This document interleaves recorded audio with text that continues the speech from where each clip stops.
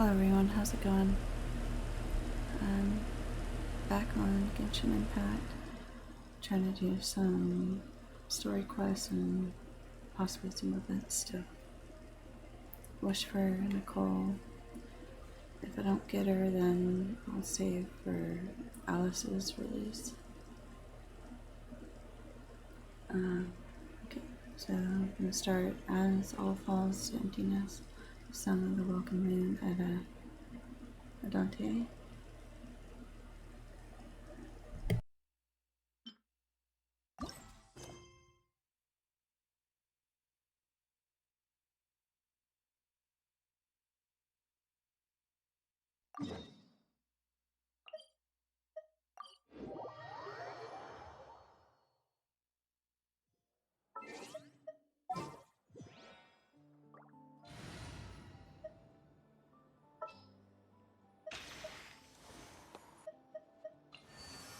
Allow me to lend you some moonlight.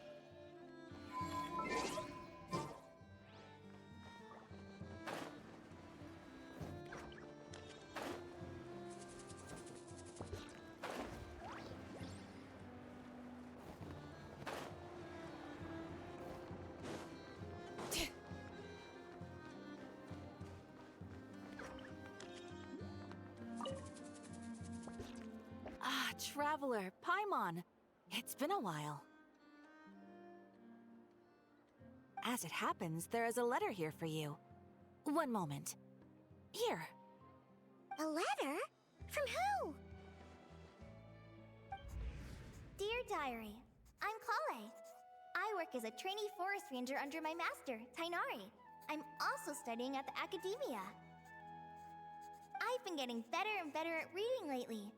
Mr. Alhaitham says that the written word is a crucial medium for exploring the world and understanding oneself. That's why I decided to start this diary. That said, what should I write about? Things are pretty quiet in Sumeria these days. Life is good. Every day is a fulfilling and happy one. When I think back to the days when I suffered from Elazar, or way back to when I was injected with God remains, I am in a much better place now. I hope it stays that way forever. I'll leave it there for now. Master said he'll take me shopping in Sumeru City today, which is great, because I've been meaning to visit the toy seller at the Grand Bazaar for a while now. Kale, time to go. Yes, Master! Huh?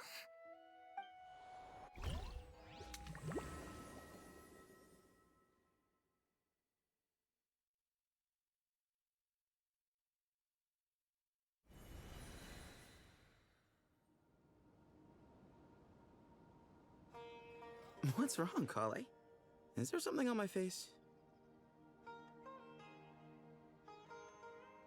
No, sorry. I didn't mean to stare. Did Master Tainari send you to pick me up? Master Tainari? What are you talking about? Tainari is the General Mahamatra. He's probably busy arresting criminals in Sumeru City. I mean, if that's what floats your boat, I can introduce you, but... Wait, Master Tainari is the General Mahamatra? But what about Mr. Sino? Sorry? Oh, you mean that guy who just joined the Vahumana Darshan? Rumor has it he's the leader of the Temple of Silence. If that's true, it's pretty impressive. Sounds like you've been getting to know more and more people since you joined the academia. That's great, but don't let your forest ranger duties fall by the wayside, okay? What's going on? Sethos is acting like he's my master, and Master Tainari has taken over Mr. Sino's job. Is this some kind of prank? If so, it's a weird choice of prank. But anyway, Sethos doesn't look like he's joking. What is this all about? Hey, you're zoning out again. I'm gonna buy some tools for the rangers. Why don't you stretch your legs a bit? It's been a while since you last visited the city, right?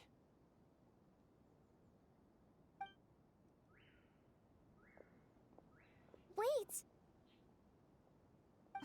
He's right. It has been a while since I last visited Sumeru City. Was it always like this? I mean, it feels familiar, yet somehow... something seems different. Is this really Sumeru City?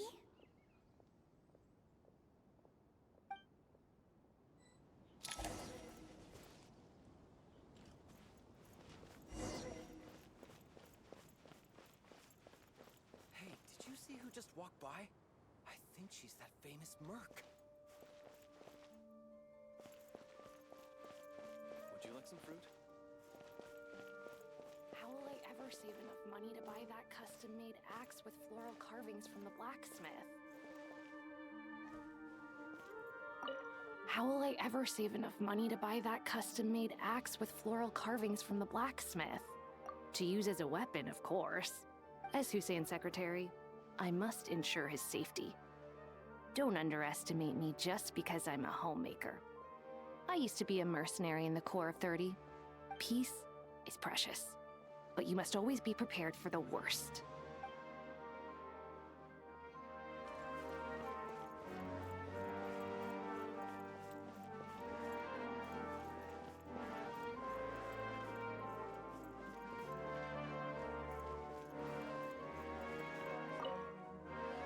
When I grow up, I'm gonna join the Eremites and protect Sumeru City.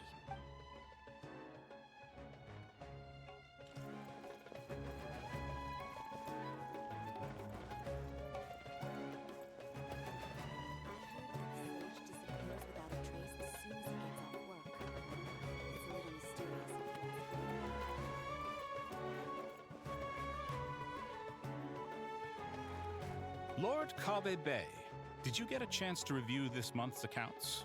Any feedback? You mean the version you sent over a few days ago?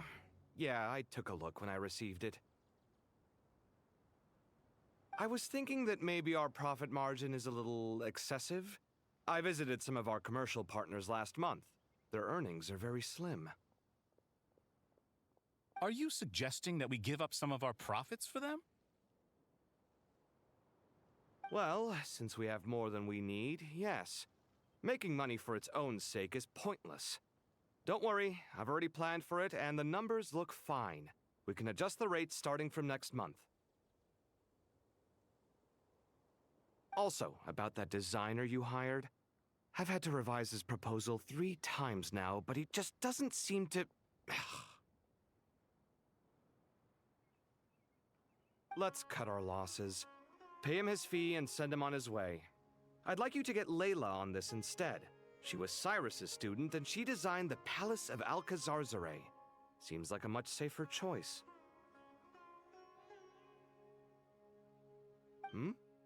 Who's sneaking around over there? Mr. Kave?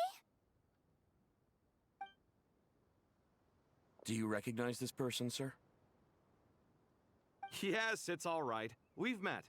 This is Kale, Sethos' trainee. He brought her along the last time I went for drinks with him.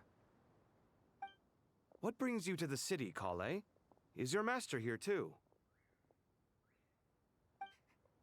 No, this is all wrong!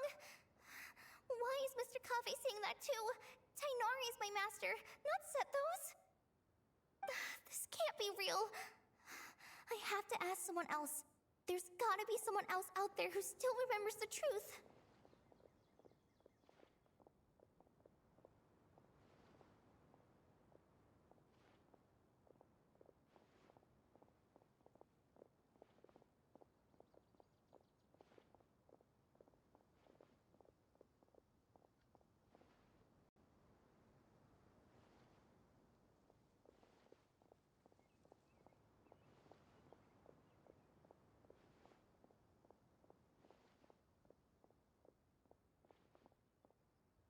Hey, wait! Don't run off!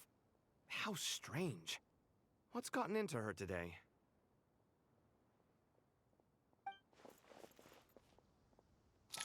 It's like everyone switched places. I guess I'll keep looking around.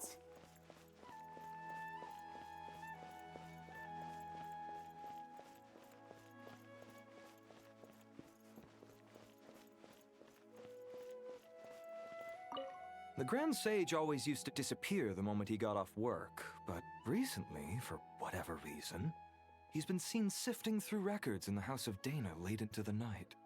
We asked him if there was anything unusual going on, but he answered us with a question of his own. Don't you find it strange that someone with my personality would willingly accept the position of sage?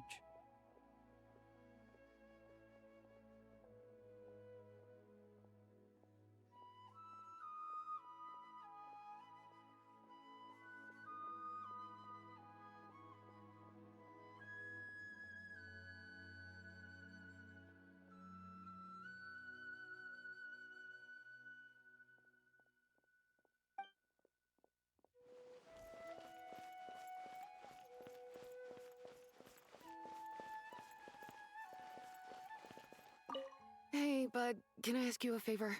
Is that alright if I borrow your thesis? Don't worry, I'm not gonna copy your work. I just need it as a reference. I guess that's okay. But if our theses end up sounding too similar, it's gonna be easy for them to spot. Yeah, trust me, plagiarism's the last thing on my mind.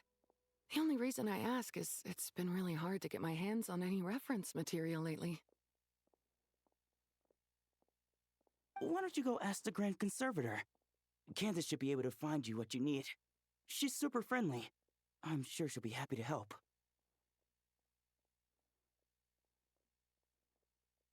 Really? I always assumed she'd be tough to negotiate with. Fair enough. I'll try my luck at the House of Dana later then.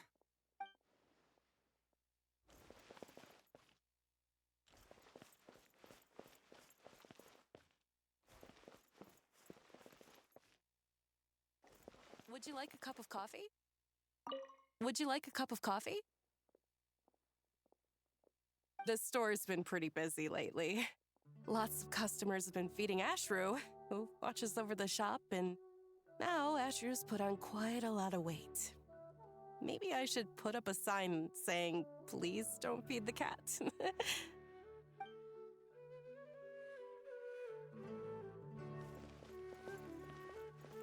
are under so much pressure these days. Sometimes I just want to write their papers for them. Lots of visitors today, I see. Welcome all. It's been a while.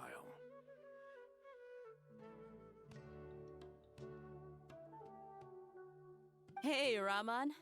You know that guy who sells face powder on Treasure Street? I haven't seen him around in a while. Any idea what happened to him? Oh, you mean a Hongar? Yeah, he got into a brawl with Shavirme on Treasure Street. He's been banned from setting up shop there for now. Seriously? Oh, well, that's a shame. I was planning to pick out some makeup for you. Oh, don't worry about it. The legendary Flame Mane discussing makeup with the Zubair Theater star dancer. Now there's something you don't see every day. Flame Mane? You know, I'm not actually sure when people started calling me that. Maybe the other Eremites thought I needed a fiercer title to scare people off? To be completely honest, I think the title would fit you better than me, Dia. You think? Can't say I've never imagined myself as a merc. If I ever give up the dancing, maybe I'll head to the desert and give the Eremite life a try. You would? Is that so strange? Oh, not at all. In fact, I've actually had similar thoughts before. If I ever get tired of sleeping out in the wild, I think I might go look for a job at the Zubair Theater.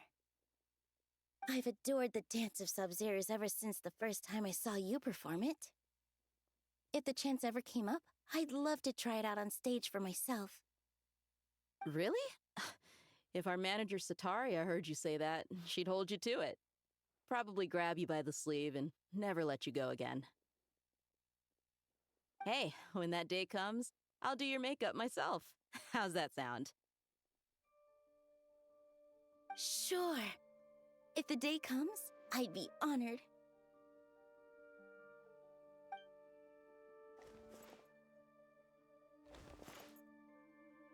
Everyone I know, everything I've ever known. Suddenly it's all a jumbled mess. The question is, who's right? Them or me? Oh, my head feels so heavy. I can't think straight.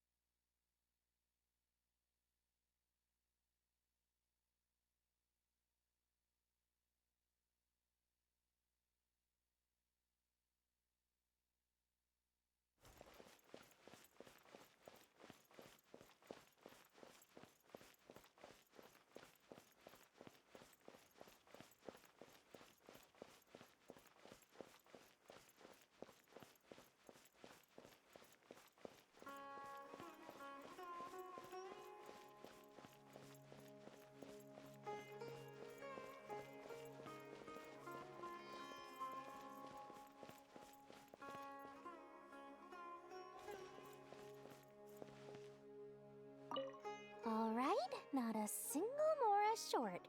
That covers you for this month's rent. What a relief. I was worried the design fees I received this month wouldn't be enough. Well, next time, don't fret. Just let me know and I'll give you a few days' grace. We've known each other long enough for that. Anyway, how are you settling in? I couldn't help but notice that you're staying up late quite often. Yeah, I can't explain it. I just feel more inspired at night. Once I get in the zone, I can race through a whole bunch of drafts, no problem. But what about you? I keep hearing you sighing these days. Is everything okay? Well, it's just... Don't you think this house is a little small? I guess I should be used to it after living here for so many years. But for some reason, I've been feeling claustrophobic recently. I want to move somewhere bigger. Once I've made enough Mora, I'm gonna buy a huge new house. As big as... at least as big as the Palace of Alcazarzare. That sounds really expensive. True.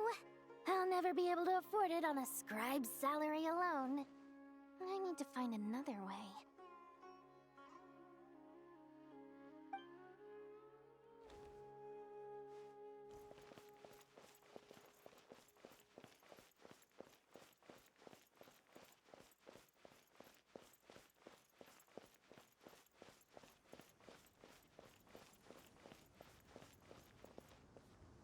Mahamatra Tainari!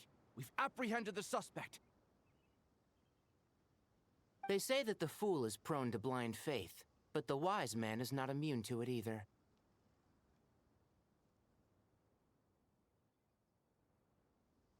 Siraj, do you have anything to say in your defense? Tainari, you were the one who turned the sages against me. Just a few words of caution from you was all it took to destroy my research. And now you're trying to stop me again? You should know that mechanical life is the future! We must cast aside our useless flesh and— That's enough. I'm not in the mood to listen to your lunacy. Anyone could tell you how amateur your work is. Karina, Ilias, put him somewhere safely out of the way. Yes, sir. Next on the agenda is... Master? What is it? Wait, did Professor Zahahati send you? She's been encouraging me to take on an apprentice. Might be getting a bit ahead of herself there, though. No, Master! It's me, Kale! Listen to me. Something really weird is going on in Sumeru City. It's like everyone's identities have switched around. You're not the General Mahamatra. You're a Forest Watcher. Just yesterday, we agreed to come to Sumeru City today to go shopping together and... All right, there's no rush. Let's back up a little. Your name is Kale, correct? Although this is our first meeting, you do seem strangely familiar somehow. Is there anything I can help you with? No.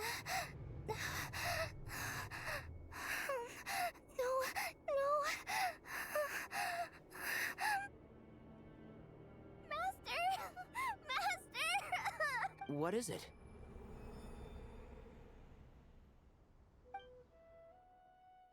Huh? Did you have another nightmare? I've told you before, when you're tired, lay down on your back in bed and get some proper sleep. It's much better for you than napping on your front. Poor posture obstructs your breathing, which can lead to all sorts of weird dreams. Now, we're supposed to go shopping in Sumeru City today, remember? Cheer up. I'll take you to Hushang's. I heard he's got some new toys in stock. Go wash your face, take some deep breaths, and when you're ready, we'll head out. Okay. Thanks, Master Tainari. So it was just a dream.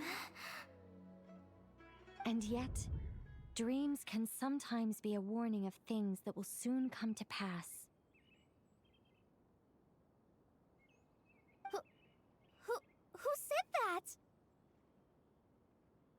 That dream felt unusually real, didn't it? Here's my suggestion.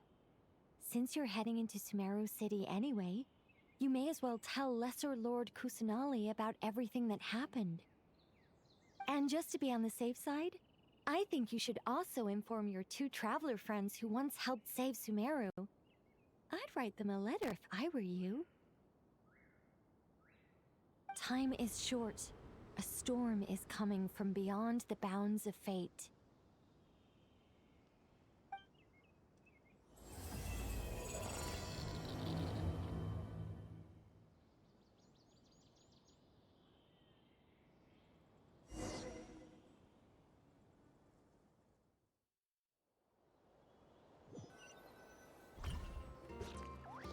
What a strange situation. No wonder Kale was in such a rush to write us a letter. Imagine waking up one day to find that everything around you has changed. You might not even recognize Paimon anymore. Oh, that's a scary thought. Let's get to Sumeru and find out what the heck is going on.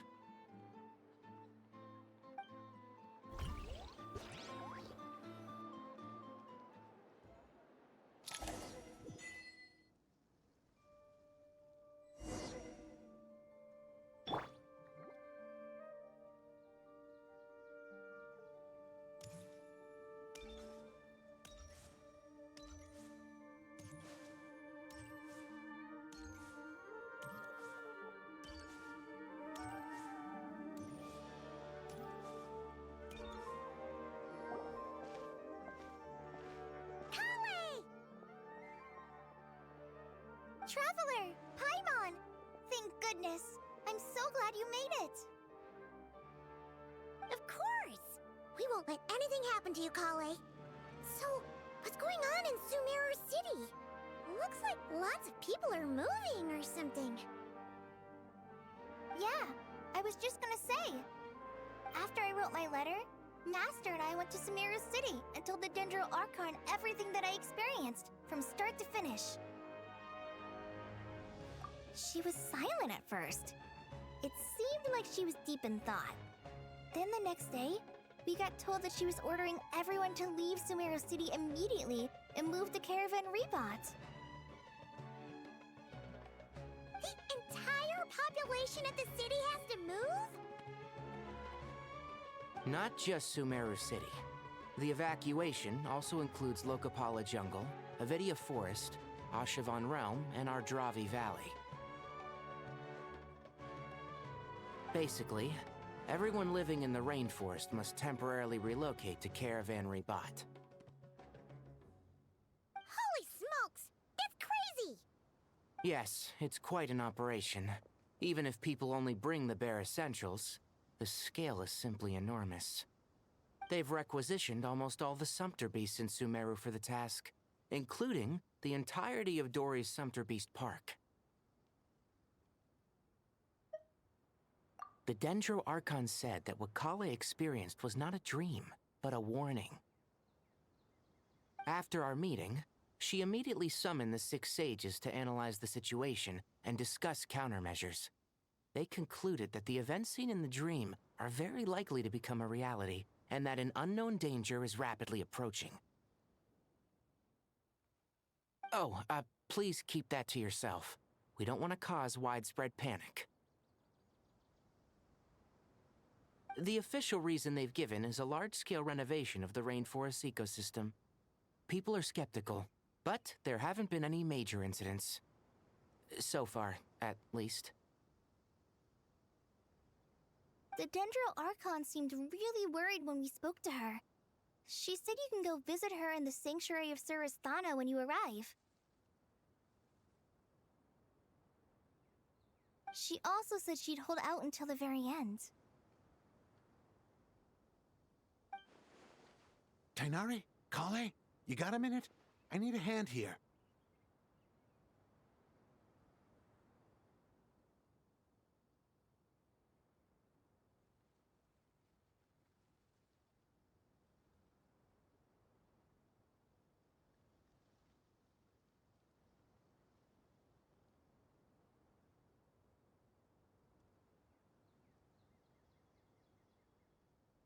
One moment, I'll be right there.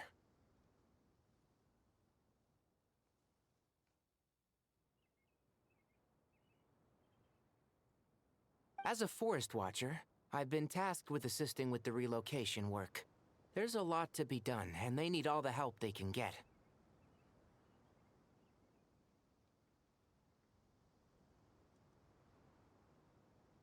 This will be the final group of evacuees from Sumeru City. While they're away from home, they'll be heavily reliant on outside help. Thank you for coming in our time of need. As you can see, another crisis is upon us.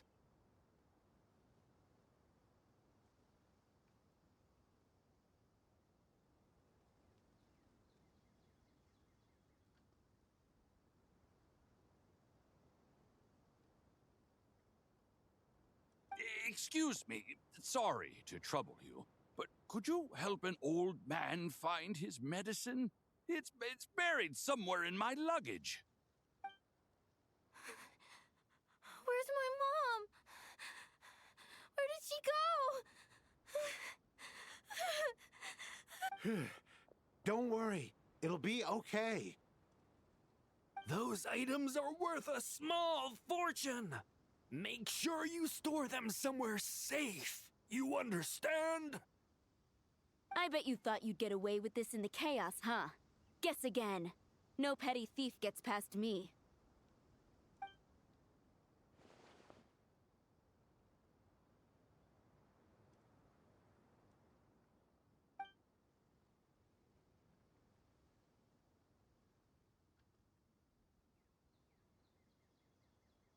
We should go help the evacuees. See you around. I'm so glad that you believed me and came all this way to help. It means a lot. Please stay safe. Don't worry. We may not know exactly what's going on yet, but as long as we stick together, we'll find a way through this. Goodbye! Look after yourselves! Will do. See ya!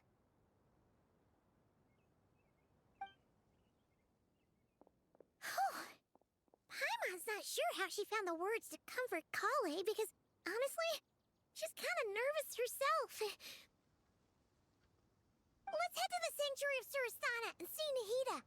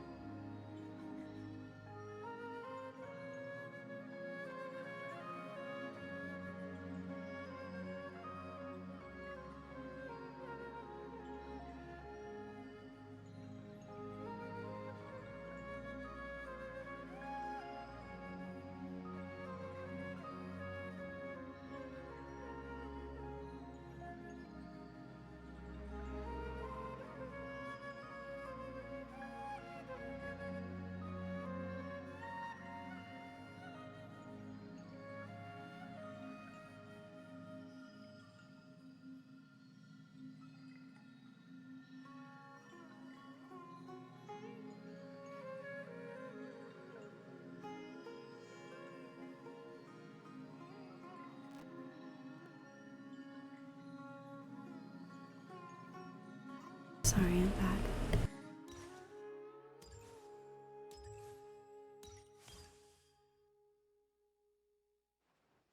Who goes there? No unauthorized access to this place. By order of Mahamatra Sino.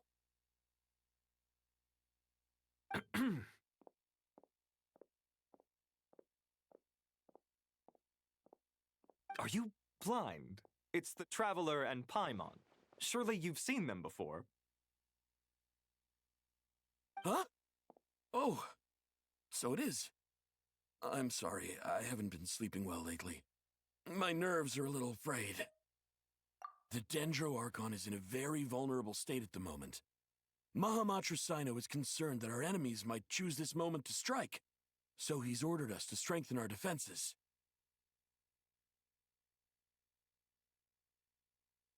Just seeing you two again already puts our minds at ease. Please, enter. I'm sure everyone's expecting you.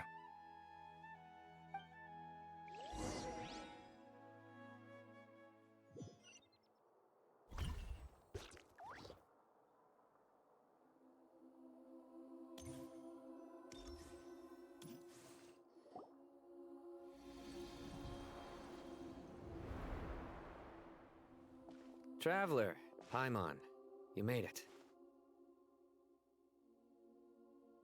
Aha! Perfect timing. Reliable helpers like you are just what we need right now.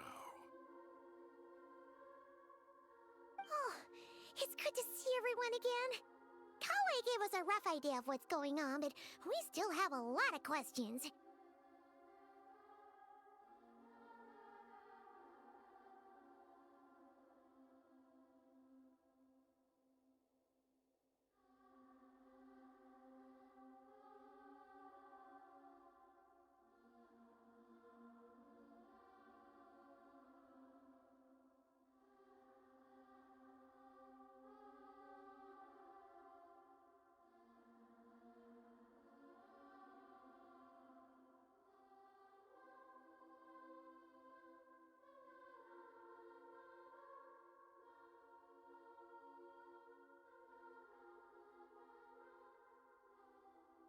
What kind of danger is Sumeru City in exactly? And how come everyone has to move to Caravan Rebot?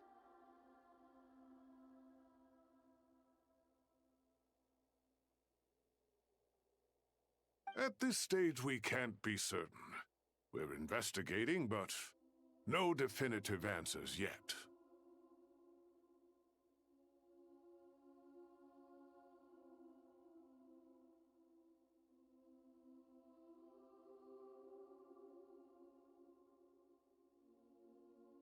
I take it that Kale told you about her strange dream?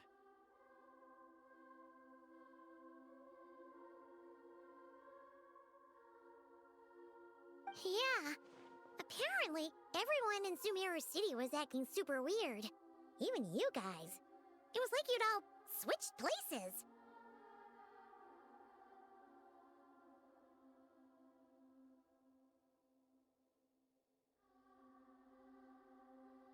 That's right. Kale and Tainari reported the situation to the Dendro Archon. She believes that it wasn't merely a dream, and that whatever it was has something to do with Irminsul.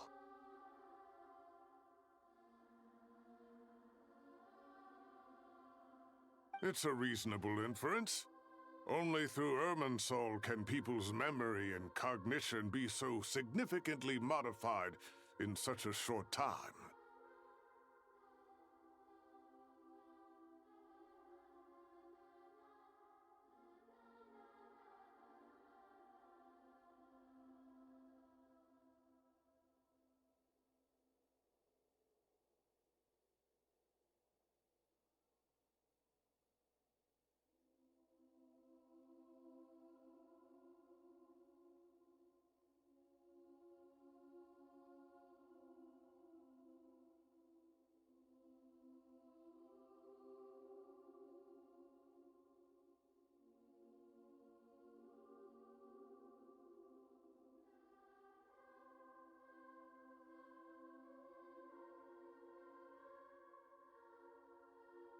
We don't know why Kale would dream of these things, nor who was trying to warn her.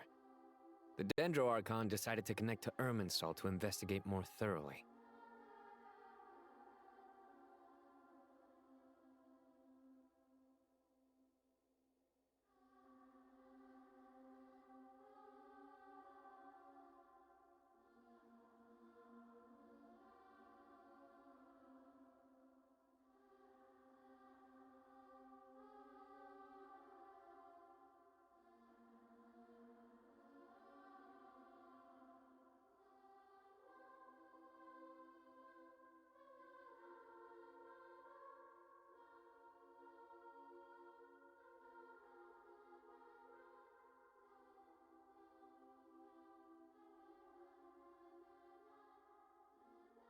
Irminsul is connected directly to the ley lines. The tree serves as a central hub where the ley lines converge, and its core function is to record and store the world's knowledge and memories.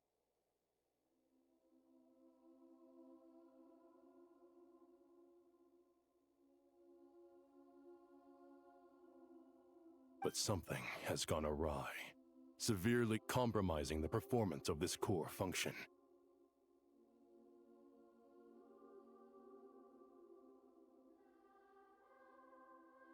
Information is bottlenecking inside Irminsul, hampering the ley line's flow.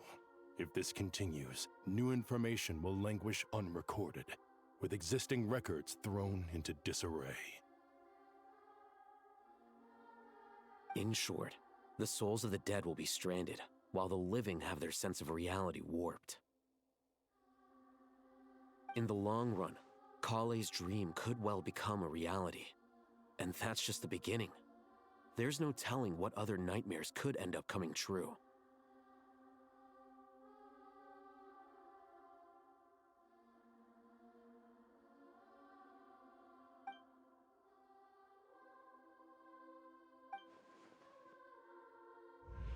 I have come this far, to use my death to open the gates of the ley lines to my people.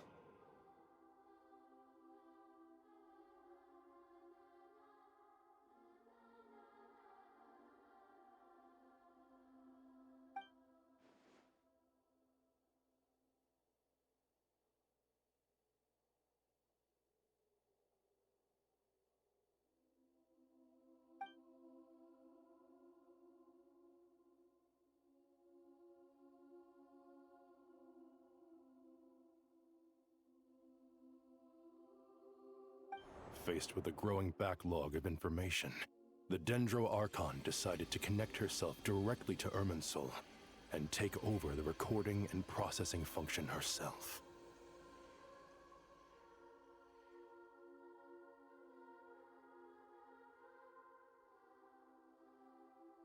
But it is an almost impossible task. Individual brains aren't equipped to deal with the sheer volume of knowledge and memories involved. All that information flooding in at once would instantly fry any human mind.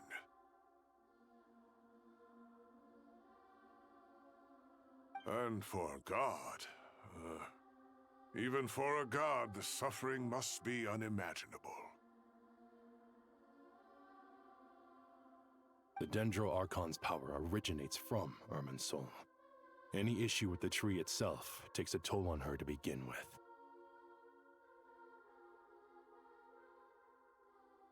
On top of that, she's subjecting herself to the grueling task of processing all that data.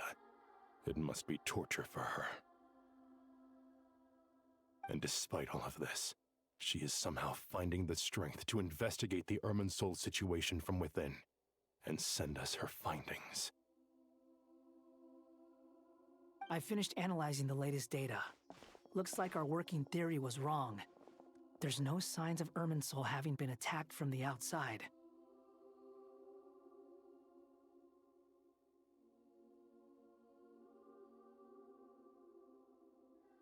So it's internal then? Some sort of disease, perhaps? No. I've spent half my life studying the ley lines. If Irminsul malfunctioned this easily, the world would have met its end long ago.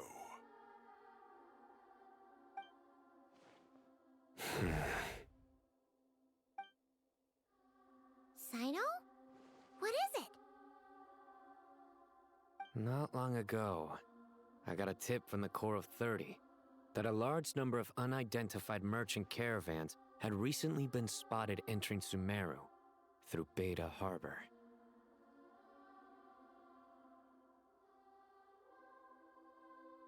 At first, I suspected that they might have something to do with all this, so I sent some people to investigate. But if Irminsul wasn't attacked from the outside... Don't you think there are more important things to worry about right now than guessing who's behind all this? It's been over 12 hours with no new intel. If even the Keeper of Irminsul is this badly affected, you can imagine how bad things are in there.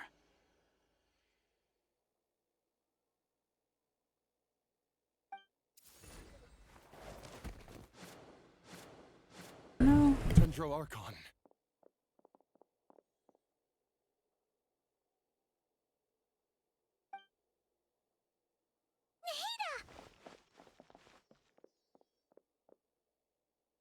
What's wrong?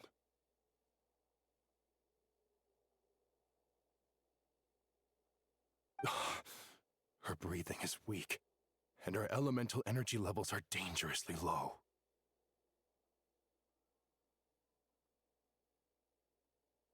Looks like it's time to move to the backup plan.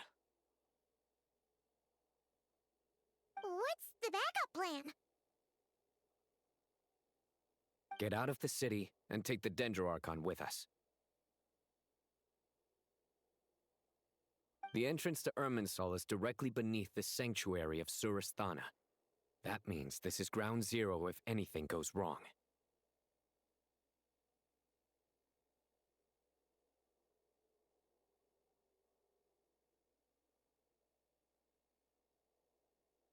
The Dendro Archon has a very strong connection to Irminsul.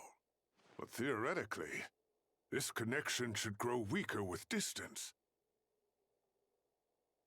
Under normal circumstances, she could unleash her full power here. But with Irminsul out of control, our first priority is to get her away from here.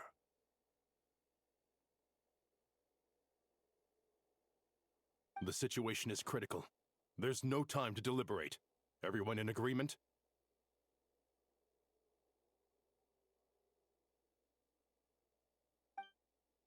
I'll deal with it. I'll also let the Matra and the Core of 30 know to start evacuating.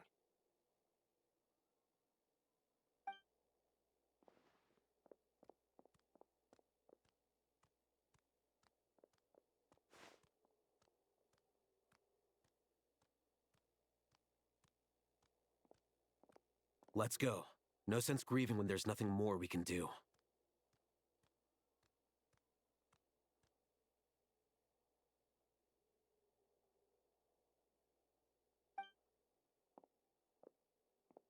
Agreed. We'll be back as soon as this is over.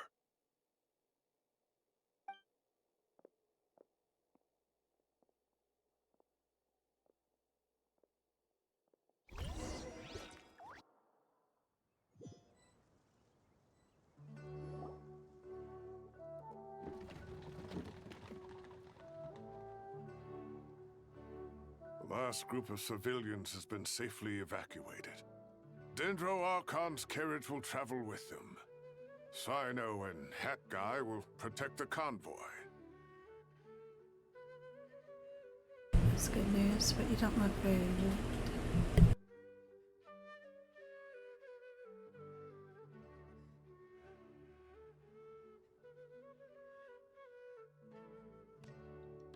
With the Dendro Archon in a coma, we've lost our means of investigating the situation. And with Irminsul still deteriorating, we have no choice but to evacuate Sumeru City. Feels as though we're being pushed along by an invisible hand. Stop moaning, Cyrus. We're the teachers here. We should be showing a little more confidence, don't you think? A wise judgment. Let's move out to Caravan Rebot.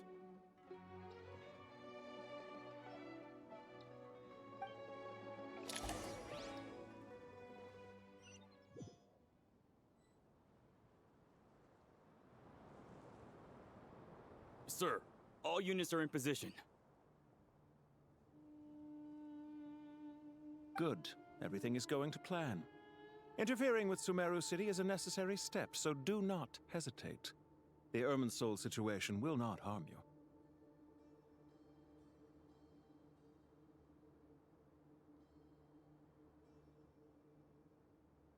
We need to speed things up here, too. We don't want to keep our client waiting, do we? No, sir. You have my word. Everything will be completed on schedule.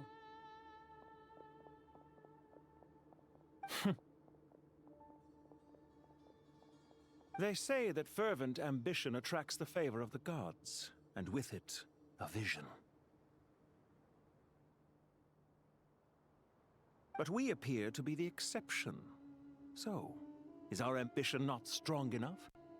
Or does it threaten the very foundations of this world?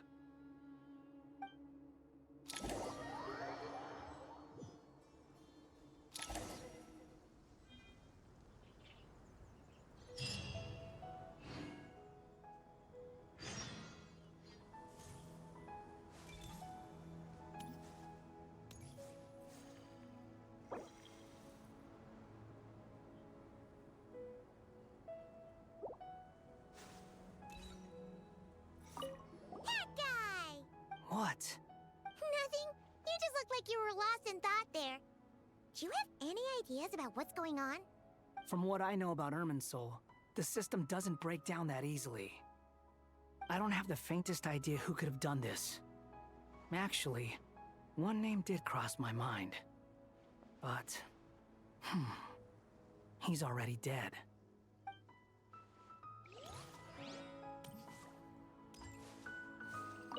So, can I assume that this period of time away won't count as part of the rental period? Maybe we should deduct it from next month's payment.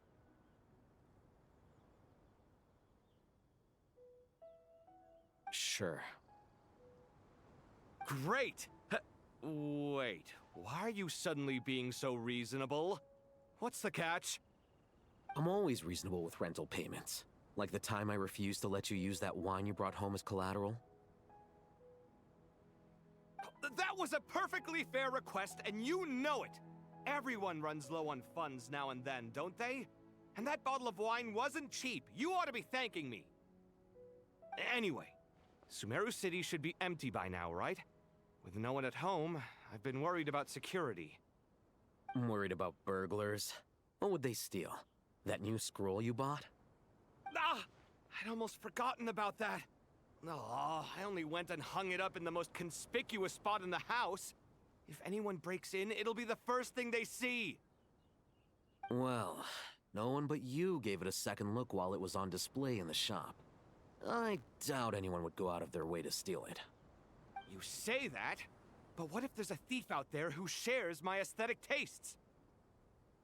Then you can only hope he shares your taste in expensive wine as well. Always worth having some collateral. You!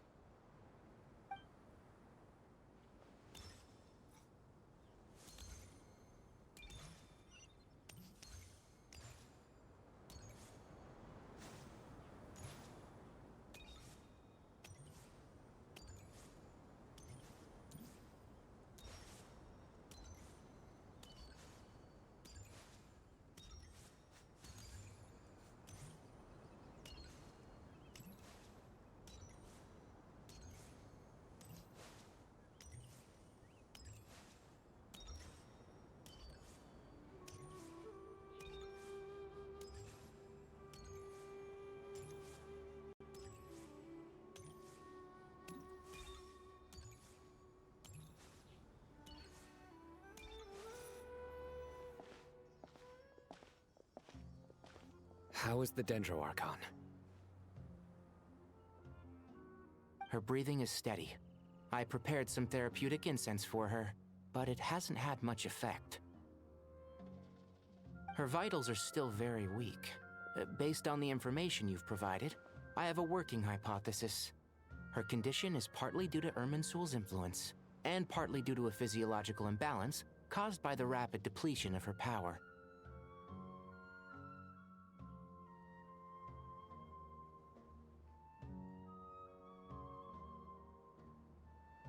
Elemental energy usually flows through the body at a relatively constant rate.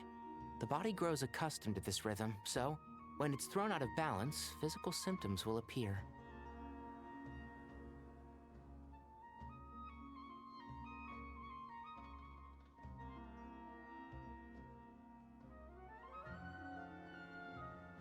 Is this similar to the ley lines? Overloading and withering both directly affect their vitality, potentially causing irreversible damage. Correct. From a biological perspective, if you overexert yourself, you pay the price with your life. The Dendro Archon is not only drained of power, but her life force is at a critically low level. Is there any way to restore her health? I know the ley lines have strong self-healing abilities. As long as any blockages or pollutions are dealt with, they can quickly regain their vitality. But what about people? Well, gods. What's their capacity for self-healing?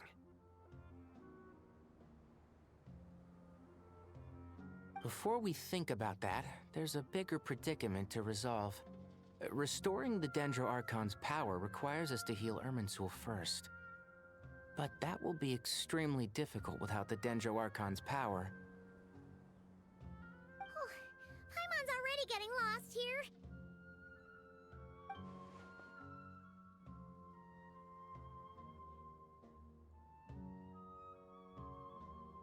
Master Tighnari and Sino look so serious.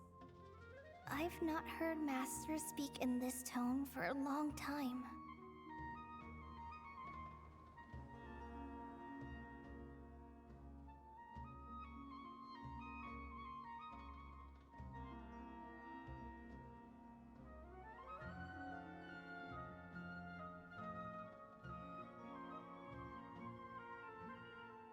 Tighnari.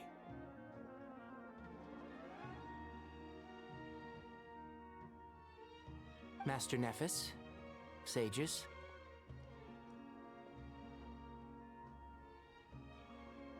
Tighnari, haven't seen you in ages.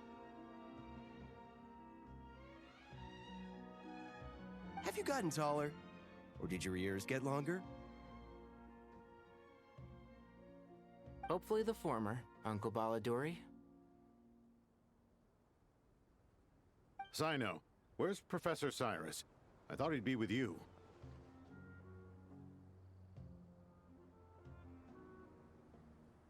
He went out into the wild to investigate the situation.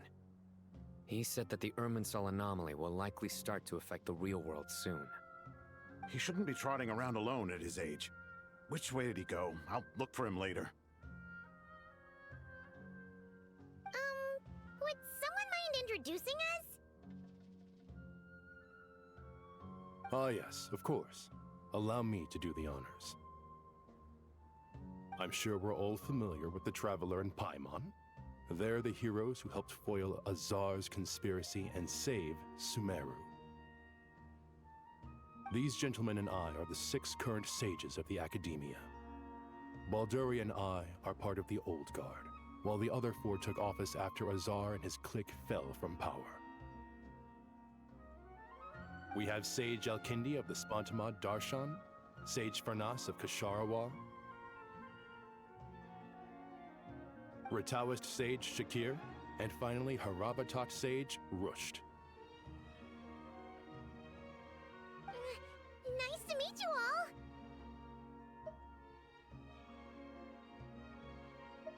I've heard much about you. Delighted to finally meet you in person. You're younger than I imagined for someone with the power to stand up to fate itself. Thank you for lending your aid to Sumeru once more. Once we're on the other side of this, could we get a photo together? My daughter has a friend named Isak. He's always talking about you two. Of course! No true hero would deny a child their wish. Back to business. So with the Dendro Archon currently in a coma, the people have taken temporary refuge at Caravan Rebot, but they cannot stay here forever. We need to come up with a plan as soon as possible. Farnas, any thoughts? Well, firstly, having reviewed the data, I'm inclined to agree with your assessment. This doesn't look like an attack on Irminsul from the outside. Rather, it resembles a malfunctioning machine. Calculations going haywire and sparks flying. That being said, before we consider how to fix it, we need to understand precisely what has gone wrong. Furthermore, we somehow need to ascertain this without relying on the Dendro Archon's power. We have no direct access to Irminsul. However, we might be able to gather the information we need from the ley lines. Study the branches to learn about the trunk, in other words.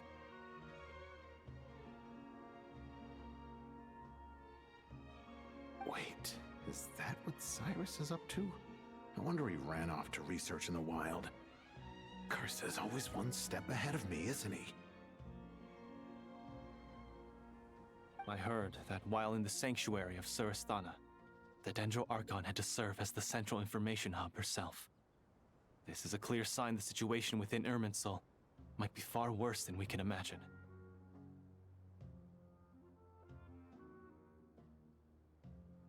Irminsul is vital, not just to the safety of Sumeru, but to all of Teyvat. We must be the ones to bear responsibility for this world. To be on the safe side, I think we need to consider some backup plans. Are you saying we should consider a scenario in which Irminsul is completely destroyed?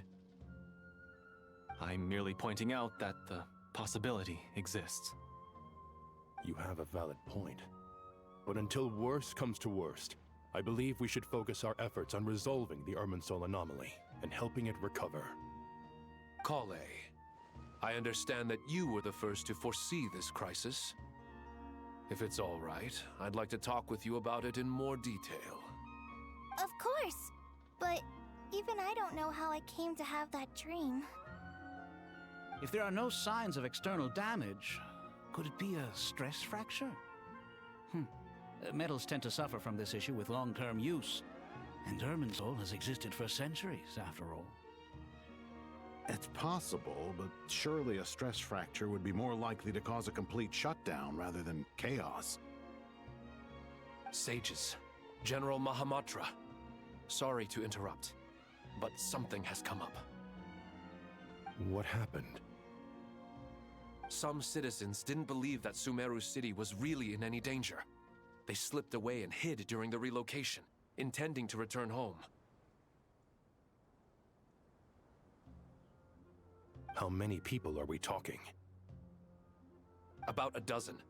Sakura found them while on patrol, but they appeared to be suffering from psychosis. For whatever reason, they were trying to kill each other.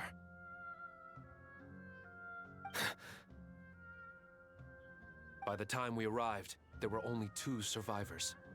One was unconscious from their injuries. The other tried to attack us, but was subdued. Where did this happen? Near Yasna Monument. That's not far from Caravan Rebot. Master. I know. The Irminsul anomaly is beginning to have effects in the world.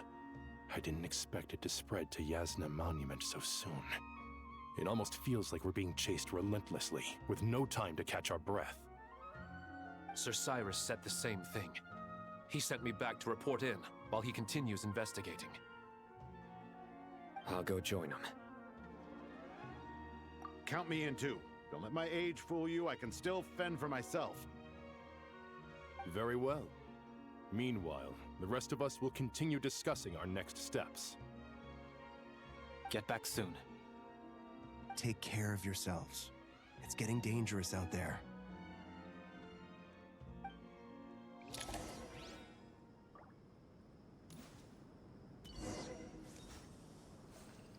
Don't be nervous, Kale.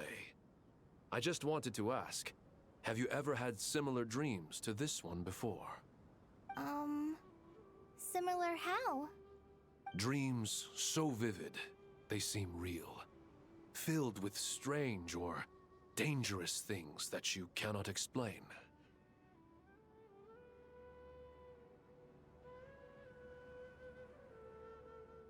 Let me think. There was one time, I don't remember it very clearly, but I saw fire. Fire? Yeah. I wish I could give you more details, but all I remember is fire everywhere. From the sky to the ground, everything was burning. The heat was unbearable, and ashes were blowing in the wind. I doubt this dream was a mere coincidence. Perhaps it was some kind of prophecy? And yet, you've never studied astrology. I'm at a loss to explain it.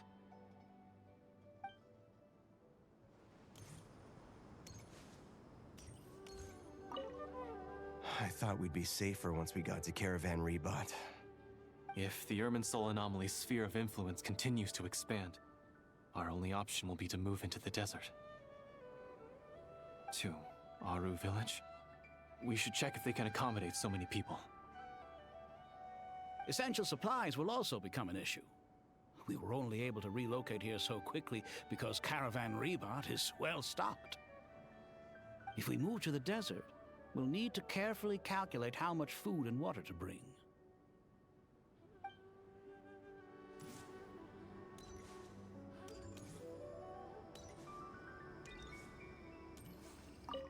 Thank you for everything, Tainari. Don't worry about me. I'm fine. But if you don't mind me saying so, Master, you're looking a little nervous yourself.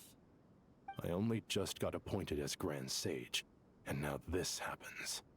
It's quite overwhelming. Looking back now, I don't think I handled the situation with Azar very well at all. Yes, I protested, but I went about it the wrong way. Instead of helping, I just ended up getting locked away. Now that I'm the Grand Sage, I have to be responsible for everyone's lives, including the dozen or so who fled to Yasna Monument. I can't help but blame myself for their deaths. It's only natural that you want to do the best job you can, but Master, we both know perfection is impossible. You're right. We may well be heading into the desert before long. Feeling up to it? We left in such a hurry that I didn't bring any sun lotion, but I'm sure I can make some from local ingredients here. That was a big part of my graduation thesis, after all. Still remember?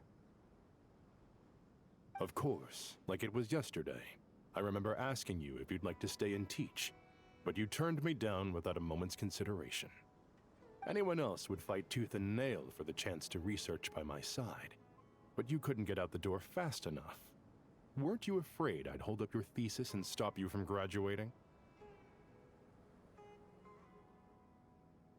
If you'd pulled a move like that, I would have reported you to the Matra right away.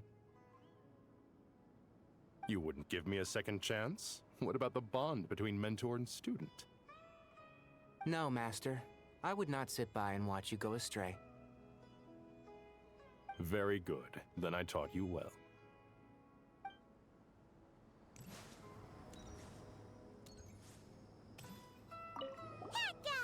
What? Nothing.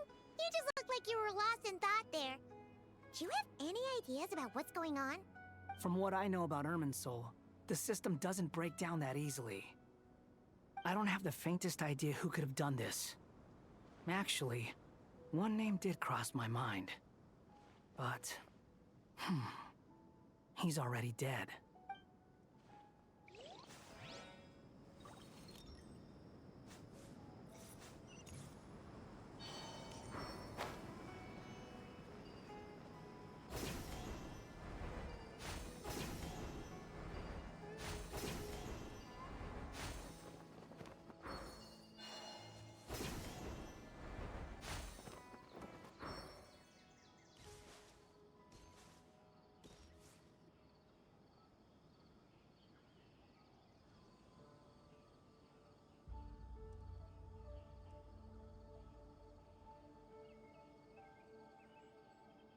Please, don't go any further. As you get closer to Sumeru City, there's no knowing what dangers you might encounter. So this is our mentally disturbed man? I'm going to gut you all!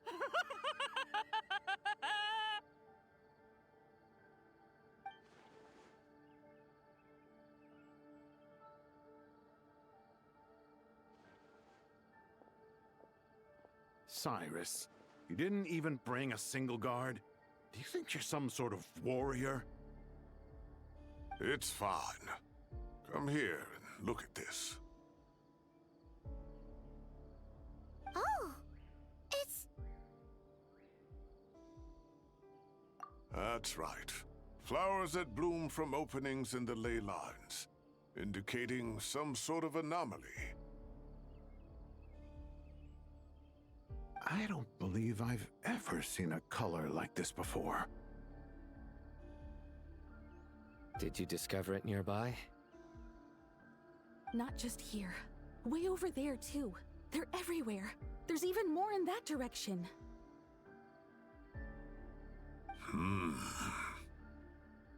How did you ascertain the situation further ahead?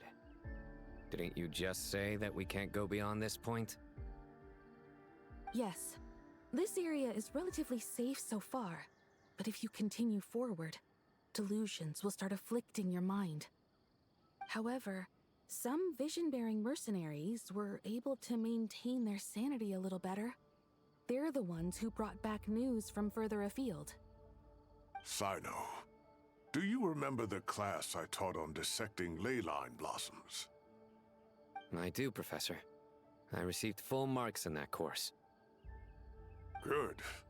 After all these years, it's time to put that knowledge into practice.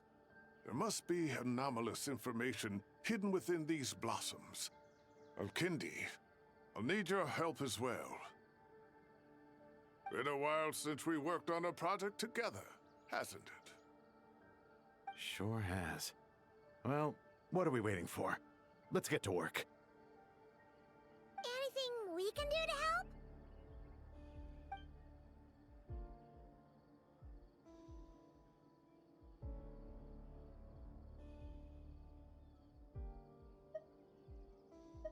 Will you need my help?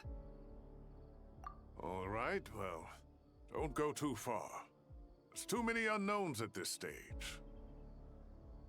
Let's regroup at Caravan Rebot later. Don't worry if you don't show up. I'll come and find you.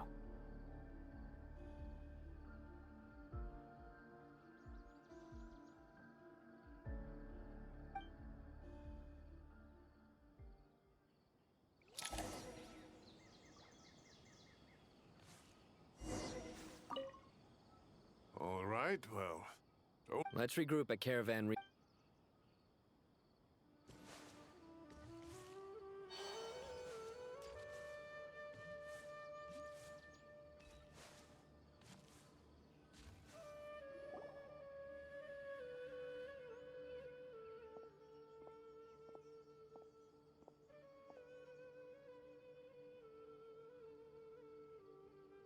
As dark clouds gather in the sky, a sure sign that a storm is approaching.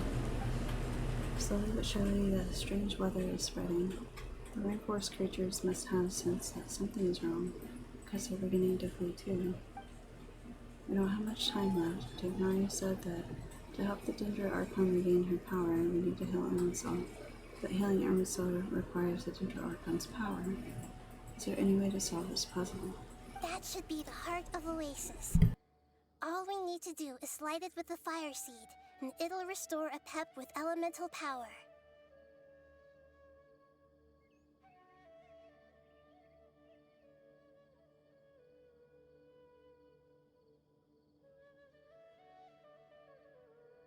The damage it suffered internally will also slowly begin to heal.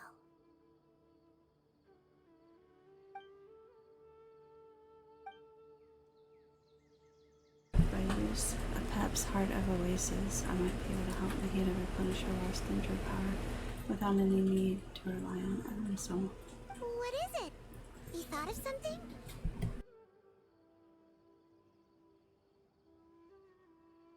No way to save Nahida. Really? Then let's get back and tell the others!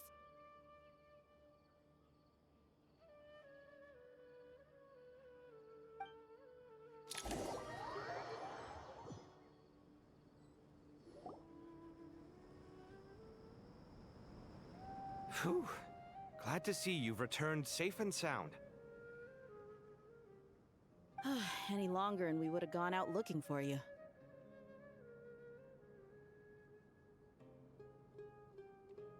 Well, this is a nice surprise. Paimon sure feels better with everyone we know here. It's great to see you all. We've made some progress, so let's start by giving you and Paimon a quick update. By dissecting the ley line's blossoms, we've been able to deduce that although Irminsul is experiencing an anomaly, it has not completely rejected access from the outside. The Dendro Archon has the power to connect to Irminsul, but there's also another way. I assume you recall the devices everyone was wearing when you first arrived in Sumeru?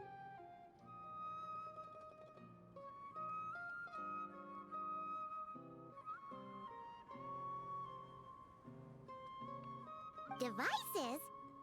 Oh, wait. You mean... The Akasha terminals? That's right. Of course! It's been so long, Paimon almost forgot all about the Akasha. Wasn't it shut down, though? Yes, but although the system isn't currently operational, the technological infrastructure is all still there. And it turns out that a certain someone gets so bored at work that he's actually read through every single one of the instruction manuals. No prizes for guessing who that was. If praising others is that embarrassing for you, you can simply spare yourself the ordeal. As much as it pains me to say anything nice about him, there's no denying his intelligence. He rarely forgets anything he's read. The Akasha is exactly what Sumeru needs at this moment. Between us, we should have all the knowledge and expertise we need to get it up and running again.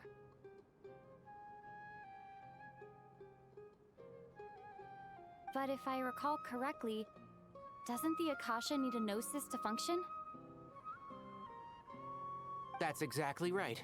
The Akasha relies on the Gnosis as a power source, and in its absence, we'll need to find an alternative. To tackle this problem, it looks like we'll be relocating once again.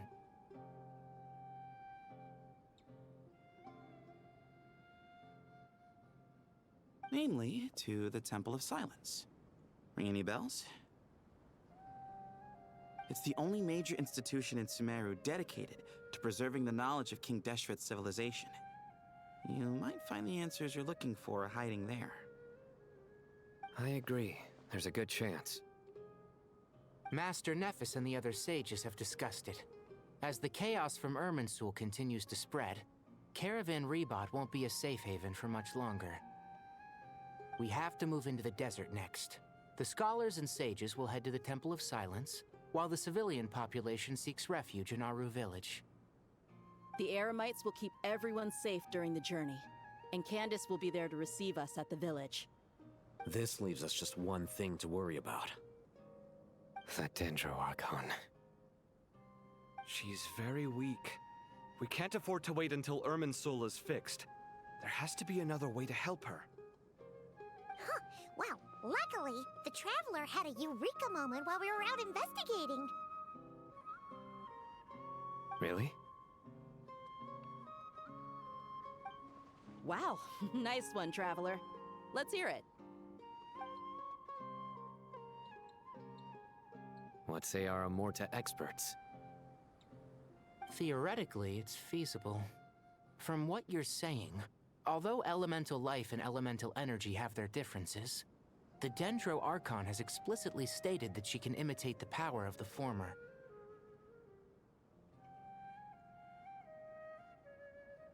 In which case, as long as Apep is willing, she should be able to convert her own power into a form that the Archon can use.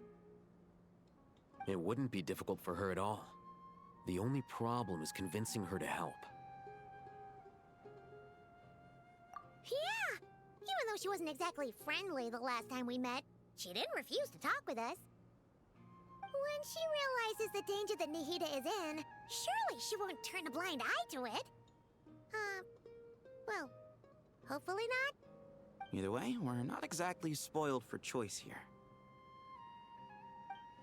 Hey, it's better than having no options at all. I agree.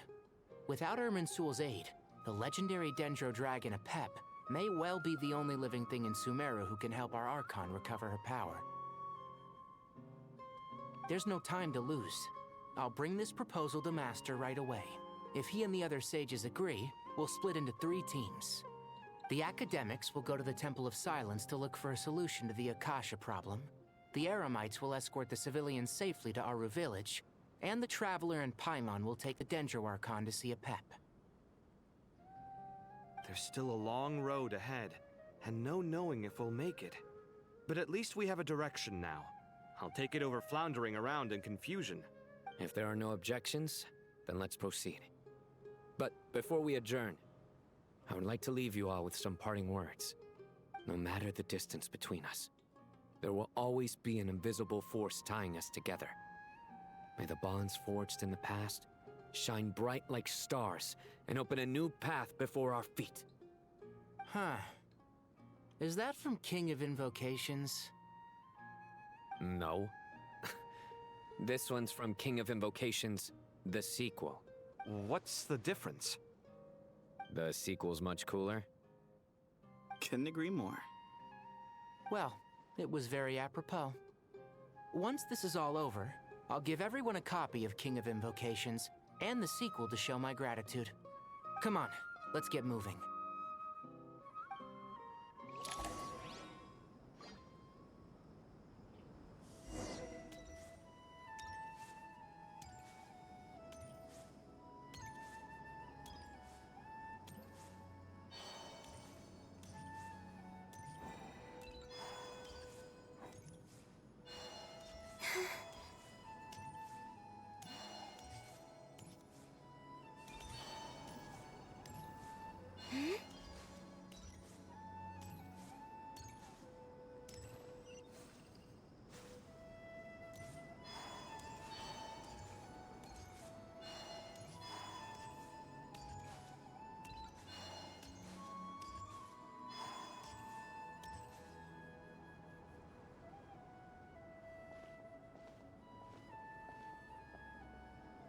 Tainari has brought me up to speed.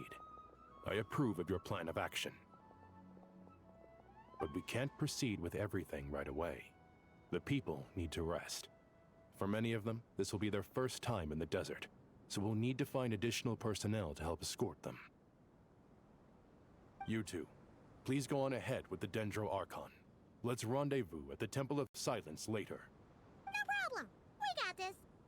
Words can't express my gratitude, so let me just say, I hope everything goes smoothly for all of us. Goodbye for now. All right, let's get going. If Paimon remembers correctly, the last time we saw a Pep was in... Traveler, Paimon. Could I borrow you guys for a moment? It'll only take a second. Kale, what's the matter?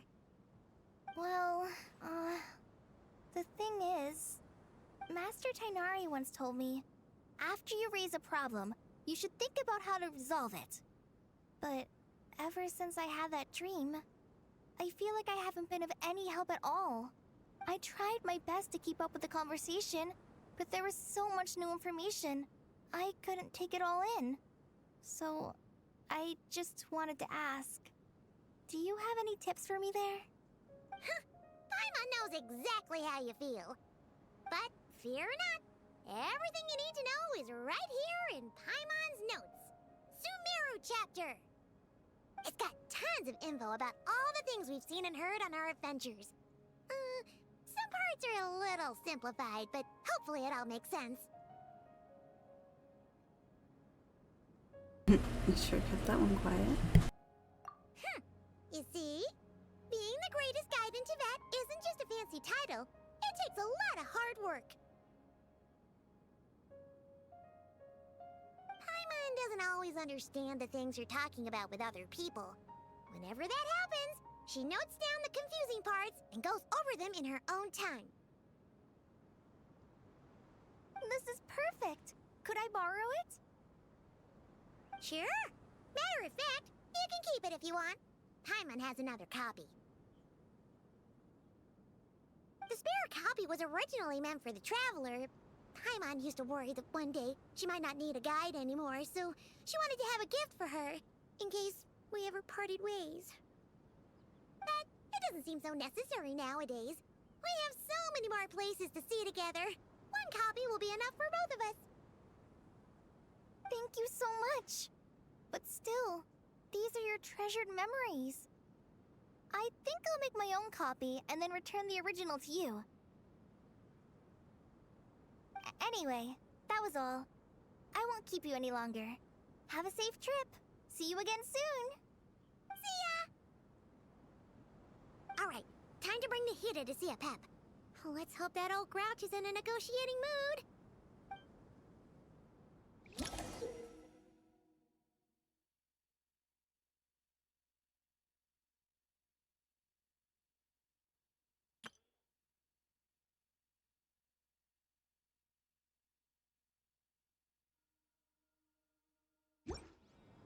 Hey, here's a thought. If we brought Nervalette along, do you think he could help us persuade a Pep to help? Actually, never mind. In a Pep's eyes, Nervalette's probably one of those dragons who's grown too close to humankind. They might end up fighting for all we know.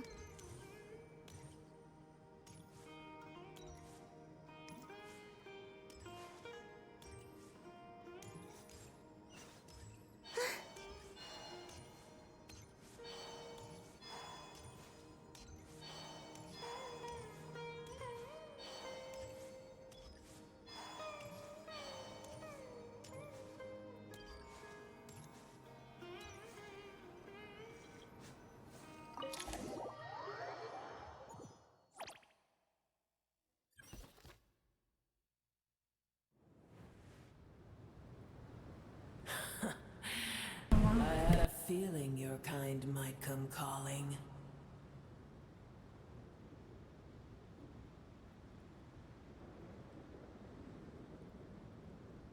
The ley lines are in disarray. Something has gone wrong with Irminsul, yes.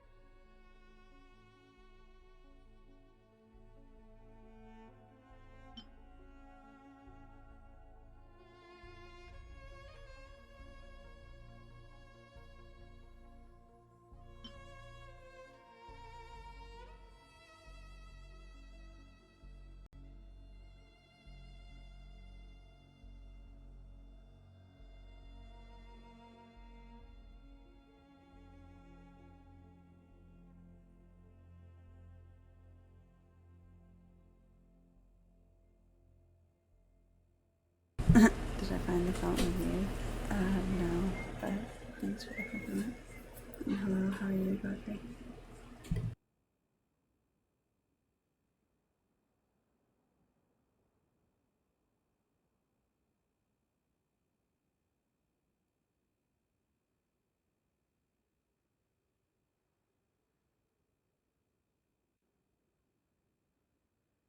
I just started the story quest here. Gotta save the Dendro Archon.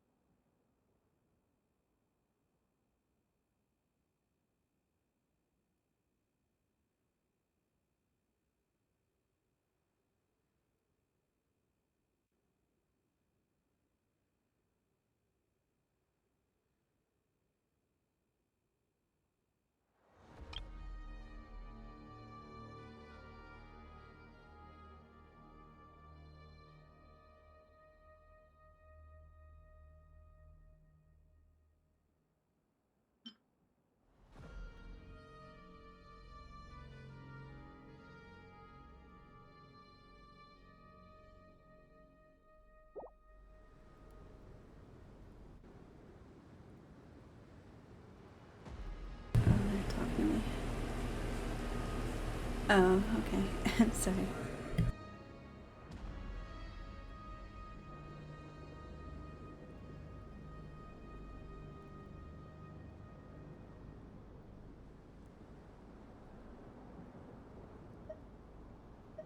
Even from a great distance away, I can sense that Sumeru is headed for destruction.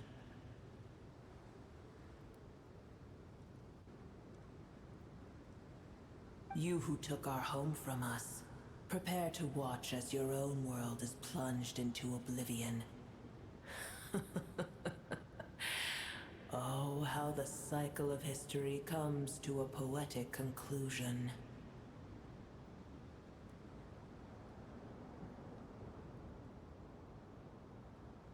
This isn't a joke, Apep! Nahida's in grave danger! Can you please help her? Is she now? Then do explain.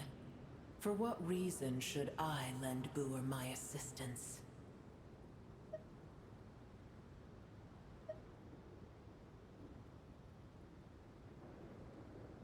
Apep, if you truly despise gods and humans so much, well, after the great humiliation of being helped by a god in the past, shouldn't you be jumping at this chance to balance the scales? Now that is a compelling reason.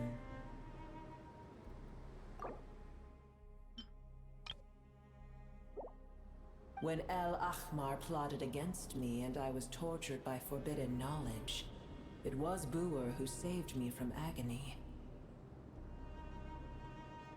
And though I regard with shame the pity of my enemies, to receive aid without repaying it would likewise tarnish a dragon's dignity.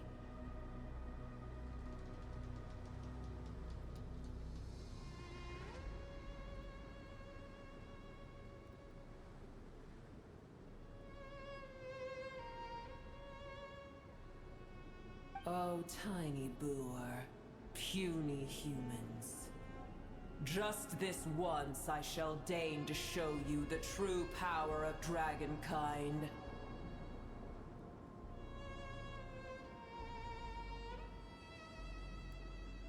Whoa! It's happening again!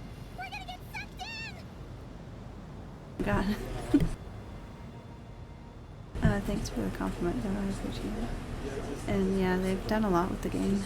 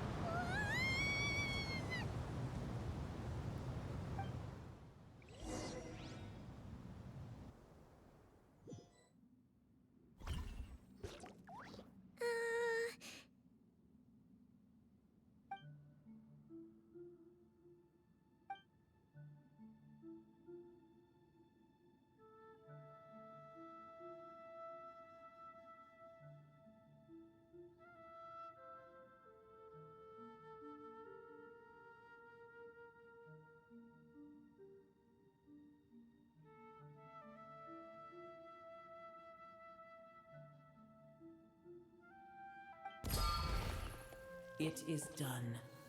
The heart of Oasis is supplying her with life force as we speak. It shall not be long before she recovers. But I should warn you. Booer's existence is closely intertwined with Irminsul. Unless the issues plaguing it are resolved, she will never completely recover her former strength.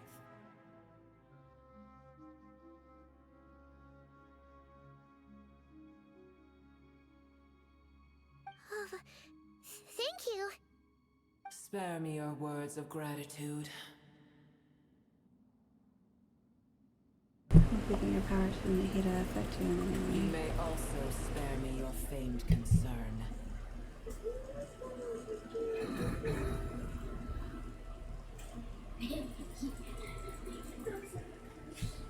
She's not happy at all.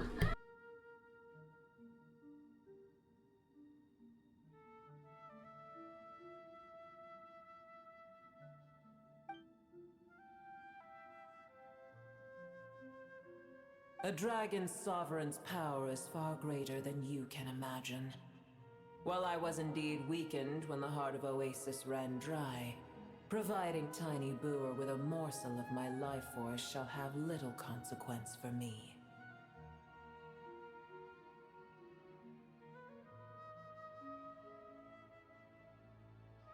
I'm actually using my PlayStation 5 for this, and then I used a card to my computer to use OBS.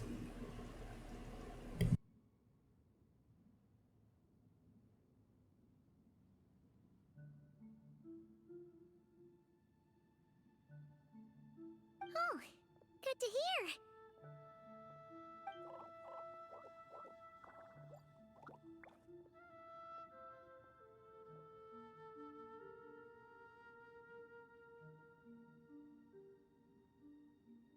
We don't have a 5090. I think we have. Let me look.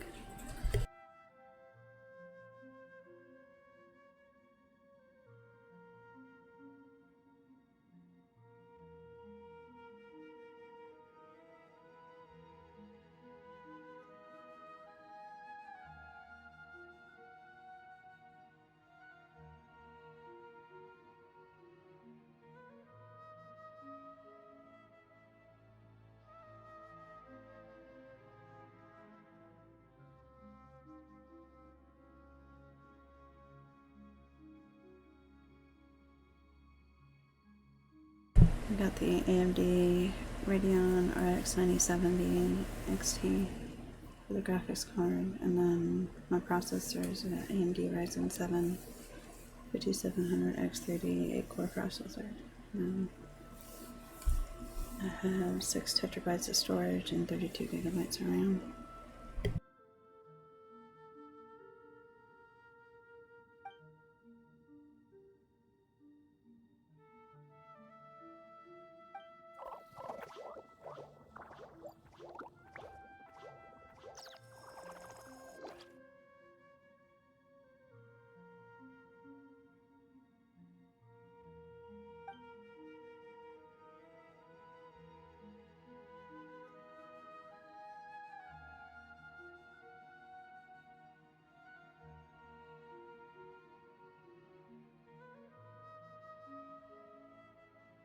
Ever held in high favor, I see. Oh, well, you know. The compliment was sincere. Simply accept it.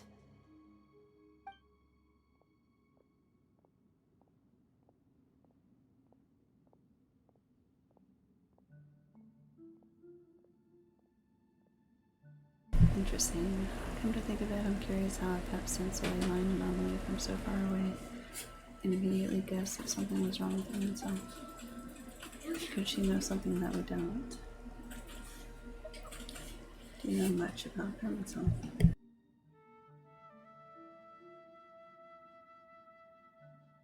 I did once.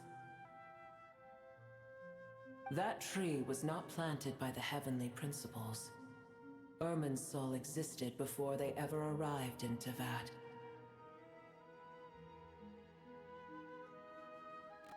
What? There was a time when it belonged to Tavad, to Dragonkind. Its appearance and function then differed greatly from today. The ley lines flowed with an abundance of a familiar, primitive form of elemental energy. You may know it as the power of the Light Realm.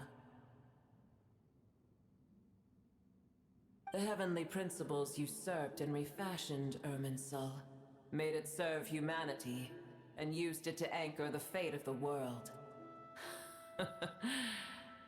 Yet in the end, humanity has failed to protect it.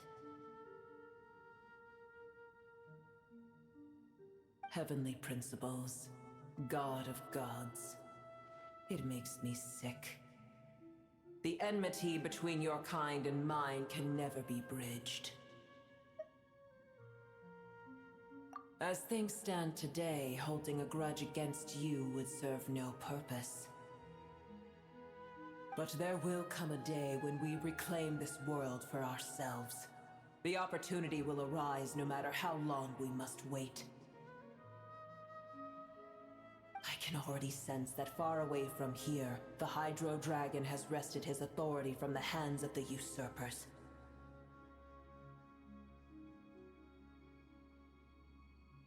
Though we have yet to meet, I know that we are both preparing for our revenge day and night. Uh-huh.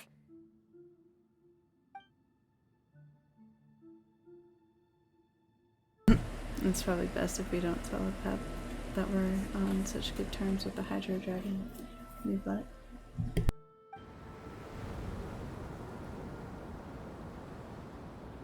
I hear a great disturbance out there. Huh? What is it? Sandstorms come. The Jinn. I see. Another calamity approaches.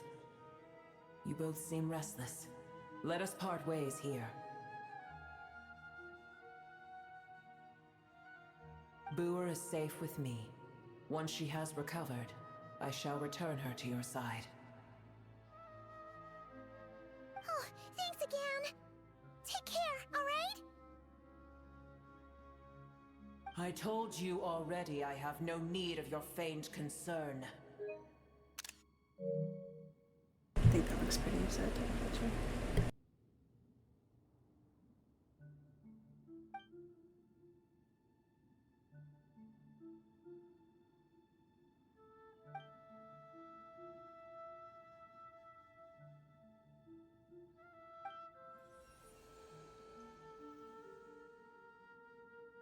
She does.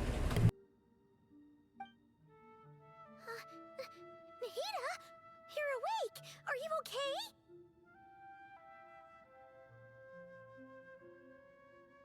Cease your interrogation. Yes, she awoke for a brief moment, but she has now lost consciousness again. Take it.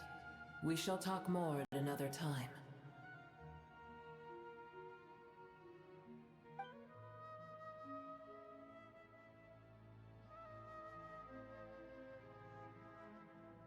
It says the statues of gods hang inverted from the heavens, but one alone is unique among them. Its location is... I can't remember, tell no one. The moment I touched the key, Nahida handed over a mysterious piece of information appeared in my mind. I don't know what it means, nor how to decipher it, but I will firmly commit it to memory. This must be incredibly important information. I don't know why Nahida would keep it a secret from everyone, but it's probably best if I do the same for now. Where the heck are we? Did you just dump us in the middle of nowhere? Wait. No. Paimon remembers now. The Temple of Silence is over that way. Come on, let's go find the others. So much background noise in the office, I'm sorry. Sophie playing a game and listening to TV on his headset. My daughter's playing something. Roblox game.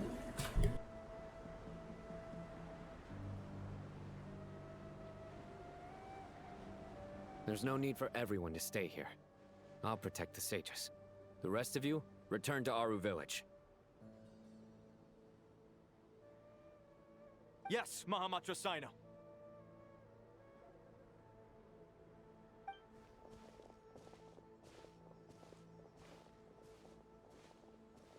Sino! What's going on? You're back. How is the Dendro Archon?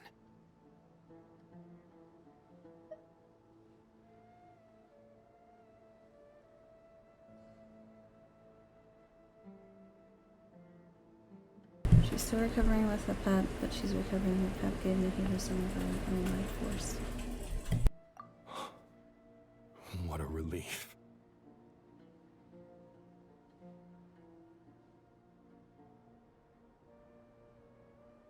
What's with these sandstorms? It's the Jinn. Countless Jinn have stirred up violent sandstorms across the desert, blocking our path to the Temple of Silence.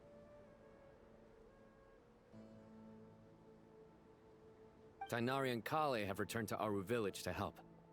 The Jinn are being highly aggressive, so both the village and the merchant caravans require protection.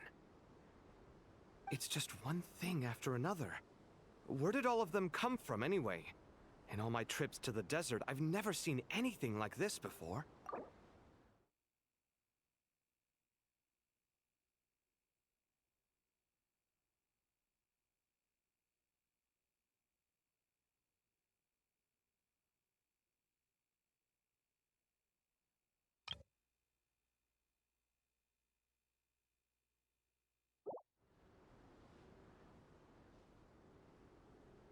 As I see it, the only possible candidate is Gurabad. Gurabad? Baladuri could explain in more detail if he were here. All I know is a rumor I've heard about from previous trips to the desert. Supposedly, a great number of dormant Jinn lie sealed beneath that city.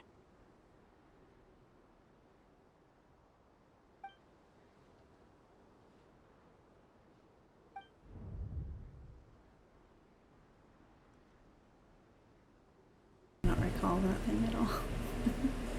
Just a familiar figure comes to mind, but yeah.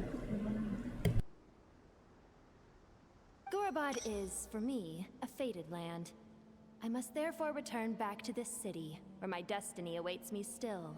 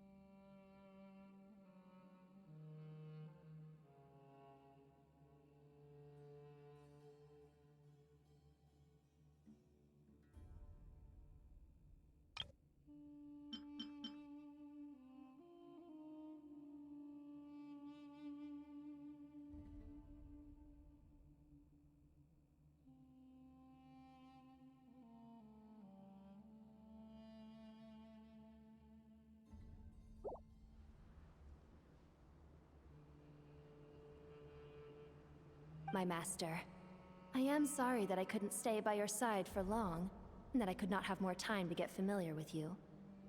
Lilipar.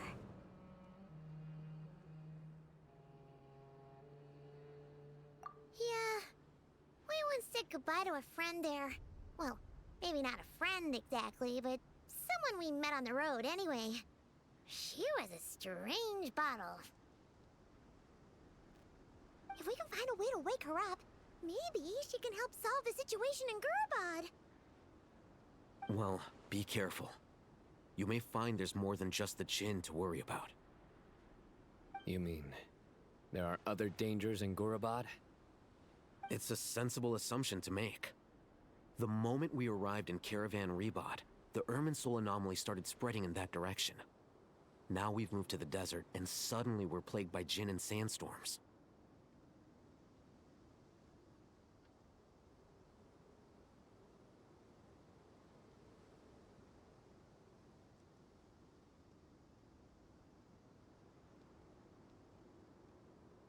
To call it a coincidence would be a stretch. Don't worry, we've gotten a lot stronger since our last stint in Sumeru.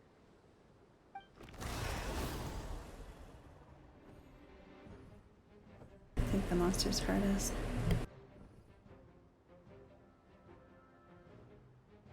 Ah! When did they show up? It appears the monsters native to the desert have been stirred by the Jinn's activity.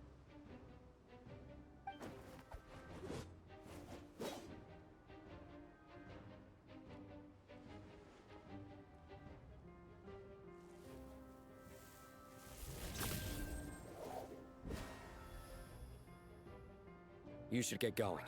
We'll take care of things here.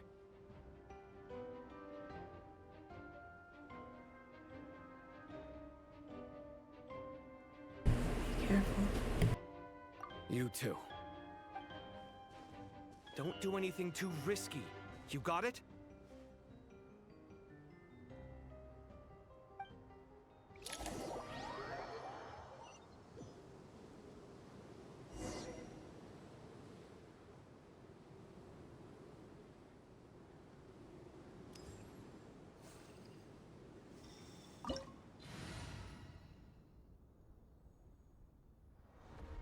I wonder if I'll be okay at this party if I need to change it. I'm trying again.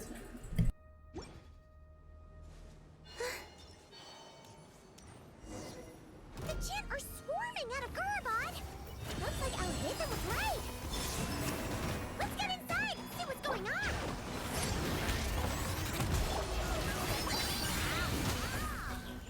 As you like! Wrath from the sky!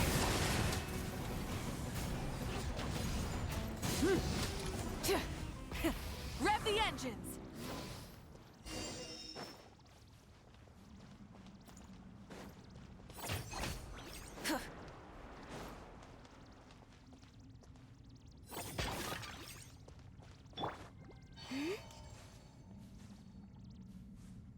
They just keep coming! How many of these things are there? We'll never take them all out! Let's just head further inside for now!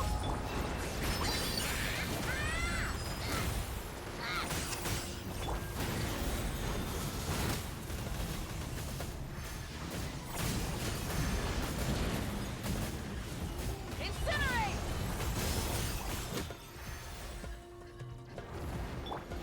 Letting crazed names echo!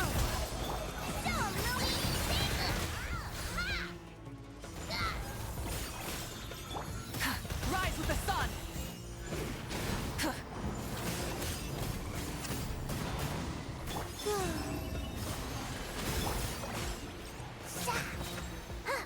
Shine like a gemstone! Light of the blazing sun! Full throttle!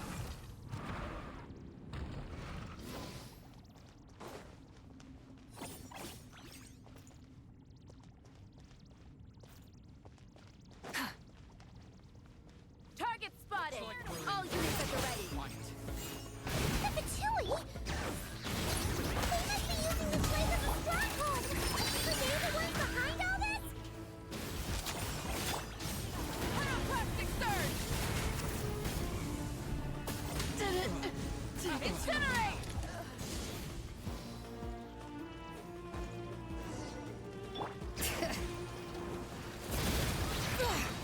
Letting crazed names echo! Go, Ruby!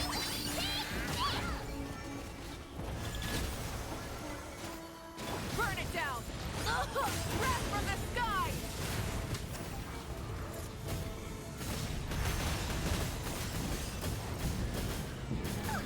Fighting Jin with one hand and Fatui with the other? This is pure chaos! Light it up! Pyroclastic surge!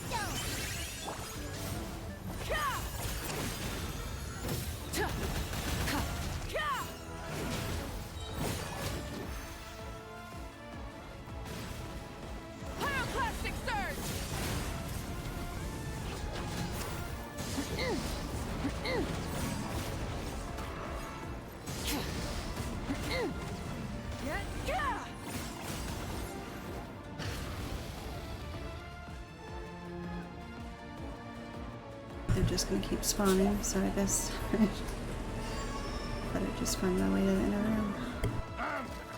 Bring it! Hear the echoes of the valley! Wrath from the sky! Big one!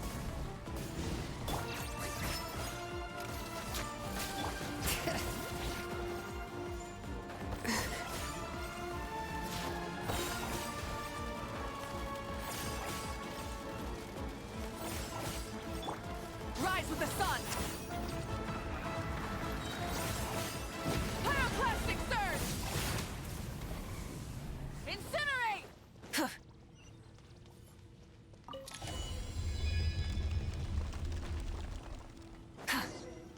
Do you see that strange machine?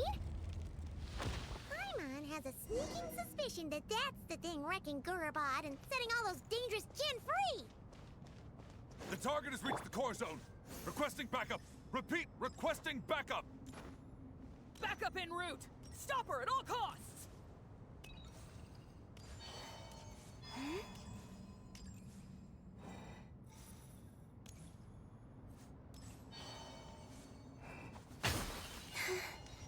Burn it down!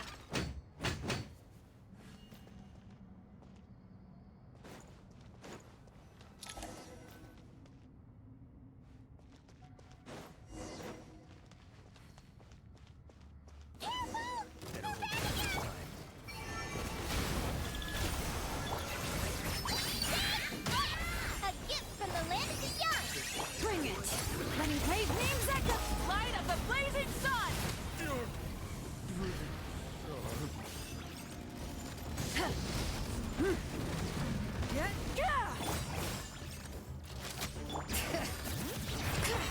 Let the mountain's veins boil!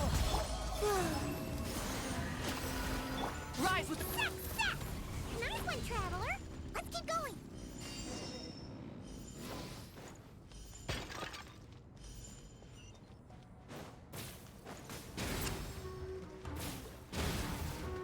Pyroclastic surge!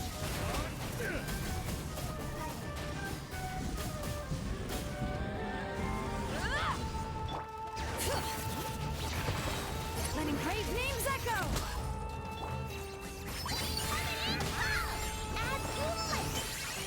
Burn it down! Wrath from the sky!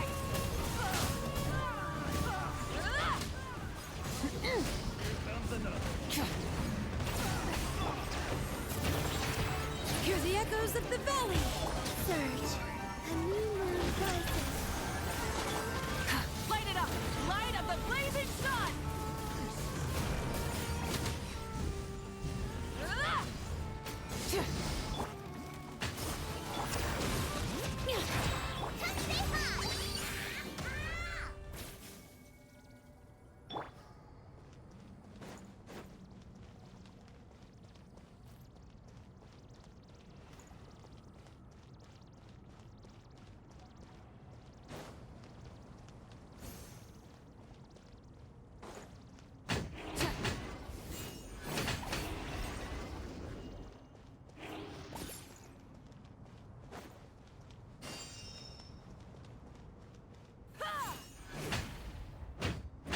This hundred Jinn's gone kaput!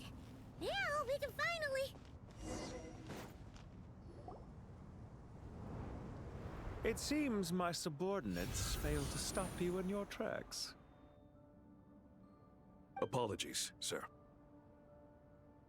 There is no need to apologize. You did well to hold your ground against such a powerful adversary for as long as you did. I must commend your courage and perseverance. So, you're in charge here, huh? First the problems with Irminsul, now this mess in Gurabad? Are you the ones responsible for all this?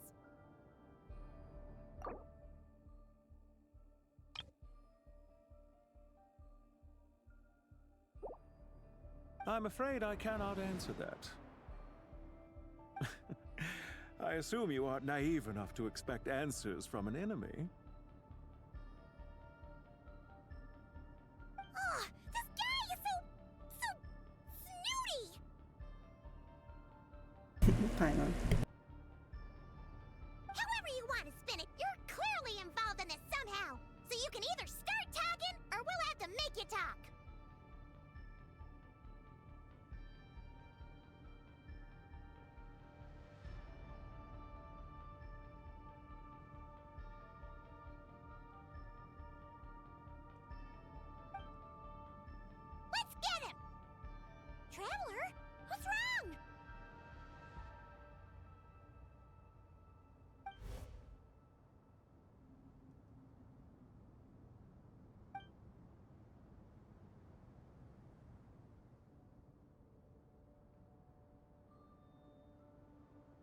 You're remarkably calm.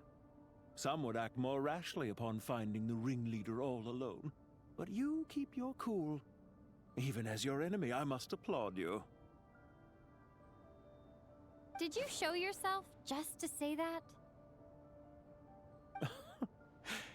Is this you trying to take back control of the conversation? Unfortunately, I really don't have anything to say to you. I am here merely to indulge my own curiosity. Your names are well known among the Fatui. Naturally, I wanted to observe you up close while I had the chance. Hey! Don't treat us like we're some kind of exotic animals in a zoo! Oh, I wouldn't dream of it. You seem rather predisposed to misunderstand me. I'm quite aware that you are both heroes of great renown. You have resolved crises in many nations and won countless allies along the way. I've been following your adventures with great admiration. My only regret is that the trajectory of your journey conflicts with our goals. What do you mean, admiration? Sorry, but that sounds pretty weird coming from you. I don't see why. We may happen to occupy opposing sides, but there is no cause for deep-seated enmity between us. To respect one's enemy is to respect oneself.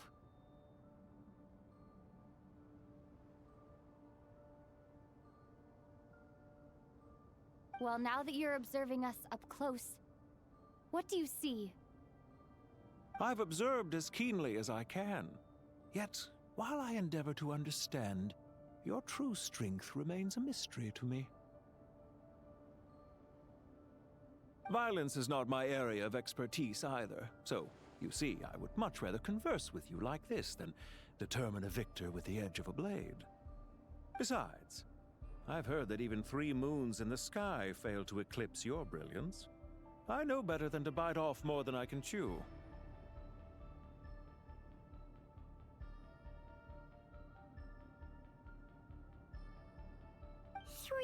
Moons?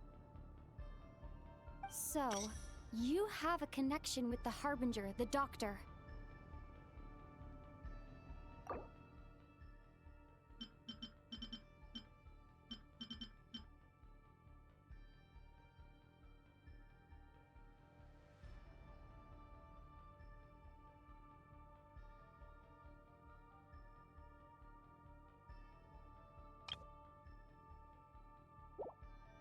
Well deduced.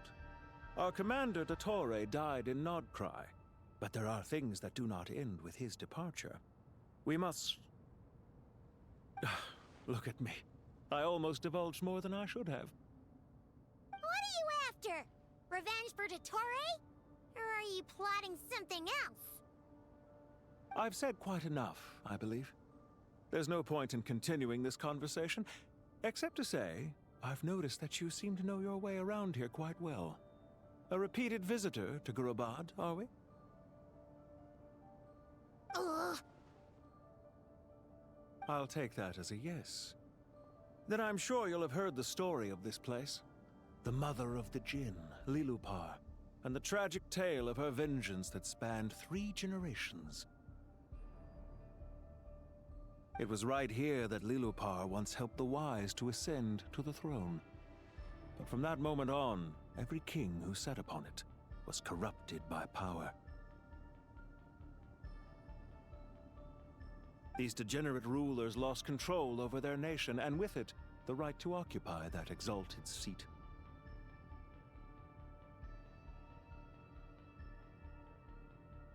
What are you trying to say? I once admired you for your adventures. That is the earnest truth. But it appears to me that your journey serves ultimately to uphold the rules of this world. Are these rules truly just? Does the heavenly principles rule with wisdom or folly? And how can we be sure that the 7 who wield authority over the world will not be corrupted? Do you seriously think you're gonna convince us of anything? Convince you? I'm sure my commander already tried that. Why would I waste my breath doing the same? If a few words from a stranger were enough to make someone completely change their stance, it would only prove that they never had a firm will to begin with. I am merely stating my position, so that we might understand each other better. One's enemy in the present may not necessarily be an enemy for life. As for what game I'm playing here, I'm simply buying some time. But now I must bid you farewell.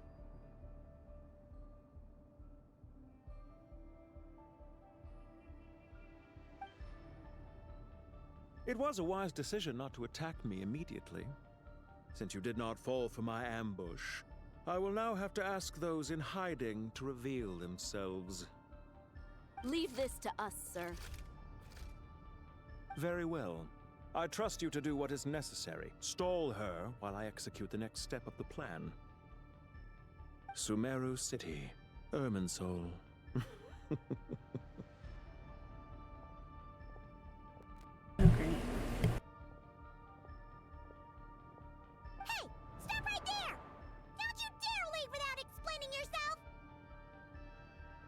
All units, stop them! Protect the commander!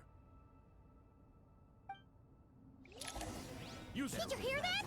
He mentioned Sumeru City and Irminsul! He definitely knows something! We can't let him get away! Get rid of these pesky soldiers, quick! Rear guard to the front! Don't let them through! Incinerate! A moonlit night for all. So, Moomy! Letting brave names echo! Light up the blazing sun!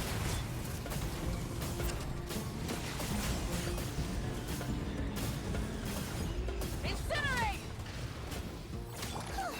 We finally beat them! That mysterious guy can't have gotten far! Let's catch up with him!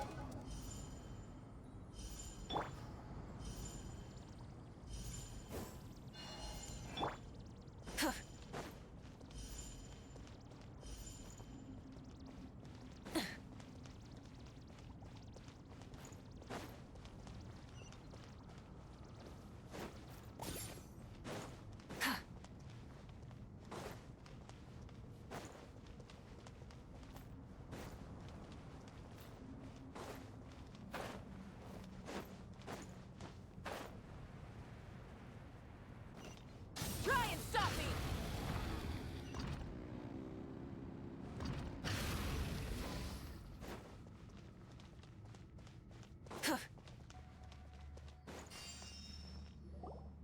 Found him! Over here! You're very persistent. Hey, you! Stop running and explain yourself! What are you trying to...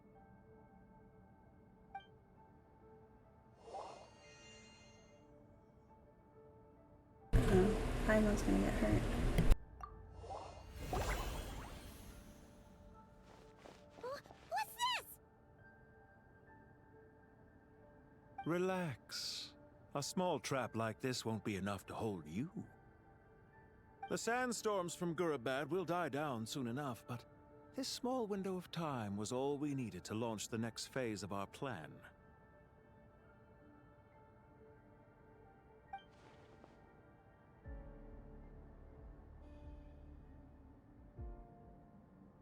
Don't be discouraged.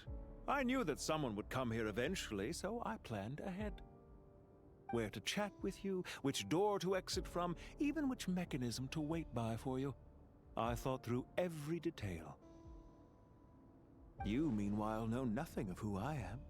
So far, you've only heard my voice, and for all you know, it may not even be real. But not to worry. This is only our first meeting. It shan't be our last. Just answer me one last question. Why do you continue to follow Dottore? He has conducted countless cruel experiments, even on his subordinates. Follow isn't quite the right word. Let's just say even those you see as villains have their friends, even if they aren't the most sincere of friendships. When any set of rules is established, there will be those who benefit and those who lose out. People will do anything to justify what they have gained or escape from the hardship imposed upon them. Neither he nor I are tolerated by the rules of this world. We were both searching for a new order. Our ideas of the final form that should take may have differed, but our journeys took a shared path. Goodbye, Traveler and Paimon. I wish you a timely escape, albeit not too soon. I will need a little more time to prepare, after all. Hey! Come back! Wait, this dark wall. We've seen these on our adventures before. It swallows people up! Oh, I'm sorry. She shouldn't have jumped a gun! It's not your fault, Paimon. Let's just focus on getting out of here. Okay. He may have fooled us this time, but we'll get him back!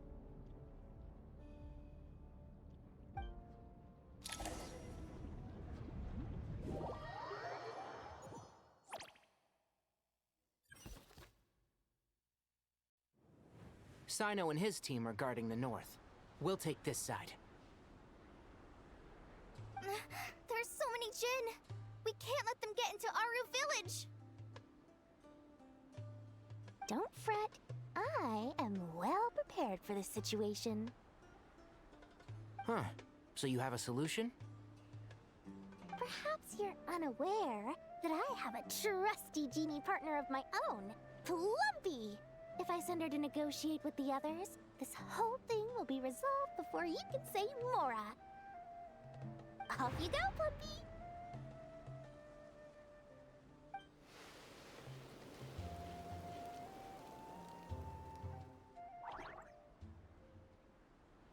Come on, what's the holdup? 5,000 Mora. 20,000 Mora.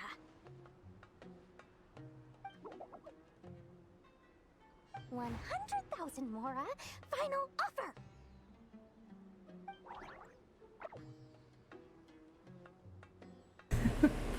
She has to negotiate with her companion. Ah, so she's a hired partner.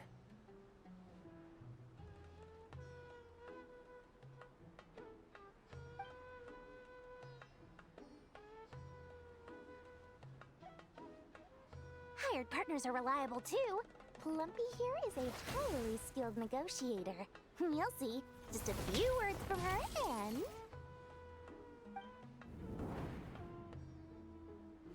Oh no.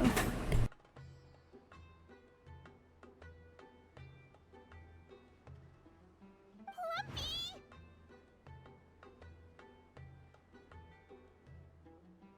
Don't you Jin have any respect for the rules? This was supposed to be a negotiation! How dare you treat my messenger like this? You wanna play rough? Two can play at that game!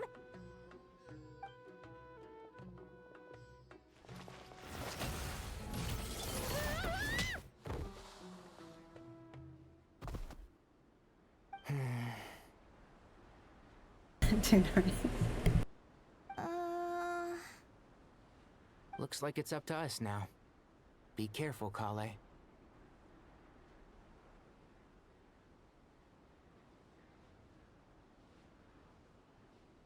Yes, Master.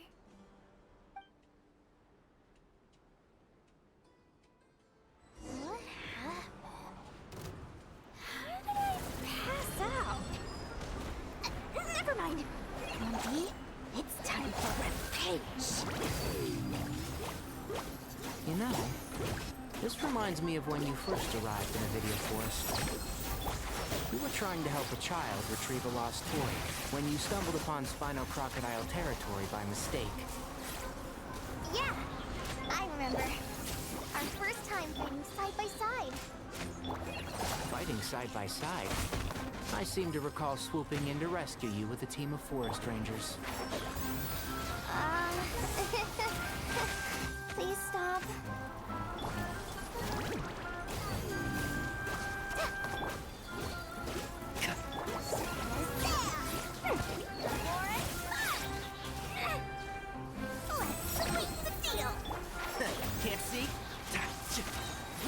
hear everything!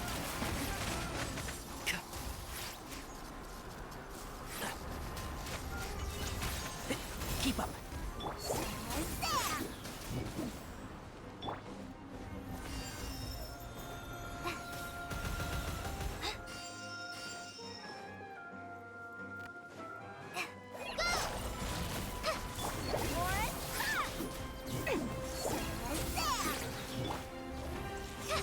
And shroud!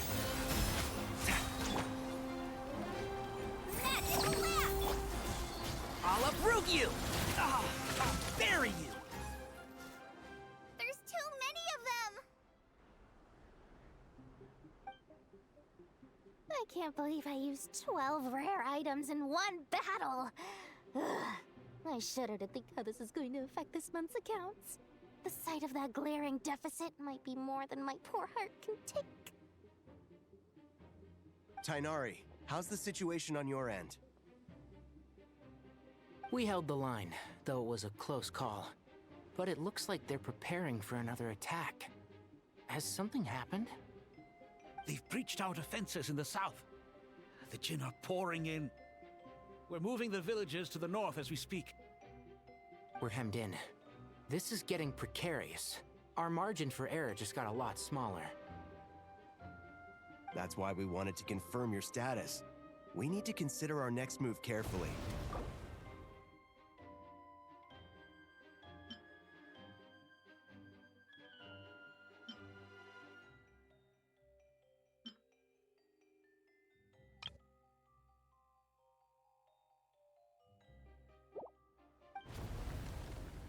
Bad news! Another line of defense has been breached. Kale, go with them and assess the situation. Dory and I will hold the line here. But Master! Even with 3 of us, we barely managed to! This is not a discussion, Kale. Don't worry about us. She clearly still has plenty of tricks left up her sleeve. Wait! You can't pin all your hopes on me? Oh, great. I've almost run out of the things I brought with me, and the rest is back at the caravan. I should be able to hold out for a little longer, but still... Master! Need any help? Huh? What is it, Kale?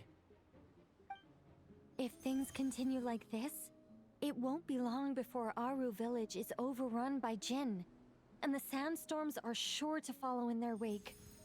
I do have a plan, but I can't guarantee it will work. Cole's talking to him.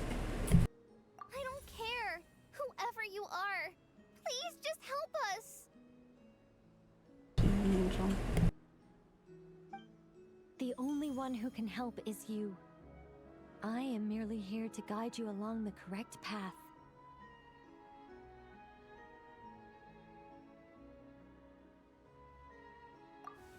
I am a spirit created at the beginning. I am a flickering illusion. I am the shimmering light that flows from the eyes of the Creator. What do you mean? It doesn't matter. You don't need to understand it.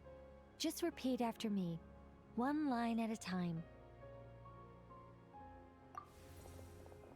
Watch out! Jinn incoming! I am a spirit created at the beginning. Here goes nothing! I am a spirit, created at the beginning.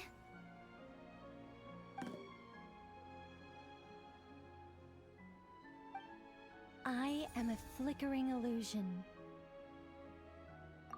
I am a flickering illusion.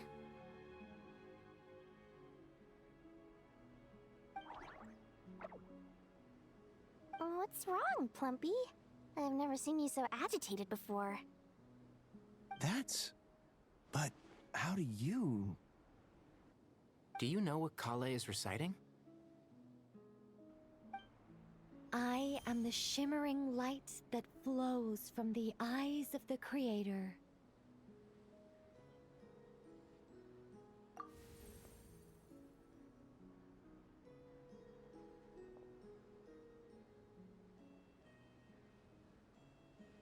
am the shimmering light that flows from the eyes of the Creator!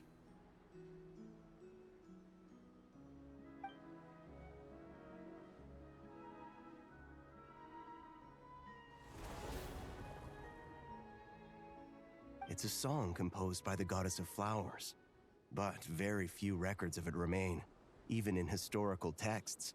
All we have is a few fragments. Is Kale an avid historian? Not to my knowledge. The Jinn have actually quieted down. Although, no, it's more than that. It looks like they're showing submission. Clearly the songs left by the goddess of flowers have a soothing effect on them. At the very least, they're much calmer now. Really? Let me try. I am a spirit created at the beginning.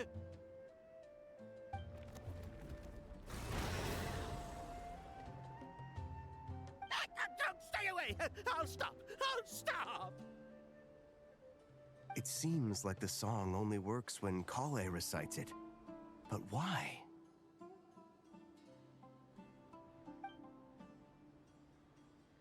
Kale.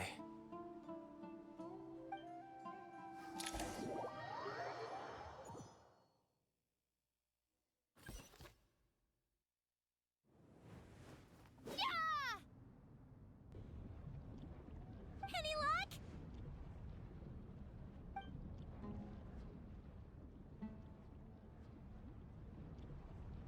The only way out of here is by brute force, but too much force and the entire ruins might collapse.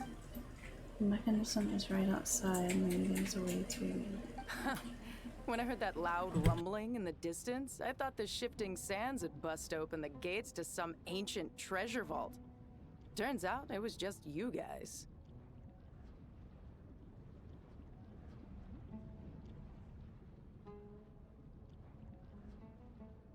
Huh? Wait! That sounds like... It's been a long while. Did you miss me?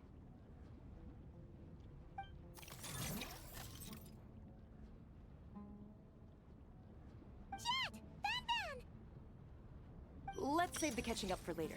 First, I gotta get you guys out of there.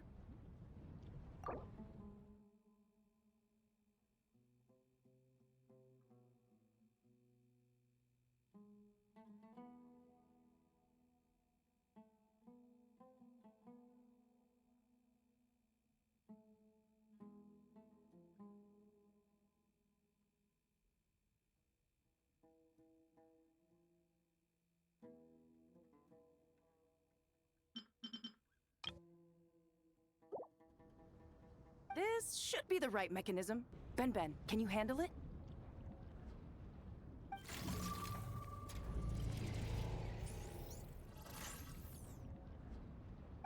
There we go.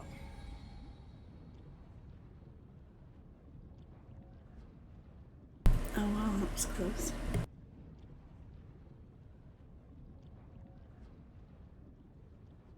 Come on, let's leave this place.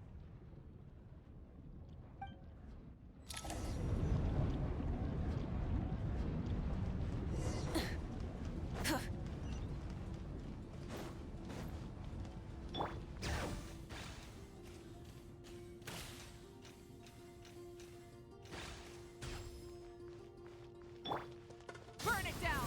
Full throttle!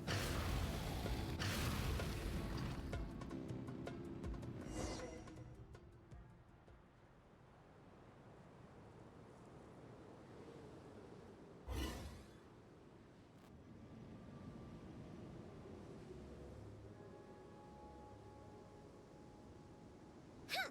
Those Fatui sure made themselves scarce. It's like they were never here. The Fatui? They came to the desert again? Yep. No idea what they're planning this time. They were being very coy about it. How have you been, Jet? Well, since we last met, I've started my own band of mercs. We've actually made quite a name for ourselves. Oh, yeah. On a slightly different note, I have some good news. I finally took care of Masaira. Not much to write home about. It was just another day. Found his hideout. Dragged him out of his cozy little bed. He tried to talk me into seeing his point of view, as usual. But I'm way past that by now. There was nothing he could say to save his life. So the Masaira chapter has finally come to a close. You would have wiped that one off your hands. What about you guys? Bet you'd forgotten all about me and Ben, huh?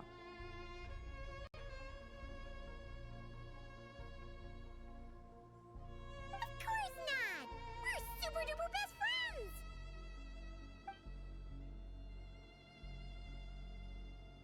Wow. Sounds like I should make time to visit some other nations too. Anyway, what brings you to Gurabad? Oh, right. Paimon almost forgot. We're here to look for Lilupar. That bottle? Seriously? Yeah! We need her power to calm the Jinn and stop the sandstorms. Here's hoping we actually manage to find her, after all the trouble we've been through. Surely with everything's been going on in Gurabad, she must have woken up, right? Only one way to find out.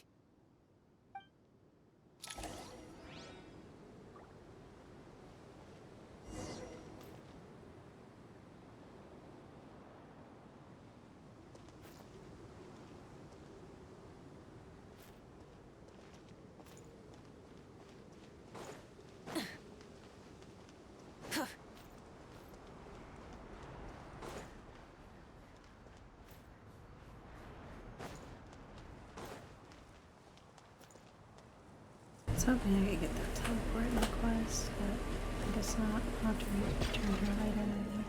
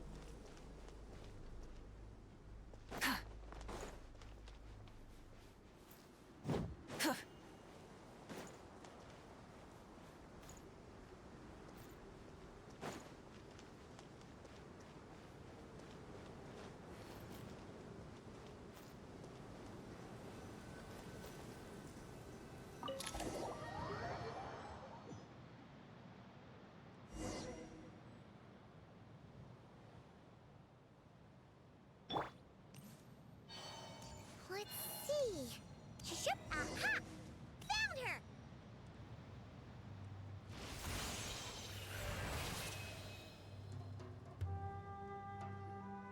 Lilupar! What a long dream that was. It's been a while, my master. Oh, and you're here too, little wildcat. The four of us back together again. Imagine that. I seem to have missed this story, so this is all new to me too.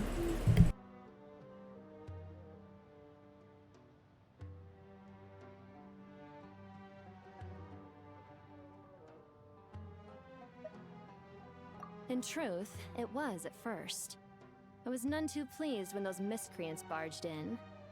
But it did give me the chance to reunite with you, dear master, so I shall overlook their folly. After we last parted ways, I merged with the land beneath Gurabad to suppress the dark calamities stirring in the depths.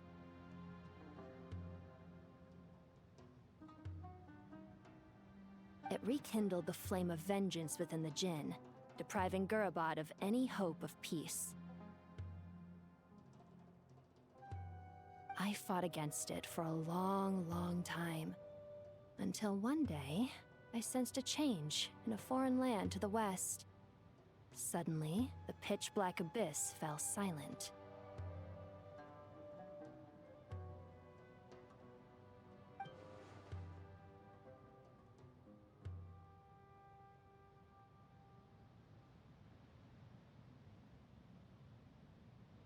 Once satisfied that that dark power could no longer bewitch the Jinn, I too fell into a deep slumber, from which I have only now awoken. Why have you returned to Gurabad, my master? And why is my sand-swept homeland in disarray once more? Well, basically, Sumeru's in danger and a lot of our friends are affected. Some bad guys messed around with Irminsul and now they've released the Jinn in here.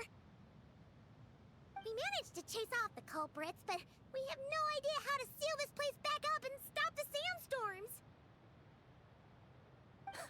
Child's play. I shall quell the Jinn and scatter the storms.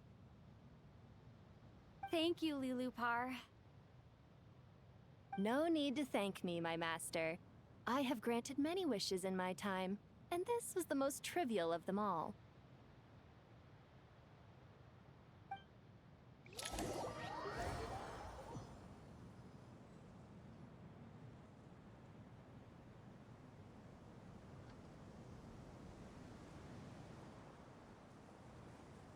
The sandstorm's gone. The sun shines bright again. When I said that we'd meet again under a lovelier sun, this was exactly how I imagined it. Yay! Although, honestly, Paimon would love to hang out with you more, even if the weather sucked. That goes for me too. Well, there shouldn't be any more Jinn breaking out, right? Are we okay to head back? Yeah, let's all head to the Temple of Silence. Sounds good. You can introduce us to your other friends. Another adventure begins. Lovely.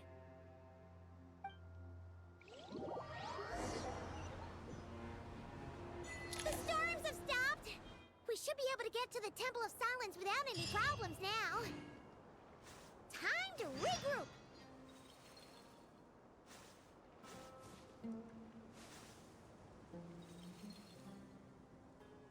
Give me like 5 minutes. I'll be right back.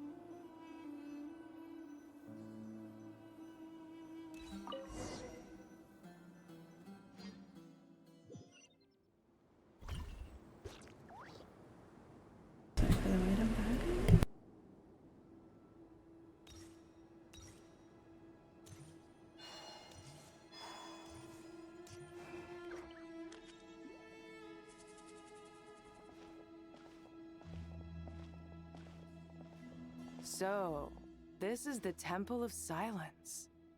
I've heard the Nagarjanites mention it in passing, but I never imagined it would be this big.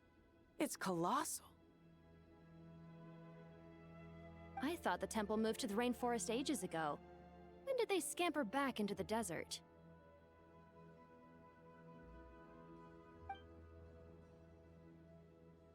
I don't know. This plan sounds a little too risky for my liking. Even in King Deshret's day, this was experimental technology. We have no idea what could happen if we activate it.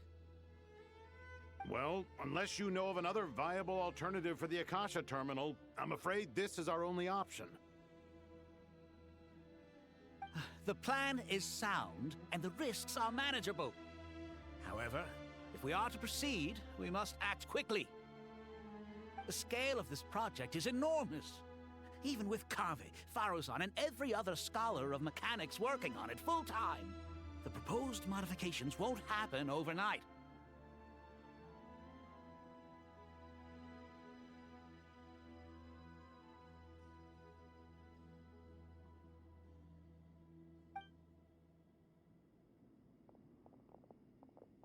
You're back. Everything all right? And who are they? Friends of yours? Pretty much everyone in the Temple of Silence is. This guy's Kaveh, and the one next to him is Alhaitham. Hello, I'm Jet, and this is Lilupar. Oh, a famous name from the history books.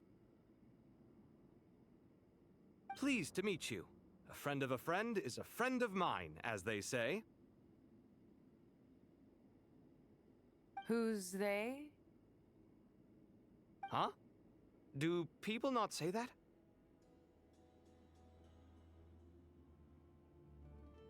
Not in the desert. Friends you can trust, but friends of friends?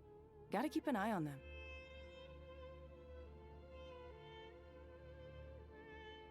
Still, I do trust the Traveler's judgment.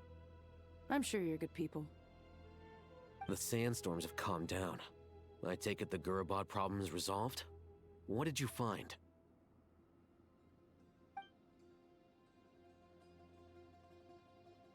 And after getting all smarmy with us, he trapped us there. Luckily, Jet used the mechanism outside to free us, and then we got Lilupar to put a stop to the chaos. Wow. Thanks for being there to help them.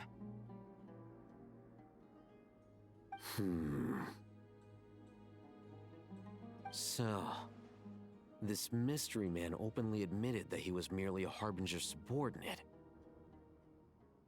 Yeah? Is there something weird about that?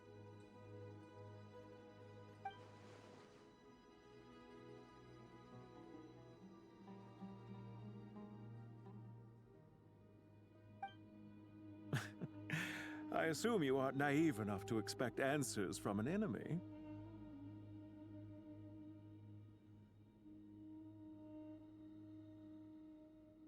Well deduced. Our commander, Dottore, died in Nodcry.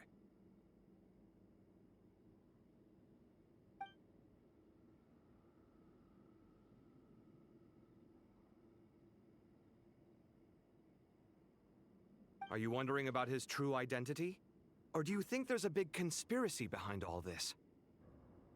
I wouldn't go as far as to call it a conspiracy. Just the simple fact that having someone to shift the blame on tends to prove useful, should trouble come knocking later. The most important thing for now is to solve the immediate problem. Perhaps that man knew you wouldn't have the resources to investigate his background and so didn't put much effort into disguising himself.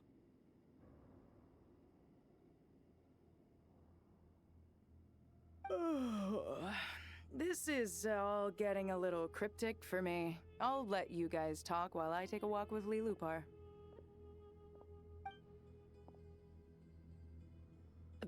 Jet? Aren't you with the Blazing Beasts? What a coincidence. Didn't expect to run into you here. We're mercs. You can run into us anywhere. Who's this with you? So, did you find the solution you were looking for in the Temple of Silence? You bet we did. This place is incredible. It has everything. So far, we've discussed a plan and verified its feasibility. Building a new system from scratch is out of the question. So our only option is to modify the Akasha using certain resources we hope to find in the mausoleum of King Deshret.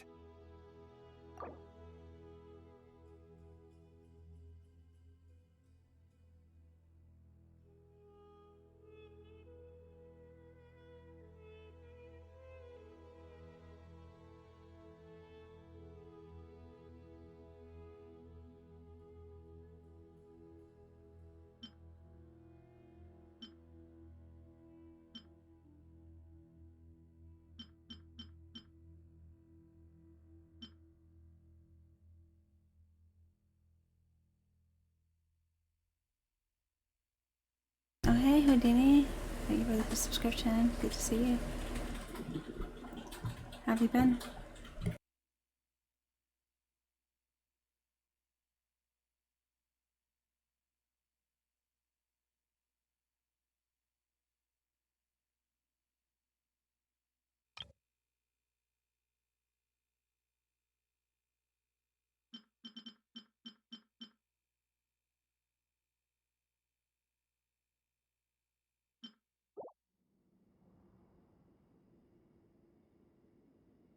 Oh no, you're a massive toothache?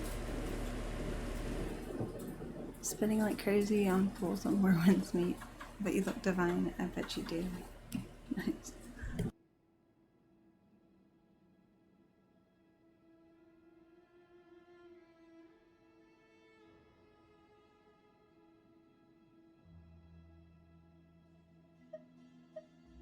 According to certain sources in the Temple of Silence, there is a core device in King Deshret's mausoleum known as Aru.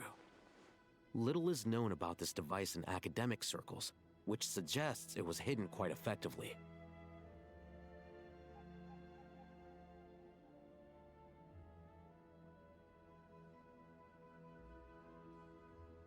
If these sources prove correct, the energy contained within Aru may be sufficient to power our Akasha renovation plan. However, this raises difficult questions regarding technological integration. The sages are still debating it.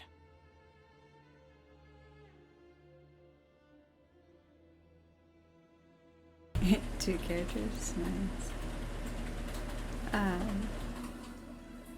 Just because you wanted to experience the story all over again, or did you like a hardcore maybe and different difficulty?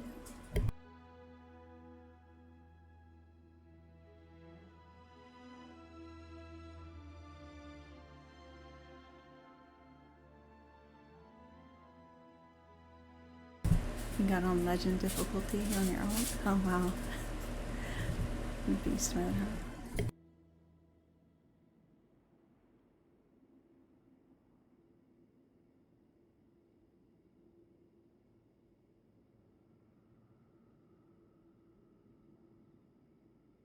Yeah, but I'm sure they'll reach a compromise once they've argued it out.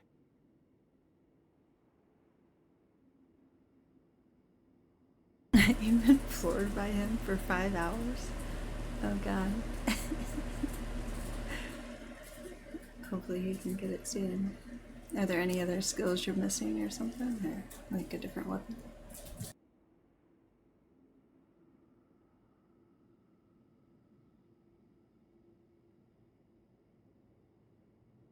The people of the rainforest are always cautious when it comes to desert technology. But times of crisis like this leave us with little choice.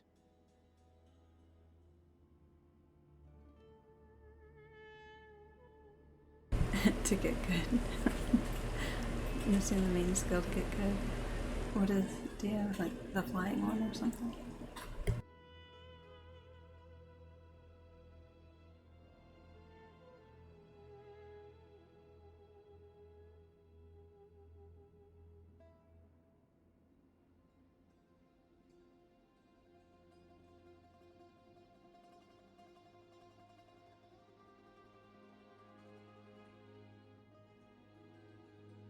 Oh, I was asking what the main skill to get good on Or when his mate was.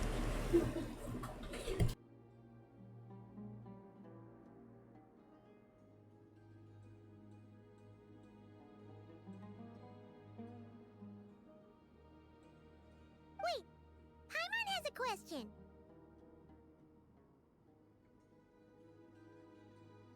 Enough like God, patience. Yeah. So you just have to keep repeating it until you get used to their attacks. Is this the same Aru we've heard of before? It's sealed off, right? Some sort of prison where the Goat King, Ibis King, and Crocodile King are locked up.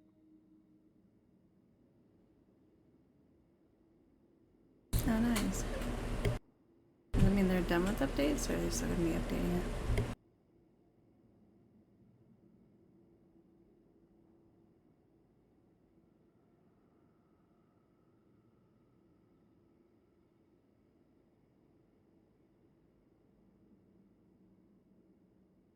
Well remembered. Yes, that's exactly right.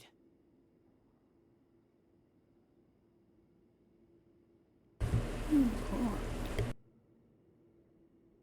According to our records, Aru was the most brilliant creation King Deshret ever conceived of.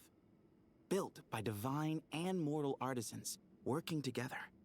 It was a miraculous accomplishment, and it lies hidden deep within the king's mausoleum to this day.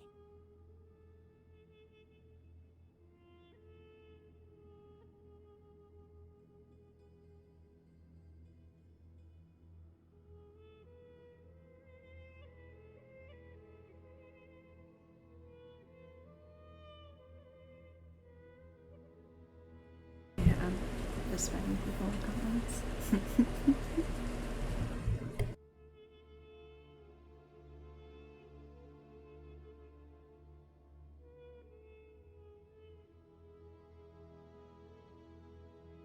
So good.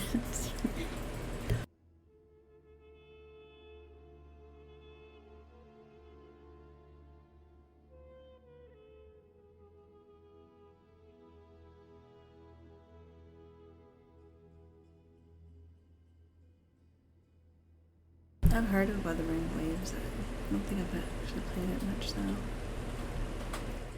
It did get a Cyberpunk collaboration. Yeah, it looked pretty neat. We were watching the Summer Game Fest last night and saw it.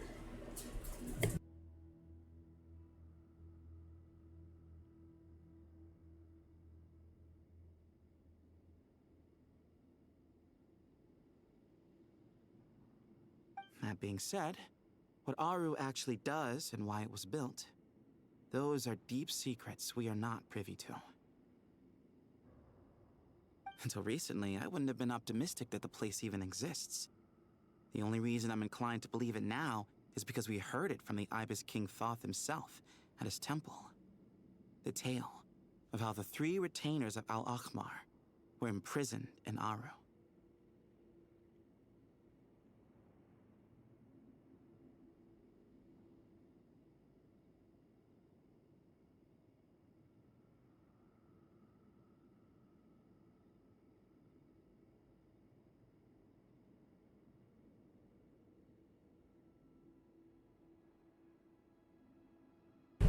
Is it 80% shooter games? Happy they use them. Yeah. We have like the Xbox Game Pass and then the family share it, so we'll be able to play some of those that came out. So that'll help like, financially, I guess. Not having to buy so many copies.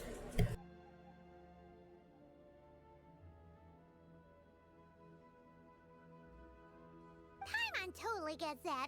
When Paimon first heard about it, she thought it sounded pretty unbelievable too. Do you guys still remember that? The Ibis King told us they were trapped in Aru, and that they had to answer 3 questions to get out. I think like a lot of them are all coming out in like September, right? Because of Grand Theft Auto release or something.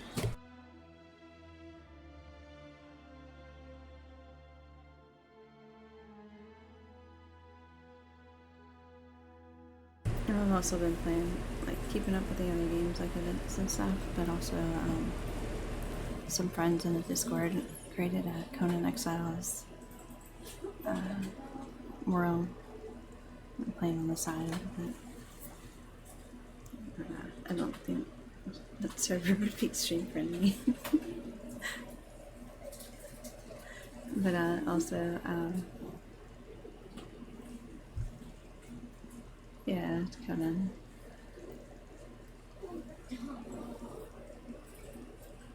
And then I go in for some, like I've been done with the doctors and stuff like that, so had a few days of recovery. I go in for like an MRI in a couple days because I was like having attacks, taking my speech for like a few days and then recovering and then having another attack a week later, so it's getting a little crazy, but I'm just glad I can talk right now.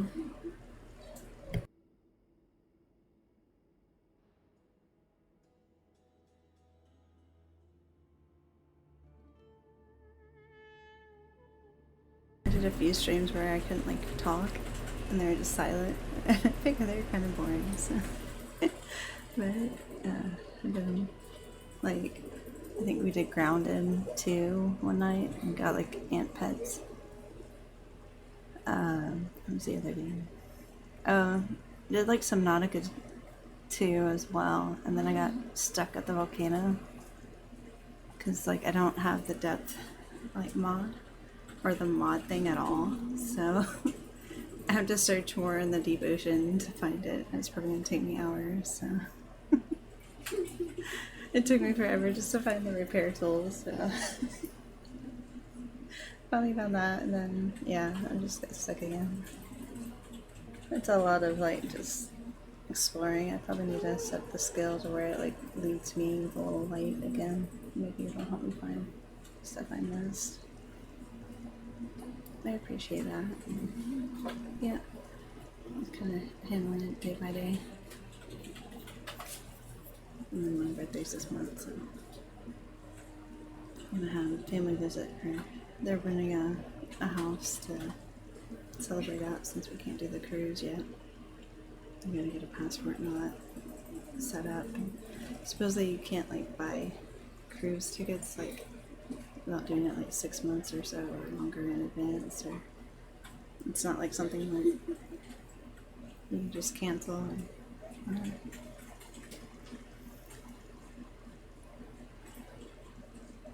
your stomach is screwed up due to all the painkillers. So you got tooth work done, you said? Like toothache or something? They have you on like a liquid diet or something? Or hopefully it heals up soon. Wisdom teeth acting up? Oh man. I had like impacted wisdom teeth they started to take out, and then like they had to like wake me up, so because they like put me down like for the surgery and woke up with my chest hurting. I was like, is everything okay? And they're like, yeah. It's like, well, why does my chest hurt so much?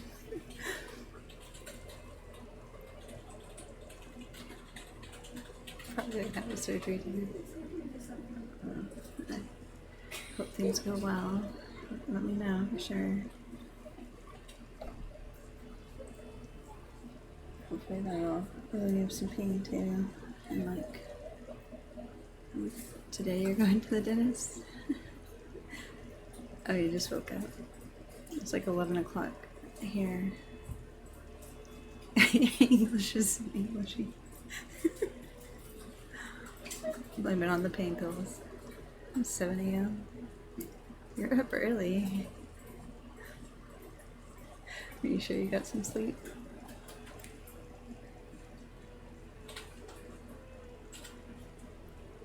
Oh. You can't even take off a day whenever you're getting surgery? Oh, okay. So they did let you off. That's a good manager. He'd be going to work talking all kinds of nonsense on that laughing gas or whatever they use.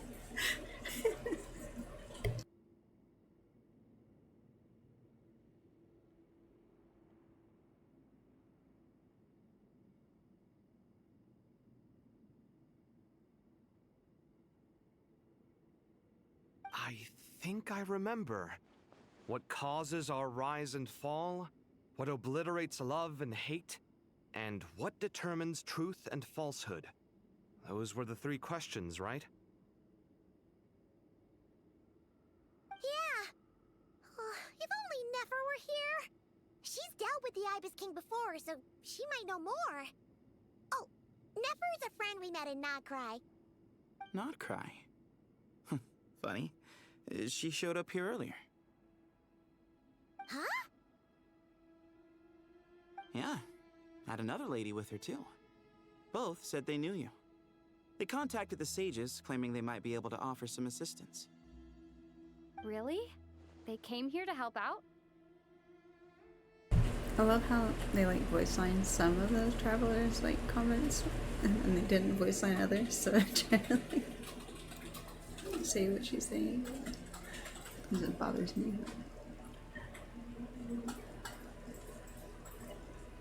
You're going bankrupt with one on this one.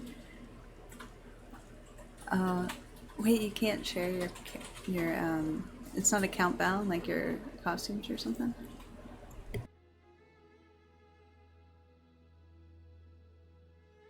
No. That's not good.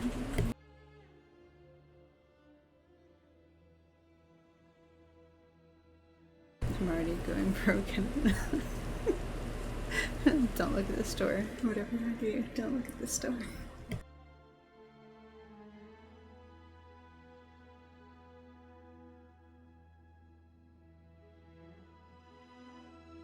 Yes, really.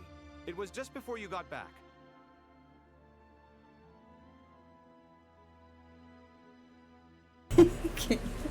Can't let your girl look homeless. she better be like in some lace or something crazy. Just send me a picture.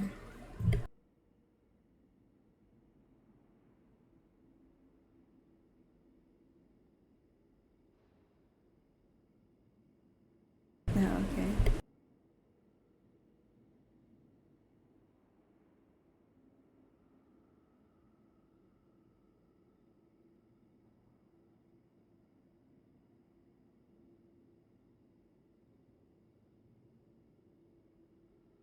Nice, is that the fox ears?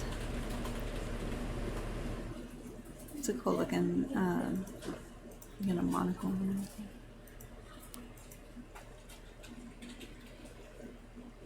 Cool effect. With the... So you do magic with your guy on the right. And so he has some kind of like crystalline thing going up his arm.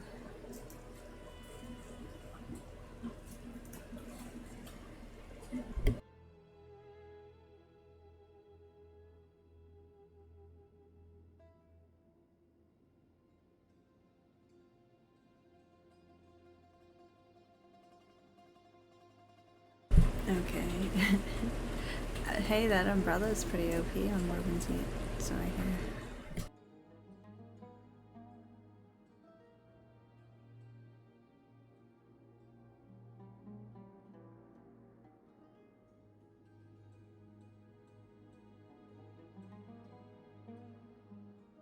One of them said she's made Nodcry her home. If she's the person you were talking about, then... Looks like betting on Aru was the right choice. See? They're right over there. Oh, it's Nefer and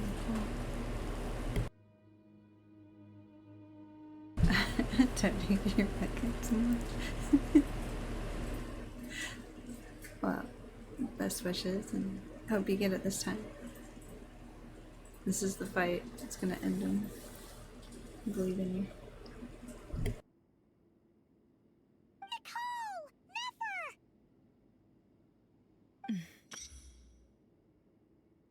Why, hello!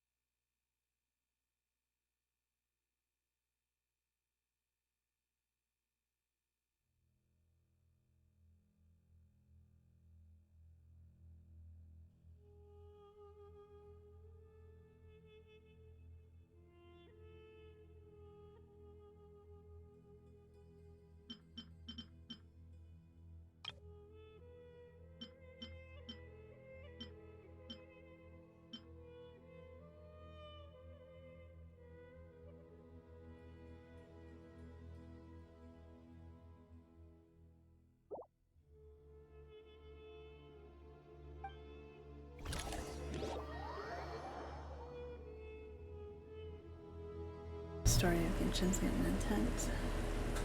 It's a good thing we left Everyone's early. coming in. We almost got locked out.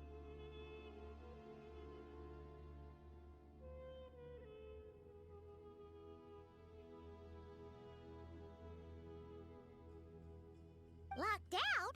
What do you mean? Oh, you haven't heard? An invisible barrier has appeared around Sumeru's borders, cutting off all travel in and out.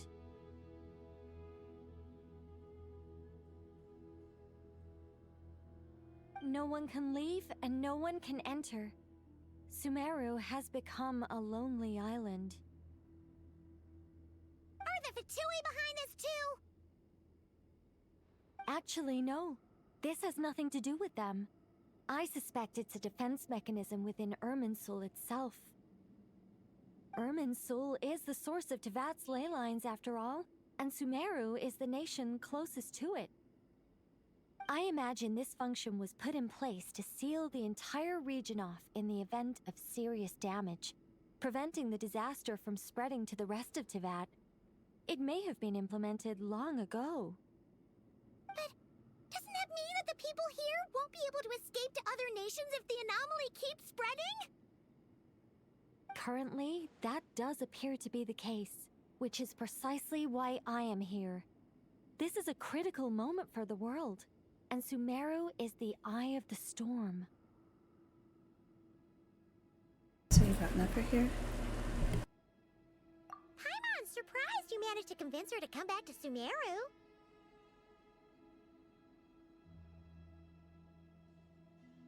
Indeed. Even for someone of my wisdom and eloquence, this tested my skills to the limit. And why should it concern me that Sumeru's in trouble? Surely you don't think I still have feelings for that place? Judging by your tone, I suppose you don't. Sounds like you don't know much about my past. And here I thought you knew everything.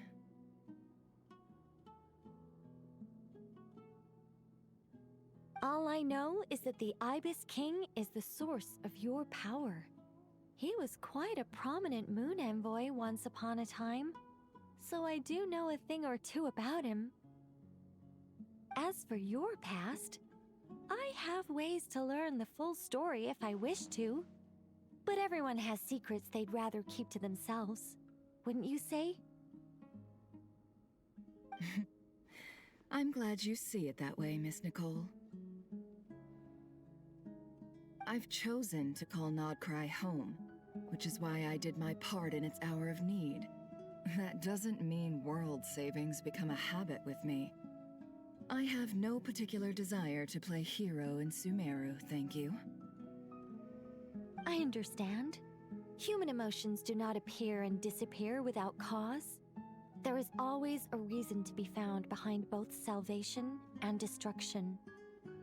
Still, if time has taught me anything, it's that human emotions are often complex and in conflict. That's why people change their minds about things all the time. But that's where we angels come in.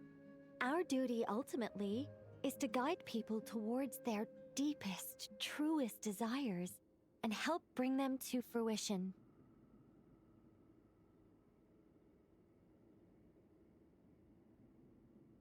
So I wish to hear about your past, because I do not believe you are motivated by hatred alone. And if we still arrive at different conclusions in the end, that's okay. I refuse. Wait, what? But I set the atmosphere and everything. Isn't this supposed to be the moment when we finally open up to one another? Is it? Maybe I'm not so good at reading the atmosphere. You're right, Nicole. There's more to me than just hatred. Had it consumed me, I'd be left stuck in the past forever, never living in the present. But I don't think that your guidance can change my mind. The all-consuming sands, the bloodshed, both deserved and undeserved, Those old emotions cling to me like a shadow. Do you wish to shake them off? No. I hope to remember them forever. Those emotions and memories shaped me into the person I am today. They'll always be a part of me. In that case, would you like to hear my perspective, at least? Sure. It's not every day you get to hear an angel's opinion.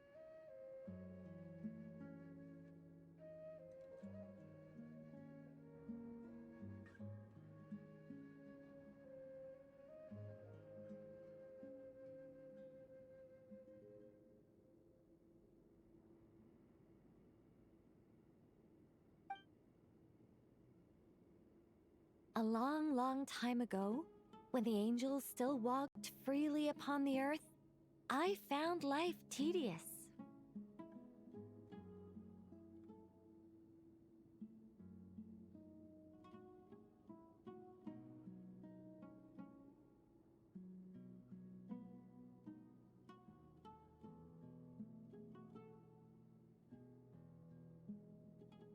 Monotonous work, lukewarm relationships. Things weren't nearly as interesting as they are now. And yet, since the angel's demise, I have found myself missing those days on more than one occasion.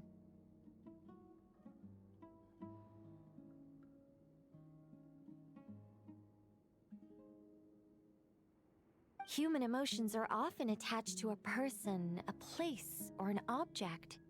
When those things are gone, the memories quickly fade, and the emotions slip away along with them.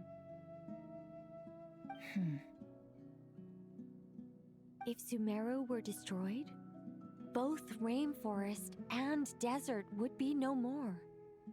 With the object of your hatred wiped from existence, it would not take long for the memories buried deep in your heart to slowly fade. Both love and hate are intense emotions, but they are nothing compared to the void left behind when they disappear. Most sophisticated, Miss Nicole. But anyone focused on the future could only ever applaud the destruction of the things they hate.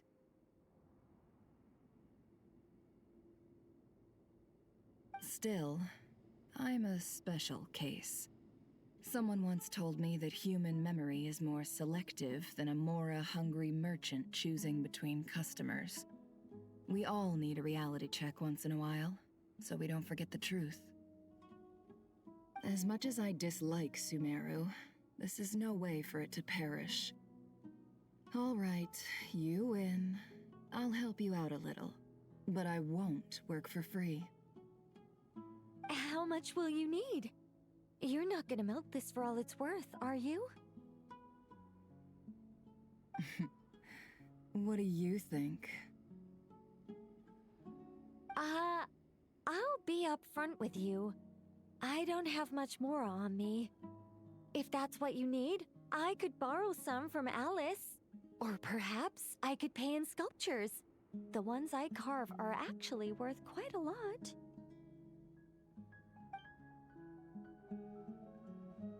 Just cover my travel expenses. Huh? Is that all? That's all. Given all the people I owe favors to, I can just about justify a trip to Sumeru.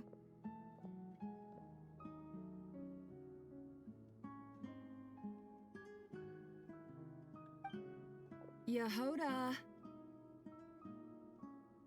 Here, boss! What do you need?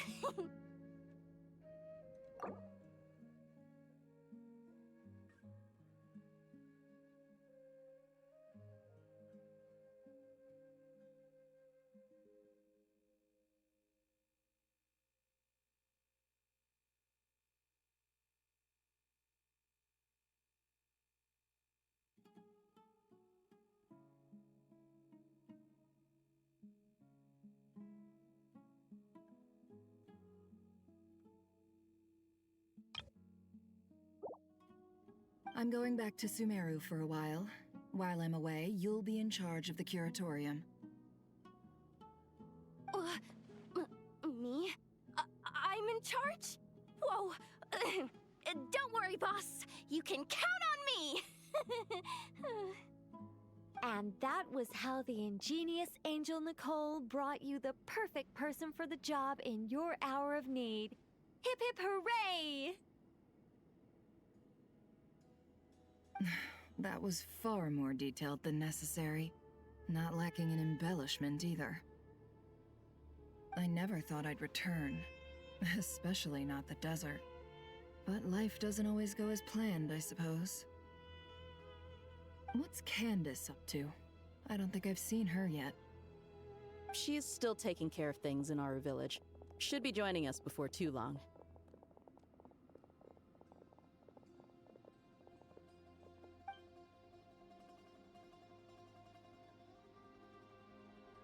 Oh, and sorry. Hope we're not interrupting anything. We have some good news, though. We're planning to go to the mausoleum of King Deshret to look for the legendary Aru, then use it to try and restore the Akasha system.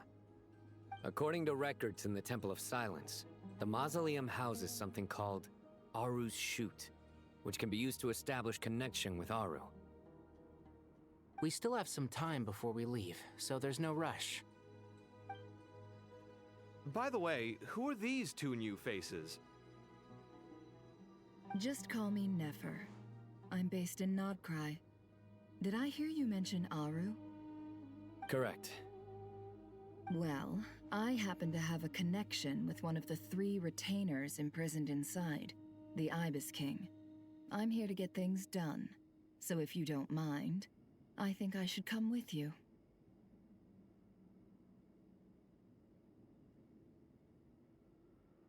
That sounds perfect. Miss Nefer, are you from the desert by any chance? Why do you ask? I don't know. There's a familiar air about you. Plus, you mentioned Candace. Sorry, I don't mean to pry. It was just a random thought.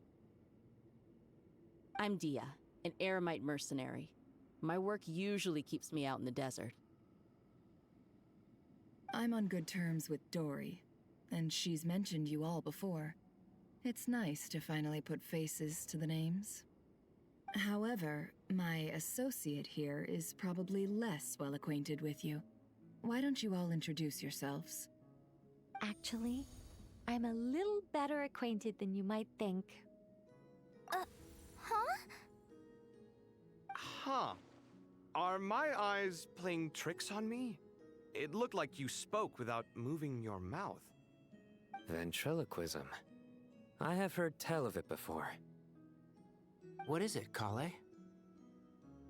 It's you! You're the voice who's been speaking in my head, aren't you? You encouraged me to report my dreams to the Dendro Archon, and got me to recite that magic prayer. I have many titles, but let's go with the most pertinent one. I am Nicole Rain, an angel who has lived since ancient times. An angel? Sounds like a big deal, but, what exactly is an angel? Oh, Well, we're a rather long-living race of beings. Not gods, technically, but we can still tell you a lot of stories from ancient history. Yep, and she's also an amazing sculptor. You could say she's a real creative type. Well, ma'am, if both the Traveler and Paimon give you rave reviews, you must be pretty impressive. Oh, please don't call me ma'am. I find it so awkward when people get too formal with me. Just relax and be yourselves. No need to be nervous. Miss Nicole, if it's okay, could I ask you a few questions? Yes, you may. I can see your heart is filled with confusion, and you are desperate for answers. I also know which questions you want to ask me. Why did you dream of Sumeru City in disarray? Why did those verses soothe the Jinn only when recited by you? I can guide you to the truth, but it involves a personal secret of yours. I'd prefer to speak with you alone, if possible.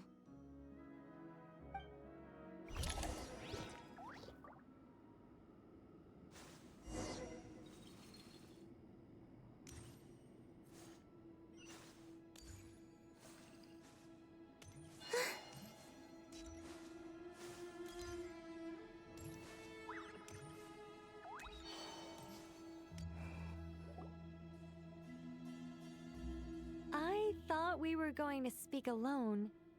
This is a lot more people than I was Everybody expecting. came.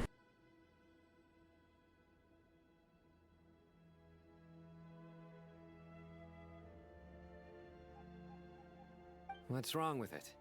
Even the doctors at Dar al-Shifa allow patients to be accompanied by family members. Oh, sweet.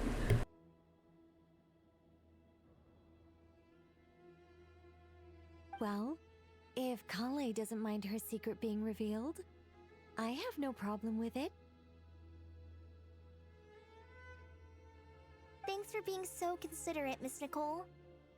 I don't know what secret you mean, but whatever it is, there's no need for me to hide it from my closest friends. Closest friends? It's so nice to hear that. We're here to support Kale through this. All right. In that case, I'll get right to it.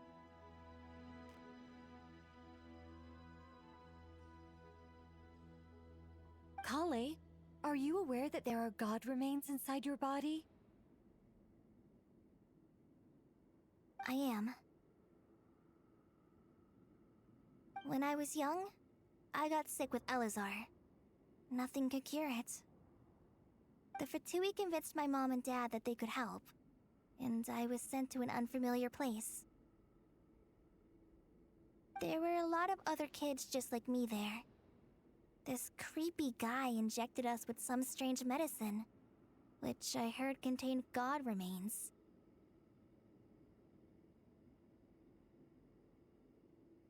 I can still remember the pain like it was yesterday. But thanks to the friends who've stuck by me all this time, I've gradually been able to overcome those memories. Anyway, so you're saying that what happened to me has something to do with the god remains they injected me with?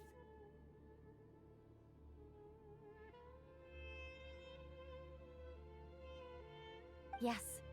Those were the remains of Nabu Malikata, the goddess of flowers.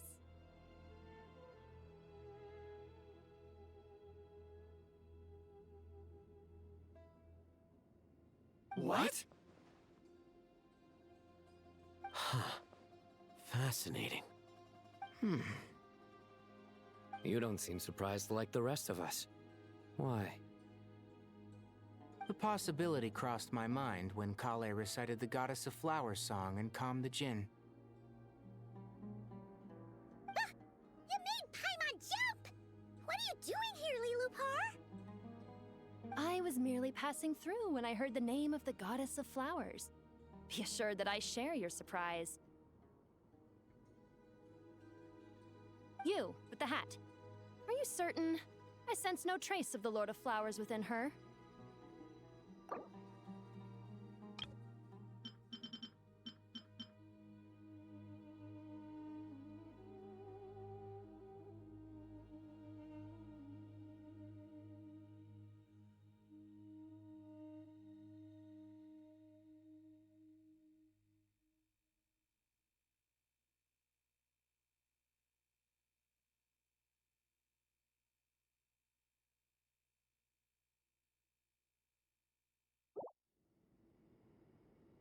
Well, it is a very small fragment. Unless special methods are used to manifest its power, even her closest acquaintances would find it near impossible to detect. After the goddess passed away, her remains were scattered across the desert. King Deshret gathered all the pieces he could find and buried them in the Eternal Oasis.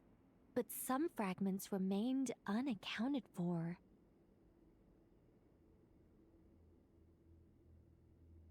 Eventually, the Fatui must have found a way to track some of them down. Presumably for use in some experiment. It's not an uncommon occurrence.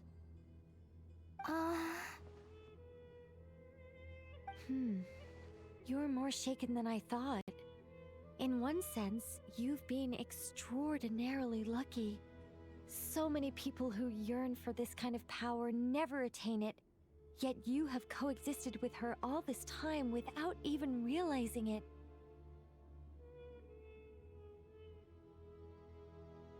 I don't know what to say. I'm glad that I could help everyone with this power, really. But knowing that a fragment of the Goddess of Flowers is inside my body is... it's a strange feeling. Well, people value their autonomy very highly. Even a well-intentioned intruder can shake one's sense of self. I understand how you feel, Kale. But once you get used to it, you'll find it's nothing to be concerned about. Huh. I guess you, of all people, have a good reason to speak on this.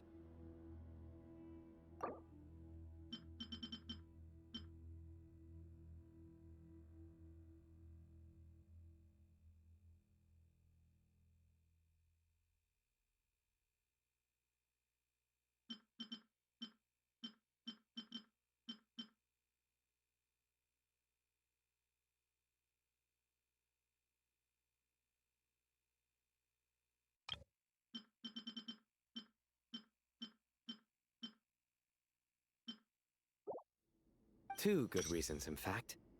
Incidentally, 3 is the maximum number of Hermanubis' Ba fragments that I could bear.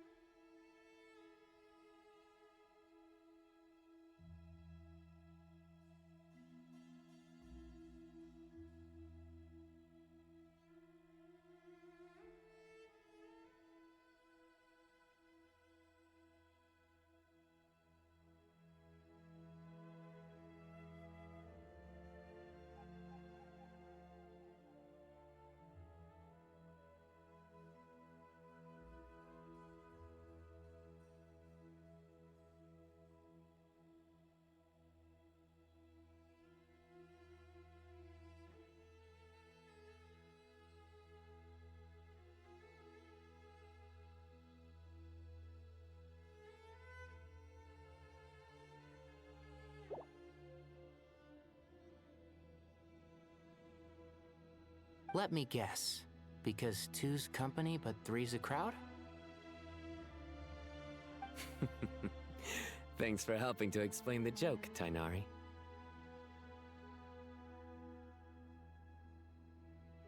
Not my intention. Goddess preserve me. I should take my leave. This boy in his wolf's head hat speaks much too differently from the Hermanubis I remember.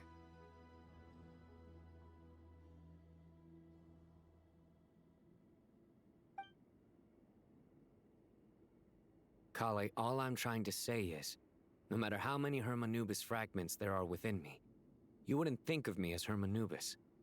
In the same way, you are simply you. Yeah, I know what you mean. So about that dream I had, was it a warning from the Goddess of Flowers? Yes. Just like me, she was an angel created by the primordial humans, born with the instinct to guide living beings.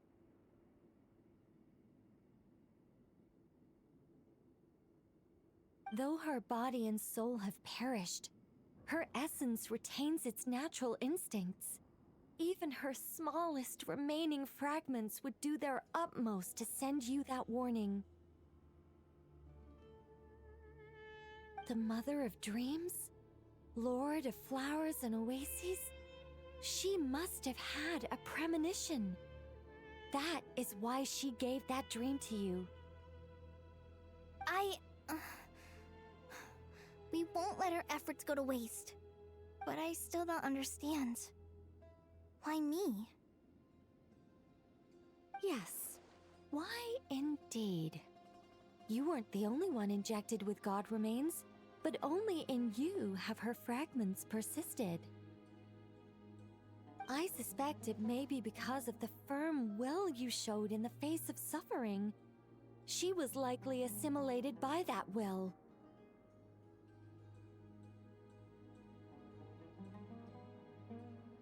Of course, this doesn't mean you have to shoulder any extra responsibility. As this young man said, you are who you are, and that will not change. All right, any further questions from the family members of the patient? If not, we should head to the mausoleum of King Deshret. Let's move out. Time to put our plan into action. We all hope it'll work. But will we really be able to open Aru? And even if all 7 pillars of King Deshret agree to let us proceed, the scale of the work to follow is daunting to say the least. Haven't you handled other big projects before? I mean, the biggest project I've worked on to date is probably the Palace of Alcazarzaray, I guess? But this is orders of magnitude beyond that. It's a total nightmare. Look on the bright side. At least this time you're actually here when Sumeru needs you most. You won't have to come asking me for details after the fact. Mock me all you want. But now that I'm here, things will be resolved far more quickly and smoothly than last time. Kave's self-doubt disappeared in an instant. Like magic. Well, this confidence is most gladdening. Now, go and pack your things. We'll head to the mausoleum as soon as you're ready.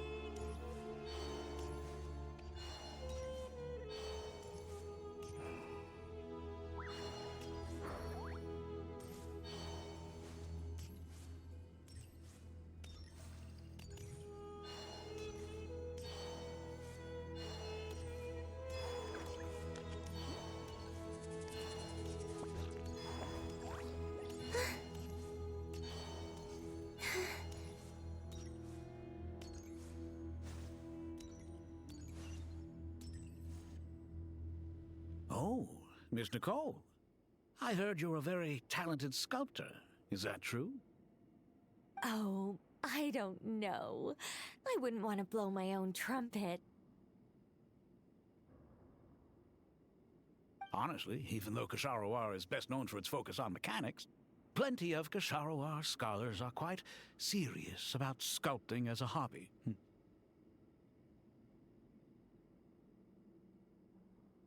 So if they rate your work, that's enough for us. We just have to take a look. Who's we?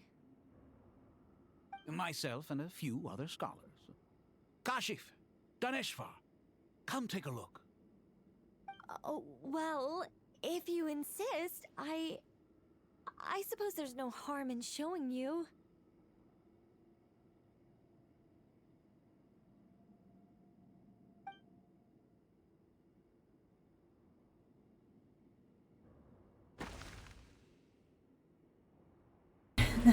Made a squirrel. Where did that come from?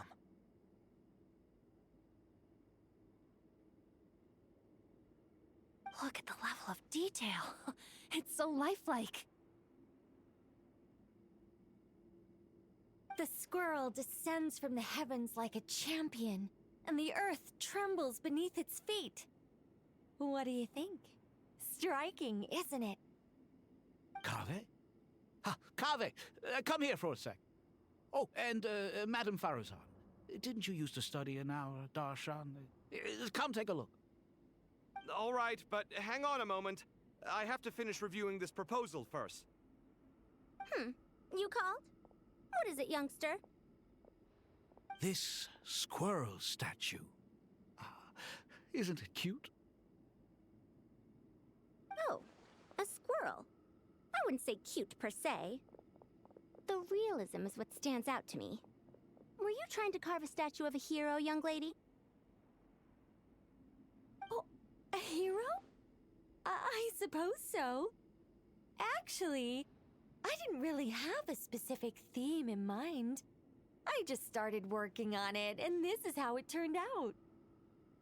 I see. Well, do you tend to read novels about heroes in your spare time? As a matter of fact, I do quite enjoy those. Everyone loves a good tale of daring do, right? Then perhaps this statue represents the heroic tale you long to see deep down inside. Also, on the subject of heroism, I feel that if the subject posed with a finger raised towards the heavens, it would lend a greater gravitas to the overall image. I'm sure some would call it cliché or old-fashioned, but not me. I think it would be a perfect fit. It has a certain classical beauty about it. Kaveh! Sorry, Madame Faruzan, I'm a little busy right now. Don't wait up for me. What a pity. That young man has excellent aesthetic tastes. I was hoping to ask him for his opinion. What a genius idea! Why didn't I think of that? Classical beauty is a great direction to explore. That's it. Once I get back, I'm going to sculpt a heroic squirrel pointing its finger towards the sky. Precisely. A declaration of victory. You understand my vision. Then place the two statues face to face. Yes! That's exactly what I was thinking. It'll be a masterpiece. Miss... I'm sorry. I didn't catch your name. Just call me Nicole. Madame Faruzan? Was it? What? Oh, no. That wouldn't be right. Why ever not? Madam is a state of mind cultivated from within. Anyone may call me Madam if they so desire. My dear Miss Nicole, once we make it through these trying times, should we have the pleasure of meeting again, I shall look forward to seeing your new work. In this day of age, it's rare to find people with an appreciation for classical aesthetics. Meeting you was truly a pleasant surprise. Honestly, I feel the same way. It's been a long time since I met anyone interested in this style of statue. Clearly, they don't call you Madam for nothing. Also, I have to say, you're a very good judge of character. Because when I think about it, I really am someone who likes stories about heroes. That must be why I've quietly kept watch over generation after generation of them.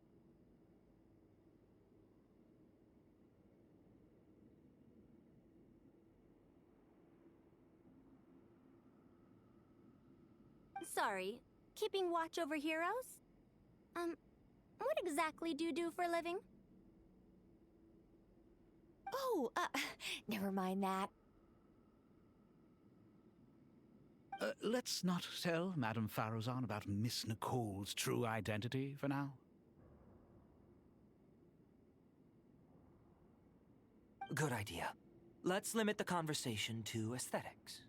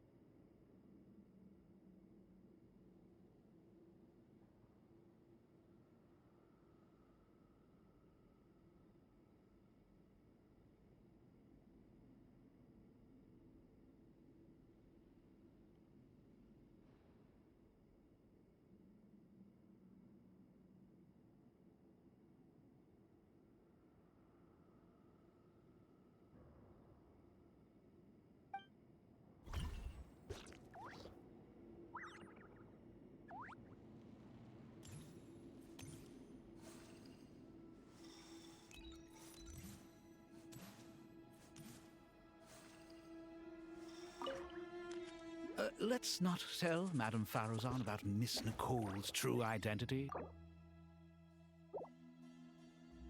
Good idea. Let's limit the conversation to aesthetics.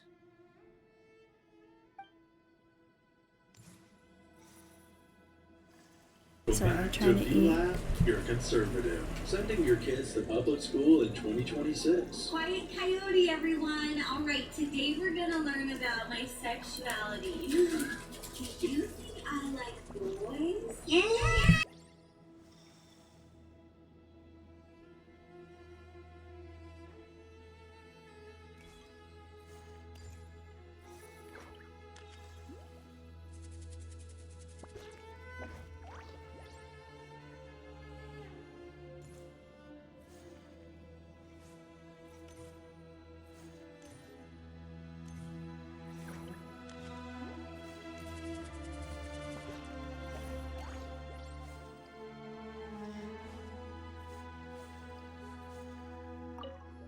Paimon!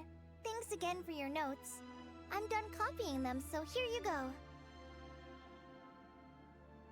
You're welcome! Just let Paimon know if you ever need help again.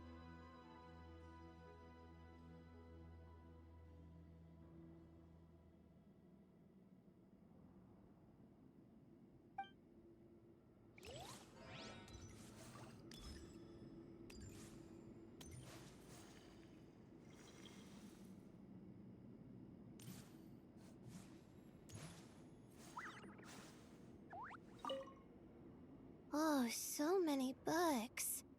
More than I could ever read in my life. But I've learned a lot that the textbooks could never teach me. I never realized that people in the distant past thought about some of the same questions we ponder today.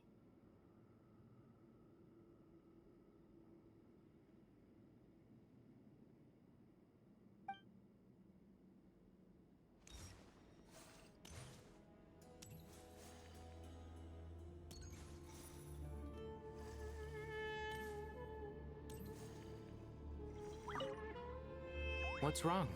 You look a little depressed.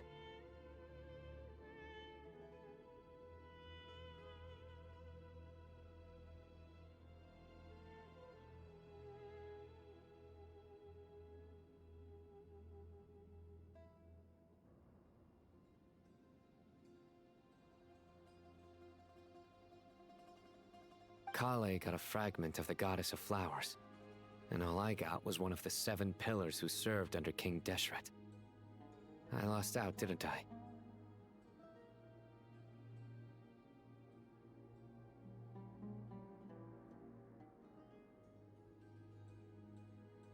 That's what you're upset about? You're such a child.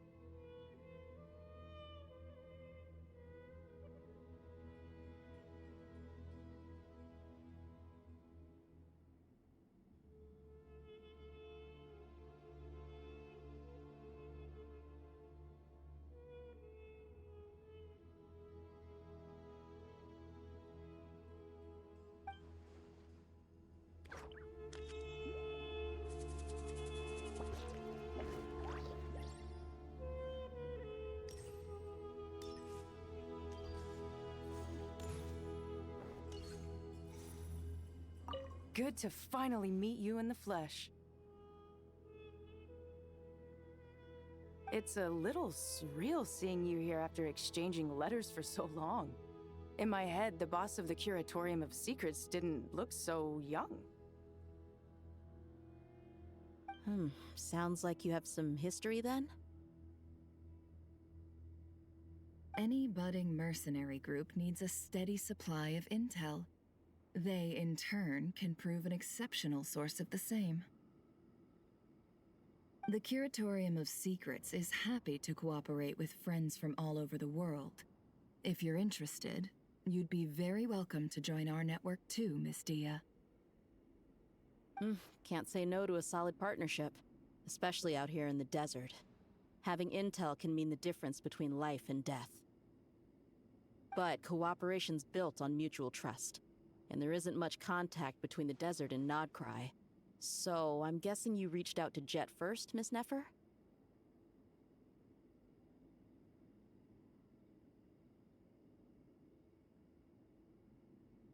What's behind your interest in the desert? Nostalgia? Or is there someone you're looking to take care of? Let's put all our cards on the table first. Things will go more smoothly that way. I like your style, Flame Mane. Actually, I had this same discussion with Jet before we started working together. To be clear, I have no intention of using you for any ulterior motives, and I have no enemies in the desert as things stand now.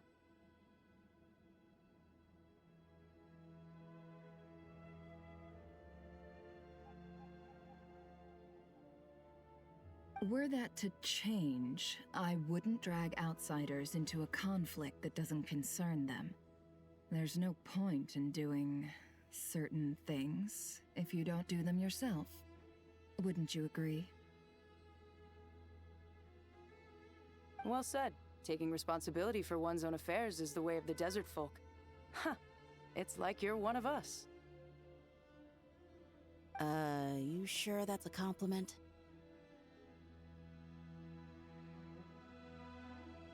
Absolutely.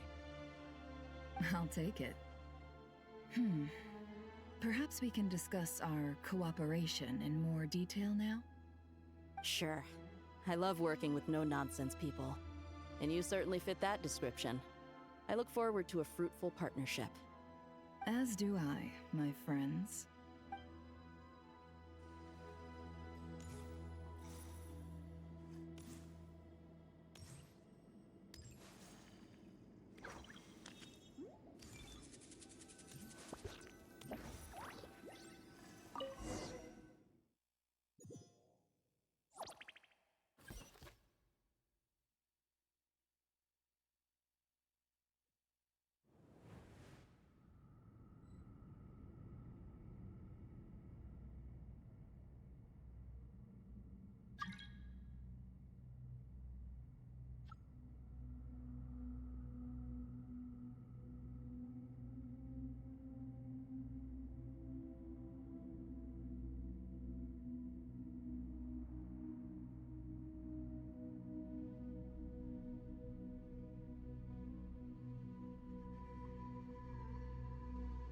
I don't sing for anyone in particular. I hope everyone's ready.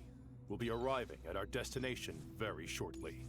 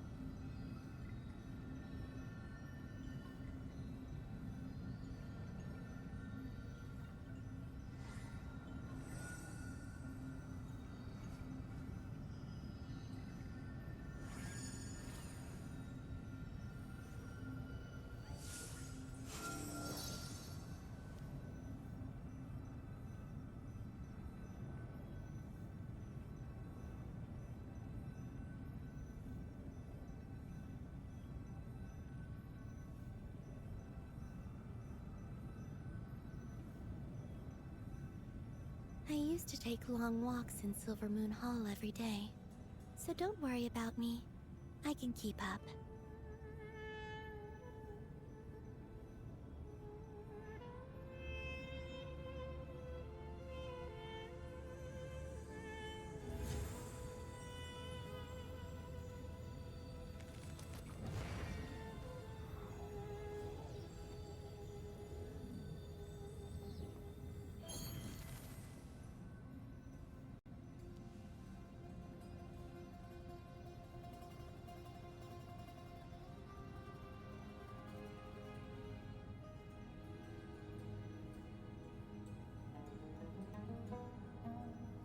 I don't sing for anyone in particular. Still, if someone stops to listen, I hope it provides a moment of peace all the same.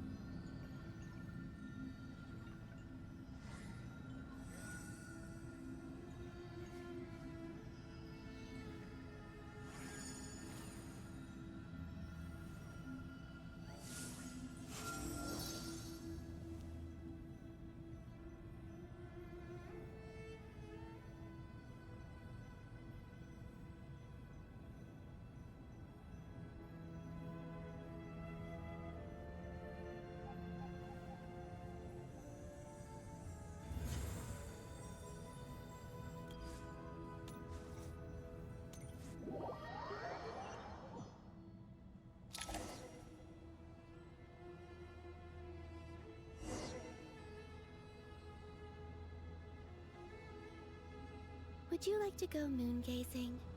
You can sit in my rocking chair and admire the view. Or we could go to... Why, we've not seen so many visitors ever, really. What is this place now, a tourist attraction?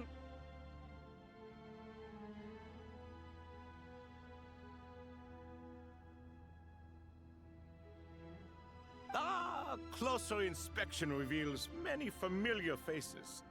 To what do we dusty old fellows owe the honor?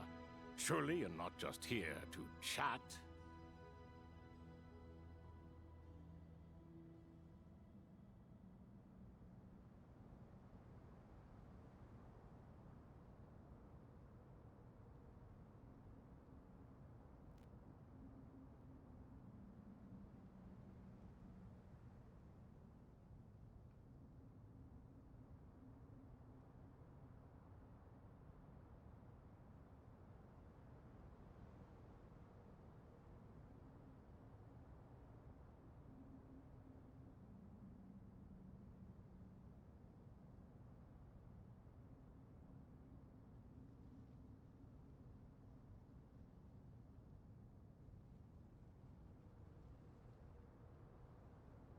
You surmised correctly. We are here to carry out a rather enormous project.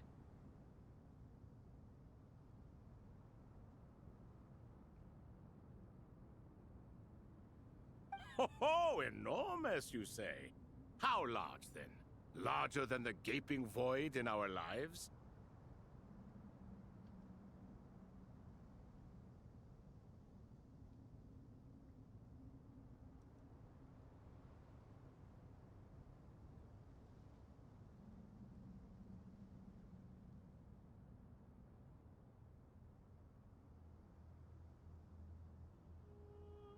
Why, you've even put a smile on Goatee and Crocco's faces. All this activity is making for quite a special day.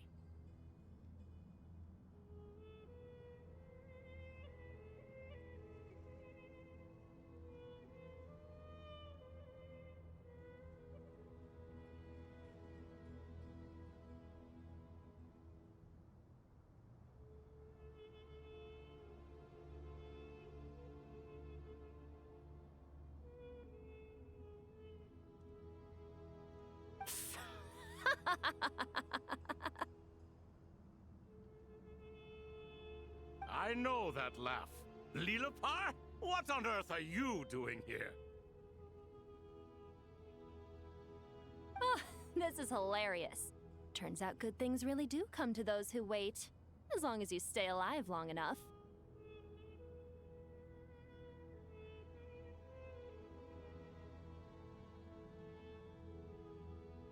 When did you three get locked up in here? And still you act all high and mighty, putting on a show for the younglings. Truly hysterical. Why, you... Yes, I know. No need to shout. You're right, Lilipar. Goatee, Crocco, and I all have the same problem. But didn't King Deshret seal you away? How did you break free, and how did you get in here?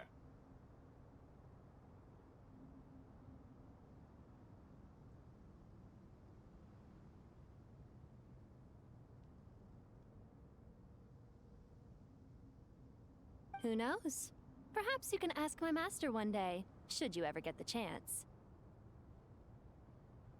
Behold, the executioners of old. Some have turned into fragments residing in human bodies, and others are imprisoned eternally, leaving not a single shard behind.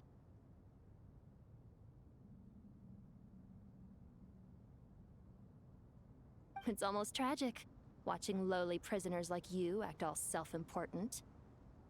Curiosity gnaws at you, doesn't it? Your interest in the outside world threatens to burst you at the seams.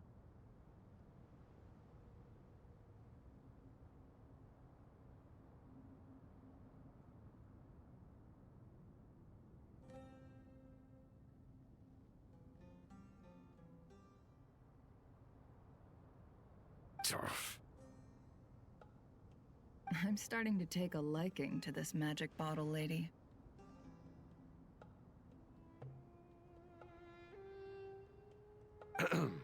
Time is of the essence. Let's get down to business.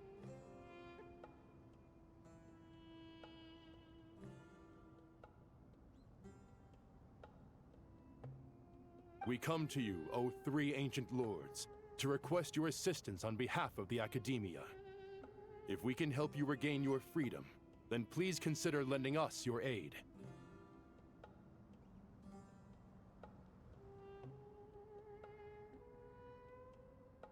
As for precisely what we need your help with, it's a long story.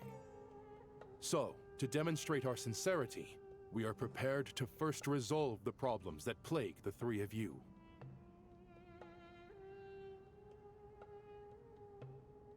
All right, stop arguing, Croco. And Goatee, don't you start. What's the harm in letting her speak? It's not worth getting so angry about. Forget about her. The three questions are the crucial thing here.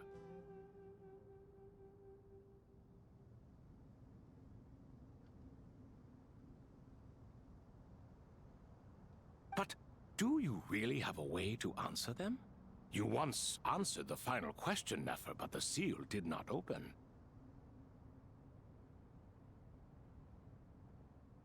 Unless, with the passage of time, you have found a new answer?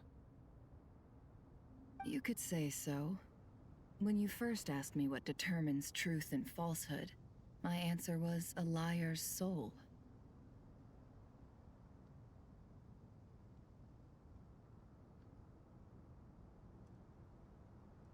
Liars are the best at seeing through the falsehoods of the world. But if you want them to tell you the truth, you have to reach their soul. I think that makes sense. I found it quite compelling myself, and I told Nefer so. Unfortunately, it brought us no closer to liberation.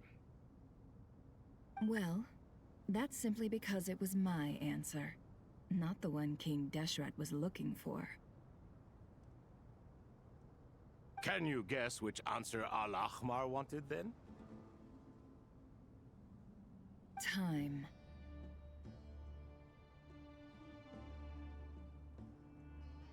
And that's not only the answer to the final question, it's the answer to all three of them. All things wax and wane with the passage of time. Love and hate eventually fade into nothing. Current affairs are always fraught with conflict and controversy. Only time can distinguish between right and wrong. You once described King Deshret as a proud man. I'd say that the prouder someone is, the more inclined they are to believe that only time is qualified to be their judge. Time. Well. Indeed. Perhaps in building Aru, our king was in fact attempting to reverse time, to bring love and hate, right and wrong, the rise and fall of all things back to their point of origin.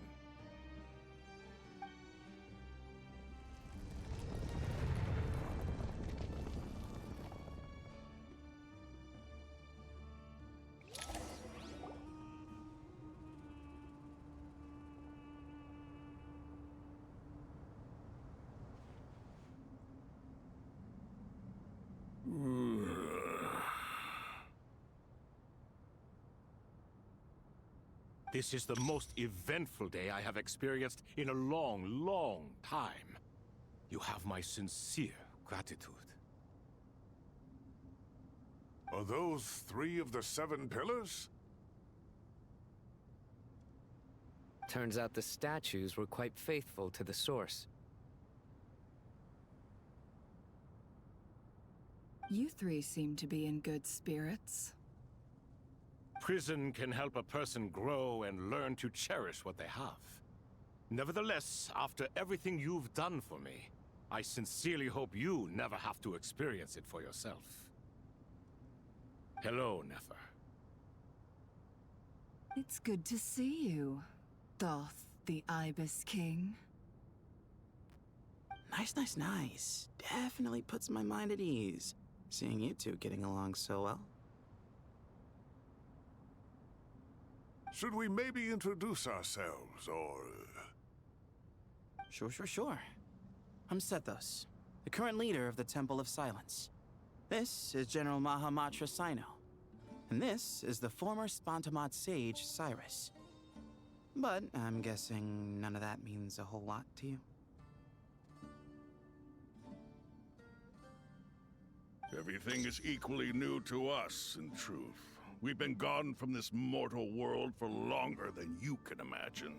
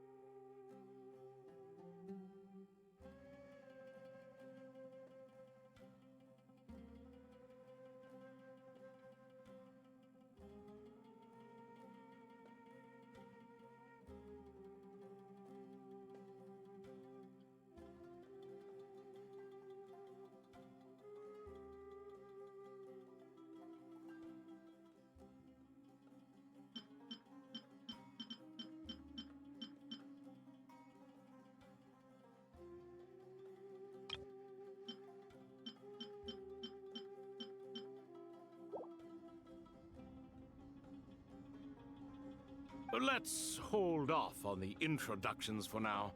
We can always ask Nefer about you later. It'll give me something to talk about with my chosen disciple. You're like a helpless parent.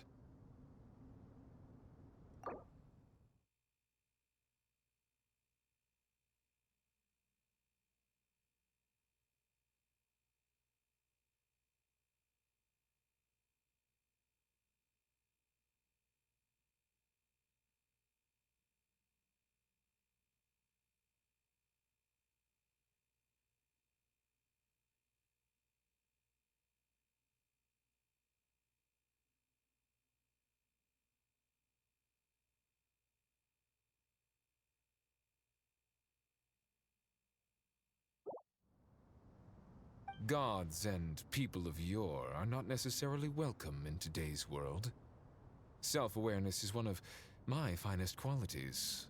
I thought I ought to share its fruits with you two. Is that so? Well, I think we'll take it in stride, just as we did with the 3 questions.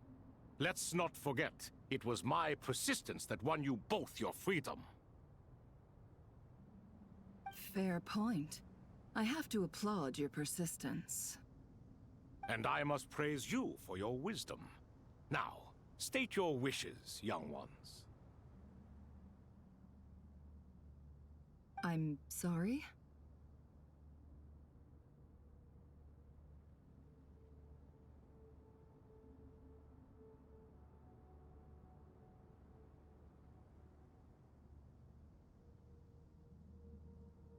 Why, your tremendous accomplishments deserve a reward, do they not? You must let us do something for you in return.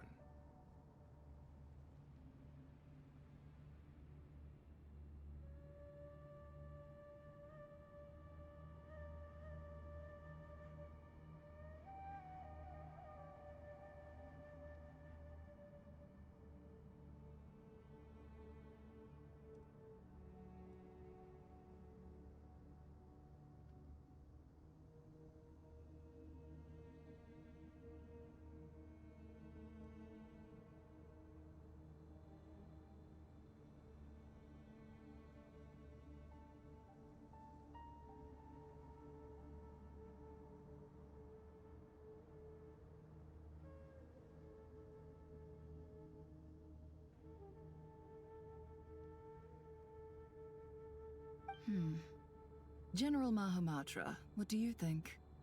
I won't beat around the bush. Sumeru is facing a crisis the likes of which have never been seen before. And we need your help.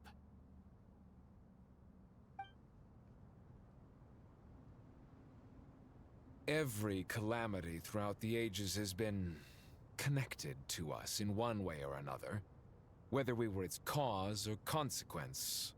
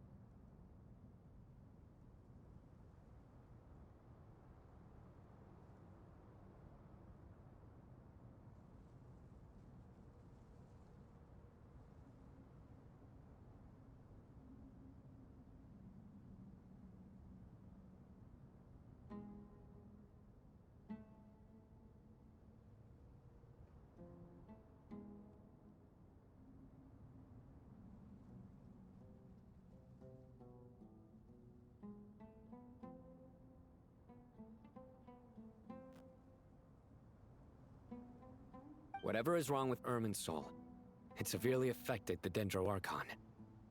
She fell into a coma, and is currently receiving treatment from the Dendro Dragon.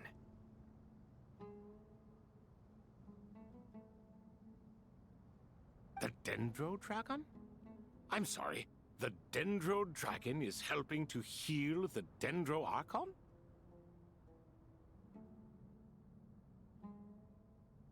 Not a pep, surely. Not vicious, cruel, a pep who possesses no virtues aside from her basic instincts. Ah, good heavens. Oh, I shudder to think what could have caused Lesser Lord Kusanali to suffer such a plight. Still, why would the Dendro Dragon lend you her aid? She has always held nothing but contempt for the Archons. I suppose she and Kusanali must have some history. You can help us make history too. A smooth talker. Well said, lad. Currently, no one can connect to Irminsul.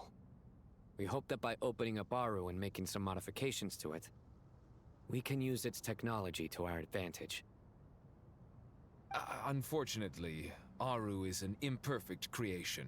King Deshret never managed to realize his full vision before his death. Much remains to be done if it is to be pitted against Irminsul itself.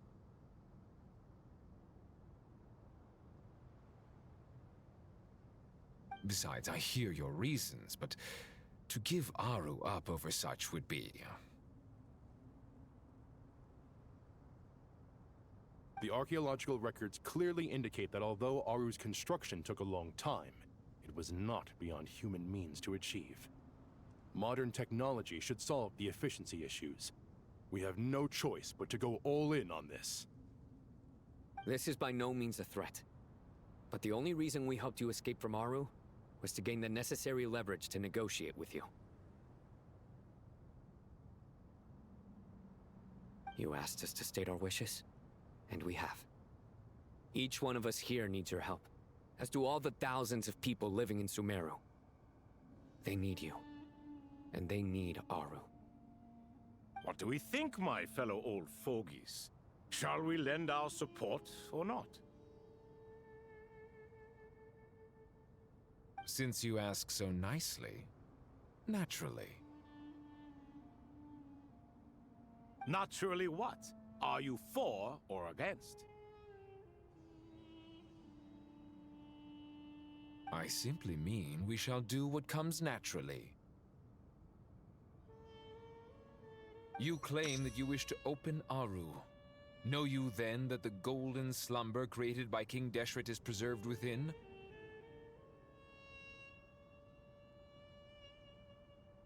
We do. We understand the risks involved. In all likelihood, the mortal world will never again be able to replicate King Deshret's work. Never will there be another chance to come so close to creating a utopia. Knowing this, are you sure of your decision?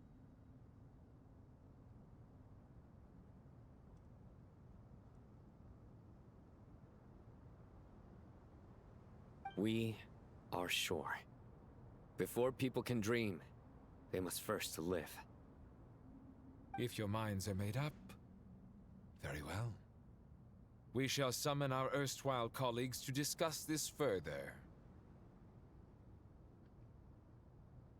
Saint Shezepank, Saint Bennu, once you surrendered to silence and were buried with King Deshret.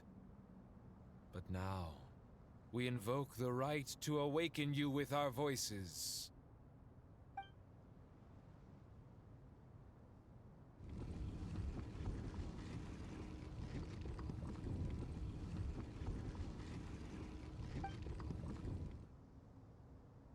Saint Bennu, responding to your call. 3 kings detected. Initiating autonomous will. Saint Shezepank, responding to your call. 3 kings detected. Initiating autonomous will. Ah, Lord Herreshoff. What a long time it has been. I trust you are keeping well.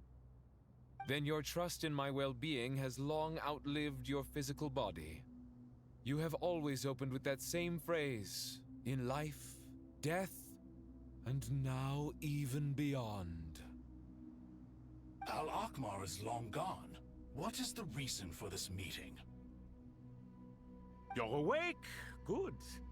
We are voting on whether to give the people of present-day Sumeru access to Aru and permit them to perform technological renovations.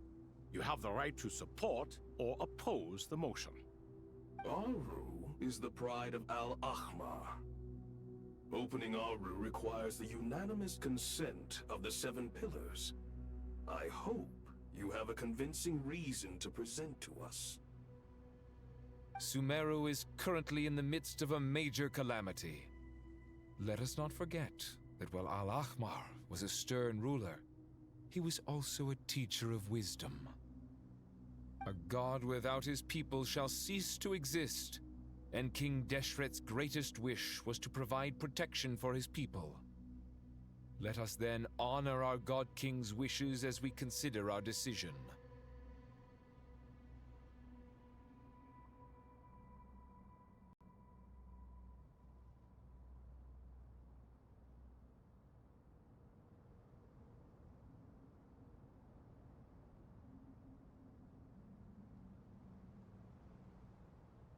I do not mean to mock these proceedings, but what is the point of a unanimous vote when we know that the last of the 7 pillars, the Dendro Dragon Apep, will never communicate with us?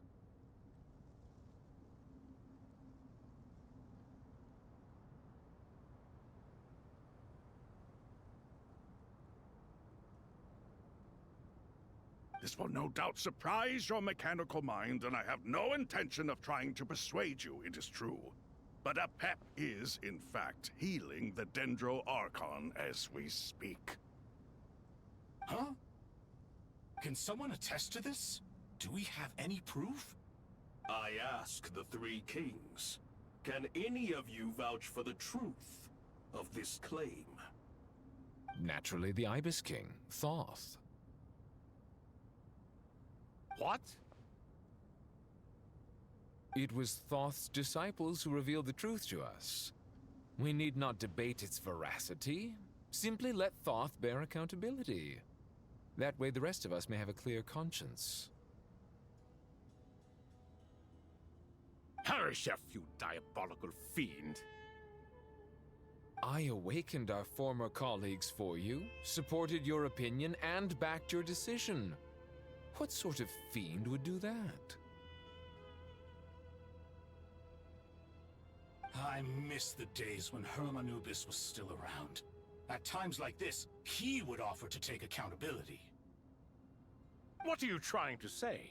Is my word worth less to you than Hermanubis's? Hypocrite though you are, Lord Thoth, you are humorous in equal measure. How could we bear not to associate with a character such as you?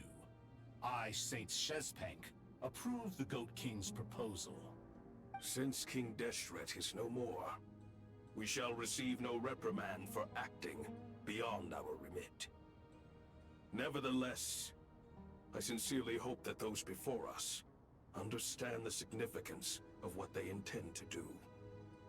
Remember, the moment that Aru is liberated, the myriad souls residing within the Golden Slumber will return to the ley lines. And once the ley lines flow again, these souls shall in turn be received by Irminsul.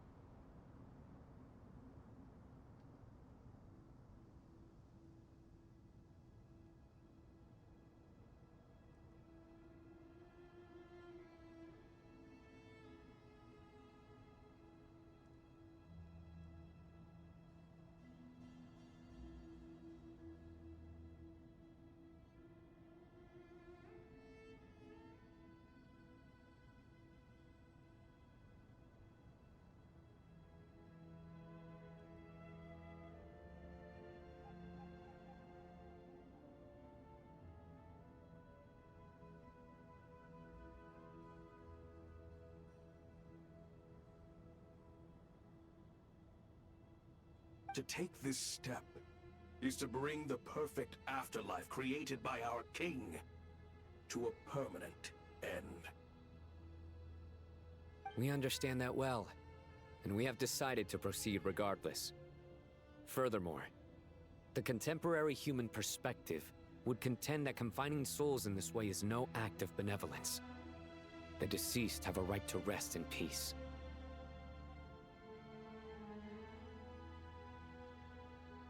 King Deshret's creation is clearly a place of rest and peace. It is just that many do not see it this way. But no matter. Saint Binu approves. Hermanubis' representative and the Dendro Dragon Apep made their choice ahead of time, while the Goat King, Ibis King, and Crocodile King have also granted permission to liberate Aru. By the grace of His Majesty, guided by his wisdom and will, let the gates of Aru be reopened.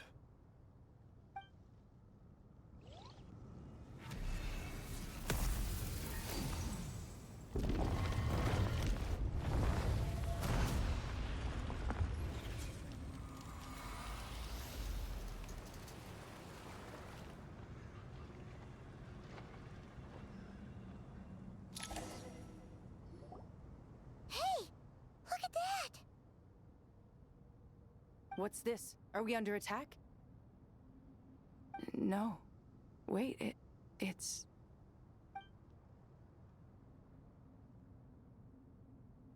These look like souls. Silhouettes approach us from within the light and pass through our bodies like wind through a veil. Here you are, through the sands of time. I see you.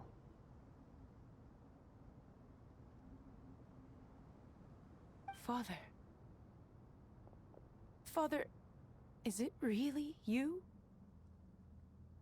It's Jet's father, Jibriel! That's right! He entered the Golden Slumber, didn't he? I smell blood and sand on you. You've grown, strong as a wild beast, and without shedding a tear. You have to leave, don't you? Please, just answer me this. What should I do for you?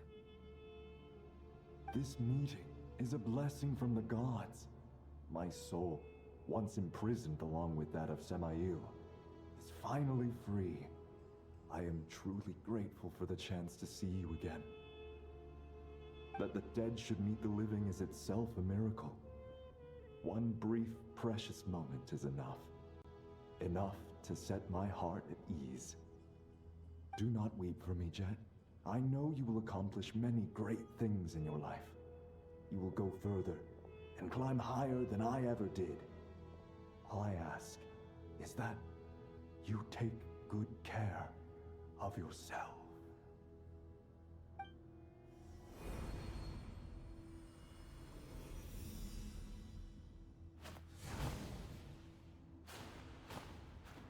Father!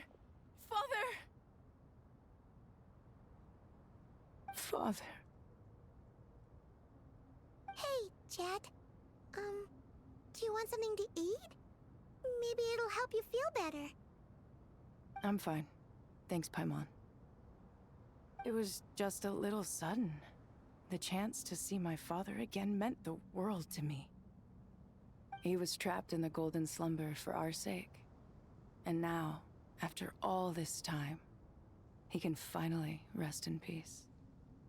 I'm glad. It's a huge relief. You've grown strong, Jet. More than enough to fend for yourself.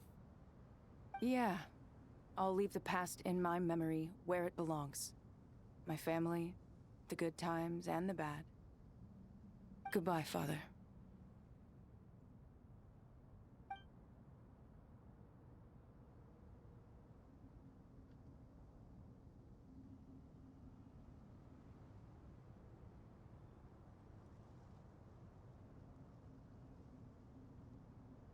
Ah, me, what a touching reunion that was. It seems we did a good deed today.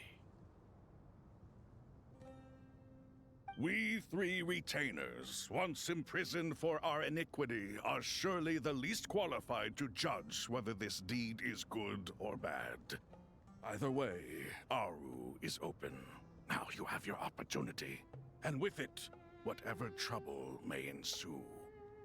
Although Aru was created by a god, human craftsmanship was nevertheless required to build the gate that connects it to this world. Perhaps the relationship between gods and humanity follows a similar principle. As for your proposed renovations, we cannot determine which functions to keep or discard. Proceed as you see fit, but please entrust the task to your most accomplished scholars, or Bennu will be most displeased. It matters not. The Ibis King shall be accountable if any problems arise. Ibis, you chose to take on disciples, and so it follows that you must accept the risks of associating with humans. If I'd known you'd be like this, I would have locked all of you away in Aru, never to leave again for all eternity. All of us? What does this have to do with me? Vilify me no further. Scholars, since you have liberated Aru, allow me to present you with a gift. Using Aru's power, we shall install a defense mechanism at our king's mausoleum. You must be guarded even against Irminsul itself. This shall afford you some convenience.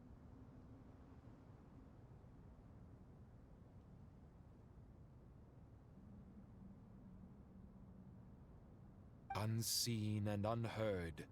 From this moment forth, none may by sight or hearing perceive anything said or done within the mausoleum.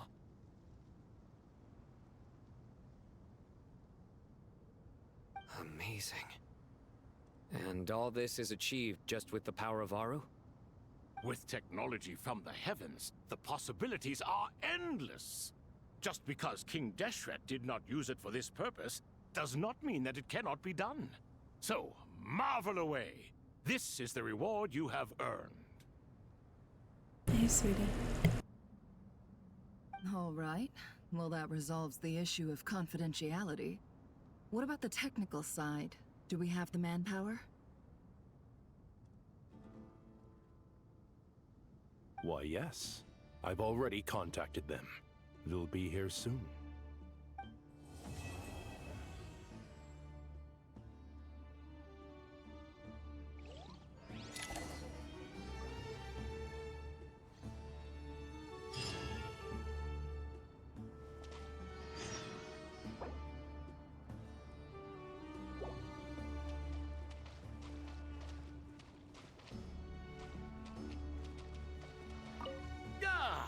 Fresh air. A wondrous feeling. Naturally. I have a sudden urge to stretch my legs. Can anyone recommend a suitable leisure activity? I might have had some recommendations for you were this the past, but here and now, for someone who has just left prison, there could be no greater joy than simply being outside of it at last. I could not agree more.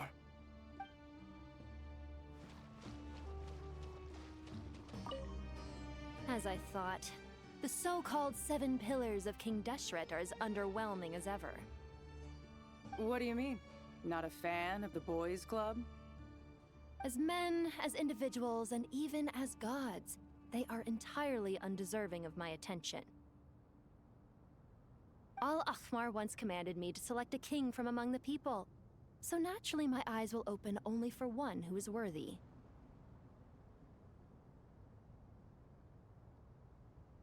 Ugh. Can we talk about something else? It all sounds pretty complicated, and I haven't read that many storybooks. You think this is a mere story? Well, many would also say that the journey you shared with your father is not but a tale. My life, your life, they are nothing but stories.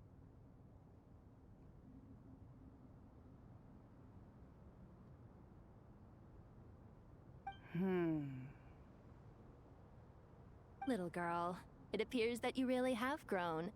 In the past, you would have flown into a blind rage at my words, but now you are unperturbed. Oh, it's nothing.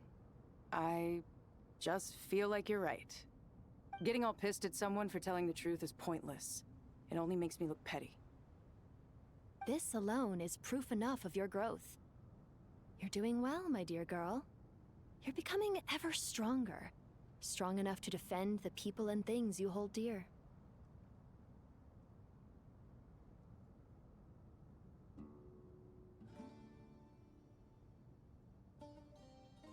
You think so? I hope you're right.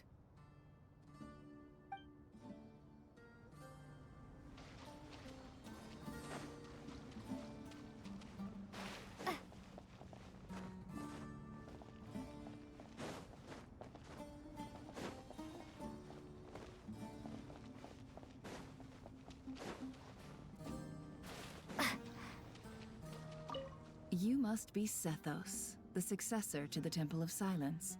Hello. Yup. That's me. Nefer, right? That's what I heard the others calling you. Judging by your outfit, I'm guessing you come from the desert too? That's right. Started off in the desert, went to the rainforest, then went from there to Nodcry, where I work as an intel broker. Huh. Well, this is interesting. You don't seem to talk about yourself all that much. Yet here you are, volunteering your life story to me. However abridged. Maybe I'm looking to make some new friends. I like making friends too. I'm easier to talk to than Sino and a little more streetwise than Tainari. Which is why you came over this way, giving me the chance to strike up a conversation with you. Was I that obvious? I think you did fine. You were mindful of my attitude and hoped to lure me in through sentiment. Lure you in isn't exactly how I'd put it. I see it more as an invitation. An invitation to what? To put down your luggage. Lay down your burdens. To return to your homeland. And be truly welcome in the place you once felt so estranged from. You're a more interesting heir to Bamun than I was expecting. Since you're familiar with my grandfather, I'll assume you're aware of our situation. I'd like to make friends with you.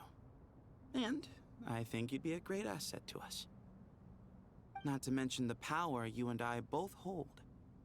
Originally belonged to the same organization.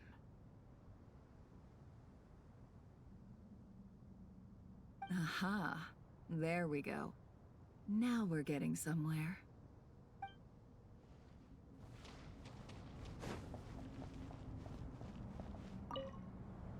Do you hear that? Sounds like your teacher is scolding mine. Huh. Classic. Did you see her?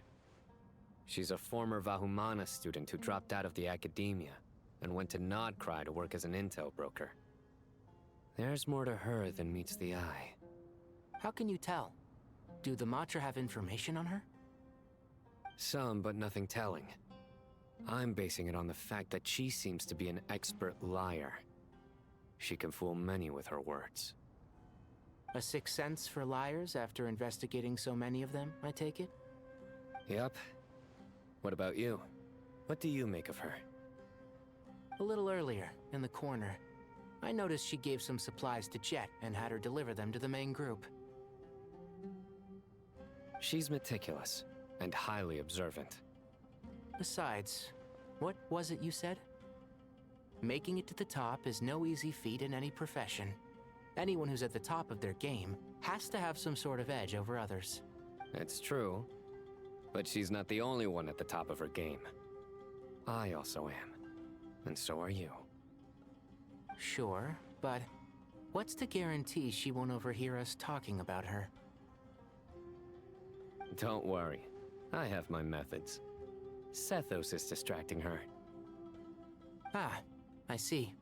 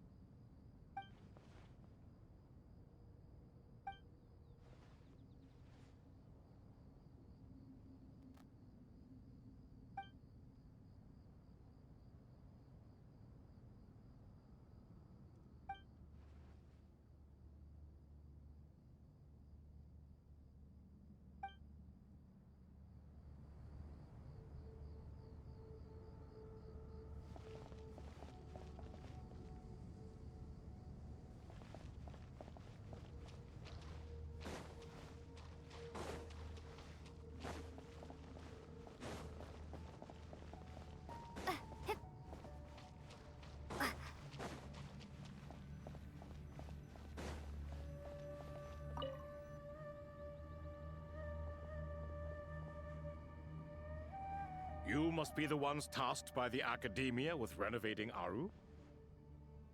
That's right. Good afternoon. I'm Kaveh, and these two are Termezi and Naisaburi. Hey, I'll hate them! Come and introduce yourself! We've met before. This is Thoth, the Ibis King, and everyone knows these two. Afternoon, gentlemen. I've only ever seen these two in murals! Ah, the paintings in the temple. They show us chatting, playing cards, playing chess. Precisely the activities we most enjoy, funnily enough. No, only you enjoy playing chess. We were just humoring you. I wouldn't go that far. Back to the matter at hand.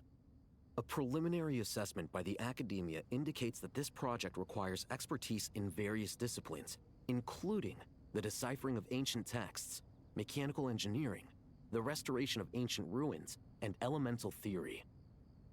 The most capable minds in their respective fields are here before you. If there are no objections, we'd like to begin our work. The artisans who built Aru for Al-Ahmar gave their very lives to create this splendid work. Follow their example by giving your utmost devotion to this project. I didn't know that. We'll do our best, of course, but we certainly won't be sacrificing our lives. Such brazen words. Humans these days are a far cry from their ancestors. What little respect you show for King Deshret. No, that's not what he meant. Please, don't mind him. He shares your sentiments, just not your, penchant for hyperbole. Assuming that's what you were going for? I just think it's important to manage expectations. Forgive my lack of courtesy, but we simply can't sacrifice our lives to the gods on completion of the project like people in the legends of old. Here's a first draft of the project proposal for your perusal. Please let us know if you have any requests. Normally, I'd have made it look a lot more visually appealing, but we were really pressed for time on this occasion. I hope you'll forgive me if it's a little rough around the edges. Naturally. If my fellow ministers deem this meager display of respect sufficient, I suppose I can consider agreeing to their proposal. Why are you so preoccupied with the ostentatious displays of respect to Al-Ahmar? We should be trying to make things easy for them. You never know. We might have to rely on these young people to look after us in our old age. Exactly. This is Aru's mainframe. Be reminded to use it with great caution. We certainly will. Thank you for your assistance. You may attempt to lay out punishment should you so desire, though I'm afraid it would be futile. You and I both know that certain components of Aru can only be operated by humans. King Deshret always believed in humanity. Still, the reason that Aru's modules are designed that way is not so much because he trusted them, but more because he was wary of you. Is that true? No wonder human artisans helped to build Aru then. He actually required human assistance to create his greatest work. Naturally. Have you noticed that the Goat King keeps giving superficial responses? It's like he's just going through the motions and leaving the real debate to his colleagues. He understands the art of perfunctory speech. That's what earned him his position as the Minister of Ministers. It seems the rumors about King Deshret being a poor judge of character are baseless after all.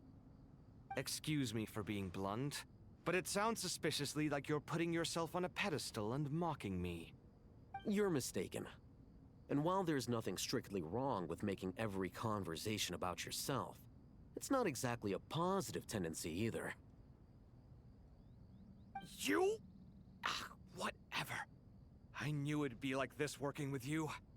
All right, let me past. I need to look at this console. It's your job to activate it after all. Let's begin. Everyone, please proceed with the external checks and preparations as per the procedures outlined in the engineering plan.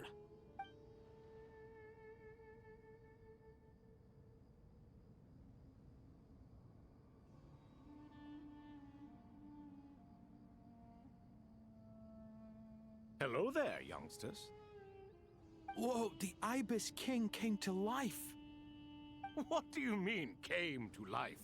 I've been alive the whole time. You did say we could start our research, right?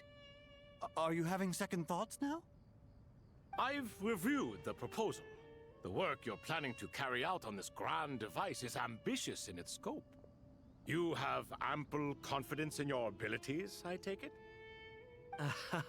I wouldn't say I'm feeling hugely confident, but given how bad things are, I'd rather at least try something than sit around waiting to die. You are the top scholars of your day. I trust you are aware that there are countless links between Aru and the Akasha? Aru and the Akasha? But... I thought the Akasha was the Academia's greatest technological accomplishment, created years ago by the Dendro Archon to help her people access knowledge.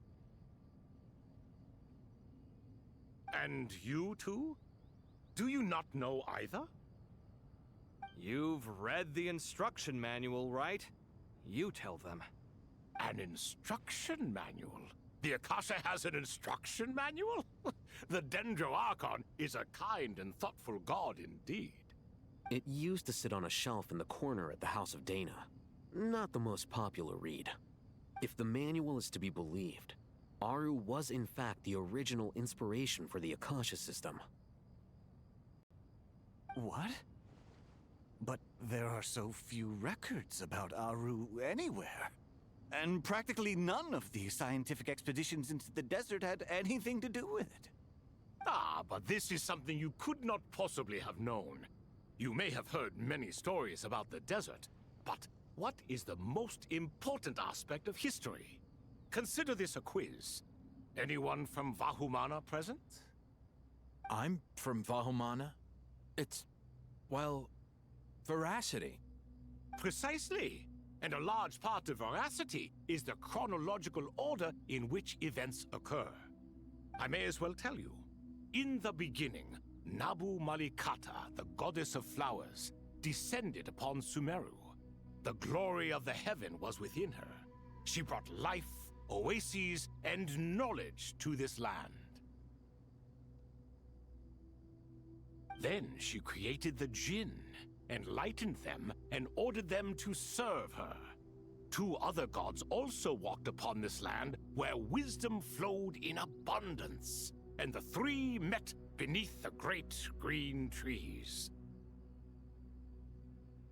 It was the first and greatest alliance. We should speak with reverence of this covenant between the three, which transcended both time and life. For they promised that in Sumeru, wisdom would be shared with all. All the great changes in Sumeru's history began with the goddess of flowers. For King Deshret's sake, she pried into the secrets of Celestia, and for this was burned to ashes by the flames of wrath. So grieved was King Deshret by her passing, that he lost all interest in state affairs and devoted himself instead to the knowledge that she had brought back. It was after learning of the technology from that floating island in the sky that he first conceived of Aru. And so, the Akasha was inspired by Aru, while the basis for Aru itself came from Celestia's technology. Well, if the two share a common technological origin, then connecting one system to the other is an entirely feasible idea. Unbelievable. Have you no reverence at all for celestial technology? No, I do, but there's no time for that. The schedule is too tight. Blame it on the deadline. Perhaps you could try coming up with our cutoff dates. You know what it's like having to turn around 5 different drafts in one day? I wouldn't wish it on my worst enemy.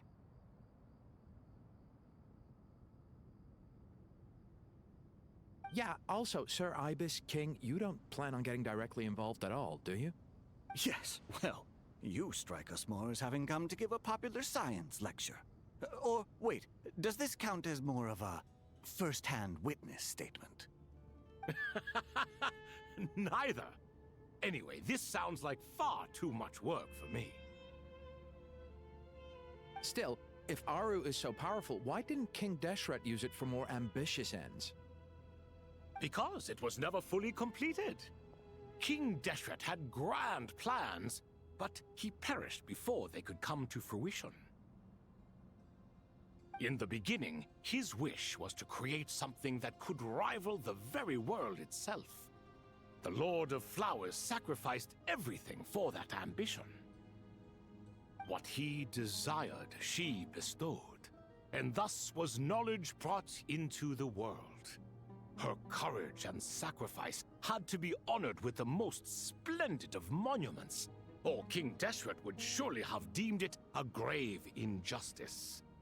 And that monument, built from knowledge and technology, etched with a sacrificial and courageous love, even in its unfinished form, it deserves to be treasured. At that time, King Deshret said the following to the Lord of Dendro. Since we share an eternal covenant, I shall never be your enemy. Hence, the fruit of wisdom from the heavens is not to be devoured. Remember, it is not that I lack the power to become the enemy of wisdom. Yet you and she have taught me much and shown me kindness. For this, I cherish you both. In the end, Aru was only used to store a portion of the souls. It was but a primitive form of the masterwork the king had envisaged. His final hope for Aru was to return to the past, when she yet lived. So the point you're making is, King Deshret was both powerful and ambitious, and he only ceased his imperious ways out of affection for the Goddess of Flowers and the Dendro Archon. You could see this as an act of mercy, but you could also see it as the sentiments that lay between these 3 gods placing constraints on him. This was, after all, the foundation of the alliance between them. This explains why Aru was both a prison and a monument, and why the answer to the 3 questions was time. You have to be careful who you get involved with, or you invite all manner of misfortune. This is as true for gods as it is for humans. Love is the same. It is both a prison and a monument. All right, let us pause the story here for now. Seeing as you've been so diligent, I'll offer a little help. Who's in charge again? Is it you two? Ah, yes, me and him. Now then, close your eyes. Wisdom hides in the space between the tangible and the intangible. It is to convey the incommunicable through the simplest of mediums. By the power of King Deshret, I shall grant you a glimpse into the unseen secrets that lie at the threshold of existence.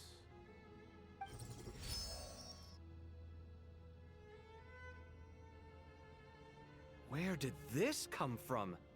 Is it a new mechanism? It looks more like some form of externalized information. You've rendered it visible?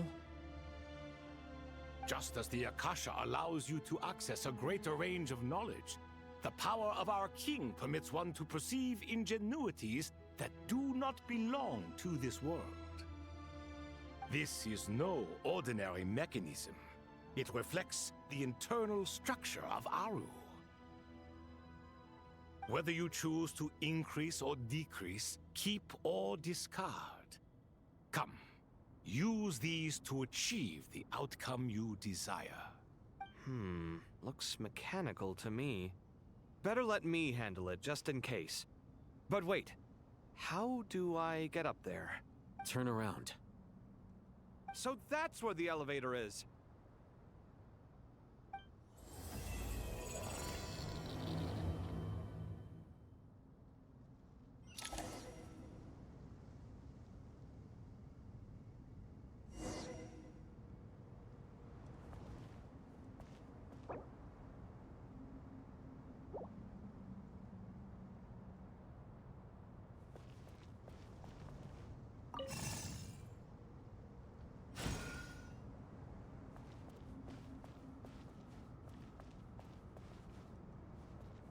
Sight clear.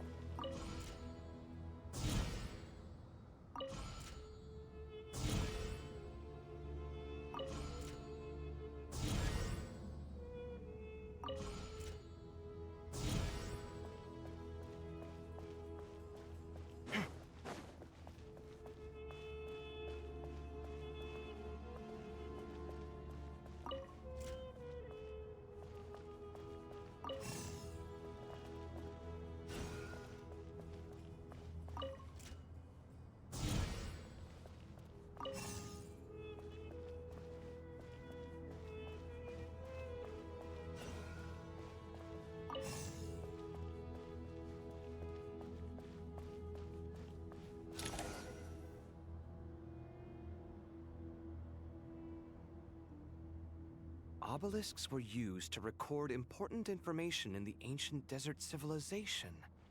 Hey, Alhaitham, there's some writing here I'll need you to decipher. I've sent it to your screen. Do you see it? Got it. It's a little blurry, but I should manage. Take a look and tell me what it says. Oh, and I'll send any other similar text directly to you from now on. Let's start with this one. It's a variant of an older script.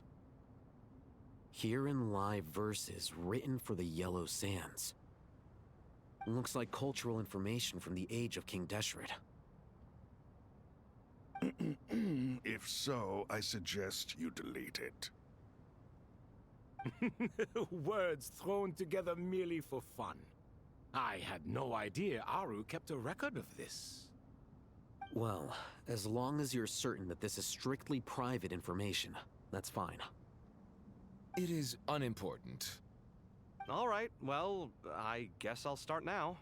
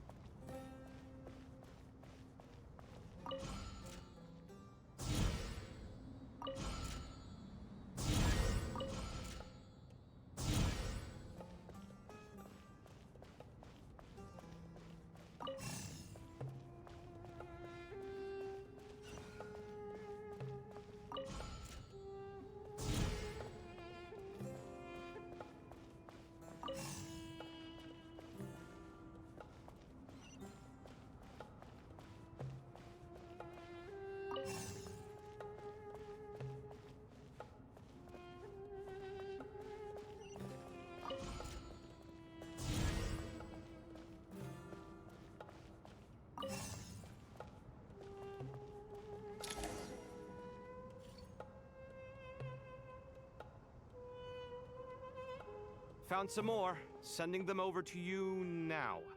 These are all reports about the Gurubad conflict. Can we delete them? I'd say so. Most of this information has already been archived anyway. What if there are details in there that Vahumana missed?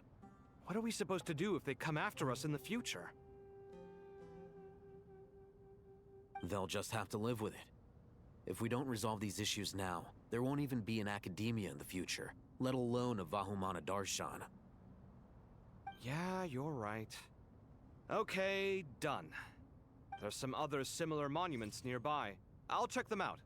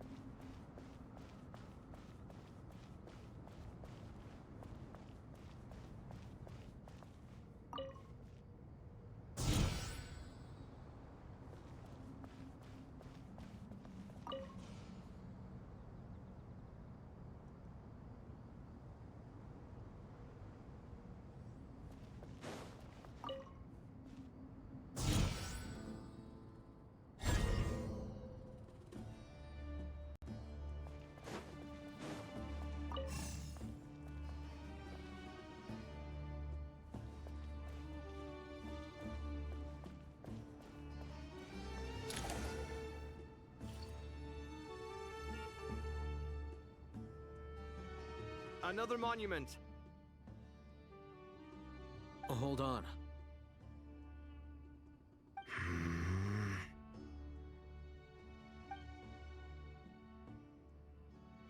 You're still reading it?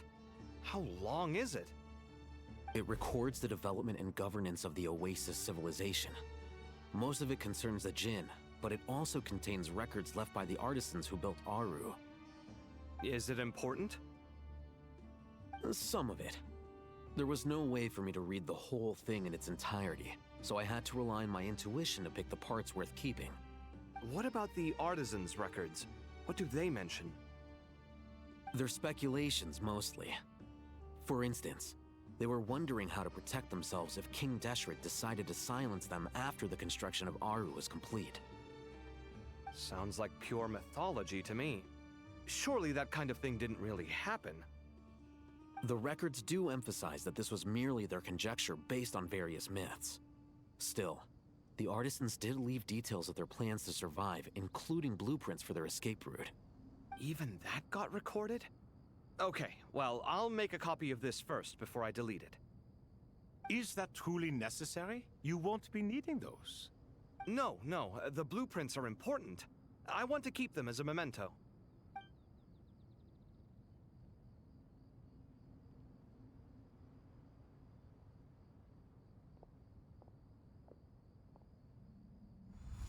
I think that should just about do it. It meets the requirements of the contingency plans, so we should be good.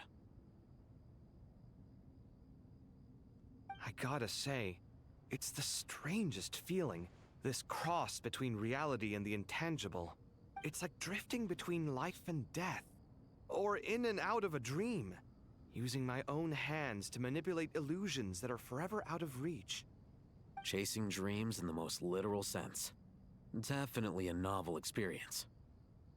What happens if my spirit just floats away?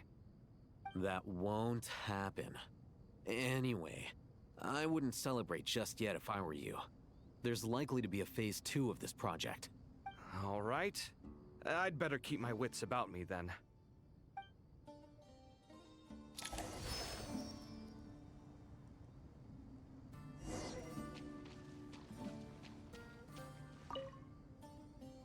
I expected that the outside world no longer respected the ancient gods, but even so, I do find the tone of these youngsters to be dreadfully impolite.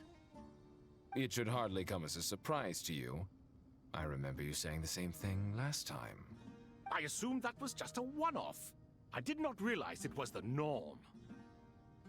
Don't you think that young lad's matter-of-fact tone sounds familiar? It bears a rather uncanny resemblance to you, Goatee. Surely a sign that he is a man of rare intelligence. Oh. The rest of them, though, much better. The blonde-haired one, for instance. So sincere. That's the kind of kid I can respect. Oh, really? Well, what about your disciple, Nefer? She's about the furthest from sincerity that a person can get. Ah, and now you hit the crux of the issue. Thoth is spouting lies again. He cares nothing for sincerity. He likes Nefer simply because her personality is just like his. Thus, in giving his approval to Nefer, Thoth is simply validating himself. The rest is but smoke and mirrors. You have some nerve saying that. There really is no helping you two. Shut up, chess rookie. What nonsense is this? How dare you tell me to shut up? How can you engage in such banal chitter-chatter at a time like this? Aru has been opened. The glory and splendor of a bygone age is about to sweep over the earth like a flood. And you're here squabbling like petulant children. All three of you are insufferable. King Deshret was merciful, indeed, giving you a chance to be released from prison. I say, you should have been locked up for good. Ah, but Bennu, look on the bright side. Had they not been released, we would not have been awoken. Oh. You've been here this whole time. You should be scolding them along with me. I miss Hermanubis. It's not a real reunion without him here. And now you're avoiding the topic and talking to yourself. Why King Deshret designed your personality like this, I will never understand. Isn't this simply proof that our king supports my free will? Oh, look at those two rust buckets. Suddenly, you two do not seem so bad after all. Here, here. If being stuck together for thousands of years fosters no friendship, I cannot say what would. Naturally.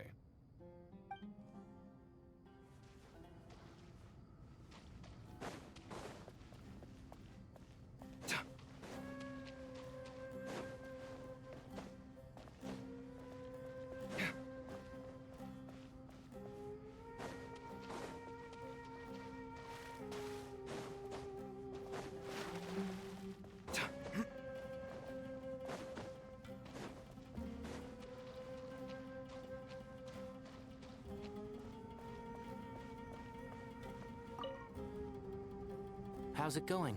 Are things progressing smoothly? Well enough, I suppose. You know how it is. The work itself is only half the problem. The other half is having to work with Alhaitham. I'm sure the feeling is mutual. Honestly, though, I thought you two had already worked things out. As if. Turns out working closely together is the best way to expose any tensions lurking beneath the surface. Besides, I just think that some people never change. Agreed. Case in point, you didn't make sure I was out of earshot before you started complaining about me. Old habits die hard. Actually, this is for your own good. Maybe if you spend a little more time listening to what other people have to say, you might actually realize that you're the problem. Naivete is another old habit of yours. I had assumed that you both volunteered for this project like us forest rangers. But now I'm getting the sense that wasn't the case. Definitely not. We were assigned to it by Lesser Lord Kusanali and Nephis. As much as I'd love to be doing normal work for normal clients, these Titan projects are all that's on offer right now. Though I'm sure they wouldn't be roping us in if they had any better options. Just goes to show how short-staffed the academia really is. I'm sure you've prepared yourself mentally, but I still feel the need to advise you to lower your expectations.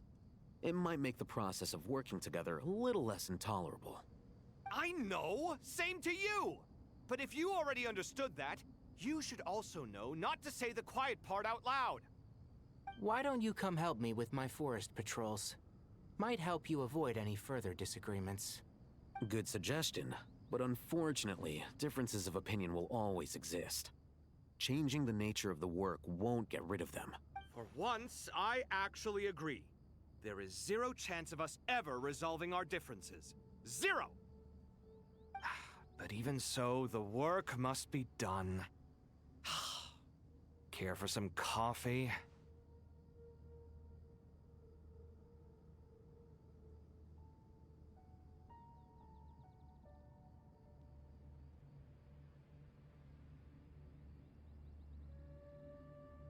Actually, can I make a cup of coffee real quick?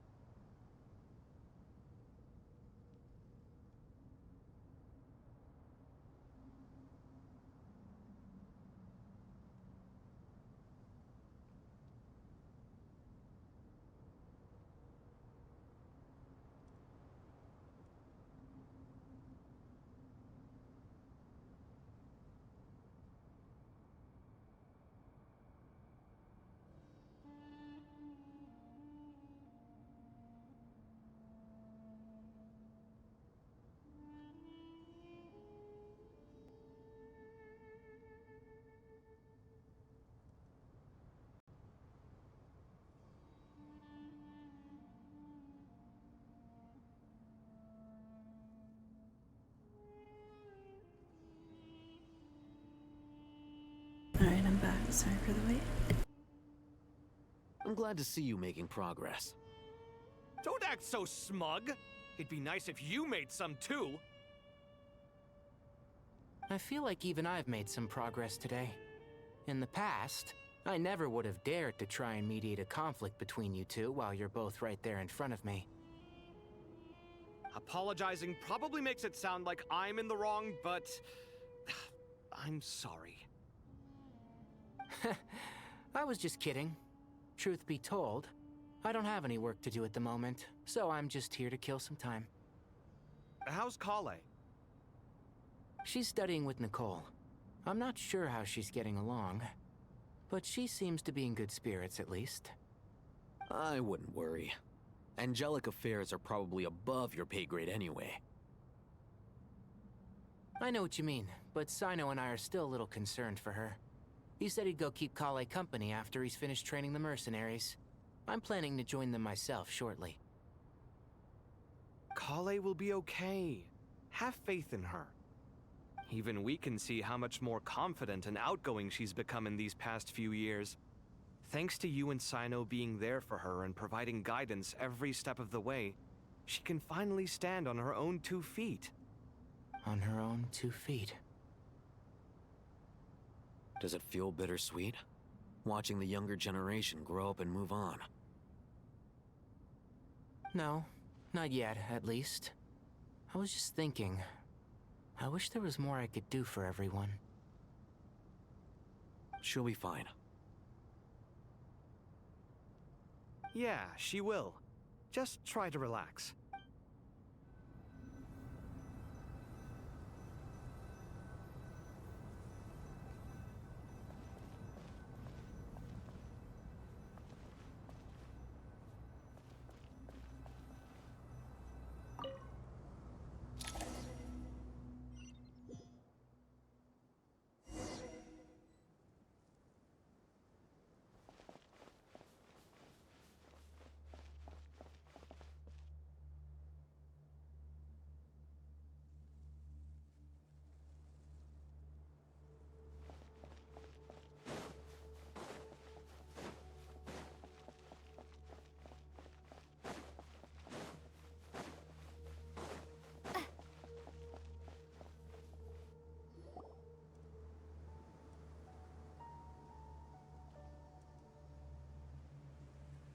Traveler from afar, do you worry for the fate of Sumeru as well?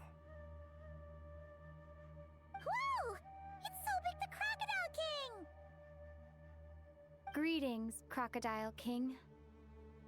Please be at ease. I'm just here to chat with you about Lesser Lord Kusanali. Sounds like you really care about her. Yes, although to be exact, it is a mixture of both concern and curiosity that I feel. Speaking of Nihida, Paimon was wondering how she's doing. Wait a moment. What is it? I tried calling out to a pep, but there was no response. This can only mean that she is focusing all her energy on taking care of Lesser Lord Kusanali. All the gods who served King Deshret seemed super surprised to hear that a pep agreed to help Nihida. Guessing she made a bad impression on you or something.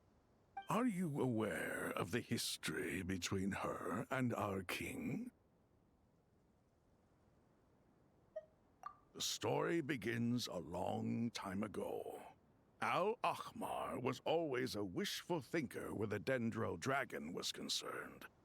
Without consulting her, he decided to list her among the 7 pillars and declared his own power to be far superior to hers.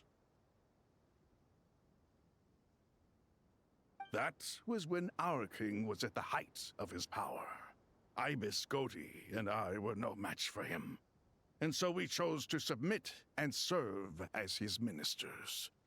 But not a pep. No, she never thought much of him. To a pep, Al-Ahmar's pride and sense of superiority were nothing but ignorance and hubris. In fact, they fought numerous times, but usually the battle ended in a draw.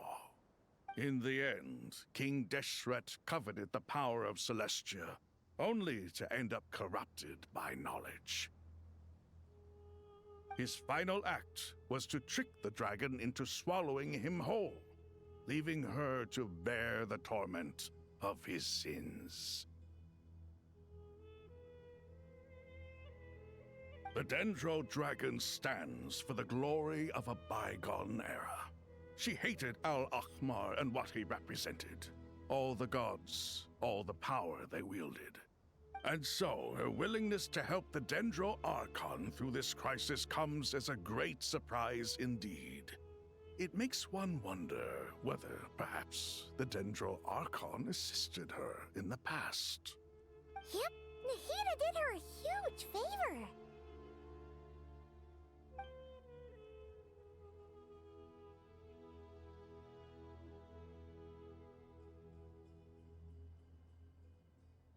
So Lesser Lord Kusanali put an end to the Dendro Dragon's many long years of torment.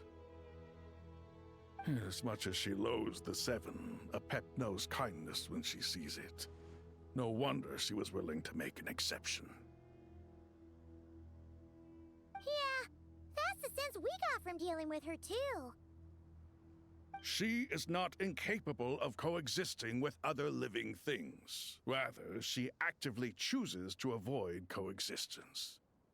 And this despite the fact that she symbolizes life itself. How ironic.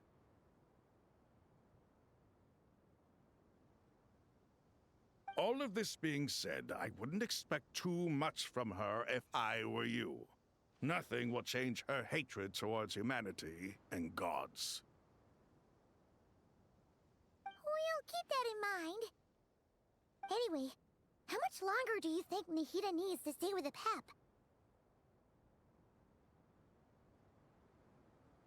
Maybe we should go and pick her up. For all we know, the Victui might still be in the desert. Just to be on the safe side, why don't we grab anyone who isn't busy right now and go look for her?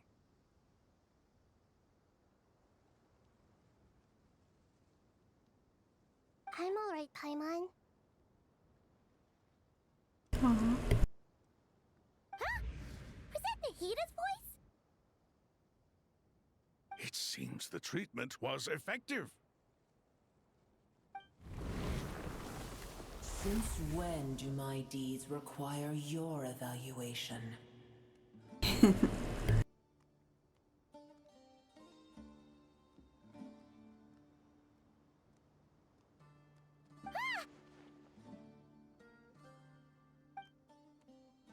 Here will do just fine. I had no intention of taking you any further. One ought not expect greater generosity than they have earned.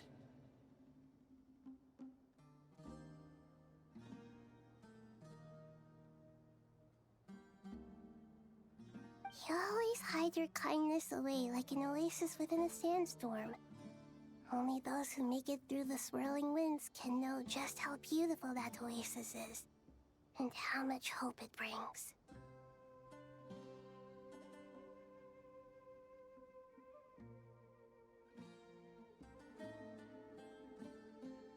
You dare appraise my being?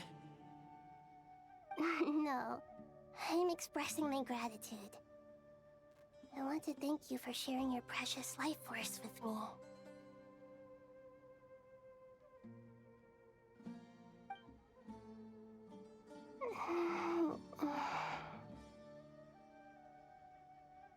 Awake already?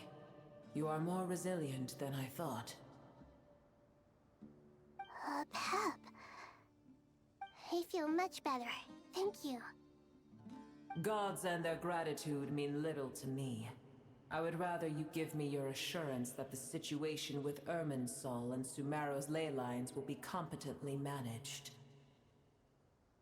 If I suffer any ill effects from the ley lines, you, as the god of this land, will be held responsible. And you would not enjoy being held to account by me. I understand what you require. But I would assume this task even if you did not demand it. Sumeru is my responsibility. I must resume my duties as soon as possible. A farcical notion. God of Sumeru, I hope you realize how unextraordinary your strength is.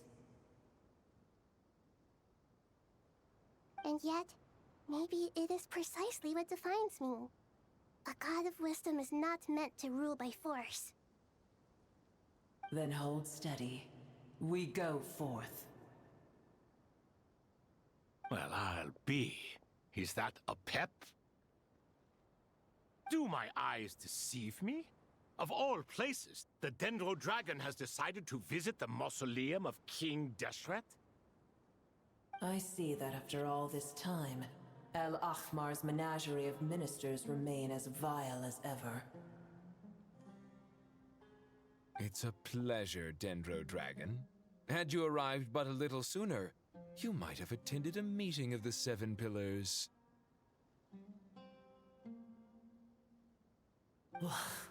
What a nauseating thought. You are not the first insects I have had the displeasure of dealing with today. A swarm of them tugged on my tail on my way over. Goodness knows what hovels they crawled from. Why do all the creatures of this world remain so lowly after all this time? What did you do with them? I cast them away. What would you have me do? Keep them as trinkets? Boer, this is where we shall part ways. To be clear, I do not wish to see you or anyone else here ever again, unless absolutely necessary. Then I wish you peace as you return to your dwelling place. Thank you for helping, Nahida. It matters not to me. Simply refrain from bothering me again.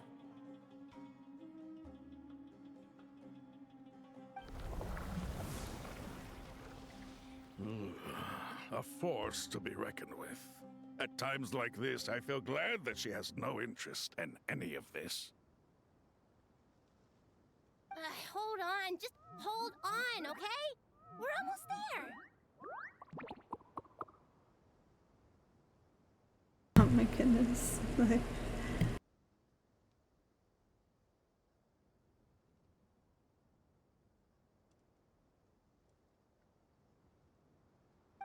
We made it! Huh? Wait, that voice! It's... Uh-oh! I'm gonna fall!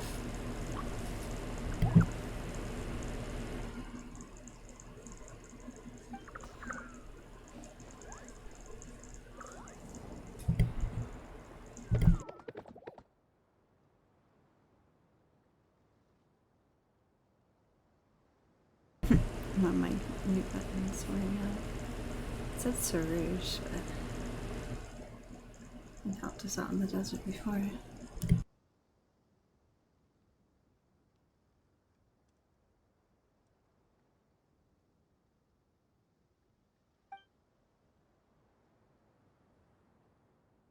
Well, that's a relief. A pair of safe hands indeed. They landed on me and said I got you.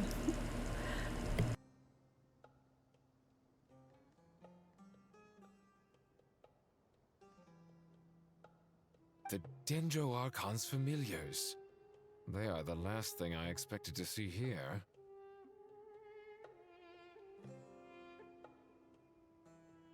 Huh? Wait, what are the Aranara doing here? Don't you guys hate the desert? Obviously I was worried about the Dendro Archon. I've been supporting them with my Pari powers the whole way here. Oh, they seem pretty nervous. Is it because there are too many people around? Not just people.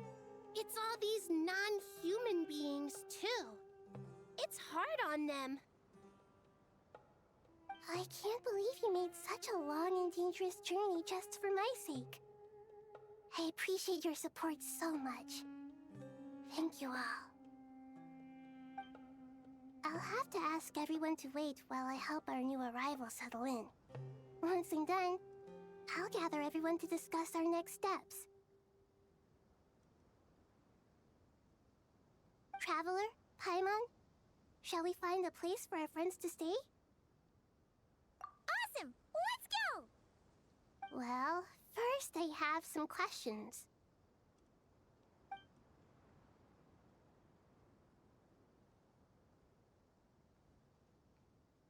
Okay, I think that covers everything.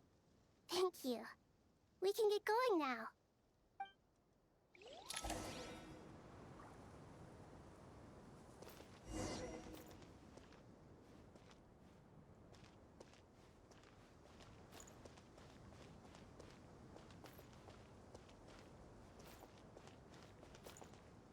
Oh, they're all following me.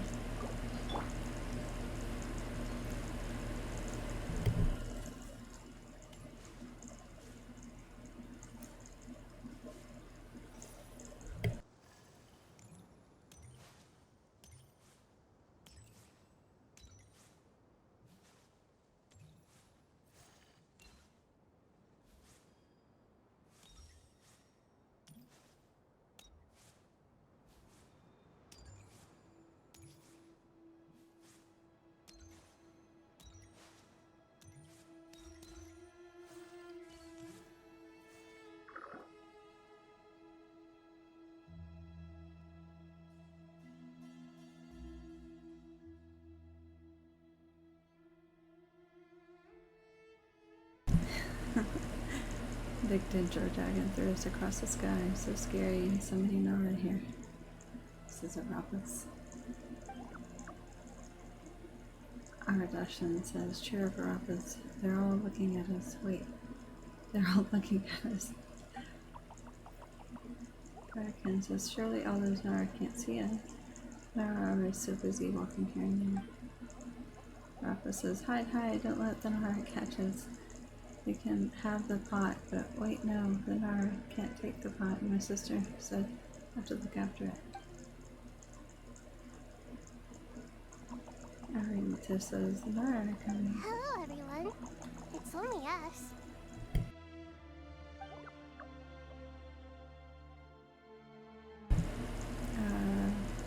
Balika says, oh Lord of Dendro, Nara Mystique, and White Floaty. Lord of Dendro, Nara Mystique, Paimon, it's been a long time. It must be very tough for you coming all the way out here, especially since you don't like the Voluka. Is everyone back in Vanarana doing well?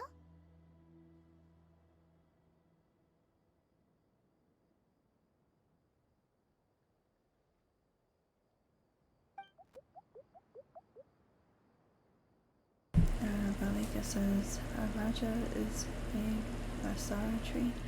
Basara trees protect Rana, so that means Raja is protecting Vanarana.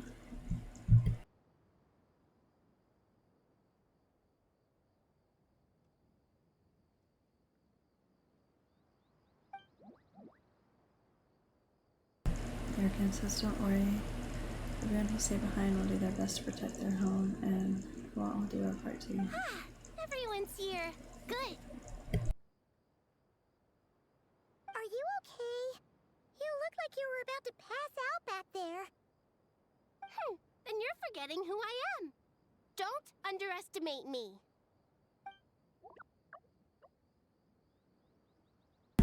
Arafas. Surge, the mighty red floaty. Oh, excuse me! Are you comparing me to Paimon?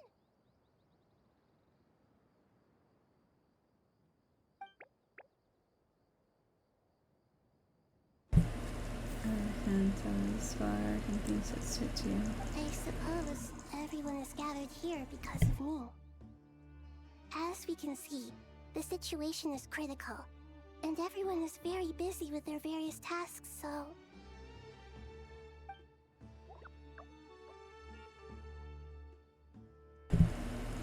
Arapus says, need help? Arapus can help. We can all help. Arapus brought a pot to make soup. Pretty delicious. Everyone here? Good. Are you okay? You look like you were about to pass out back there. Welkin says, need help? Arapus can help. We can all help. Arapus brought a pot to make soup. Pretty delicious. Arita. All of us are here to help. Arbalika Solis, Arbalika, Arikananakos, Aradeshan, Arayuta, Arasada, and Arasaha will all help. I can't thank you enough. Right now, we're focused on restructuring Aru, processing excess information, and helping restore everyone's confidence. I'm sure you'll find it all very straightforward. I can help too! Just let me know where I'm needed.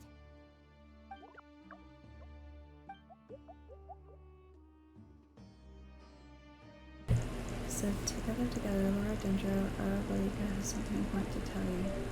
On our way out of Vanarana, we saw some Nora talking in secret. Nora up to no good. Up to no good? There's two Noras sneaking around at Caravanrabat. That definitely sounds suspicious. Traveler, Paimon, I have other work to attend to here that needs to take priority.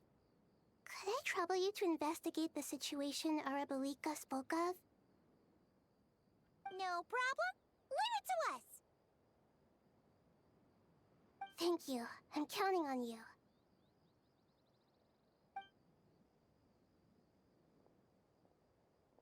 There's one other thing.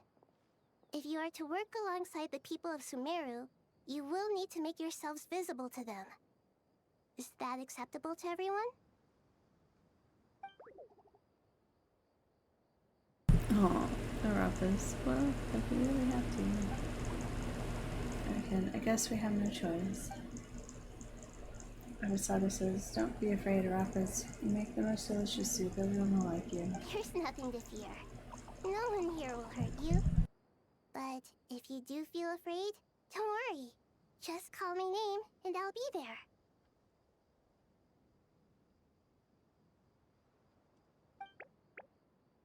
Very well. Now, I shall bestow a small blessing upon you all. Whenever people see you and interact with you, from the moment their gaze meets yours, they will experience the most beautiful of dreams.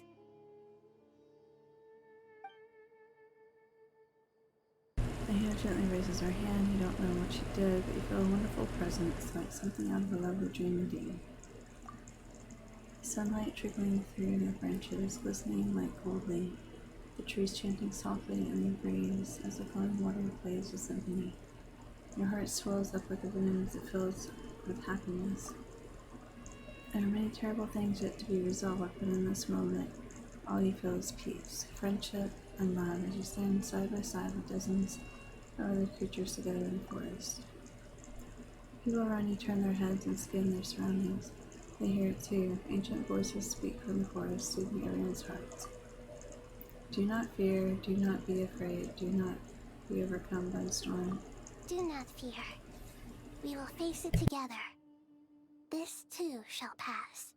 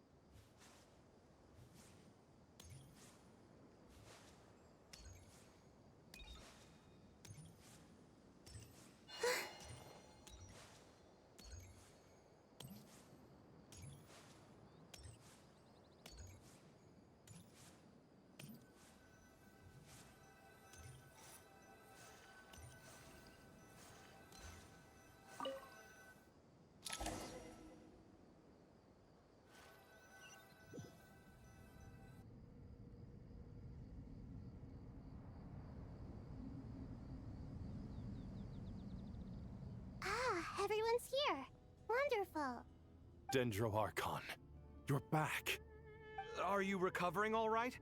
You mustn't push yourself too hard. I'm doing very well. Thank you for your concern.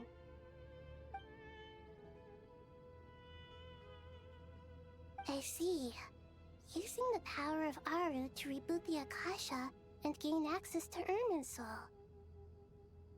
It's a sound plan, although... I regret to be the bearer of bad news, but with the state that Ermin's soul is currently in, it's impossible to access via traditional means. Even the Akasha won't change that.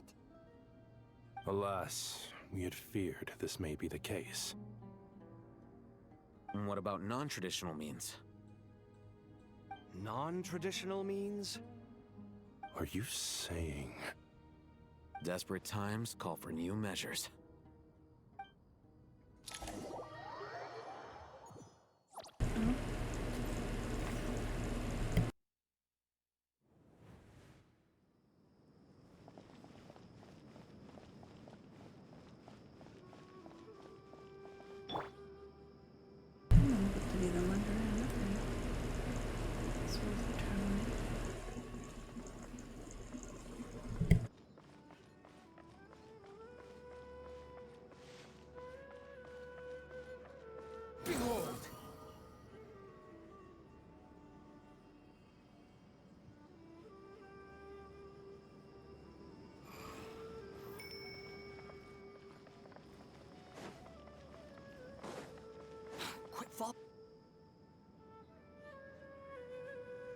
Hey, we're here!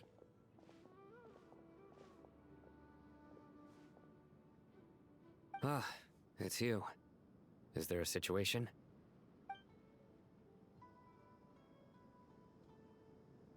The Aranara have good intuition when it comes to people. In other words, there may well be a traitor among us. Given everything that's going on, I'd be more surprised if there wasn't. Miss Nefer, as a professional intelligence broker, I trust you have a solution? Not one that I'm willing to volunteer. What's in it for me?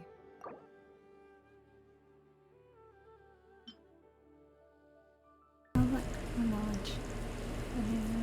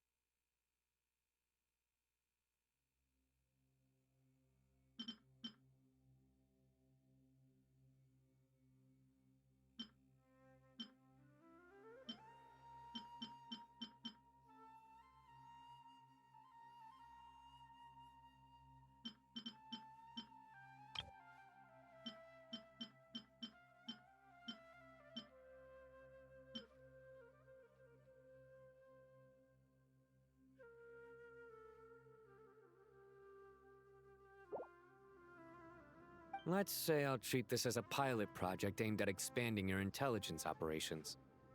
Whatever business you're in, an avenue to demonstrate your abilities could never hurt. I like the sound of that. Glad we're on the same page. Given that you rarely set foot in Sumeru, practically no one at Caravan Rebot knows who you are. I take it you've read the files on everyone in the area? Yes. I also skimmed the list of evacuees, and am more or less up to date on where everyone stands. Any initial suspects? Limiting the scopes to males whose recent activity could be viewed as suspicious, I've identified 3 names. The Aranara saw 2 people talking, but currently we only have 1 suspect. The other person was probably just a messenger, and in all likelihood has already left Caravan Rebot. Everyone is heading for the desert per the evacuation order. Anyone willing to turn back at this stage is almost certainly with the Fatui. There's no way it was a spur-of-the-moment decision to act at a time like this. This spy must have been planted long ago. We need to smoke him out from wherever he's hiding. Sounds like you have the beginnings of a plan.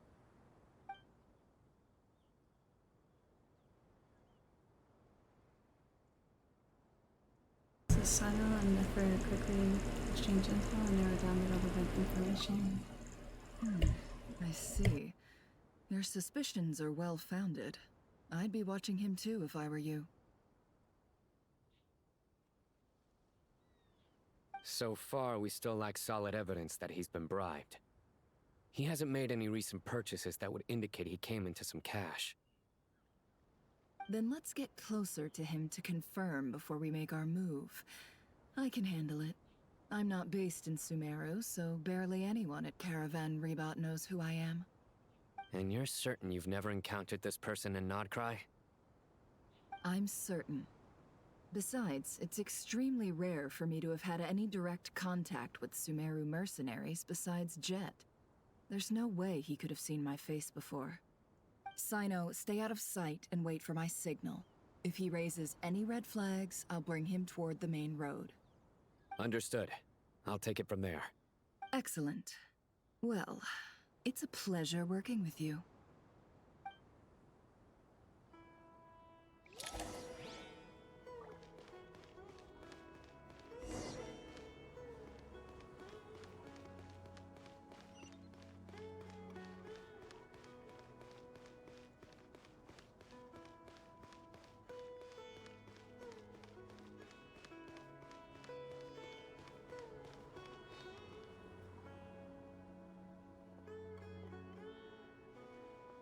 Darker skin, scars, frequents the desert and has ample combat experience. Nothing unusual about how he dresses or acts. What's that he's looking at? A coin. Interesting. Could that be how his contact paid him? Conveniently discreet for someone trying to hide any unexplained income. And yet it could be highly valuable. Sorry to bother you. Has everyone here already left? I don't suppose you happen to see a lady wearing a hat? Ma'am? What are you doing in Caravan Rebot all by yourself? The main group evacuated some time ago. Didn't you pass them on the road? My friend and I lost some of our cargo along the way.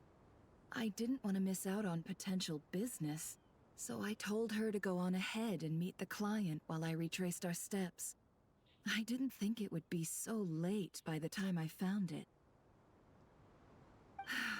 And then there was a terrible sandstorm. I guess I must have taken a wrong turn, because I didn't see any large groups on my way here.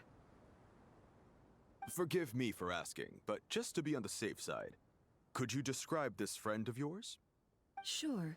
She has blonde hair, and she was wearing a hat and a white dress. You'd definitely know if you'd seen her. Yes, I think that does ring a bell. My apologies. During this exceptional time, the Core of 30 are under orders to be extra cautious when dealing with unknown people, whoever they might be. I understand. Well, sir, is there anything else you need to know? If not, I'd better try and catch up with them. Hey, wait! They left a good while ago now. You'll never catch up with them on your own. Why don't I give you a ride? I'm here to collect the last few people anyway. We have plenty of carts, so one more won't be a problem. That would be amazing. Traveling with a group will be much safer. I'll have to pay you for your trouble. Hey, let's not worry about the money for now. Wait here a moment. Once I'm done packing up, I'll take you to join the rest of the group. All right, thanks. Let me know if you need a hand carrying anything. No need for that. I'm strong enough for both of us. Okay. Well, I wish there was some way I could repay you. Guess it's my lucky day, running into someone who knows what they're doing here. You might have just saved my life, you know? You're not wrong there. I mean, what kind of cargo is so important that it's worth risking your life to get back? I hope for your sake that it's priceless. Actually, I suppose I can tell you, since you've been such a big help. But be sure to keep it to yourself, or we could both be in big trouble. Oh, really? Sounds mysterious. We're in the antiques business. You understand? Some of our goods aren't acquired through the most legitimate means. We have to be very discreet when we're selling them. That's why I had to go looking for the missing cargo alone. Ah, no wonder. Well, ma'am, in that case, it turns out that maybe there is something you could do for me. I'm all ears. But to be clear, our commission isn't cheap. Think carefully before you ask. We don't want to ruin our relationship before we even hit the road. I'm sure that won't be a problem. My issue is, I have something that's a little difficult to sell on as well. Take a look at this.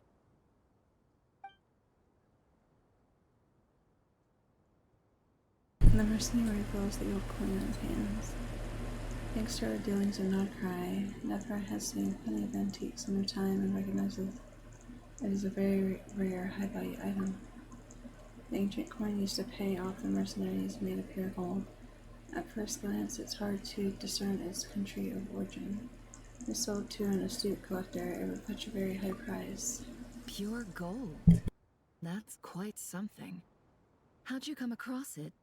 Dig it out of some ancient tomb? If you look hard enough, there are many treasures to be found in the mausoleum of King Deshret. It has no distinct Snezhnayan markings. That'll be why he's going with that story. And he clearly doesn't want to arouse suspicion, so he's on the lookout for an opportunity to make a quiet trade. Surely you have an existing business partner. Won't they take it off your hands? I hope I won't be attracting the wrath of my competitors by helping you sell this. The shop I used to work with is having cash flow issues at the moment after losing some money. I'm under enough pressure as it is without having to deal with them. On the off chance anything went wrong, I'd never get my money back. I understand. Gold is the last thing that traders with cash flow problems want to see. Well, in that case, I think we can work something out. As it happens, I'm just about done packing. Shall we make a move? Sure. Let's walk and talk. This evacuation was a huge operation. They needed a few people to stay behind and tie up loose ends. And I ended up being one of them. You're lucky you ran into us in time. I certainly am. I don't know how this happened. One thing led to another, and look how it ended up. I just hope our client doesn't get spooked and cancel their order. Fingers crossed. But either way, life goes on, and we all have to make a living somehow.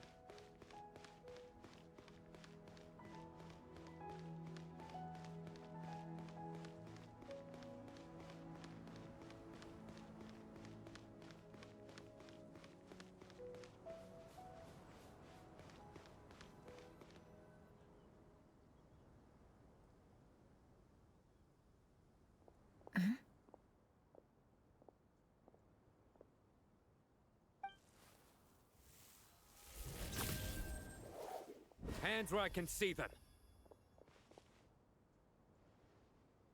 General Mahamatra! No, wait! What are you doing?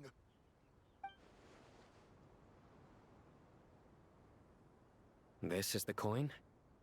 Good. Sadly, you won't have the chance to spend it. Nicely done.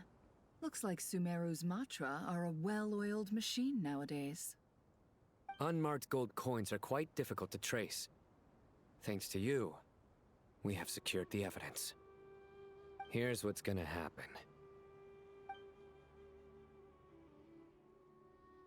Shadow nods to the group, then turns and moves with the suspect. Before long, he returns with the intel he got out of the suspect. Southeast from here, leeward side of the hill. That's where he's meeting his contact. Great work. Candace tells me your interrogation skills are highly effective. Hers are quickly catching up. She's improved a lot in recent years. Looks like it's over to you for the next step. Because I'm quickest on my feet? Yeah, I wonder. Because you know how to trail a target. Plus, it'll be easier to monitor their activity from the air. Fine. I'll be quick. One more thing. The Traveler just brought a message from the Dendro Archon. Once you're done with this, we're to meet up at the mausoleum of King Deshret. Got it. Will do. Are you sure you'll be okay on your own? Gee, I don't know. Maybe you should come with me. Okay. Then Paimon's coming with you. Really? You do know this is a stealth operation, right? Meaning, you have to be quiet? Paimon? Are you sure about this? Well, Paimon at least wants to give it a shot. Like everyone says, if you never try, you'll never know. Besides, being the best guide in Tibet has to count for something. This should be a piece of cake. Fine. Join me if you want. But be warned. If anything goes wrong, I'll have to gag you and shove you into a bush. No need! Paimon will be super careful. Promise! Good. Then what are we waiting for? Let's go. Ah! Coming! Coming!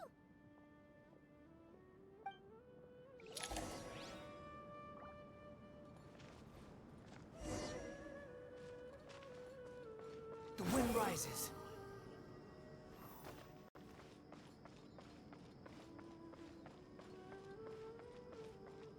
Behold!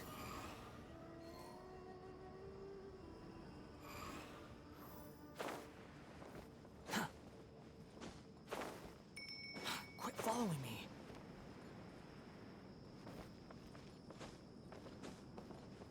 Swan Fury!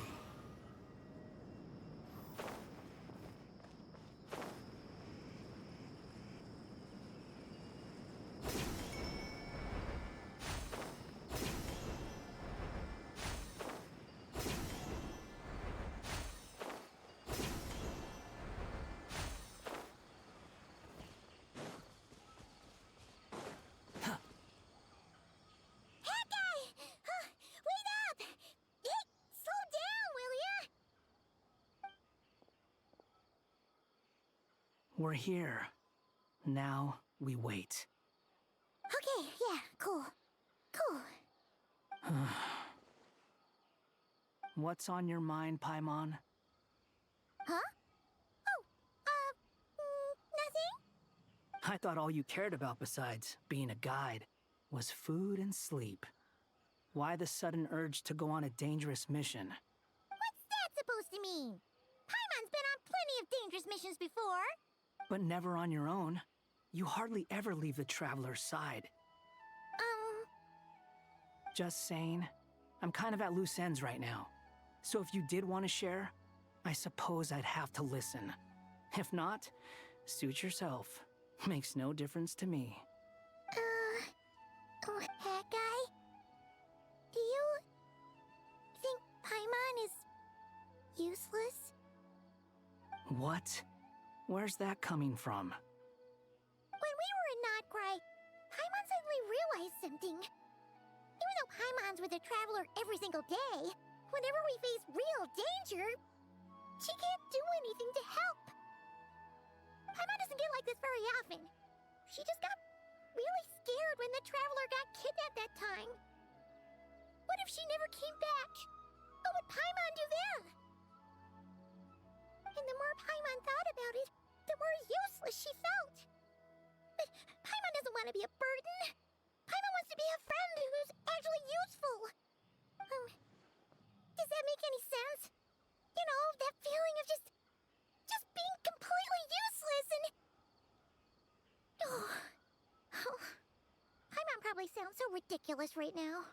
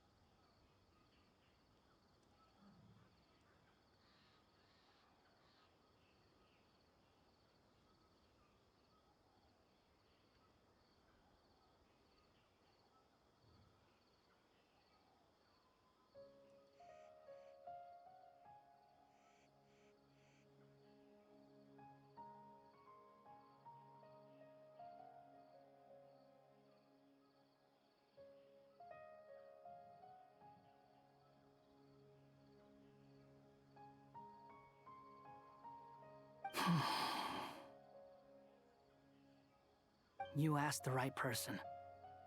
Boy, do I know that feeling. Oh, that guy. I'm not gonna try and encourage you. What I will say is this. When you start doubting yourself, you have two choices. Give up or change. You have to make the decision to move forward. Otherwise, no amount of consultation from other people is gonna help you. So ask yourself, what do you want? To get stronger? To learn more? Whatever it is, go do it. You won't have any regrets if you can at least say that you tried. Oh, all right. Something's not right. Shouldn't they be here by now? Paimon, is it just me? Or is it a little too quiet around here? Should Paimon take a look? We'll give it another hour. If nothing happens, we head back. Okay.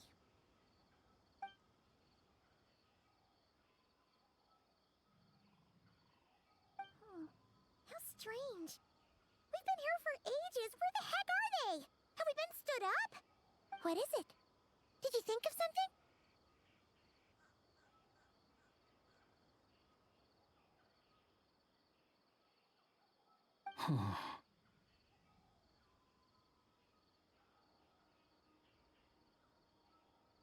Something feels off about this whole situation, but I can't quite explain why.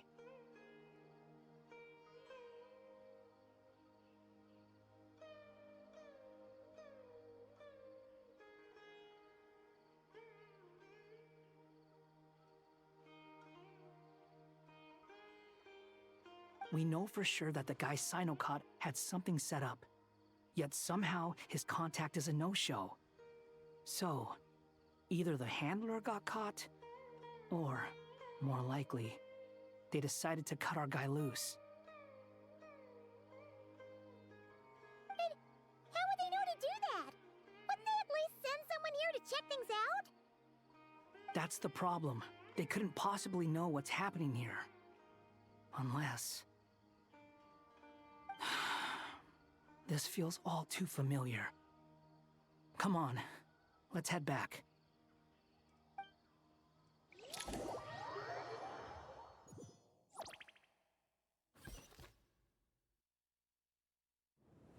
Even though this isn't a formal meeting, I'd still like to start by saying how grateful I am to each and every one of you. Thank you all for coming here and standing by our side. Shesipank and Bennu are currently assisting the scholars with the maintenance of Aru. Please forgive their absence. As for Hermanubis, may he rest in peace. We remember him with great fondness. There have been times when I imagined what it might be like to meet you all. Now that it's really happening, I feel quite emotional. Time has taken many things away, but that which remains is all the more resilient. I must say, there is one thing that rather surprises me. You appear to be in good spirits, Lesser Lord Kusanali. But even so, I can sense that the life force given to you by the Dendral Dragon has far from fully resolved the problem of your vitality. Oh no! So even a Pep's power didn't work? Don't worry, Paimon. It worked very well indeed. The issue is how closely I'm tied to Irminsul. Until the problem with it is resolved, there is no way I can fully recover. Sumeru has undergone tremendous changes during your absence. When gods pass away, inevitably, people's faith in them grows weaker. You must have sensed it already. Your power is not what it once was. Regrettably, this is true. I too have grown weaker due to the effects of Irminsul. Right now, we're all in quite a sorry state. Then what do you suggest? We take all the help we can get. Sumeru is our shared home. You and I, gods and humans alike. We must unite all our strength in this moment. Though Al-Ahmar is no longer with us, the alliance between the three gods remains in force. Regardless, as subjects of our king, we have a responsibility to support Sumeru through this catastrophe. Not to mention that it was the people of Sumeru who released us from this prison of Aru. Times have changed, and the people of today possess greater wisdom than those of the past. You really know how to give a rousing speech, Koti. Now then, let us learn more about your plan. The brightest minds of the Sumeru Academia are busy opening and renovating Aru. They claim it has something to do with Irminsul? Correct. Irminsul has existed in Teyvat since the very beginning. But during the Age of the Dragons, it did not possess the significance it holds today. After the heavenly principles arrived, the power of the Light Realm was divided into elemental energy, and Irminsul was refashioned as a device that records and preserves all information. Since then, everything in this world has been inextricably linked to it. As the Dendro Archon, I have a duty to protect Irminsul. To Sumeru, it is both a national treasure and undeniably a major threat. Teyvat has seen many upheavals in the last few years. The most recent of these was a major crisis in Notcry, which forced Sumeru to be even more vigilant than usual. I made sure to monitor all the pathways through which an outsider could potentially transmit themselves into Irminsul.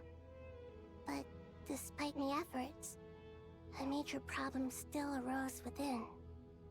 I still believe that someone has actively invaded Irminsul. But rather than taking any of the pathways I referred to, the intruder chose instead to utilize the most direct route. And the only one that cannot be protected against. By entering Irminsul through death. I see what you mean. You cannot simply stop all deceased souls from returning to the ley lines because of a potential invasion that could occur at any time. That's right. As important as it is to guard against external threats, I couldn't allow myself to stop the souls of the departed from finding peace. Please, understand how difficult this predicament was for the Dendro Archon. Defense has never been an easy task. After Irminsul was invaded, my authority was quickly restricted. Soon after that, the tree began denying access to any connections. I'm sure you feel responsible, but you are not to blame. No one can predict every possible disaster. There will always be trials and tribulations for the world to endure. But the people of Sumeru should not have to endure this. We must find a way to break through the lockdown and connect to Irminsul.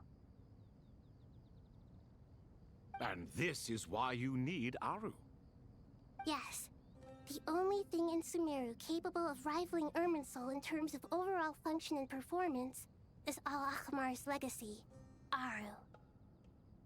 All I managed to do before falling into a coma was make some minor adjustments to Irminsul. Using Aru is a last resort, and a move that comes with enormous risks. The Scholar's initial plan was to borrow Aru's power to reboot the Akasha, then use the Akasha to connect to Irminsul and investigate. Unfortunately, Irminsul has suffered far greater damage than they first thought, rendering that plan futile. To rise to the challenge, we had to resort to more extreme and far costlier means. This has led to a number of new contingency plans. To reclaim Irminsul, our brightest scholars have made further modifications to Aru with multiple goals in mind. I thank you all for giving them your blessing in this endeavor. Human wisdom has clearly improved over the millennia. You have not only our support, but that of the Jinn, the Aranara, and the Pari. Together, we will do everything in our power to save Irminsul. By the way, when you spoke earlier of an intruder, it almost sounded as if you knew who you were dealing with and what they were capable of. Well, since you ask.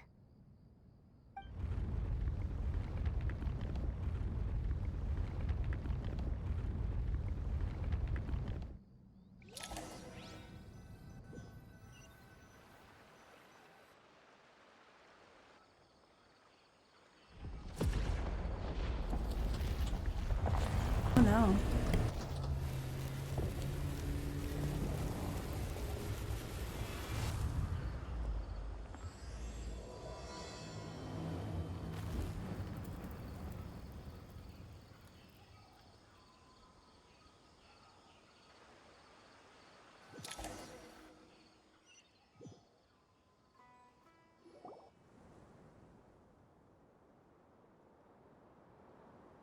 Master Tainari!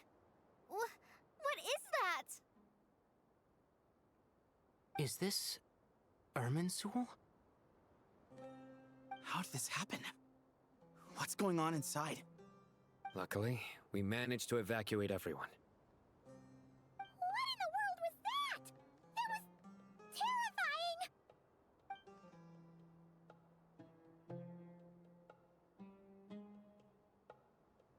Oh my. I understand now, Dendro Archon. You make yourself quite clear indeed.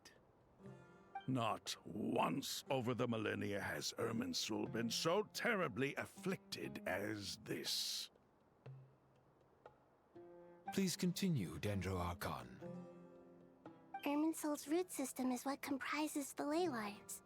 In the past, it has always been hidden away, going unseen by the general populace. But now, an evil intruder is making it reveal itself. It has become a tree of unbridled greed. A clear sign that a deranged experiment has advanced to a new stage. Blasphemy. From where I stand, an experiment in the name of blasphemy sounds rather improper. But if we are to honor Dottores' will, This is what we must do. The birth of this tree proves to me beyond doubt that this incident is connected to him. But to explain the situation in full, there is someone I need to tell you about.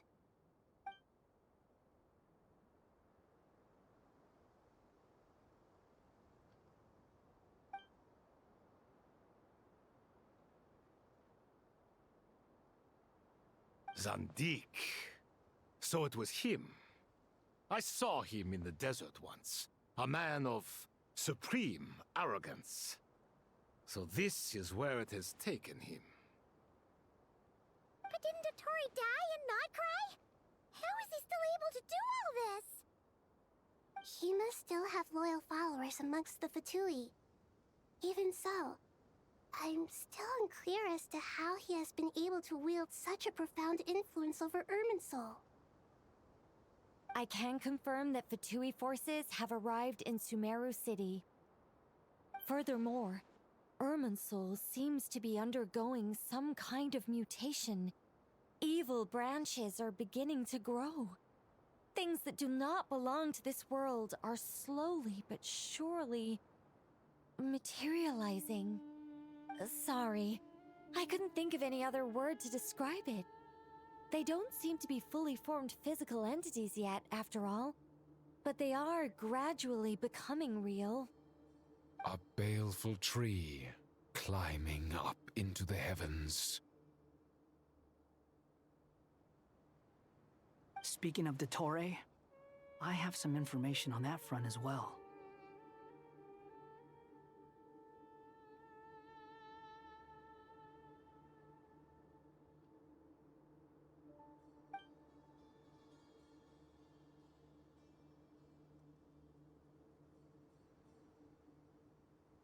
I didn't think it was wise to state this out in the open.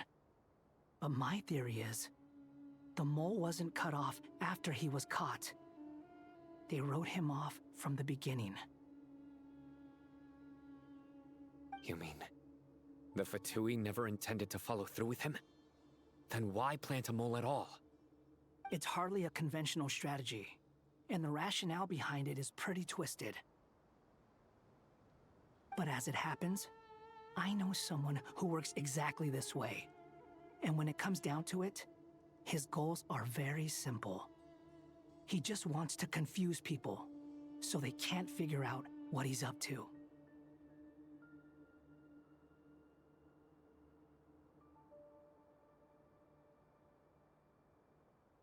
He's been a collaborator of Dottore's from the outset. That fact alone confirms that Dottore is involved with this somehow.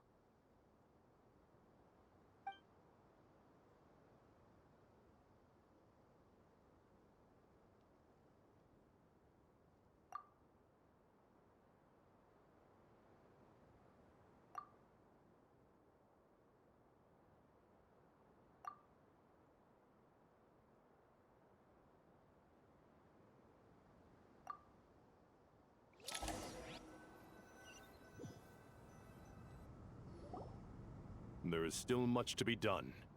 Everyone, please remember our core strategy. As per the discussions, the following groups must act immediately. Mr. Alhaitham and Mr. Kave, the next phase of the Aru renovation project must begin right away. Godspeed to you both. We'll give it everything we've got. The plan looks feasible, but the implementation will require certain resources. General Mahamatra Sino and his team will help to procure the materials required for modifying the terminal. No problem. I've already spoken with Sethos and Hat Guy, and they've agreed to assist me. This kind of thing is best left to the fleet-footed, right? Hat Guy? If it's efficiency you're after, we're the right people for the job. Following up on the elemental energy amplifier we discussed, Ms. Dory, I assume you're the one most familiar with the status of this project. Aside from the Dendro Archon, of course. Yep, that's right. Leave it to Lord Sangama Bay. Got it. Well, I'd like Madame Farazan, Kale, and Nicole to support Dory on the technical side. You can count on us. Will do. Rest assured, I'll take good care of Kale. Dia, Candace, and Nefer, you'll be in charge of negotiating between the various parties. I trust you remember our goal. You bet. We can handle it. Good. I believe that covers everything. Tainari will provide ad hoc support as needed, if that's okay. Poor Tainari. Must be tough being Nephis' student. Getting bossed around all day, every day. Hey, don't try and drive a wedge between us, you old rascal. All it says to me is that Master Nephis has faith in everyone's abilities. While I'm nominally here as backup, I doubt there will be many situations where my help is needed. Exactly. Finally, Traveler, you and I will head to the border between Sumeru and Natlan. Once that task is complete, I'll be asking some of you to accompany me to the Eternal Oasis. The Eternal Oasis? I thought that was just a legend. So it does exist after all. Regarding your trip to Natlan, under normal circumstances, a meeting between our two nations would be a far more formal affair. Unfortunately, Sumeru is all but completely cut off from the outside world at present.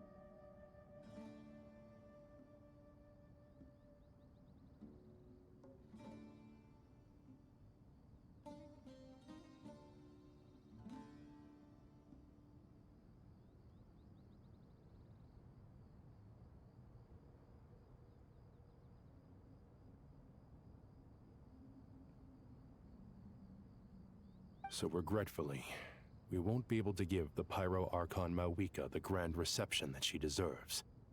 My apologies for the inconvenience.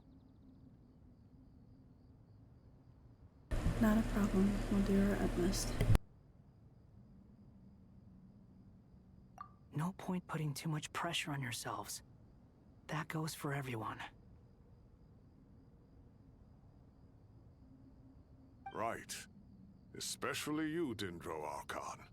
I'm sure you're still feeling quite weak. Don't worry about me. The Dendro Dragon's life force will sustain me. Plus, we'll be there every step of the way. Nahida will be just fine. Yes, I believe in myself. And I believe in every one of you. Well, time to get going.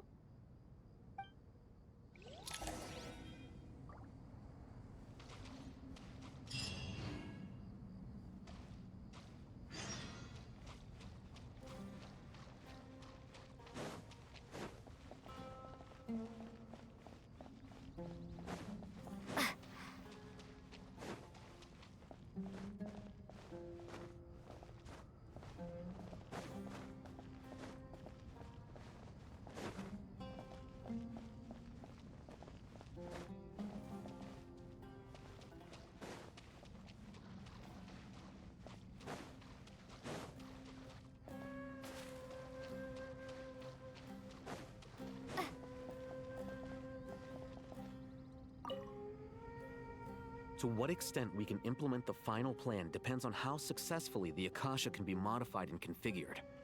And to make sure the configuration works, Aru will also need some further optimization.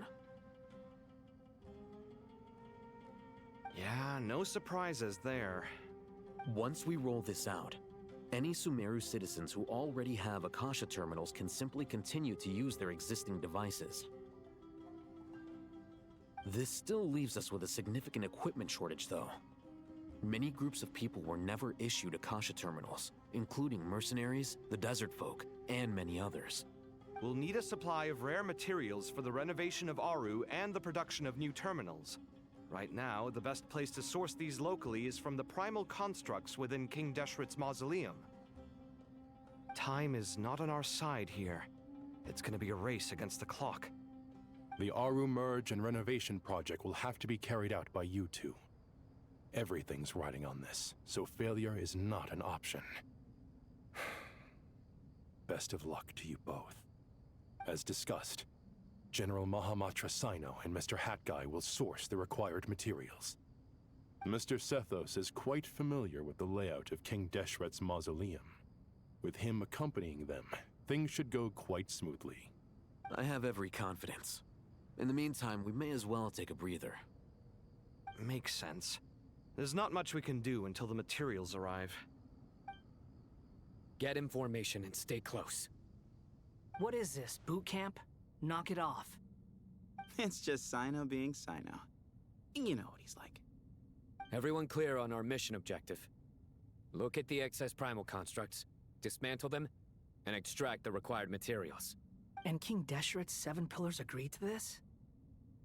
If they're just sitting there doing nothing, we might as well put them to use. Thoth's words, not mine.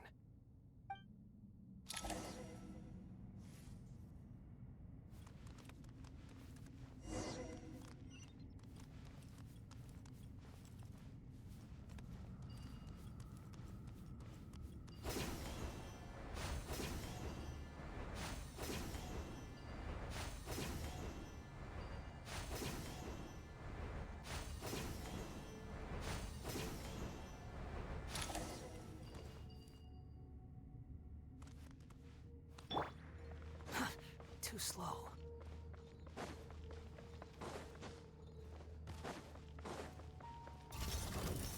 Behold! Know your place! Excuse me? Surrender!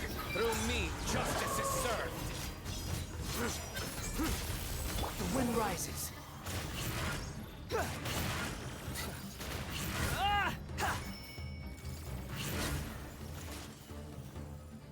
Way ahead of you! Nowhere to run!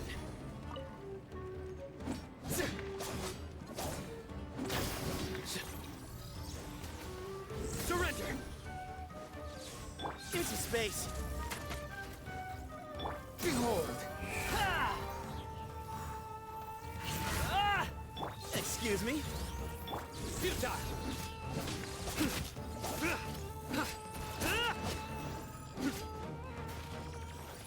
Into space!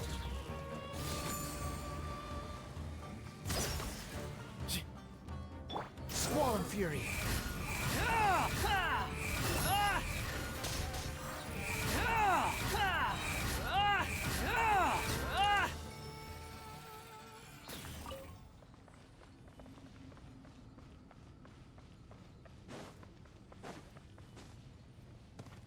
The wind rises.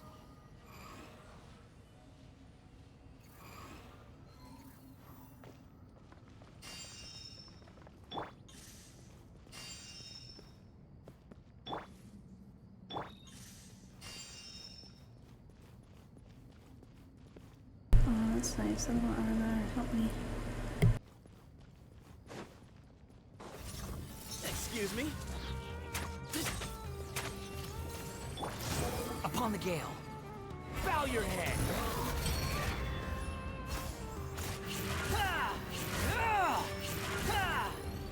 Nowhere to run! Your sins weigh upon your soul!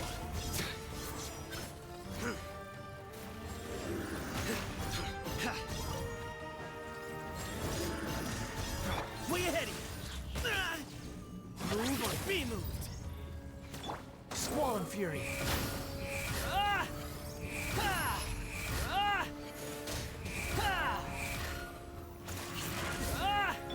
Excuse me?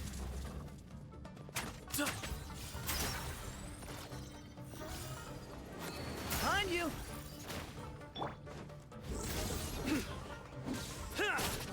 The wind rises.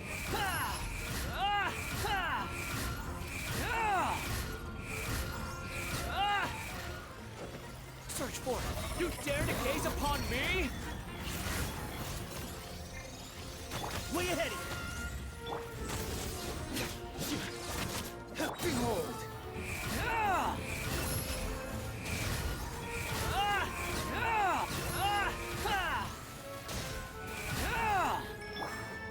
Judgment is upon you.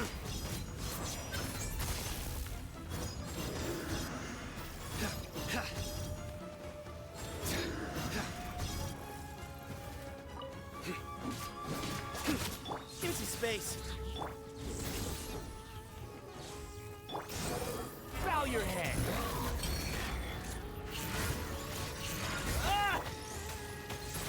Sage's wisdom. These devices should still be usable even though they're broken down. Let's take them back for the others to review.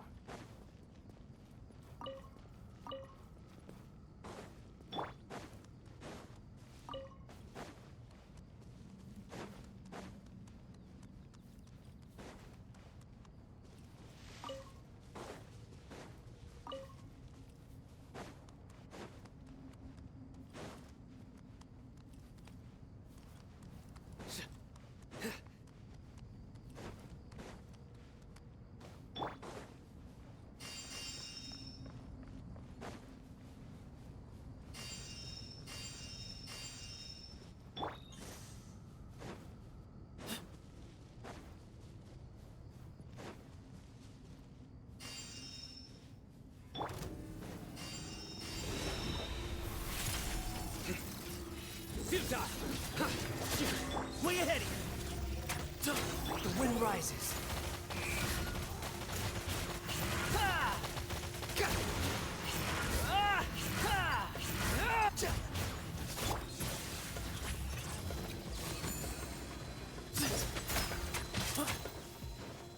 Whoa! Surrender!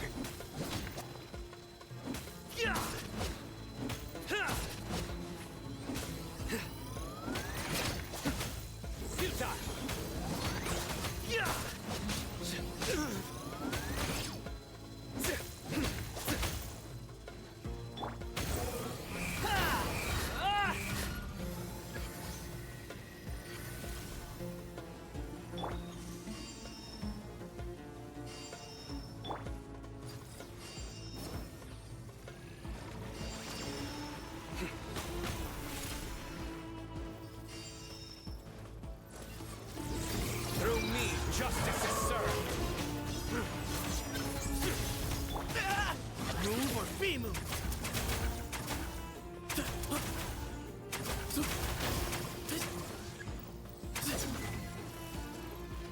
Squall and Fury.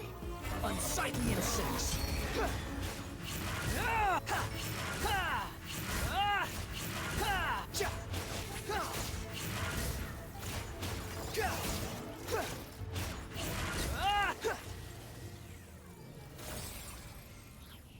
How many do we need again? Enough to make an Akasha terminal for everyone who doesn't own one. I remember you telling me how revolutionary these Akasha terminals were. You've used one before, right? The Academia declared the Akasha to be the most powerful and comprehensive wisdom dissemination system in history. That should give you an idea of how powerful it is. Certainly sounds impressive. Neither Hat Guy nor I have ever had an Akasha terminal. Well, if it all goes to plan, that's about to change.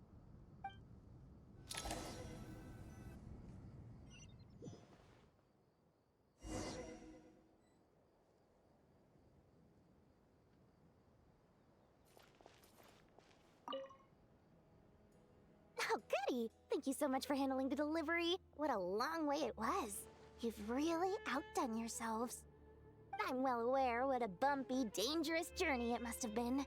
Now, I would have loved to oversee the process myself, but of course, those of us who know the plan can't leave the mausoleum. Oh, trust me, I'm patting myself on the back for my assembly work here. Simply flawless work. But will you really be needing all of this? According to our plan, yes, this is the quantity required. I have no complaints about the quality either. Only the price. So expensive. I heard you covered a lot of the funding out of your own pocket. Oh, that's an exaggeration. The academia provided most of the funds. I just offered a small token of my goodwill. Of course, the real tragedy is how little profit I'm making on this. You know, it's a serious crisis when you can't even make money out of it. It's really quite a beautiful design. And I'm intrigued by how such a diminutive device is able to output the power of the Light Realm. Did you attend the lecture on Light Realm energy, Madame Farzan? I don't believe I saw you there. Of course I attended. I was just a little late, so I had to listen to the whole thing from outside the back door. Anyway, I have a perfectly good understanding of Light Realm, elemental and abyssal energy, as well as the relationship between the three. Good to know. Master told me in private that the conversion process between Light Realm energy and elemental energy involves highly classified knowledge that shouldn't be disseminated too widely. But even so, the scholars still shared said information. Well, you can't enforce a rule that everyone breaks. Is that the idea? At first, the Dendro Archon was reluctant to explain it in great depth for safety reasons. Later, she came to terms with it, and simply informed my master that we would all have to face the question of survival together. To protect someone from such dangers means keeping them in the dark. But for someone to know and embody the wisdom within, they must understand its very essence. It's an information hazard. We're exposed to danger just by knowing the facts. And just like bait, it lures us in by offering us the solution to our problems. But if you're not careful, you'll end up pursuing it down a dark path. A tricky problem. But today, this big problem has been broken down into many smaller, more trivial ones. What do you mean? I get it. For instance, you and I share secret knowledge, while she and I take on the risks of life, death, and fate. Something like that? Hey, what? That is not what I call a trivial problem. Well, as they often say in Vahumana, an event that is monumental to the individual is negligible in the grand scheme of history. Generally, the fate of the individual is an insignificant affair. Being from Amorta, where the subject of our research tends to be a lot more personal, I have to disagree. It's hard to dismiss the individual as insignificant. In other words, the big problem of survival has been broken down into many small, interconnected factors, and each one of us represents one of those factors. When the same secret is shared with a group of people, the same fate binds them together. Most people would find this unimaginable, but to us scholars, this is the path that has always beckoned to us. Sharing knowledge is a good way to fight against fate. I will always believe in that. All right, I think that's everything. Thanks a lot. But don't go anywhere just yet. I'll still be needing you to calibrate the equipment.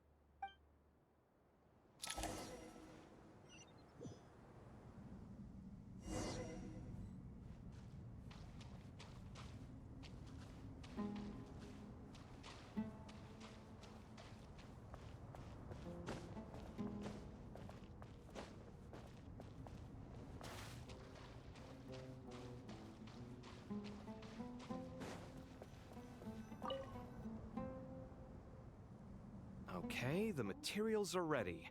We can proceed with the next phase. Alhaitham, how are you getting along? Most of the information in Aru is written in ancient desert scripts. Some of this is written in a tribal language, while other parts seem to be a variant of an Oasis script, based on the glyph forms. Oh. Not lost to history, I hope. Some are. All we can do is infer the meaning based on the rules of related languages. Although, this section actually fills in some of the missing historical record. I'm transcribing it so we can bring it back to the Academia. After Aru started up, 2 more lines of text appeared here. Can you read them? Humans may not read what is written by the gods, except by not reading.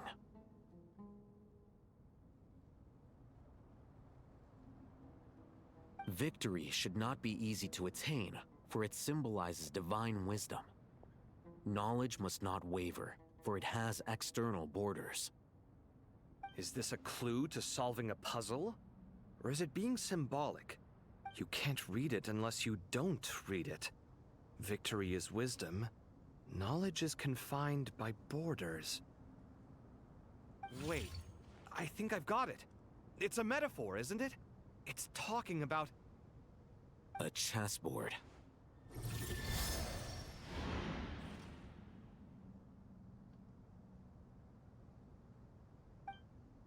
You were right. The youth of today are skilled at solving riddles. Have the secrets buried in the desert not been unearthed over the years all the same? Since Aru is a place reachable through wisdom, this day was bound to come sooner or later. Oh, I've always been against overly cryptic sentences. Don't you get tired of reading and writing all that? Ah, it's you 3. Just in time. We've been delving deep into Aru, and now this board has appeared. I've heard this was how you'd while away your free hours. You must be quite the experts by now in that case. It is true. King Deshret's chess games are some of the most well-loved of all his wonderful creations. If you have ever been to Safhe Shatranj, you may well be familiar with the chess pieces you see here.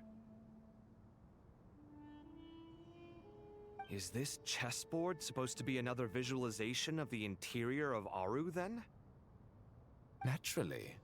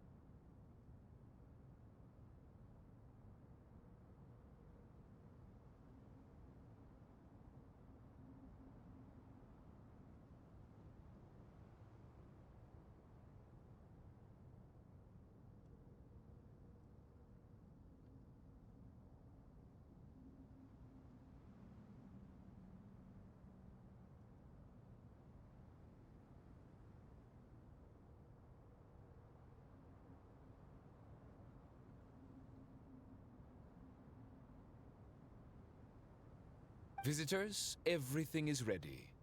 Only by completing the challenge on the board in accordance with the rules will you be permitted to overwrite Aru. 1 second.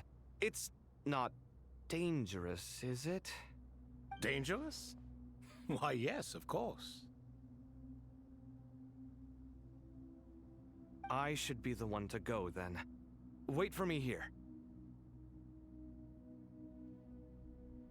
Sounds like the self-confidence of our present company has rubbed off on you.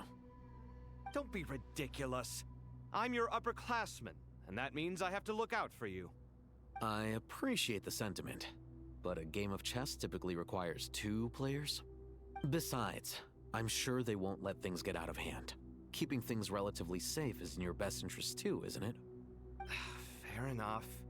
I mean, you guys are controlling the difficulty, so please don't go too hard on us, all right? Ah, but Bennu said he wanted to put some respect into these whippersnappers. All right, all right. Thank you. Obviously, we'll still try to be careful. This doesn't seem like ordinary chess. Is the goal to defeat the opponent? No, you must enter the board and pass the trials we have placed there. Ready? Let's do it.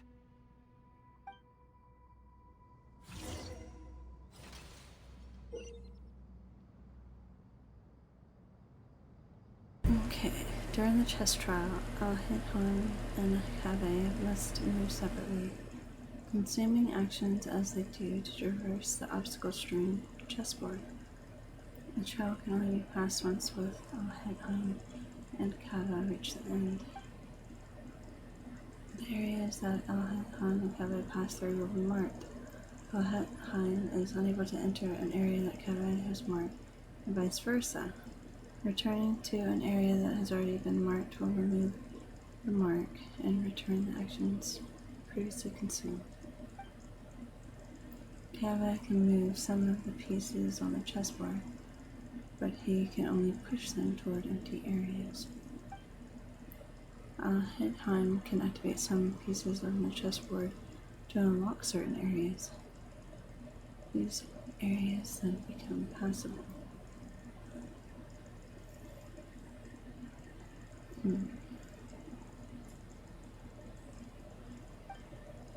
The first trial is posed by me.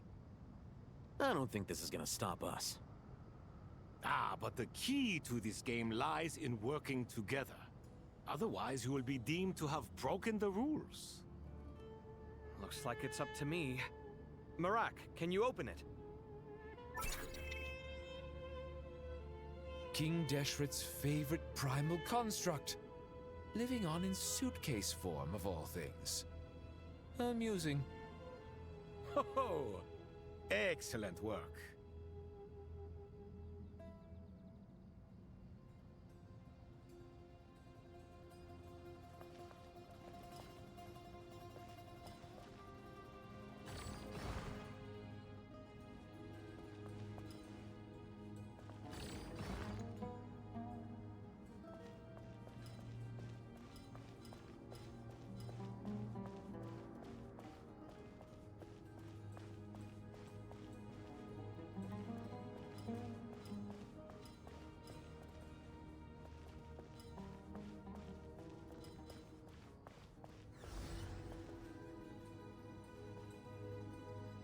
Strange time to catch up on sleep. I'm not sleeping, I'm thinking! It's not that simple, you know.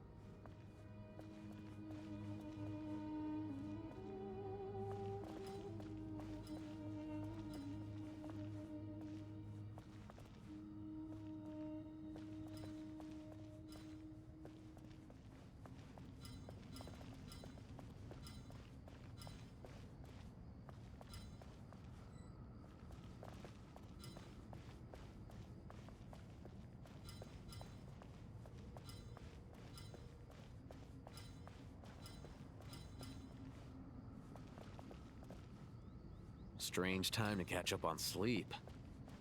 I'm not sleeping, I'm thinking! It's not that simple, you know.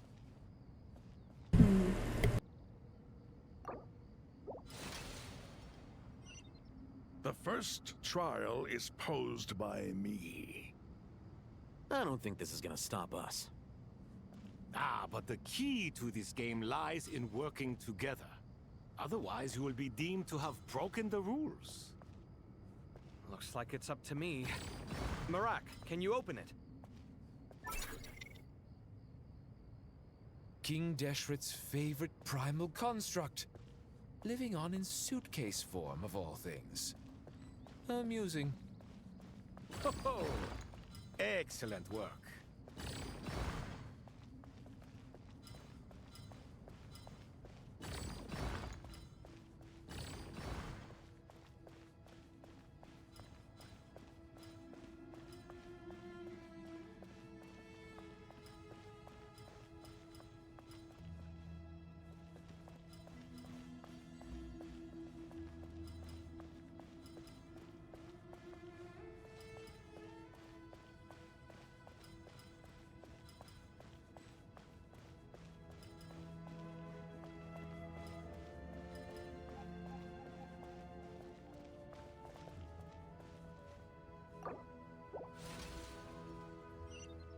The first trial is posed by me. I don't think this is gonna stop us. Ah, but the key to this game lies in working together. Otherwise, you will be deemed to have broken the rules. Looks like it's up to me. Marak, can you open it? King Deshret's favorite primal construct, living on in suitcase form of all things. Amusing. Ho-ho! Excellent work.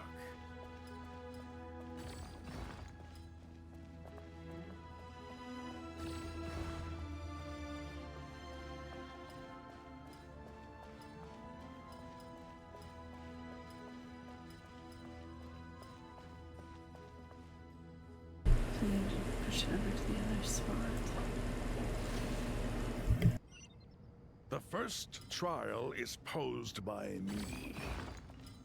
I don't think this is gonna stop us. Ah, but the key to this game lies in working together. Otherwise, you will be deemed to have broken the rules. Looks like it's up to me. Marak, can you open it? King Deshret's favorite primal construct, living on in suitcase form of all things. Amusing. Ho-ho! Excellent work.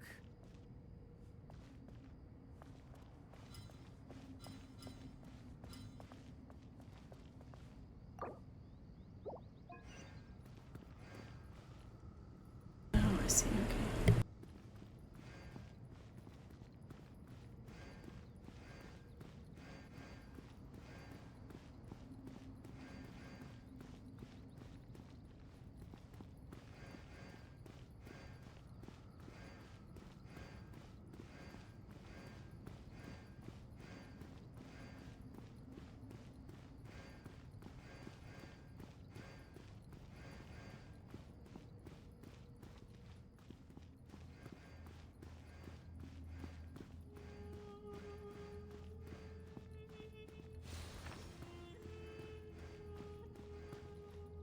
Alhaitham, what are you thinking?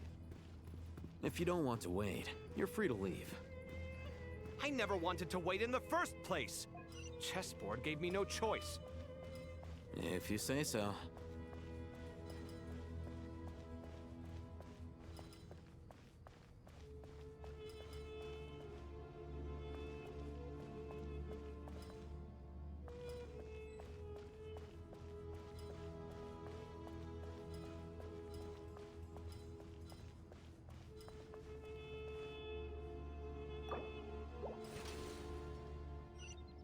The first trial is posed by me. I don't think this is gonna stop us. Ah, but the key to this game lies in working together. Otherwise, you will be deemed to have broken the rules. Looks like it's up to me. Marak, can you open it? King Deshret's favorite primal construct, living on in suitcase form of all things. Amusing. Ho-ho! Excellent work.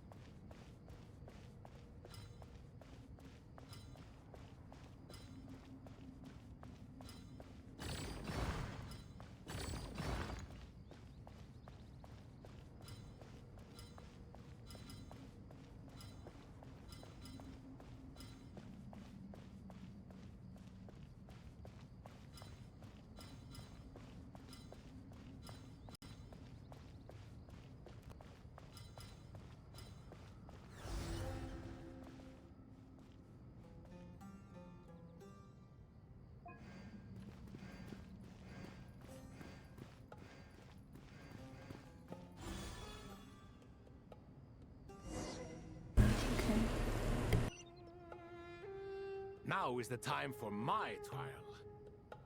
Now, don't be nervous. I'll make it nice and easy for you. Really? Thanks in advance. We appreciate it.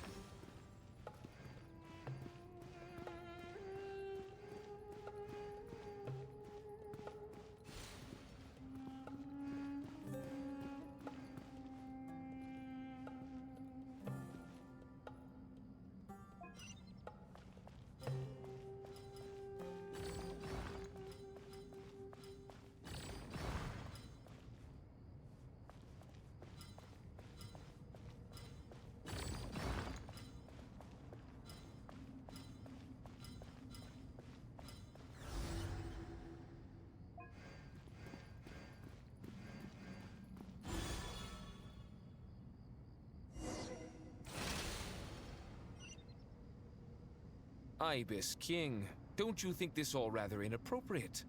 You may as well be handing them victory on a silver platter. Do not expect me to follow your lead. Ha! Suit yourself.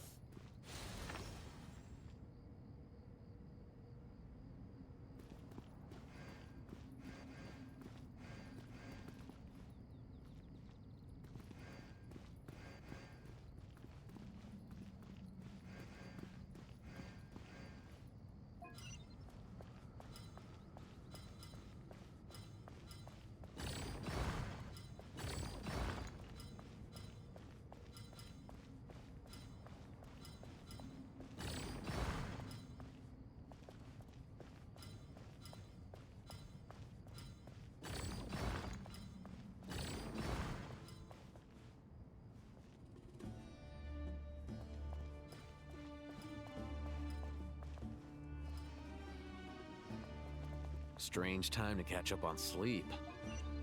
I'm not sleeping, I'm thinking! It's not that simple, you know.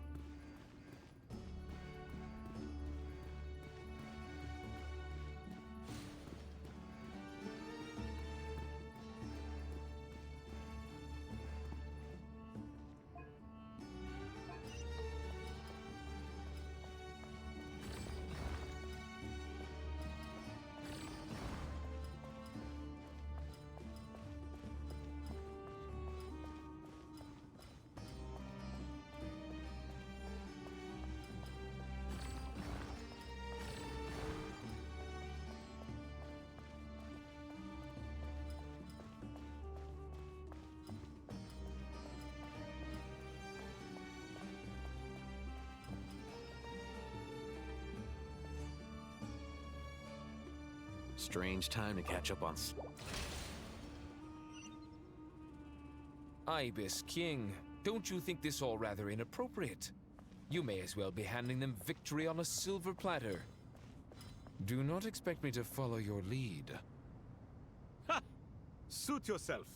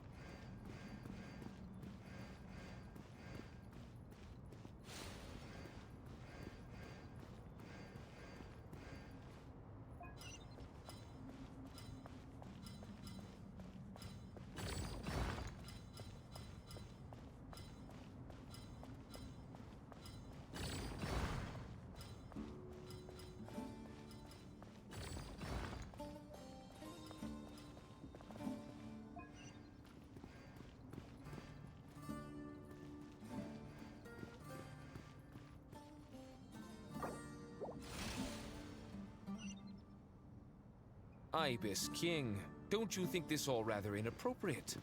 You may as well be handing them victory on a silver platter. Do not expect me to follow your lead. Ha! Suit yourself.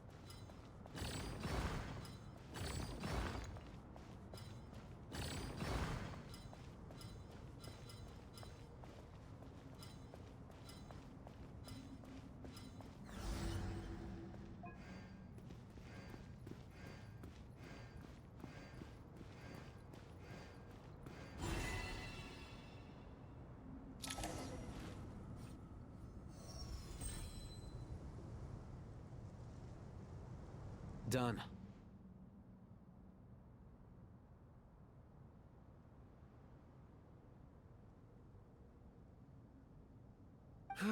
Finally, it's over.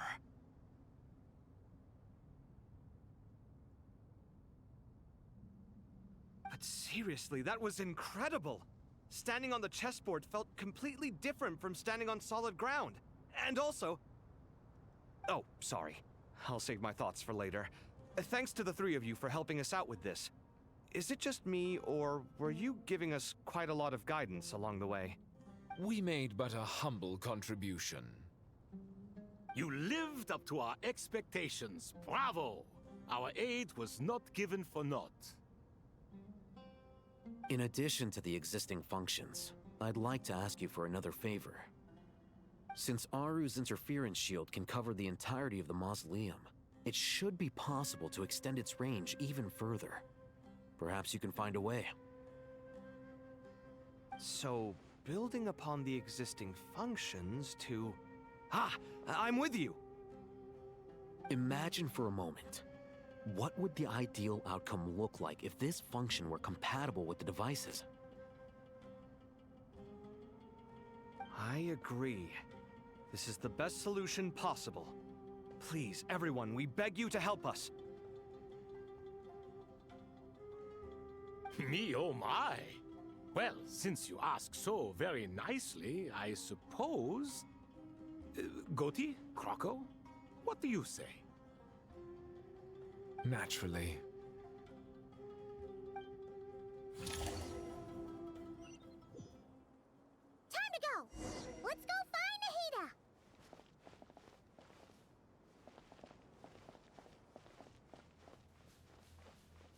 This is quite an in-depth questline.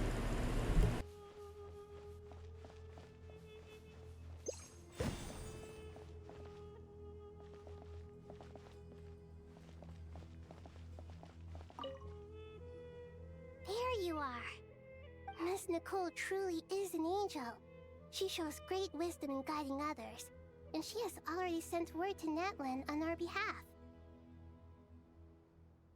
She said that while the other members of the Hexen Circle are busy with important work, she is quite free, and she is more than willing to accompany the people of Sumeru for the entire journey. Oh, there's Nicole, all right.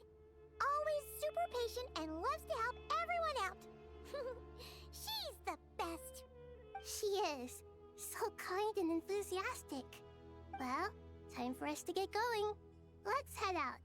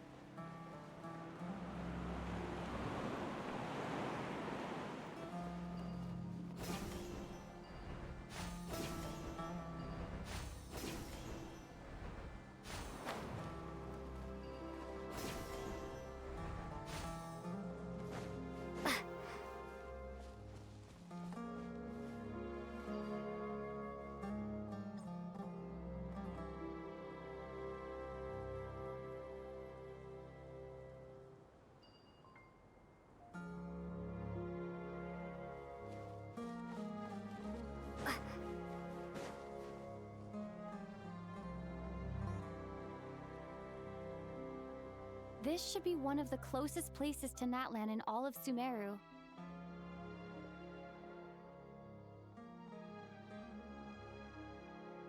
There's the barrier Nicole and Nefer mentioned. It completely cuts this nation off from the others. But why? Why separate you from the rest of the world now, specifically? And if I'm not mistaken, Irminsul was polluted once before, wasn't it?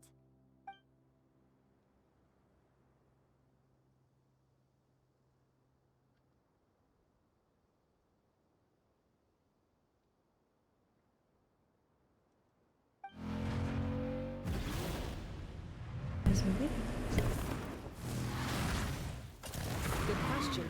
I'm wondering the same thing myself. That voice. Moika, you got here pretty quickly. Hello, traveler. It's been a while.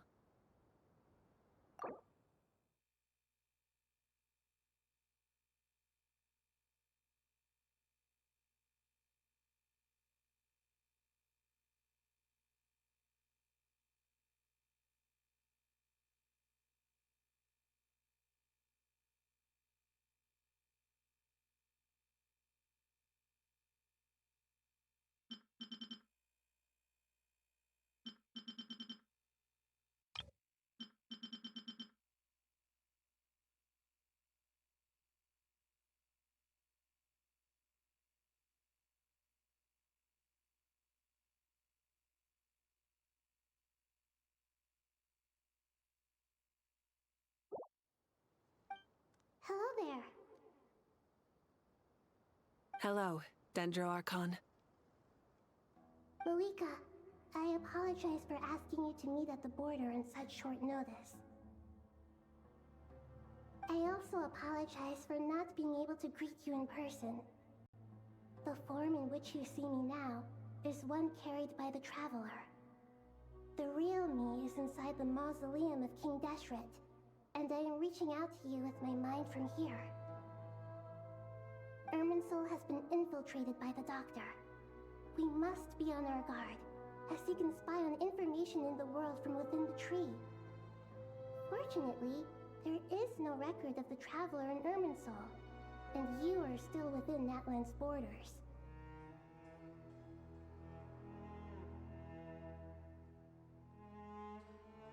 My records will be preserved in the Night Kingdom, rather than the ley lines. As long as the Night Kingdom remains disconnected from the ley line cycle, the Doctor has no way of knowing my movements. Exactly. So by meeting each other in this way, the meeting essentially never happened. No wonder Paimon didn't come. You were concerned that her activity would be recorded by Irminsul. The Natlanese have heard about the situation in Sumeru. With the borders sealed off, merchants have been forced to stop their shipments. It's pretty serious, and you're the ones bearing the brunt of it. I'd like to address the question you raised at the beginning. I can offer a brief explanation, Although it will sound rather cruel. I don't reach this conclusion gladly, but Irminsul predates the Heavenly Principles. It existed long ago, when the dragons of Natlan were at the height of their power. So even when the people of Sumeru became ill because of pollution, it was not a critical issue from the perspective of Irminsul itself. As long as it continues to function normally, the barrier will not be activated.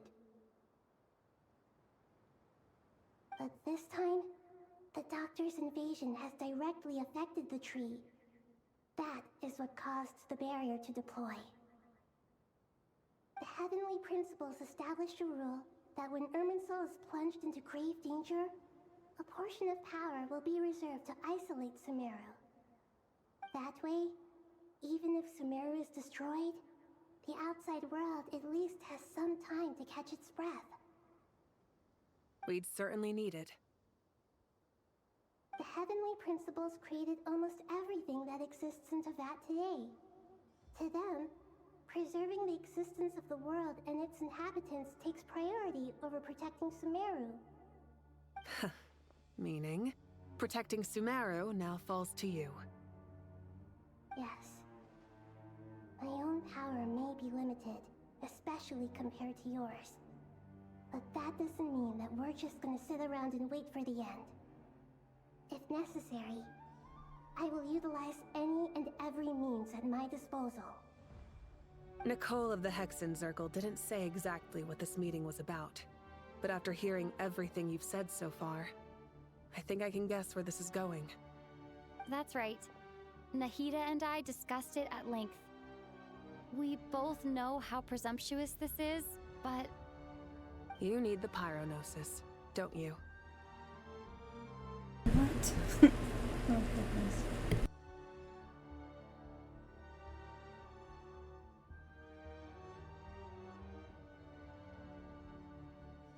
Yes, you guessed correctly.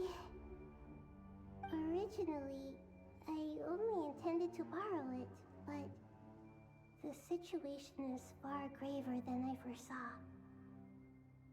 So instead, what I ask of you is to please give the Pyronosis to Sumeru.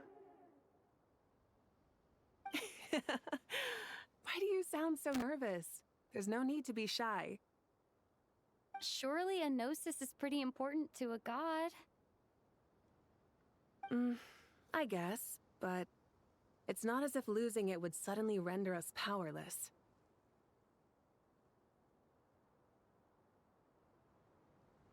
But I'm sure you don't need me to tell you that. With all the nations you've traveled to, and all the gods you've met, you must have realized that by now. As far as I'm concerned, a gnosis is basically an elemental energy enhancer. But I don't usually use it. You know me. I like to think I'm pretty strong without it. Yeah. Not about to dispute that. So you see, you don't need to sweat it. Here, take the Pyronosis. Just like that? Uh-huh, just like that. To tell the truth, I've always toyed with the idea of giving it to someone who needs it more than I do. I know you accompanied Nahida here to try and increase the chance of success. It's a good thing you did, because your involvement is one of the main reasons you've managed to persuade me. Are you sure about this? Handing over your gnosis just because of me? I won't try to quantify it, but trust me. Handing over the gnosis to Tumaini is far from the craziest idea I could think of. Besides, even if you hadn't come here personally, I think I still would have agreed to Nahida's request. Irminsul doesn't just affect Sumeru. It impacts all of Teyvat. I know all too well how difficult it can be to protect the things you care about. So logically, morally, or however you want to cut it, helping you is the right thing to do. You don't need to tell me the specifics of your plan. Where the Gnosis is involved, the tighter the secrecy, the higher your chances of success. Rika, My heartfelt thanks go to you and the people of Napland. Don't mention it. But now for the hard part. How do I actually give it to you? The Irminsul barrier is right in the way. I have an idea.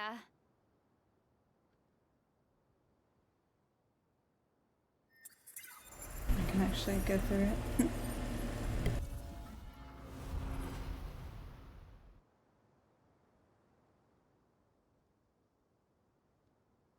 Just as I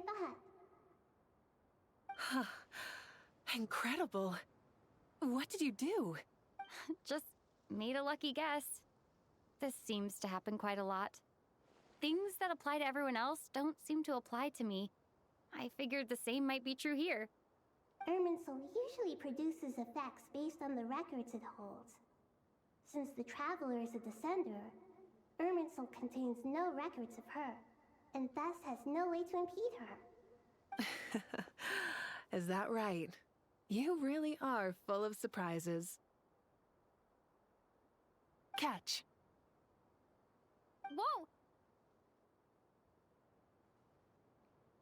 Thank you, Moika. Thank you for trusting us with something so important. All right. No need to get so formal. It's not like we're strangers. Besides, there's still one problem. You might be able to pass through the barrier, but I don't know about the Gnosis. Any other surprises for us, Traveler? Let me try something. I have the Pyrognosis in my hand. It feels strangely ordinary. Not particularly heavy. And yet, this tiny thing symbolizes the mighty authority of a god. I need to think hard about my memories of Pyro. My memories of journeying through Natlan. All those important experiences I've had.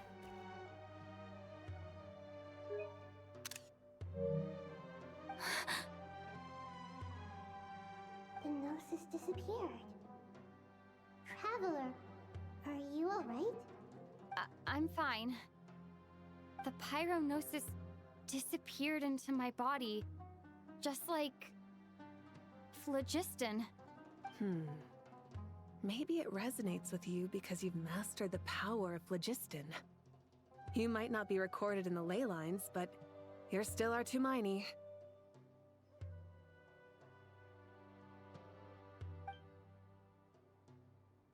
Whew.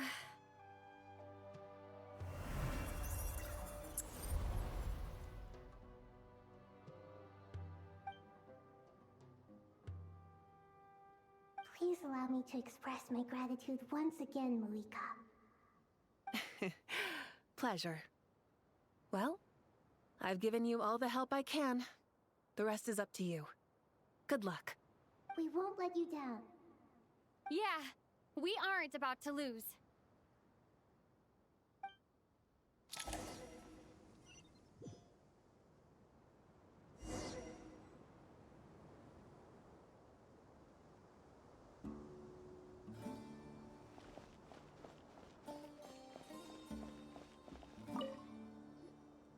Traveler, Paimon, how are you feeling?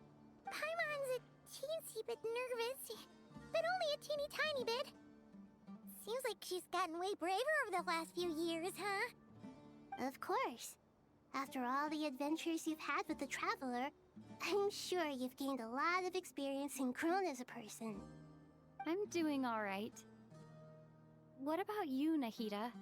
How are you holding up? With the negative effects of Irminsul, I'm a bit like a piece of fruit that's been burrowed into by hungry insects and left to rot. I'd be lying if I said it was nothing. Oh no.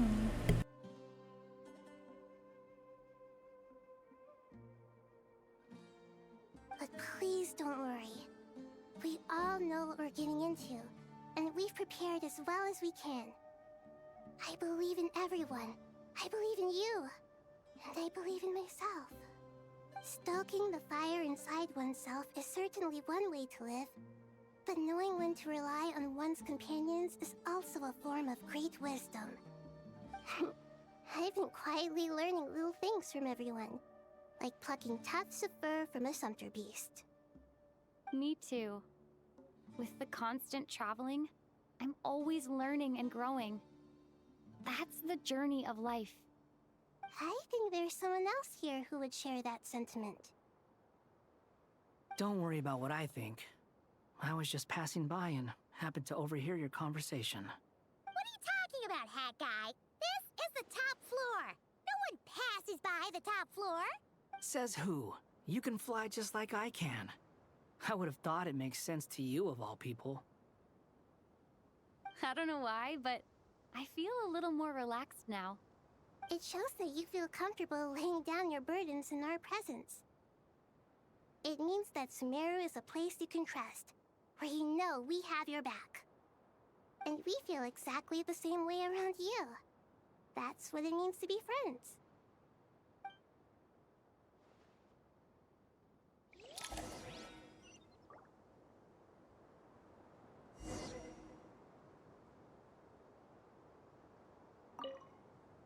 Feel free to mingle if you'd like some time to catch up with people. Just remember to get a good night's sleep when you're done. Tomorrow is a very important day.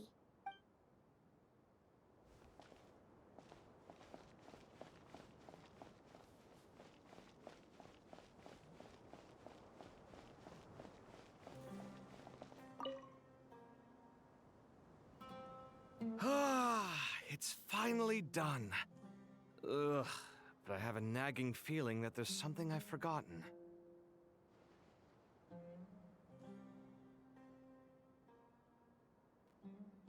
Oh, there you are. Everything wrapped up on your end?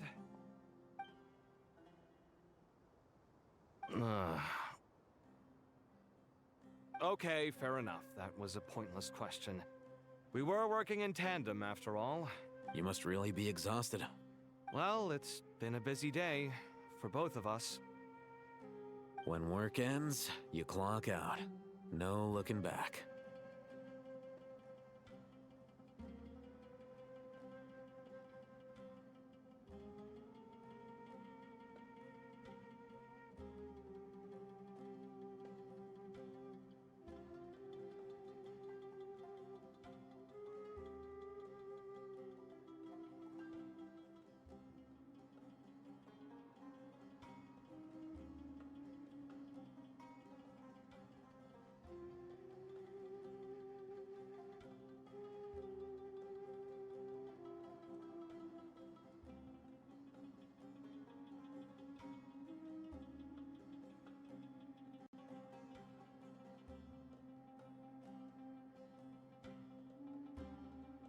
Yeah, we're definitely due a break. Probably a little late to start drinking now, though. I'll stick with water. Here, this one's for you. Thanks. You want a bite to eat? I can grab us something. Or wait, I think there's a stove nearby. Let me take a look. Are you nervous? A little, yeah. Unlike you, it seems. How are you not feeling at all nervous? Because everything that happens next is beyond my individual control. I don't worry about things I cannot influence. What do you mean, cannot influence? You're the one who came up with half of the strategies we ended up using. There's only so much I can do. I was only doing my duty. Was it like this last time, too? You mean with Azar and his accomplices? Yes and no. The situation back then was easier to control, but we weren't as prepared as we are this time.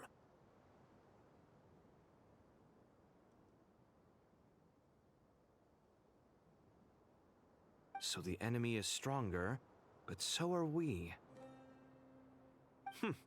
I still vividly remember the way you interrogated me in the library after the fact. Where were you when Sumeru needed you most? If your memory is so vivid, you might also recall that it was you who came looking for an argument. You're often the one who initiates these things, you know. I came for a conversation. I didn't know it was gonna turn into an argument. Anyway, at least I showed up this time. So, what do you think? What do I think? I think we're certainly better off for it. It's good having me around to help out, huh? Absolutely. As a citizen of Sumeru, you displayed a remarkable sense of responsibility in the face of disaster. Certainly feels that way. I just shudder to think how the world would have ended up if we hadn't gotten control of the situation. So, do you think this is what impending disaster looks like? The sky is so clear, and there isn't a whiff of decay or destruction in the air. It's hard to imagine that the fall of humanity could happen on an ordinary day like this. Awful things happen all the time. Sometimes people can stop them, and sometimes they can't.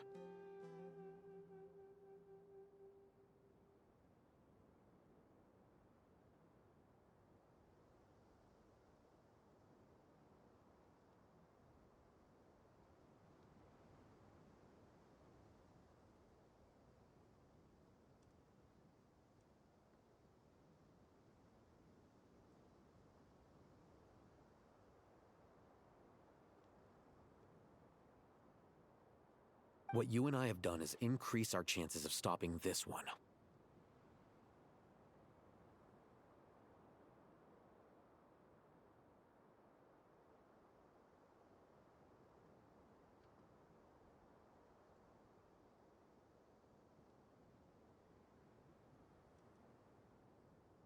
Lofty ideals may provide no defense at all against nihilism, but perhaps little decisions can.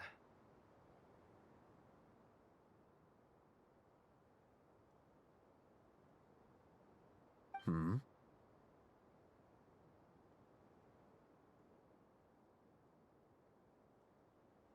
Oh, nothing. It's nothing. I hope everything works out tomorrow. It will. As long as we stick to the plan, our chances of success are good.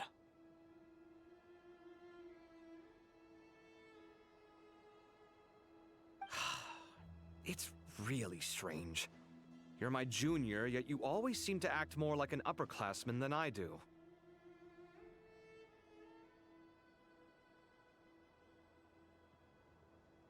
I think it's mostly a matter of temperament. Ugh. Walked right into that one, didn't I?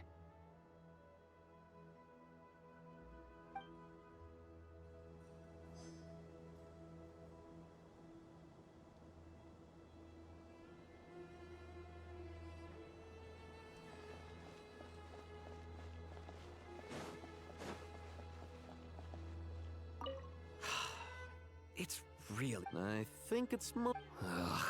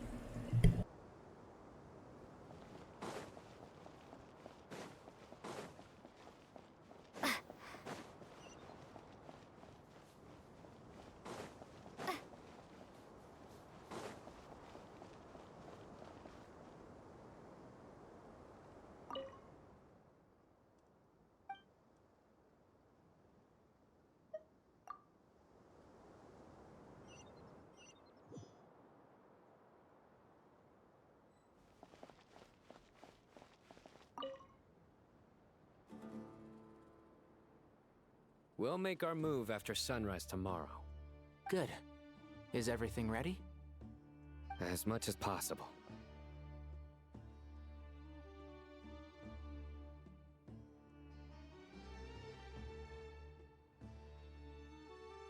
That'll be enough. Don't let the pressure get to you. We'll take things one step at a time. That's how we've always done it. Master Tainari! Mr. Sino! So this is where you were.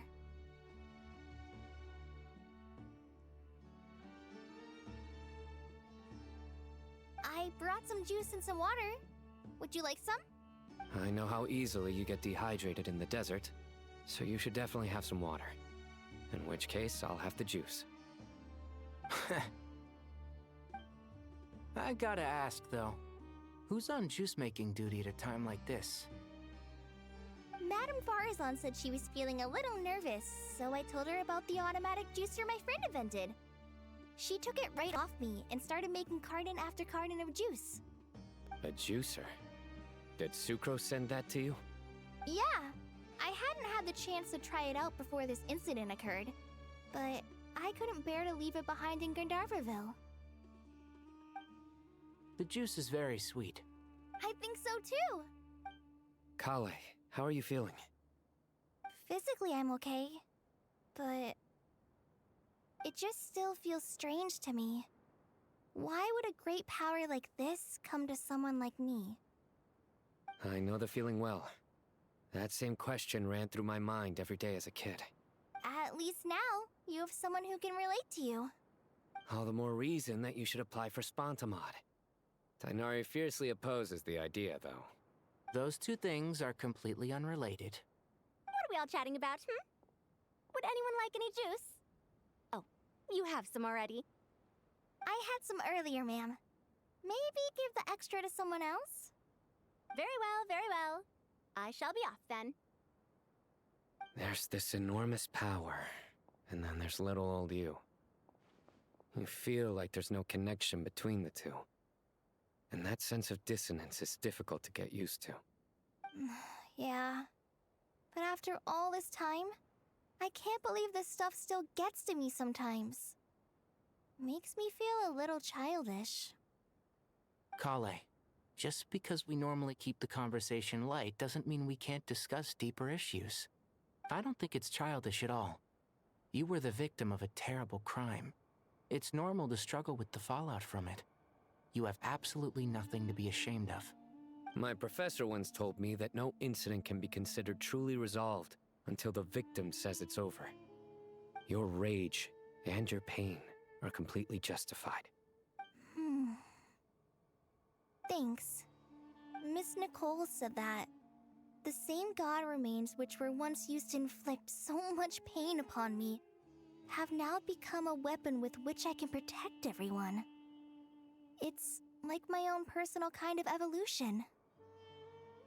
Every innocent person who's been hurt needs time to realize that it wasn't their fault. I was the same, but it's all about to be over. Tomorrow, it ends for good. I don't know if you've noticed, but you rarely stumble over your words anymore, and your outlook has become much more positive. It's a big change from how you used to be. And since this isn't over, you can settle the matter on your own terms. It's time you seized back control. I believe in you. Yeah. Sumeru is my home. And it's so important to me. I have to protect it. No. I will protect it.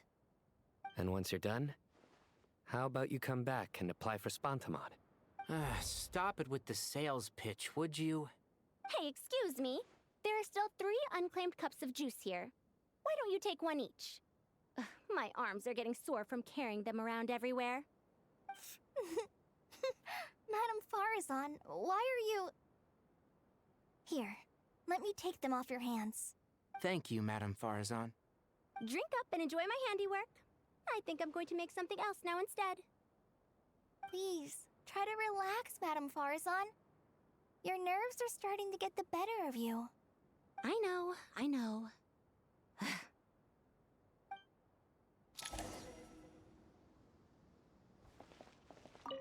Drink up and enjoy my handiwork. Please, try to relax. I know.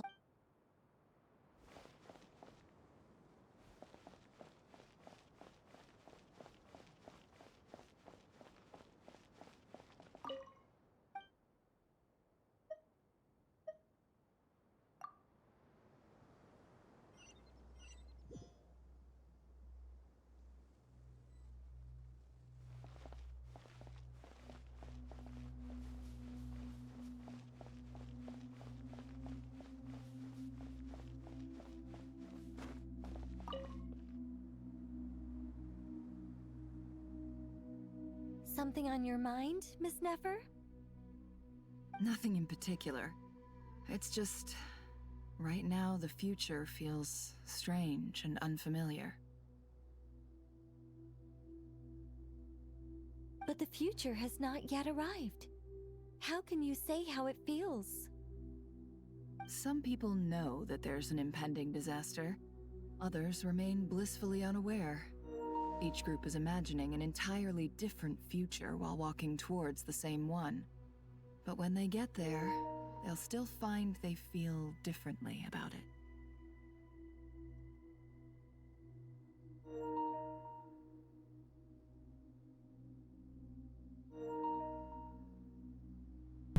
Trying to charge my controller. Let's see.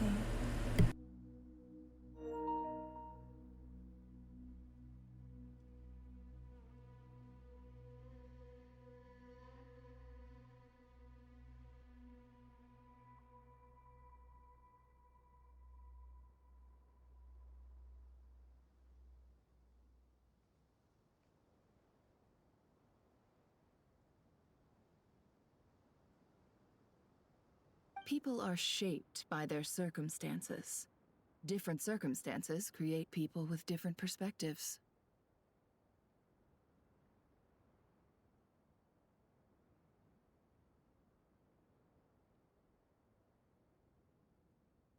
I've always found the perspective of the Vahumana Darshan to be a particularly incisive one. Even at the height of the crisis in Nodcry, people held diverging opinions. But things are different this time. Indeed. Regardless of faith, gender, wealth, skin color, or eye color, everyone in Sumeru knows what will happen tomorrow. The world has never been an especially fair place. Yet now, against all odds, a moment of unprecedented unity and equality is about to take place. It's fascinating. If only my father could have lived to see this era. Era. To me, that term represents a much greater span of time. It can be an unsettling word. I would even say I'm afraid of it. Do angels even feel fear? Yes, at least I do. I fear the gap that grows wider with each passing day, and the never-ending flow of time. Time renders all memories insignificant and reduces all splendor to nothing. But those memories are the one thing I do not want to lose. You're very human in that regard. If angels draw too close to humanity, our wings burn away in the bright flame of awareness, and we fall to the earth. After spending so long among humans, I have lost much of my former glory. Maybe that's a good thing. You're more human than some humans are. I've been talking to Kale a lot in recent days.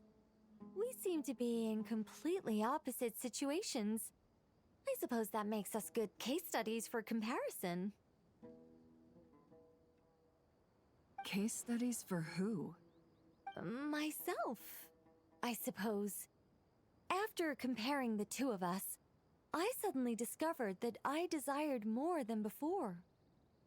It was a gentle, pleasant sensation. Just as most people pursue glory and miracles, I too am pursuing miracles of my own. Guiding humans to make the miracles in their hearts a reality? That is my miracle. It doesn't sound so bad, does it?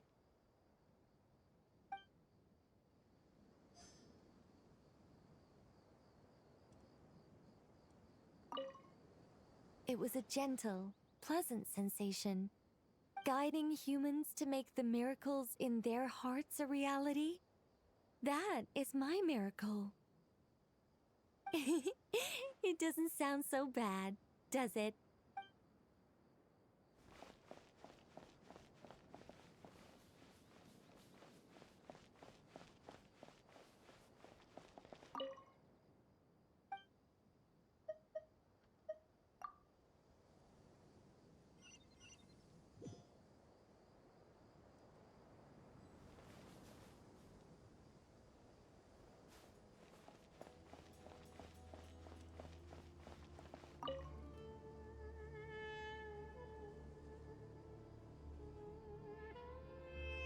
Look at the time. I should head back.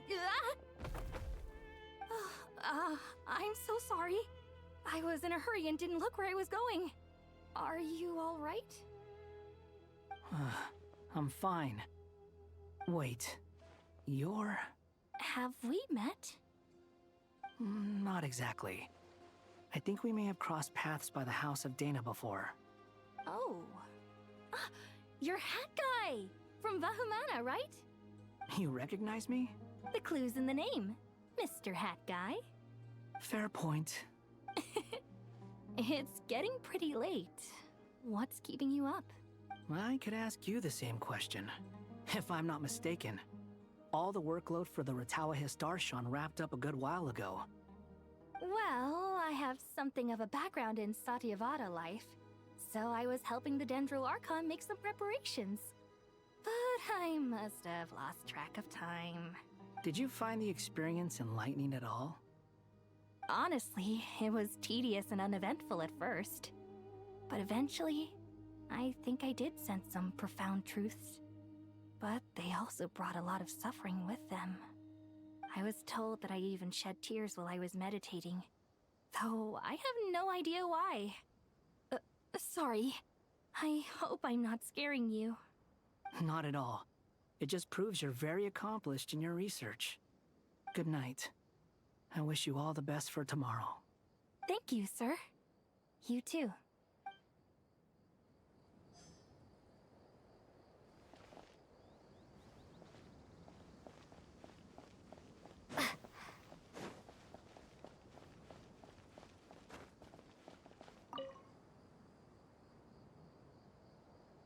Too bad we've got a fight tomorrow. I could really do with a stiff drink. Let us pray instead. Prayer. How nostalgic. Lord Sangama Bay. Came to get some fresh air too, did ya? That's right. Actually, I was hoping I might run into you, Dia. I wanted to let you know that I've stocked up on that perfume you said you were so fond of. No, really? I'll take 2.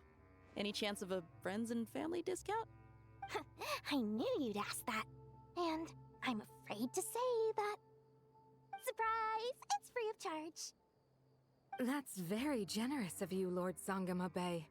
Does this mean you've made a fortune in Notcry? Nope. Turns out it's not that easy to turn a profit there. I even ran some assorted losses. But anyway, that has nothing to do with why I wanted to give you and Dia a small gift. Remember that merchant caravan you two rescued in the desert last month? That was transporting my goods! No way! I had no idea that was your shipment. Explains the, eclectic mix of goods, though. Lord Sangama Bay's investment in the desert and generous stockpiling of goods has helped many people over the years. The shelters you funded especially have made life a little easier for the children and the elderly. Wait, how did you know about that? Oh, I see. Nefer told you, didn't she? That pesky lady. Aren't intel brokers at least supposed to charge for divulging people's secrets? She and Candace go way back. It's normal for close friends to share things you wouldn't tell to everyone else. Sure, but why did they have to be things about me? That's how Nefer shows that she cares. She wishes for all of us to know what a generous person you truly are. It must be hard trying to make a living far away from home.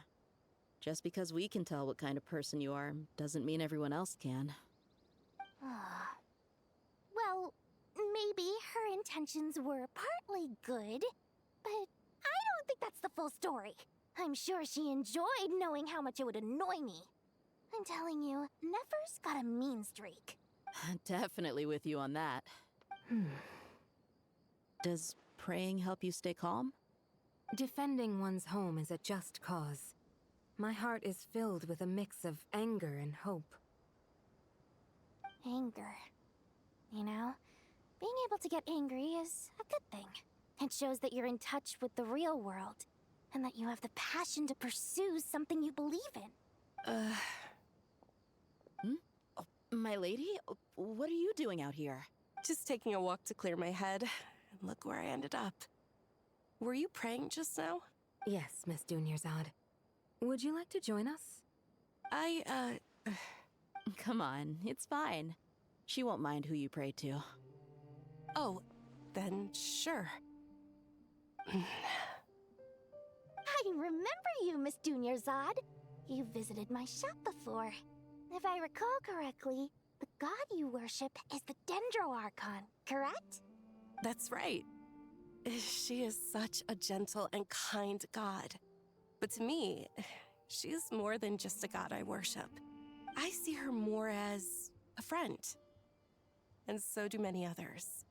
She's not some almighty god who reigns on high, but a genuine friend. Agreed. She's a wise teacher and a good friend. I spoke with several people during the evacuation. Everyone's aware that tomorrow's battle is one that ordinary people can join too. A battle to fight for our friends and our homeland. Oh, it makes me glad. I can finally do something for those who protected me. You've grown so much since we first met. Oh, a compliment? Ooh, more please. Thank you. My lady, you've always been a remarkably strong and ambitious person. It's indisputable. And that's not just a compliment. It's a statement of fact.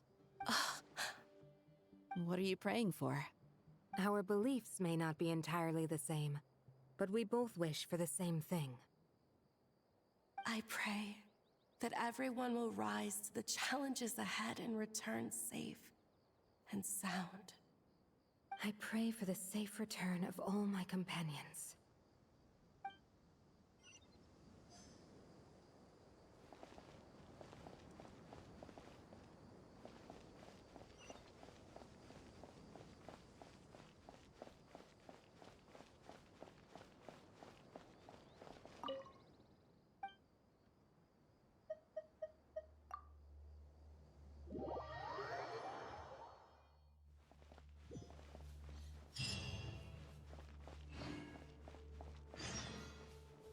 Time to go! Let's meet the others at the mausoleum of King Deshret.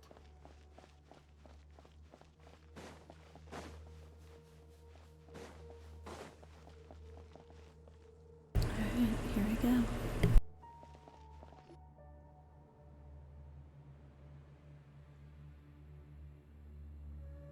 I have not felt this way in a long time. Standing up high, gazing out at the rolling dunes. One cannot know what freedom truly means without first losing it. The Golden Slumber truly lives up to its name as a dreamland. Though desert sands exist there too, no mirage, no matter how glorious, can compare to true beauty. Dendro Archon, what is on your mind? I was wondering whose counsel I should seek on the questions in my heart. What kind of questions? So many. More than can be put into words. As I once said to a friend, we look, we see, and we comprehend. But the question still troubles us. What are the many disasters that this world faces, but the sum of all irresolvable questions.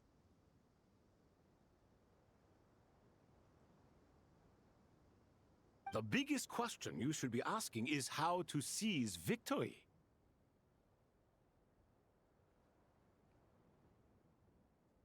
Yes. Although, I would express it differently. I must not fail.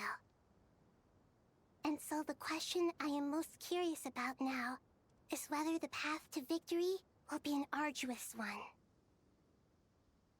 What we declare to be a young sapling, we may, in fact, find to be a towering tree, if we would only cast aside our ignorance and look beyond the veil of time to see her true form.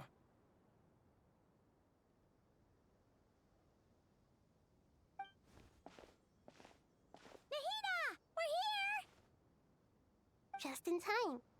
The preparations are almost complete. Ready when you are.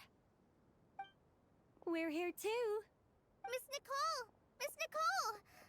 You run so fast! I thought I'd get a lot of exercise as a forest ranger, but I can barely keep up with you. Sorry, I got a little carried away. Lesser Lord Kusanali, the equipment is ready, and the modifications to Aru are all complete. As discussed during our meeting, Accessing Irminsul via the Akasha is no longer feasible at this stage. There are other options, it's just... they're a little more extreme, and more technologically demanding to implement. Maybe you should take it from here. The architecture and functionality of the Akasha terminals overlap considerably with Aru. There is reasonable evidence to suggest that one was developed based on the other, or that they both utilize technology of the same origin. As long as the transplant and merge operation succeeds, Aru should theoretically work on a scale greater than the Akasha and approximately equal to Irminsul. It will become the largest active computing device in all of Teyvat. A system this powerful is capable of a lot of different things. In the past, the Akasha was primarily used for one-way information transmission, but I suspect it could also serve as a central bridging hub. In the pursuit of greater knowledge, some scholars have attempted to connect their consciousness to Irminsul through the use of terminals, incense, and meditation. Correct. In academic language, scholars who reach that stage are said to have entered Satyavata life. Hypatia has performed this practice many times in the past, and she was once under my care for a period of time. Right. And this at least proves that there is a zone within Irminsul that can be connected to. that's right. Providing wisdom to the people is one of the very reasons for Irminsul's existence. I think I understand where you're going. Please, continue. In that case, I'll skip to the conclusion then. We need to further modify Aru, merge it with the Akasha, manufacture terminals, and distribute them to every single person we can reach. Every person? Even the desert folk? Yes, everyone. I've already calculated the amount of raw materials we need. So you mean we're going to get new Akasha terminals? Yes, but this time the people of Sumeru won't be using them to acquire knowledge, just to connect to Irminsul. That's the key. When we evacuated the city, we brought all the important assets from the House of Dana, in case we ended up needing them. Fortunately, this included the Akasha system's main terminal. We've checked all the relevant records, and one thing is certain. Nothing like this has ever been done on this scale before, so... Everyone in Sumeru is part of the plan. Whoever controls the people controls the situation. Since this function of Irminsul was introduced, it has only ever been made available to scholars, who don't constitute a particularly large group of people. But by expanding the scale to include all the people of Sumeru, all the individual connections will stack up to create a significant load on the system. Under normal circumstances, Irminsul would be able to cope with the additional load. But with it already being under strain from other activities, its remaining capacity is limited. Thus, it might be possible to shut it down completely by overloading it.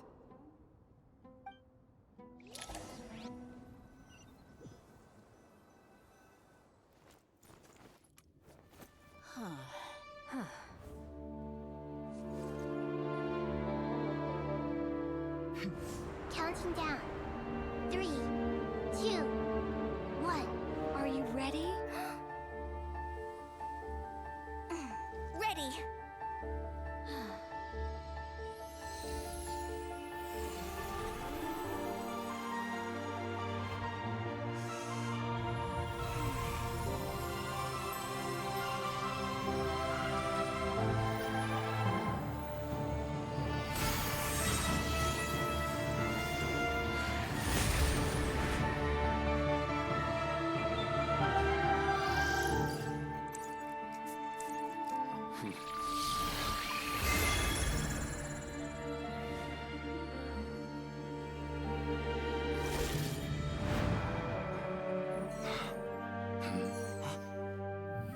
In the past, when people sought knowledge, they turned to the Tree of Wisdom.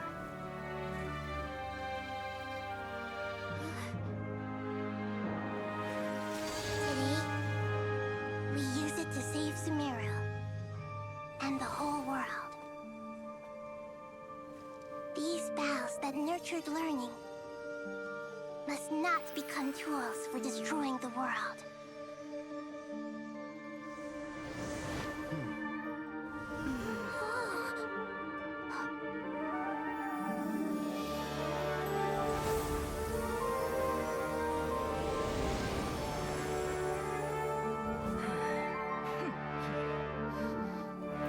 Stop.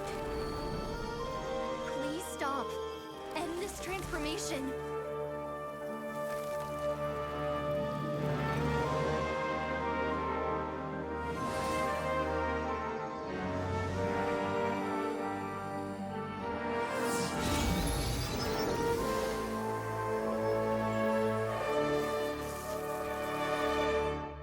You would shut down Irminsul just to stop me? You fools. I have all the time in the world.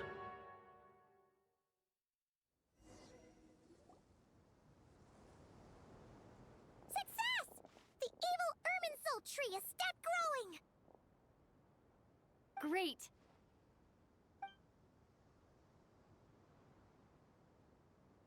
What a display of true courage. The courage to think and the courage to act. I never thought I would witness the shutdown of Irminsul with my own eyes. Perhaps this is human wisdom in action?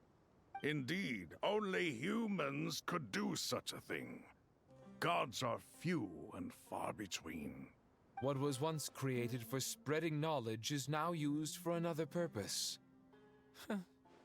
A rather ingenious plan. I am grateful to you three for your help. Only thanks to you were we able to extend Aru's interference capabilities to cover all terminals. Now, nobody who wears a terminal will have their activity accurately tracked by Irminsul. No matter how many eyes Dottore possesses, he will not be able to see us clearly. Now for the next step. I will need the help of your supreme powers once again. How might we be of service, Lord of Dendro? I need to reach the Eternal Oasis immediately. Right now? In that case, Ibis King, would you agree that this is a fine opportunity to dust off our old tricks? Never. I assume you have that chess set with you? You mean the one you gave to me as a gift? Asking for it back, are you? How could I? You misjudge me. I just wanted to show you another way you can use it. Connect to Safei Shatranj.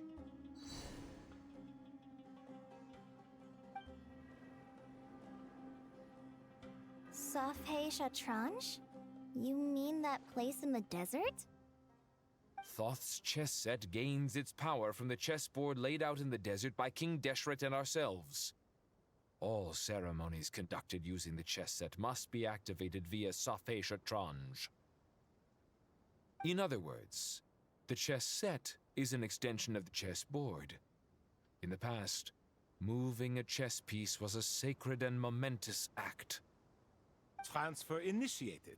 Entering live combat mode.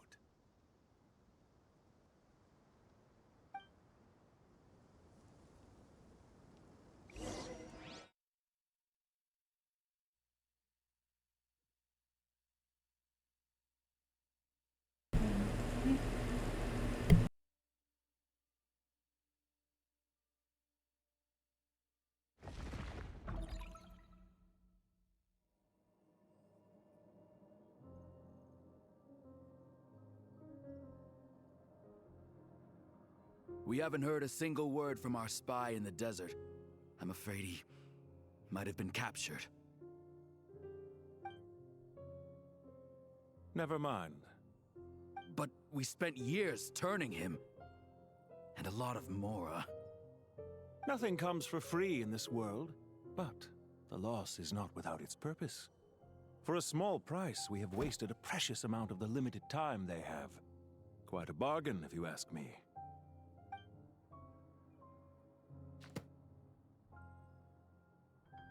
Understood. Weighing profit against loss is a necessary part of life. But to tell the truth, I have been operating at a loss since this all began.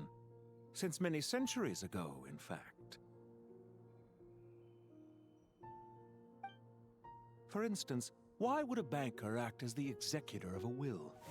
If you hadn't deposited your personal belongings at Northland Bank, I would have no reason to be here right now.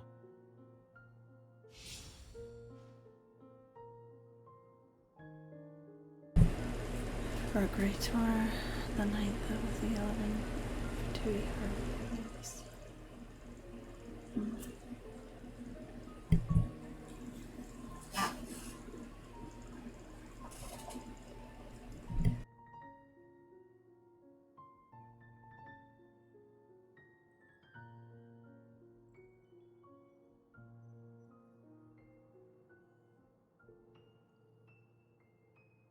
Dottore, I've placed your final data backup into the ley lines as per our contract. I trust we are now square for the safe deposit fees you paid.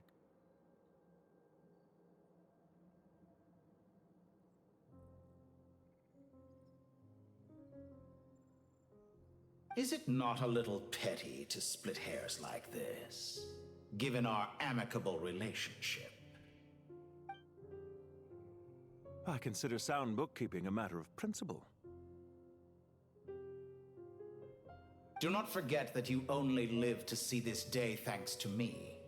In fact, every day of your life since you met me, you've been living on borrowed time. Why, that's hardly a fair assessment. I will concede that my survival was perhaps at your whim, but I became a harbinger on my own merits. Managing money is not like other professions. Mine is not a role I could have acquired based on your recommendation alone, and certainly not one I could have lasted so long in without genuine ability. The information stored in the ley lines is quite comprehensive. Rest assured, I have not forgotten how strong your pride is. Well, I presume you have no sense of fragmentation while talking with me. How could anything possibly go wrong with such strict measures in place? The remainder of your soul was split in two, with one half sent to Nodcry and the other stored in the most secure vault of the Northland Bank. Though I must say, your disdain for the other segments is quite amusing. Zandik is you, and you are Zandik. Zandik created the segments, yet you, a segment yourself, reject him.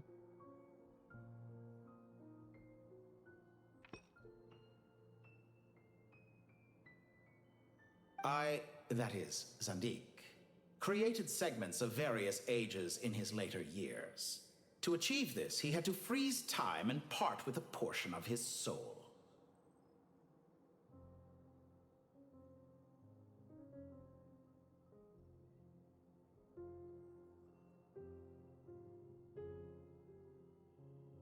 But as constructive as it sounds, it erases my uniqueness. If each segment is equally me, then by the same token, none of them are truly me. A soul living forever in the past inevitably holds different views than he did in his later years. The same thing that completes me also restricts me. You too might ask yourself which stage of your life you want to be preserved at. The day your business failed? Or the day you were framed by a gang and sold off to a medical lab as a test subject? We needn't dredge up the past. This undesirable plan was eventually scrapped. Lesser Lord Kusanali was quite right. I needed an opportunity to eliminate myself. And after that, I concluded that there was no more effective plan than directly splitting the soul. Once the soul is transferred out, you will find that creating a physical body is far simpler than creating a puppet.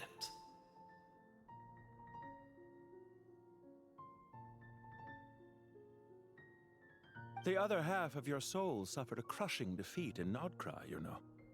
And yet in the process, I obtained the information I always wanted, did I not? Because now we finally know where the best testing ground truly lies. I once thought your ultimate goal was to ascend to godhood. But as it turns out, that was merely one of your experiments. Experiments take many forms. Most people are too eager for success, too fixated on the end goal. They forget that the experimental process itself is just as important. A suspiciously vacant seat, a new face. I trust you can put two and two together. The reason it doesn't exist is because someone tampered with the record. What can I say? After all your efforts, you really did uncover the world's secrets. So, is the new world you promised a lie? No, it never was.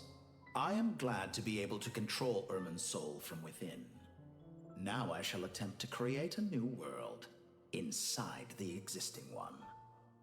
Almost everyone faces the prospect of death, but not a single person has ever been able to experiment unrestrained in the afterlife through sheer force of will.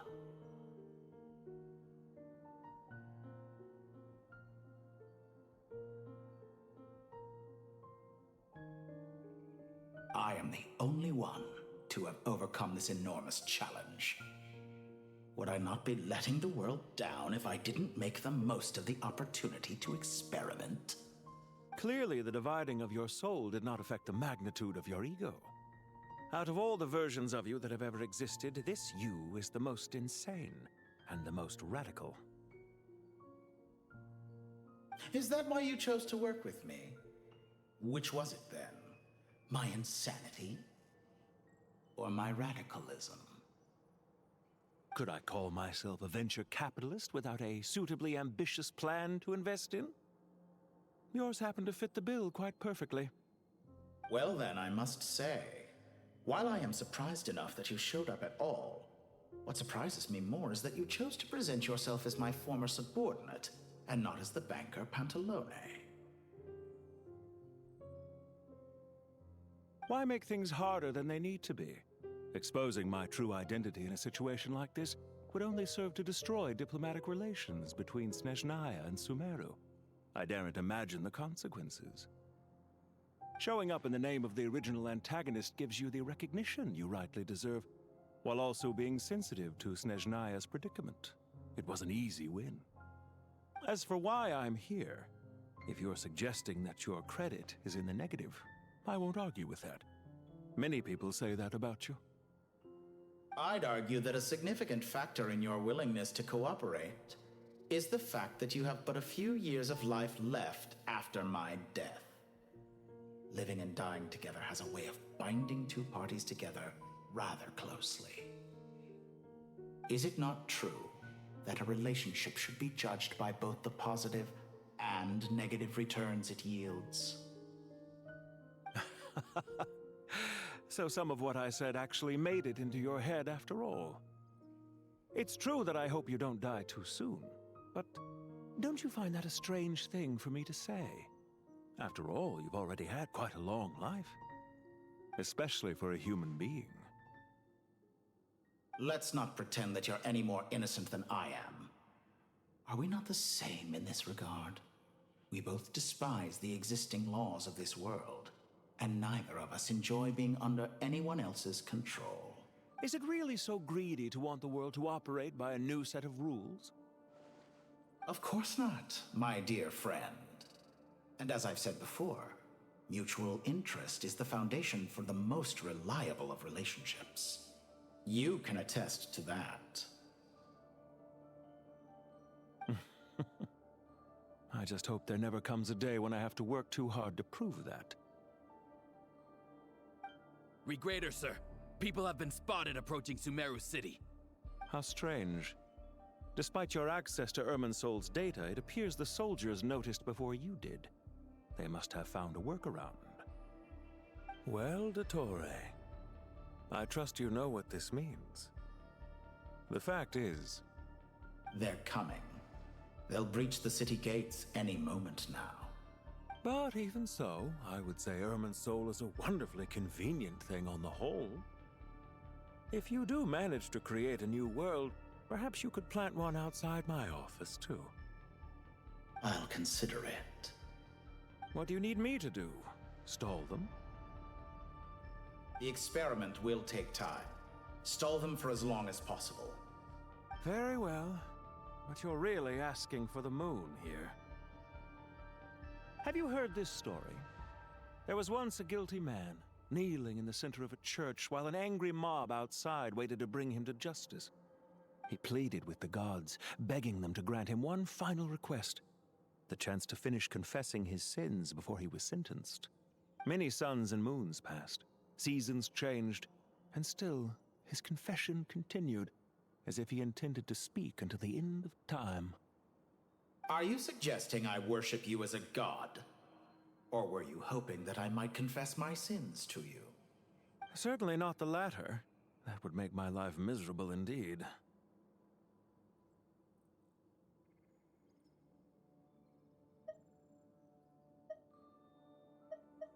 For someone who despises them so, you never seem to have any objections to me creating or becoming one. At first, I thought you'd be furious. Concerned I would terminate our partnership, were you? Not at all. You had reasons why our partnership must continue. Don't you find people's attitudes toward gods amusing? A god descends from the heavens and people worship it unreservedly, blindly following whatever rules are given to them. And yet, when they see an ordinary person gain godlike levels of power by virtue of their own hard work, they treat him with nothing but suspicion, even if he is a compatriot. Is that supposed to be a compliment? No. I was just thinking.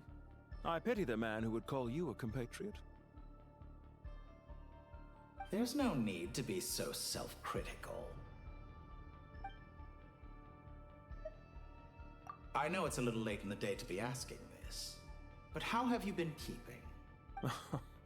I'm flattered that you would take the time out of your busy schedule to consider my well-being, Doctor. The part of your soul that went to Nodcry caused quite a stir, sending our organization back to the drawing board on numerous fronts. It was quite a headache for everyone involved. Dear me, I must have caused you no end of trouble. You certainly did. I had the rare honor of being summoned before the Tsaritsa with Pulcinella to answer for myself. A terrifying ordeal. Don't worry, I pulled through. At most, it's a public relations nightmare. I made sure of that. Now I'm curious. How did you explain yourself? Oh, it was quite simple. I just pinned the blame on someone who wasn't there to defend himself. I could hardly be expected to defy the demands of someone as insistent as the Second Harbinger, now could I? How you slander me. You know full well that I am perfectly amenable to reason. There's no question that you are partly to blame for the ruin of my reputation over the years.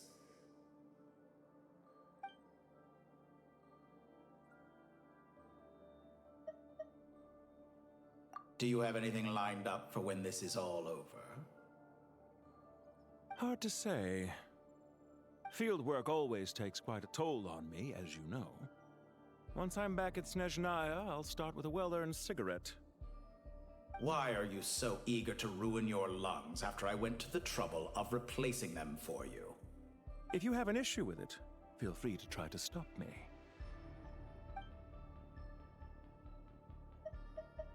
What's on your mind? The limits of humanity. It's a pity. Despite running countless calculations, I find there is simply no way to reduce any further the amount of one's soul required to sustain an individual. It's rare to hear you admit to being unable to achieve something. I beg to differ. For instance, as I've told you before, the original me was prone to motion sickness and couldn't make long train rides. Ah, yes, of course. One of the reasons you often sent yourself out on errands.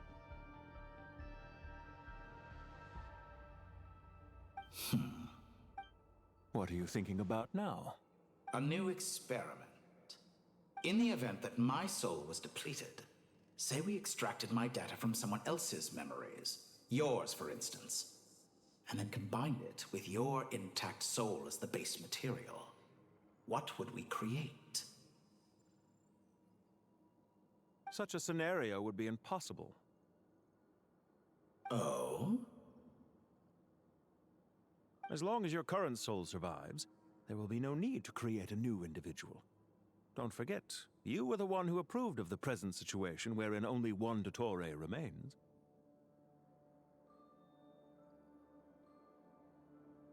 And if you ceased to exist, who would be capable of performing this experiment?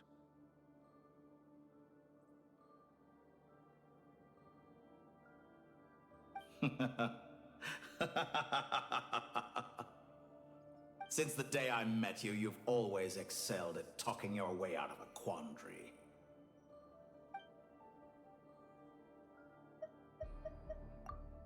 Isn't it a little too early to be saying goodbye? Not that I wish to keep you from your business, of course.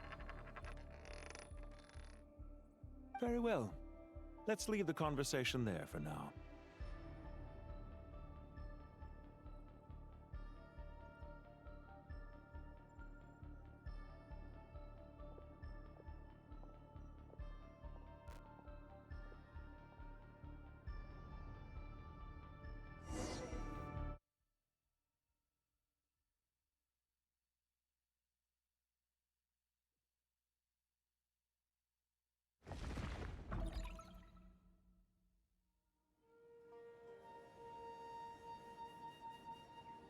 The power of King Deshret's 7 pillars is truly remarkable. With just a chessboard, you can move an entire unit across the material plane. Yeah, sets us up for a much easier fight. Really makes my day. The last time we stormed the city, it involved a lot more running around. I wonder how many people can say they stormed a city twice in their lifetime. I was just thinking that. I've definitely had more than my fair share of unusual experiences in my life. This is my first time here, actually. We never usually leave Gandharvaville. I hope this will be my last time. Does everyone have to chime in? Can't we just fight? What an amusing comment, my dear lady. Yet humans often alleviate tension via small talk, do they not? Well, why is Candace's shield talking?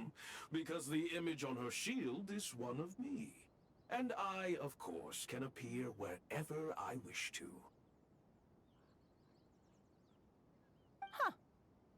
Well, la-dee-da. Isn't that fancy? Could I get in on this? You wish for your gauntlet to speak? Why, certainly. Ahem. I think you'll find that it is I whose image is carved hereupon. Thanks. Definitely feel stronger now. You're welcome, my lady. I am glad to lend you my power. Sino, what's the situation? There are troops stationed at every entrance. As we expected. A frontal assault will suffice. Everyone, stick to the plan. We'll take the main entrance. You head for the House of Dana's side door. Move out.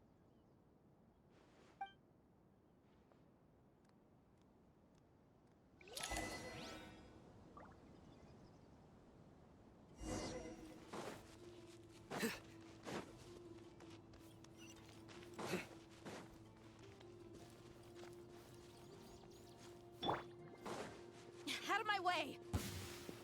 Take this! Watch out! Get lost! Thank you, Jet. You gotta be more careful. If you're not ready to put your life on the line, you can't be certain of defeating your opponent. She's right. Keep your wits about you, Rana.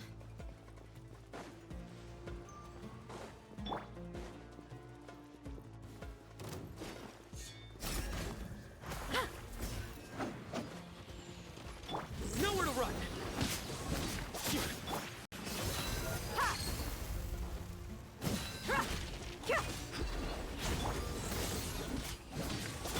Yield! Grant us your blessing!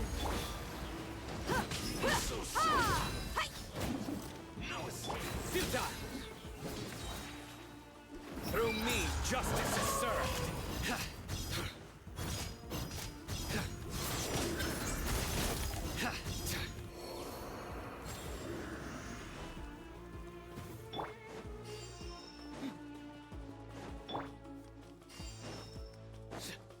Take them out and secure the harbor. Reinforcements will arrive by water. Consider it done. Show no mercy.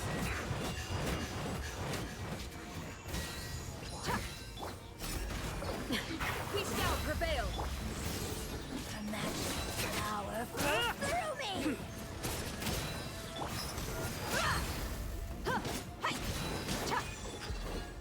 Look alive! Winter shall eventually come. You need to hurry up. Futile! Feels clogged. You asked for it!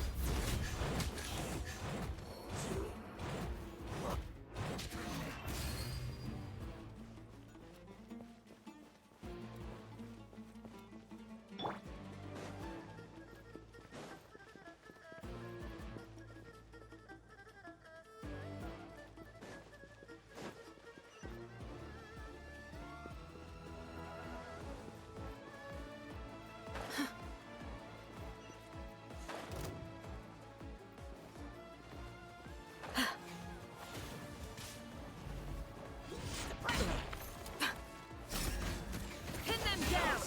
Grant us your blessing! Nowhere to run! Your sins weigh upon your soul!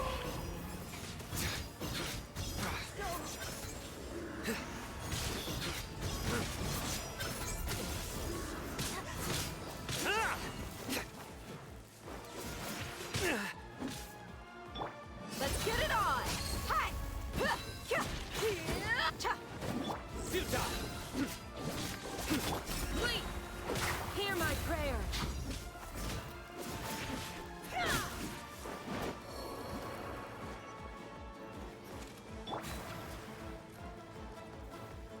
Use the force authorized time.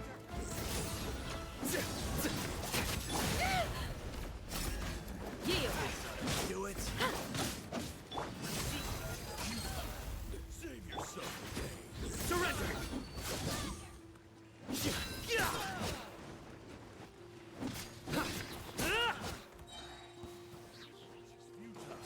Save yourself. Through me, justice is served!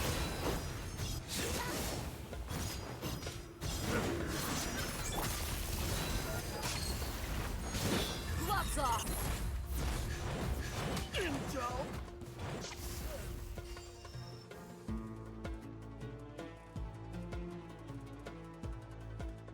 Waterway secured. Brothers! Sisters! Perfect. Just in time. Welcome. Once we've linked up, we'll continue the advance. The team has arrived at the north entrance, as planned. Good. Press on.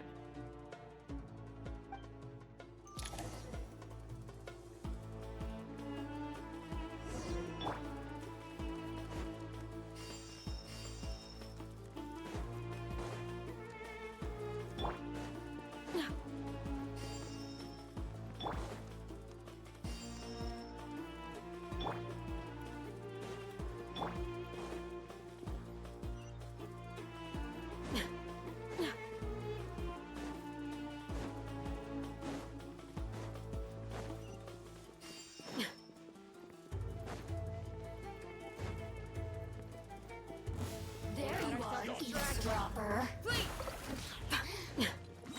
Nowhere to run! Do your work! Grant us your blessing! Buckle up!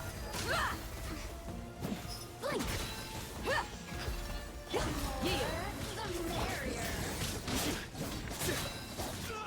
Judgment is upon us.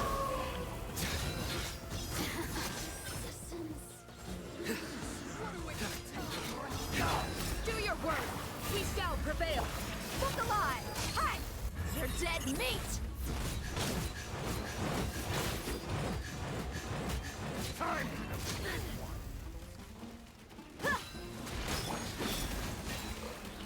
Futile! Yeah!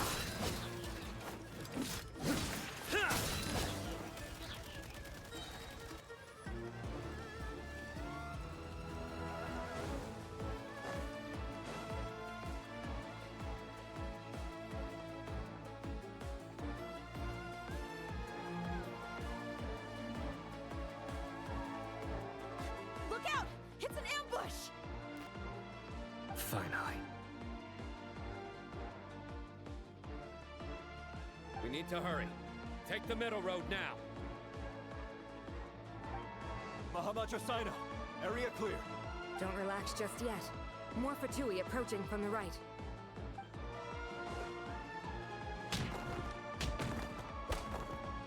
Irminsul cannot track our movements. If necessary, we can split up. Don't worry. We'll wipe them all out. As you can see, our people came raring to go. Good, good. How are things with the Traveler? Can Tainari keep her safe? Don't underestimate Tainari just because he's a forest watcher. He can handle it. All right. You know that's not what I meant.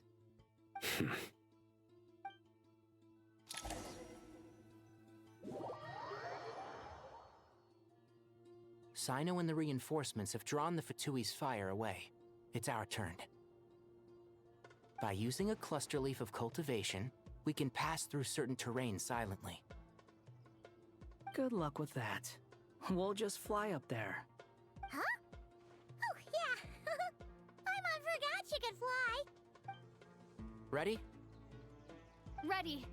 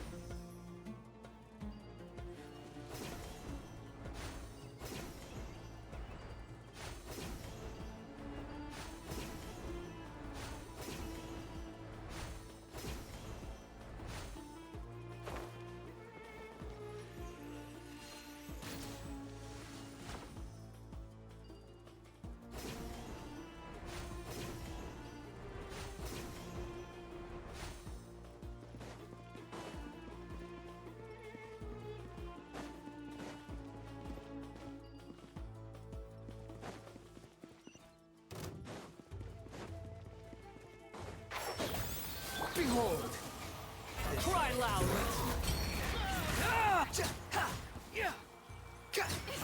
How amusing. Time to ignite! By everlasting flame! One with the Force. I hear everything.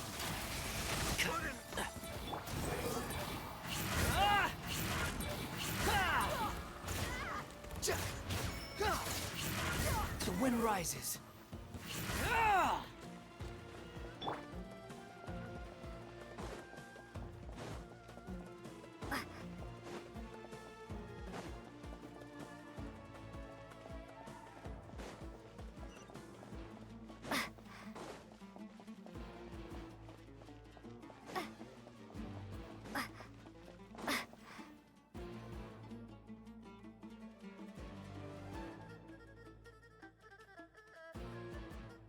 Fatui soldiers up ahead.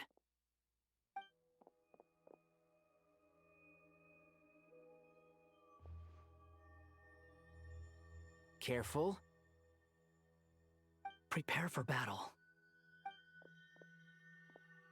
Hey! There's people over there. You have some nerve showing your faces here in the center of Sumeru City.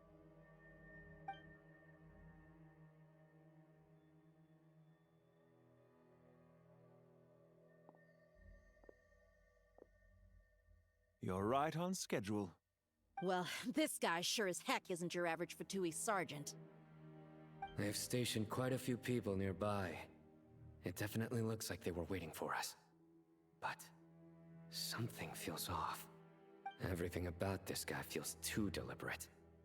I highly doubt he's just a subordinate of Dottores. And he's no mere sergeant. Whatever his rank is, it's high. Much higher than we thought. So you've been waiting for us. But it looks like you're geared up for a conversation, rather than a battle. Very clever, General Mahamatra Sino. I know you're the one in charge of this siege, and I look forward to making a deal with you. A siege?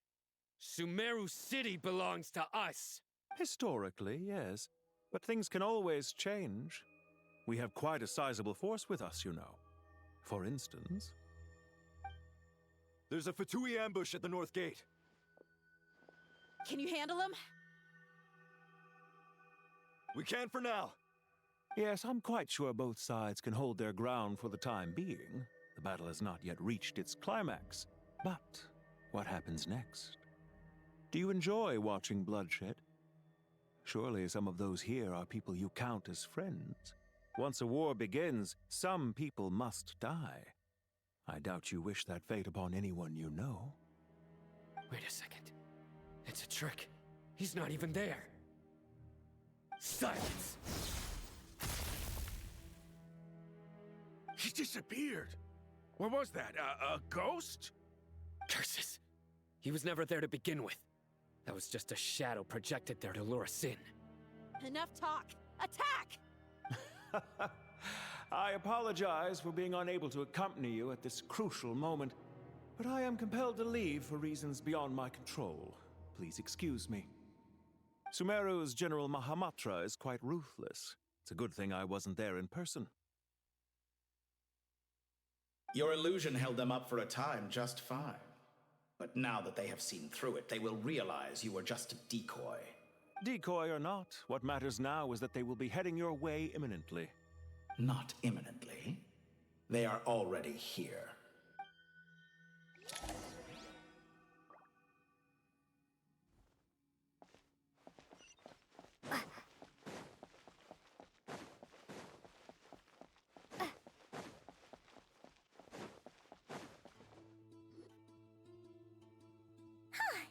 We made it! This is far enough. Tainari, you go help Sino. Don't worry about us. We'll manage from here. Are you sure you don't need me to stand guard? No need. Once the connection is established, we'll disappear from the sanctuary of Surasthana. Go help the others. All right. Goodbye for now, then. Please tread carefully.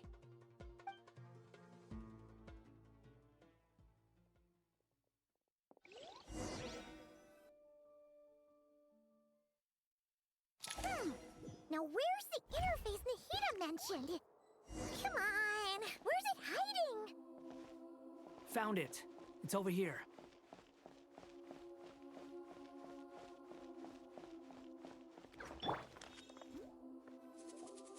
We can connect to the inside of Irminsul through the Sanctuary of Surasthana's built-in security system.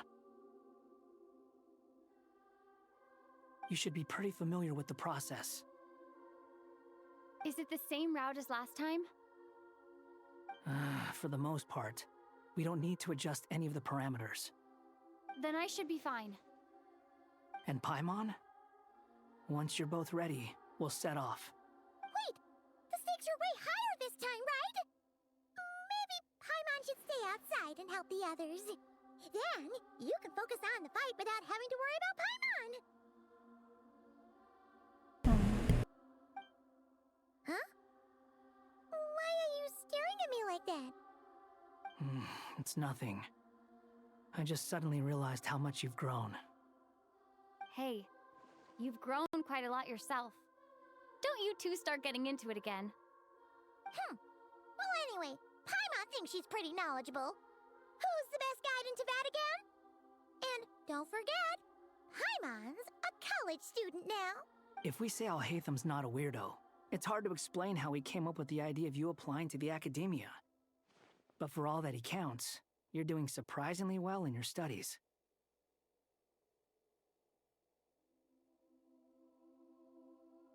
Just goes to show how important it is to have someone supporting you.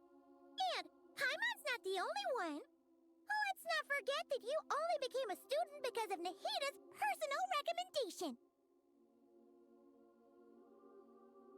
That's fair. I have learned a lot in Sumeru. Oh yeah. Did you ever come up with that ugly nickname you promised me? What? No way! We're friends now! Paimon gave up on giving you one ages ago. Anyway, isn't Hat Guy enough of a nickname for you? Fine. Suit yourself. We need to go. Paimon, if you're staying, look after yourself. Will do. Paimon's gonna link up with Tainari and Sino. You guys are the ones who need to be careful. We will be. Bye for now.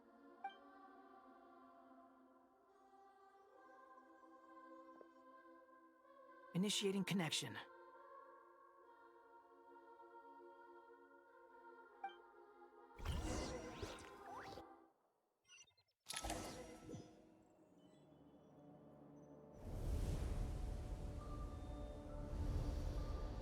Hey, dang it.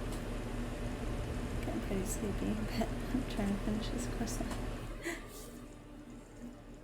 Hopefully you were at that boss. Have you been? Well, here we are again.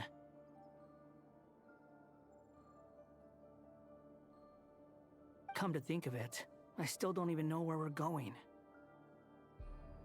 Thanks to our terminals, it should be impossible for Irminsul to read. I can...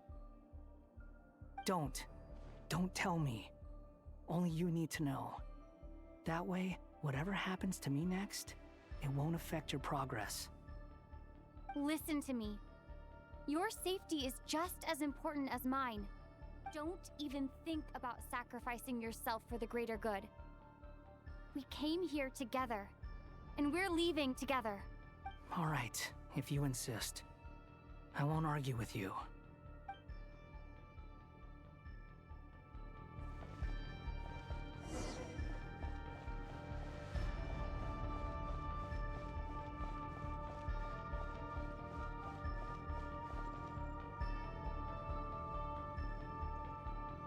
This place looks so different from how I remember. It's unrecognizable. It's a complete mess. Like someone's turned the place upside down. Must be Dottoro's doing. Either he's searching for some information he needs, or... It's still changing. He has to know we've entered Irminsul. But luckily for us, he can't pinpoint our location. Be on your guard. Don't let him find us. The red parts have probably been corrupted by Dottoro's power. Don't touch them, or you might alert him.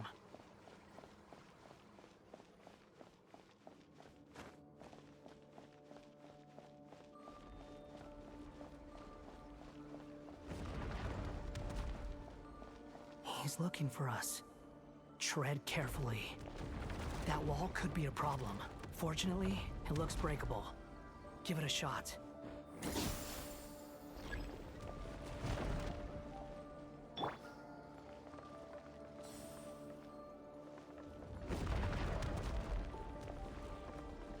Squall Fury.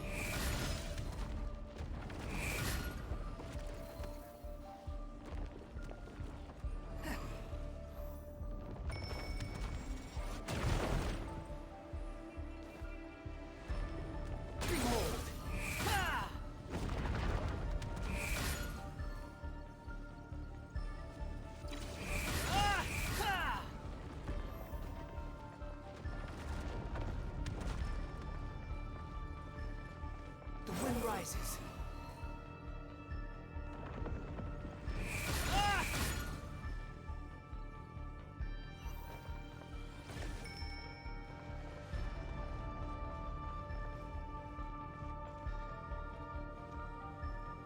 Behold!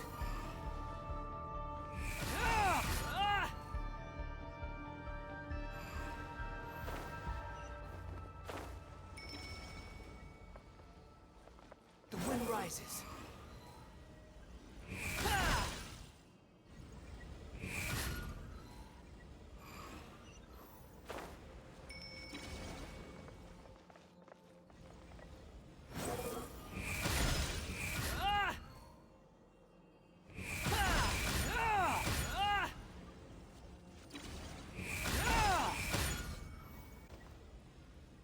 I don't know.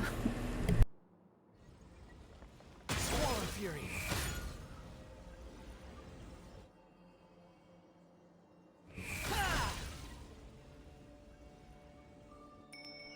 The same old trick again?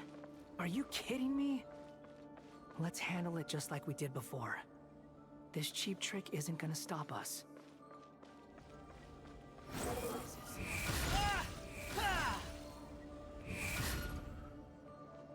Oh no! It's... A trap! Is that why he was using the same trick over and over again? To get us to lower our guard?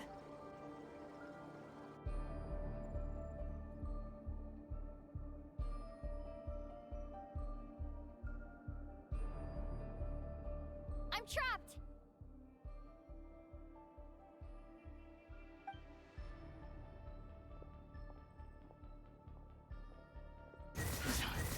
Why won't this thing budge? Hello? Hello? Can you hear me? Cole? Is that you?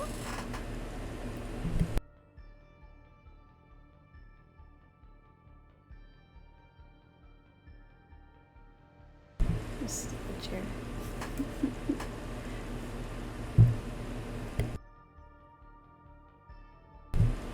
Doing some of your own pew pew? What are you playing?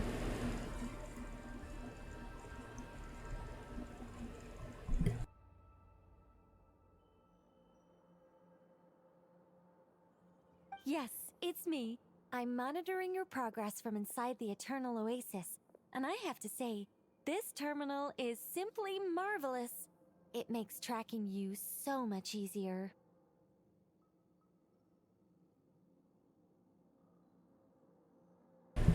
Division 2, nice. I haven't played Division in a long time.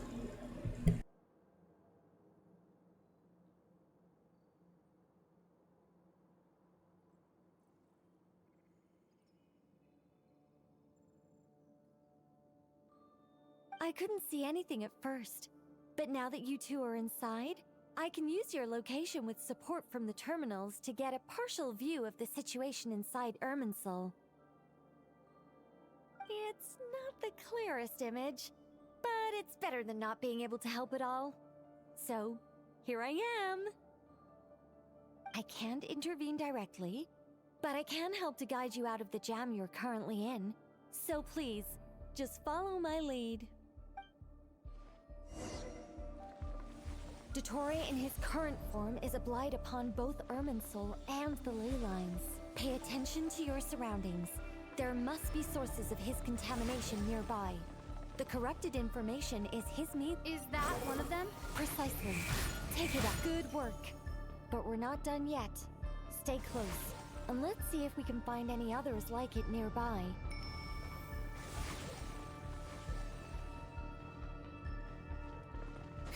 You're dead! Swollen Fury!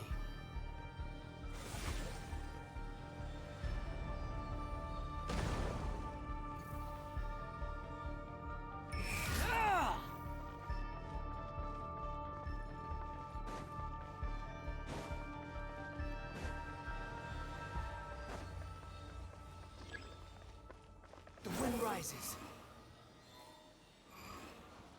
This must be another one. Agreed. Now... Wait! Watch out! It's Dottore. I think he's found us.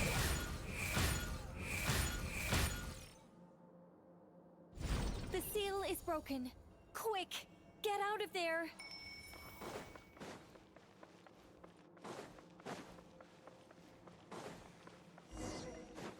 And where exactly do you think you can run to? Wait, what is that? Pursuers. That's gotta be it. Run! Don't let that thing touch you. Dodge that attack.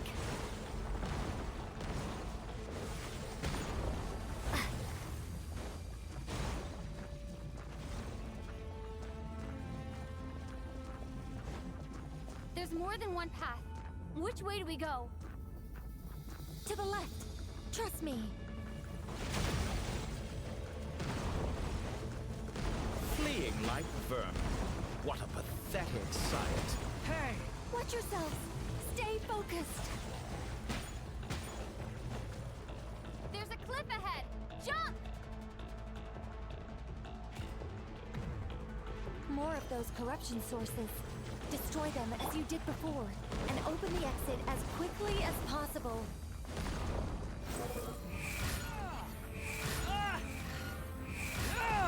They're relentless. Is he trying to wear us down? You'll just have to destroy these two.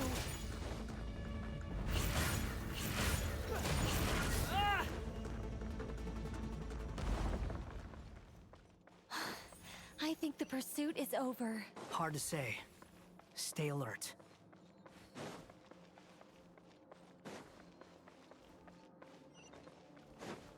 The wind rises.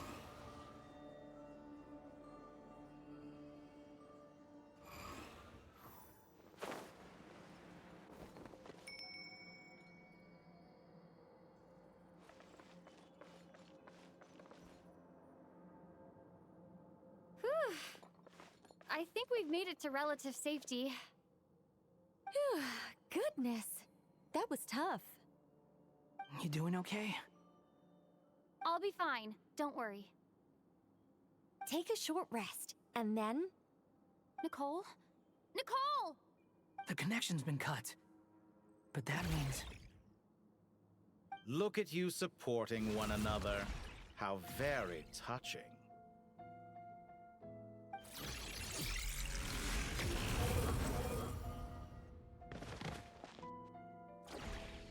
Dottore! Took you long enough to find us. You're more useless than I thought. Oh, really? I think I deserve a little more credit for my methods than that.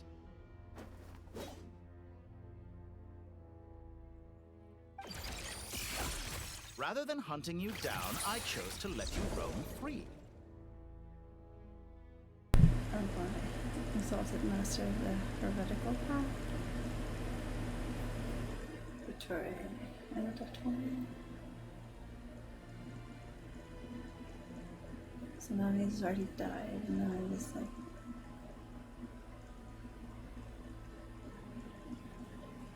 In the main brain. Okay. We'll see how this goes. I indulged your presumption that I was unable to track your movements. Played along with your clever little plan. Fleeing is for animals, but I rather enjoy watching you flee. Some things lose the will to run altogether as soon as you put them in a cage. If that's true, then why did you come looking for us? Because I wanted to observe you up close, of course. Don't misunderstand me, I'm not here for a fight.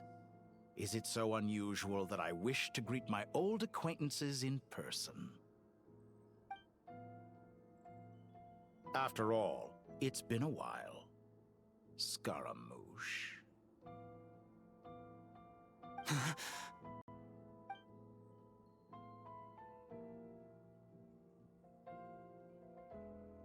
Why are you so afraid?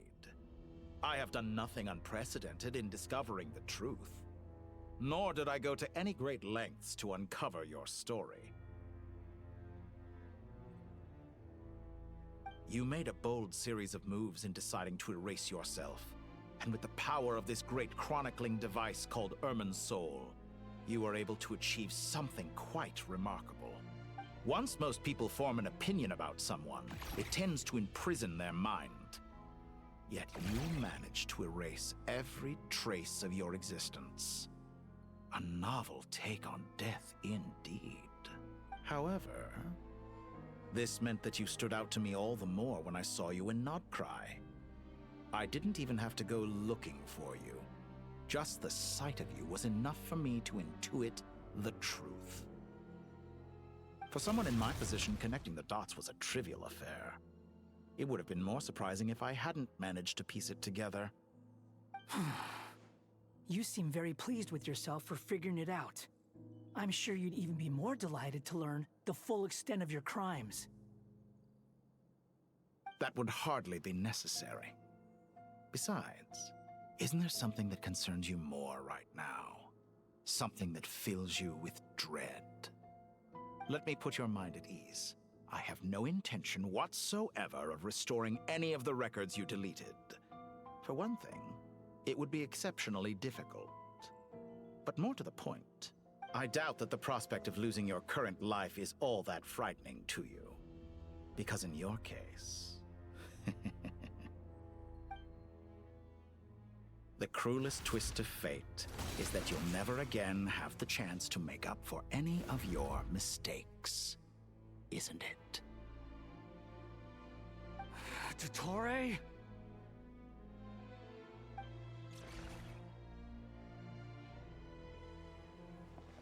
All here shall bend to my will.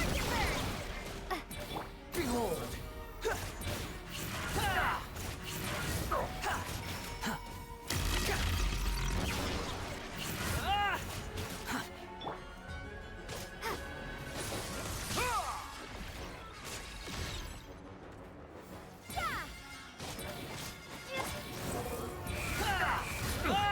I'm afraid you'll need to do better than that to take me down.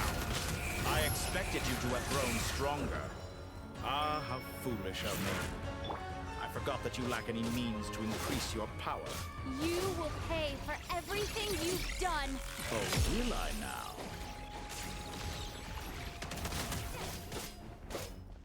Squall Fury!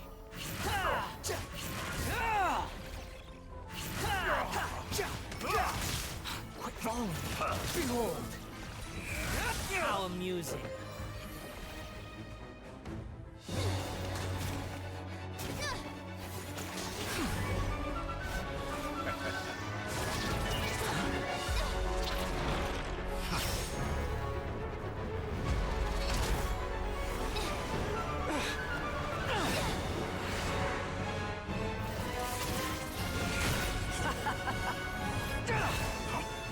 Does the prospect of death amuse you? I can ask you the same question! I'll distract Dottore. You focus on the mission. Got it.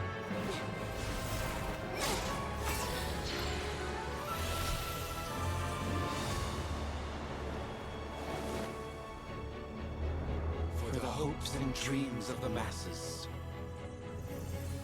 Open the secret door on this enchanting night. May wisdom's light eradicate ignorance and darkness, and hereby fulfill our ancient vow. Commence data extraction.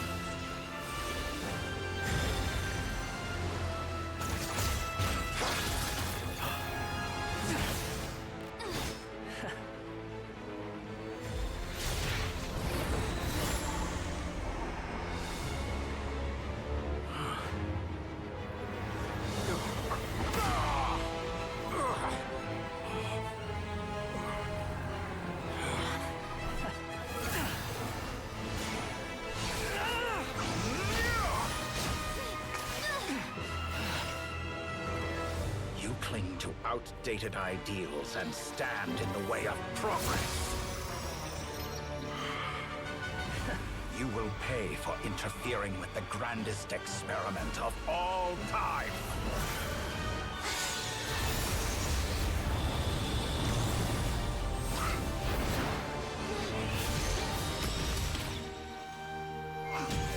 Oh, wow.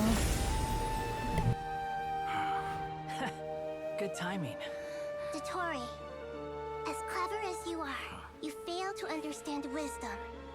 Wisdom takes many forms, but the path you have chosen eschews them all.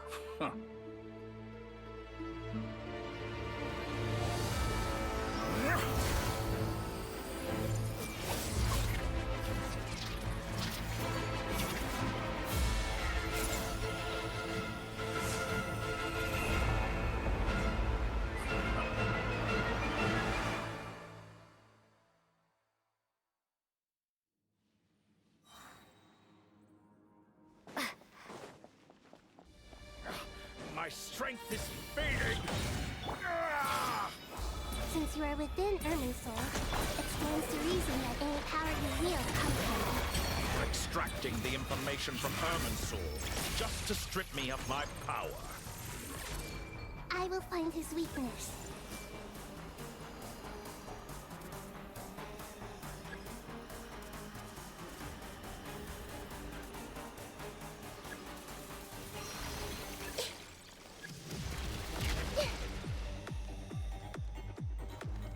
Commit it to memory.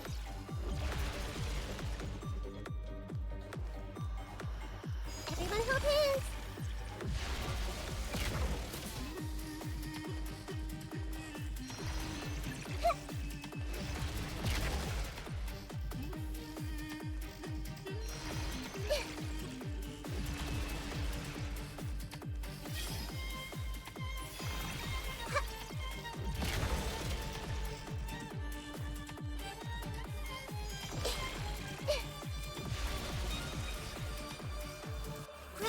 Grow! Yeah! Ow! I admire your attempt to introduce a new variant, but it's nowhere near enough!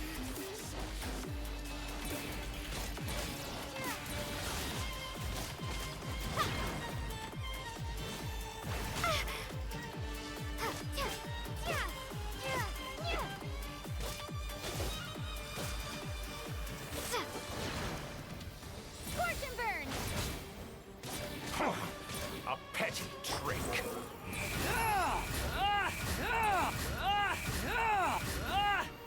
This might hurt a little.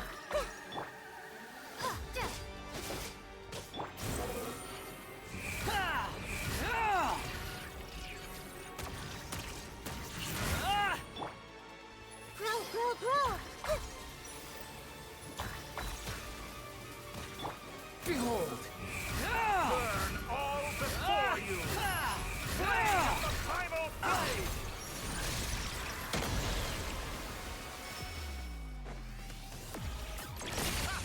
You won't destroy. We're so close. Just hold on a little longer. I'll hold him off. Traveler, Hat Guy, the rest is up to you. We certainly have a knack for surprising each other, don't we? I'm just getting started. It's time. Say your prayers. You're on the offensive, but watch your back. Sword of Fury.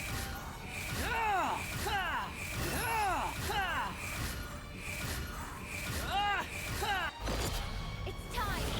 Say your prayers.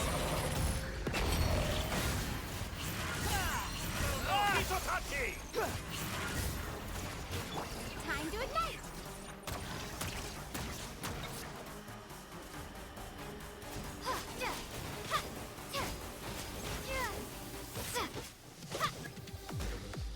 Behold! Burn all before you! It's time. Say your prayers. Too slow.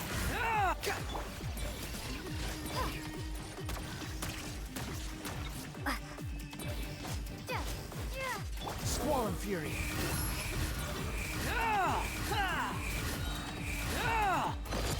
It's time. Say your prayers.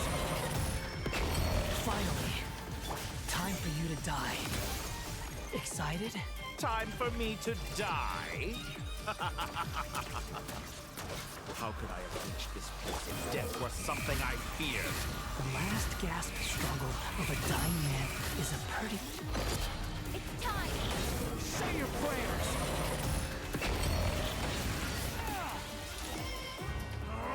That's enough!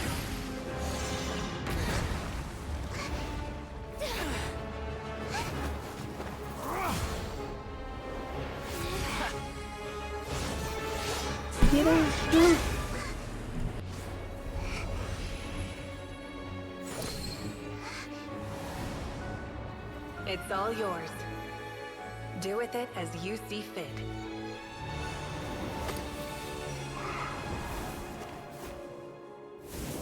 Just as you say, this world is home to some archaic things. And is you suppose. You are a formidable opponent. You have long coveted the secrets of wisdom. So now, I will demonstrate true wisdom in action. I invoke my supreme authority as the keeper of Irminsul. Commend me or condemn me, but give your verdict now!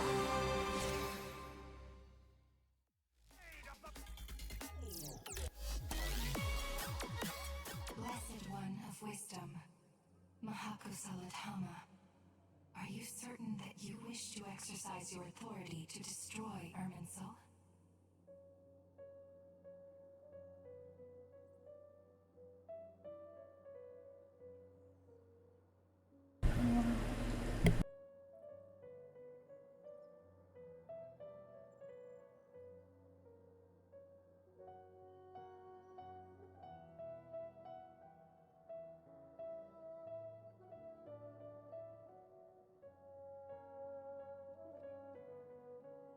So it represents both your roots and your finest accomplishments. You truly intend to abandon the very thing you have always fought for?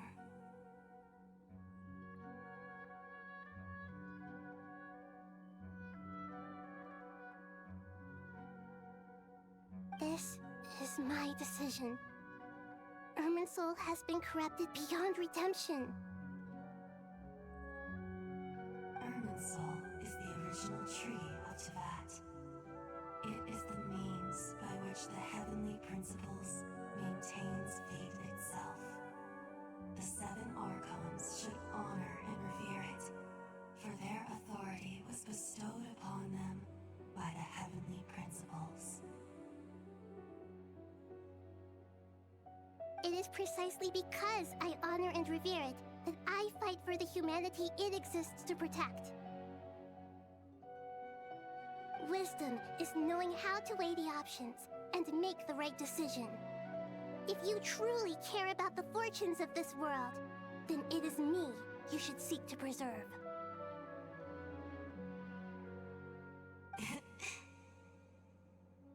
Planting a seed begins the chain of cause and effect. Since you have become a great tree yourself, why should the loss of another tree be anything to fear?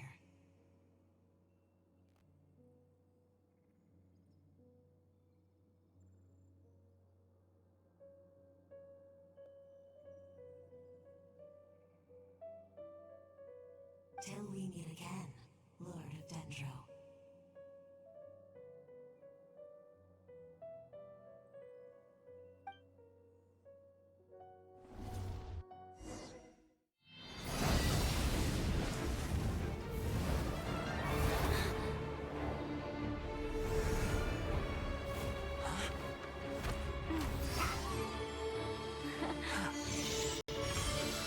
The first flame.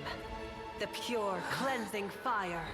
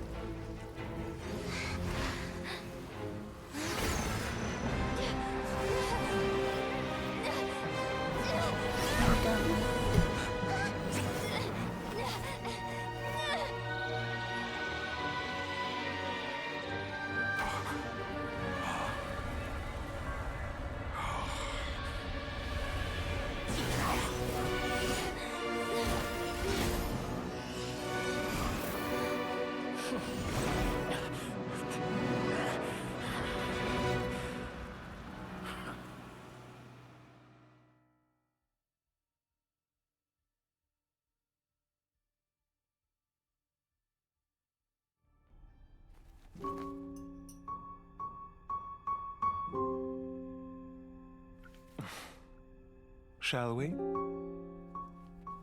Where were we? I was suggesting that you needn't perform when signing a contract. You're only sitting here because your bank demanded an evaluation of the trustee. So you told a story about a young scholar from a merchant family in Sumeru?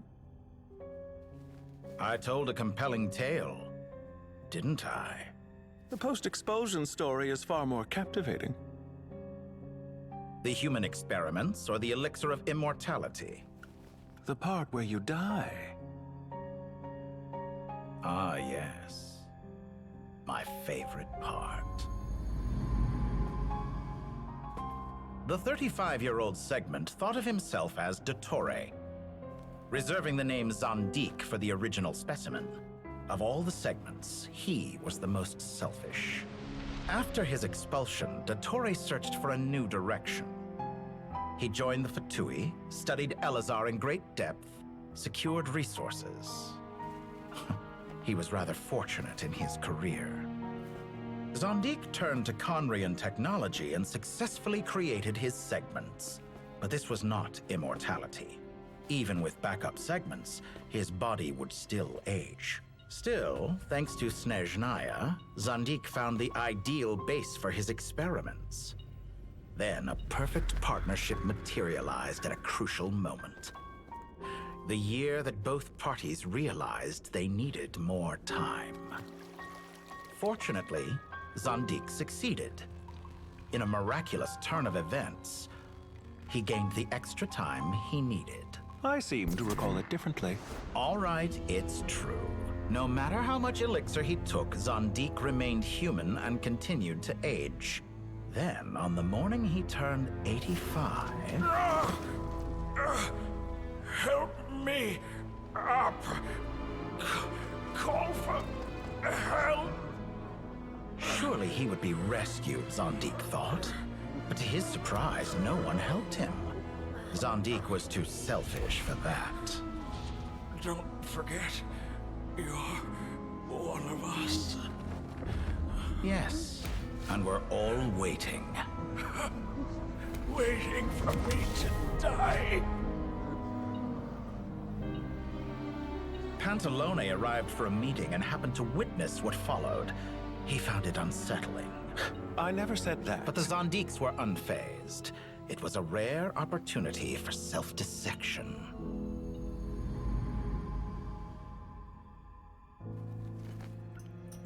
What does all that have to do with you depositing your data at Northland Bank? It has made me cherish my time in this world all the more. Fair enough. So you do have a sense of self-preservation.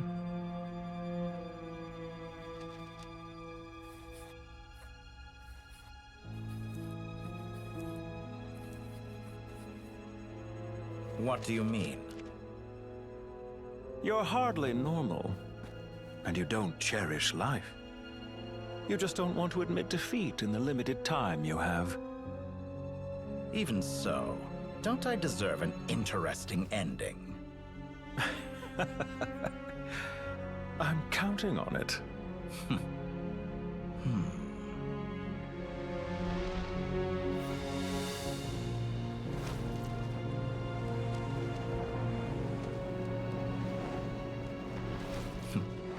If nothing else, I expect my funeral will be a grand affair indeed.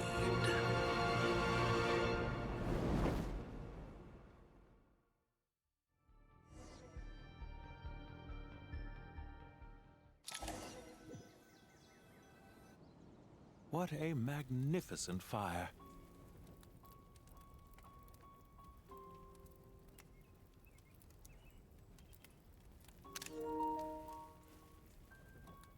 In Snezhnaya, we light fires to ward off the cold.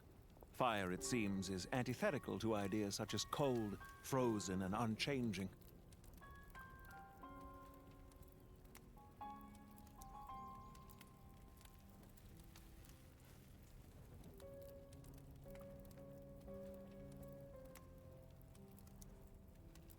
Perhaps it has always been that way. From the beginning, fire has been used to drive away wild beasts and warm the body and mind. You could say it's a form of treatment. One that cures the human heart of mortal fear.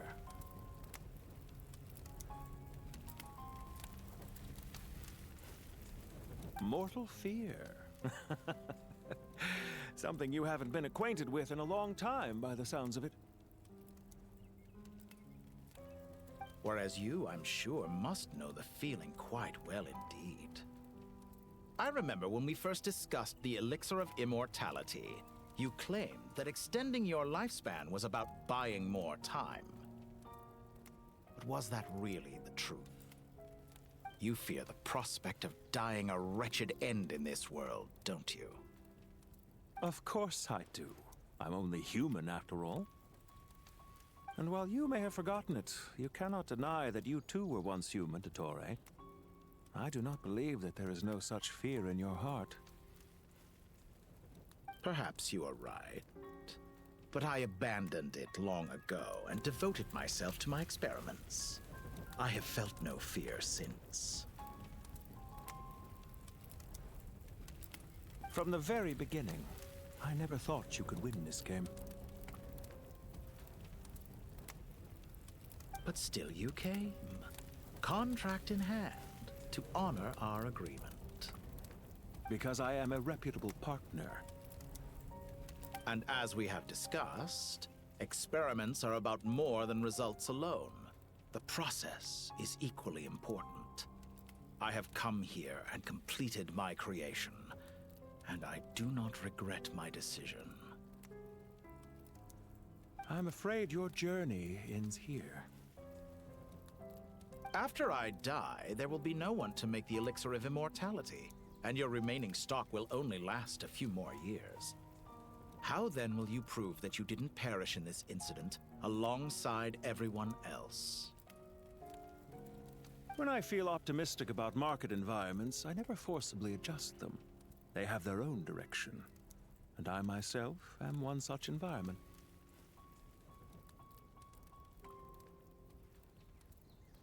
I have been quite particular about many things in my life, but where the manner of my death is concerned, I choose not to be. You make yourself sound so magnanimous. Oh, but I am. And I hope you will be too. It may have been a long time since anyone told you this, Dottore, but I recognize that you are a truly rare talent. Ha! I can see it. The experiment in blasphemy that I've been performing all this time. It has been a long process, and I do not care about the results as much as people might imagine.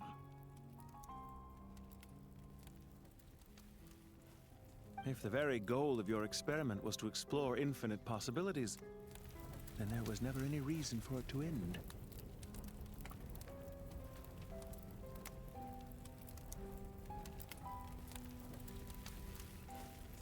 Indeed. Yet now, the experiment has officially drawn to a close.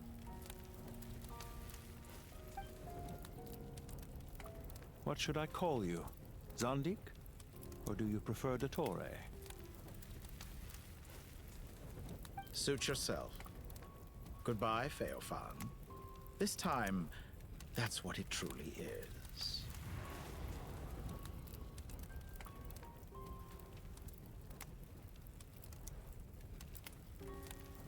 And don't I know it? Goodbye, Zandik.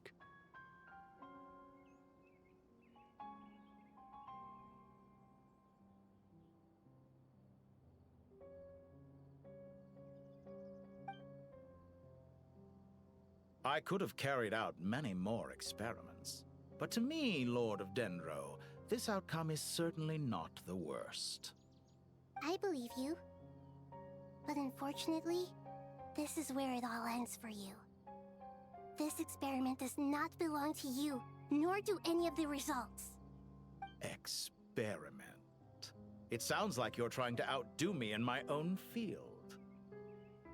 Wisdom is conveying information in terms that people can clearly understand. You know exactly what I mean. Indeed. I can see no further outcomes. Ha. You have a formidable mind, and you are braver than I thought. Setting fire to the very thing your survival depends on. Your previous threat was empty, but this time, it is real. When necessary, wisdom can be as fierce as an inferno. Some of the flames that incinerate you come from within yourself. Perhaps you are right. You see what lies at the bottom of the human heart, and that is your wisdom. Here is where your journey comes to an end. All that is yet unknown belongs to those of us who will carry on living. It seems I have unwittingly been your arch enemy all along. But now, it's all over. I do not deny your intelligence. But what you refer to as experiments, I would never describe in those terms. They are events that take place in the real world, and they are so much more than mere data. Goodbye. We will never meet again.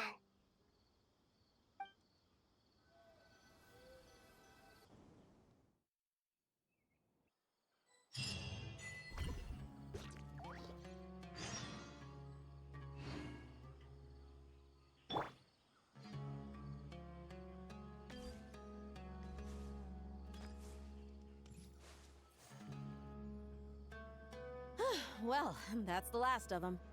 Everyone on the list is already back where they should be. It was a long, hard road, but we finally finished escorting everyone back. I just pray that we'll never need to leave again. I hope we can stay here forever in this peaceful paradise of our own choosing. Paradise. In the annals of the Temple of Silence, that word carries great significance. It represents the hopes and desires of the gods. Their longing for a place to rest. I wouldn't think gods need such a place. People always think they're the only ones who can lose their homes. They forget that gods too need a place to reside. As the Goat King once said, "A god without his people shall cease to exist." Gods need their believers every bit as much as their believers need them. Only we can truly understand how much the desert faith has faded over the centuries. But we still talk about the gods as though they're part of our lives. Given the myriad ways in which gods and humans interact, I'd say they really are. How else could Dunyarzad consider the Dendro Archon a friend? Well, that sounds about right to me. Describing them as friends sure makes us feel a whole lot closer. If you told me a few years back that I'd have this many friends, I'd have called you a liar. Belief is a choice, just like friendship. We've made our choices through battle. The right ones, wouldn't you say? I'll be heading back to the Temple of Silence. I heard the Goat King and the Ibis King decided to pay us a visit. How about you? It's back to Aru Village for us. Still plenty of supplies to distribute and people to help. Until next time, old friend. As long as you can find the time, you're always welcome to visit us in Aru Village. Right back at you. Make sure to drop by the Temple of Silence the next time you're free. Word is that 2 of the other 7 pillars, Shezapang and Bennu, might also be dropping by. Since you're wearing the symbols of their power, it'd only be fitting if you came to see them for yourselves. Dropping by? That makes it sound like they're visiting a neighbor's home.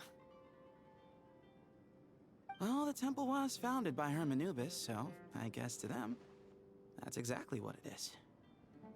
Guess that's true. All right. We'll make sure to find time to stop by. Stay safe on your journey home. I will.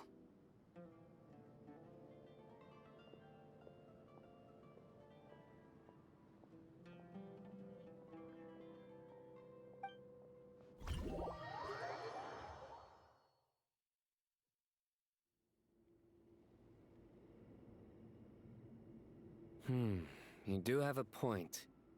See? Retirement has always been a problem, especially for old-timers like us who've been locked away all these years. You finally step out into the light, and bam! You're face to face with a whole different world. Naturally. What do you think, Layla? Huh? Why would you think to ask me? How could I possibly be qualified to decide where the servants of King Dashrat should live. Sorry if my question was unclear. Do you think their statues will stand out too much if we place them here? Hey, I never agreed to this. How could we possibly allow our statues to be left in Hermanubis' home? That would be like breaking into someone's house, then pretending it belonged to you in the first place. Different beliefs can coexist.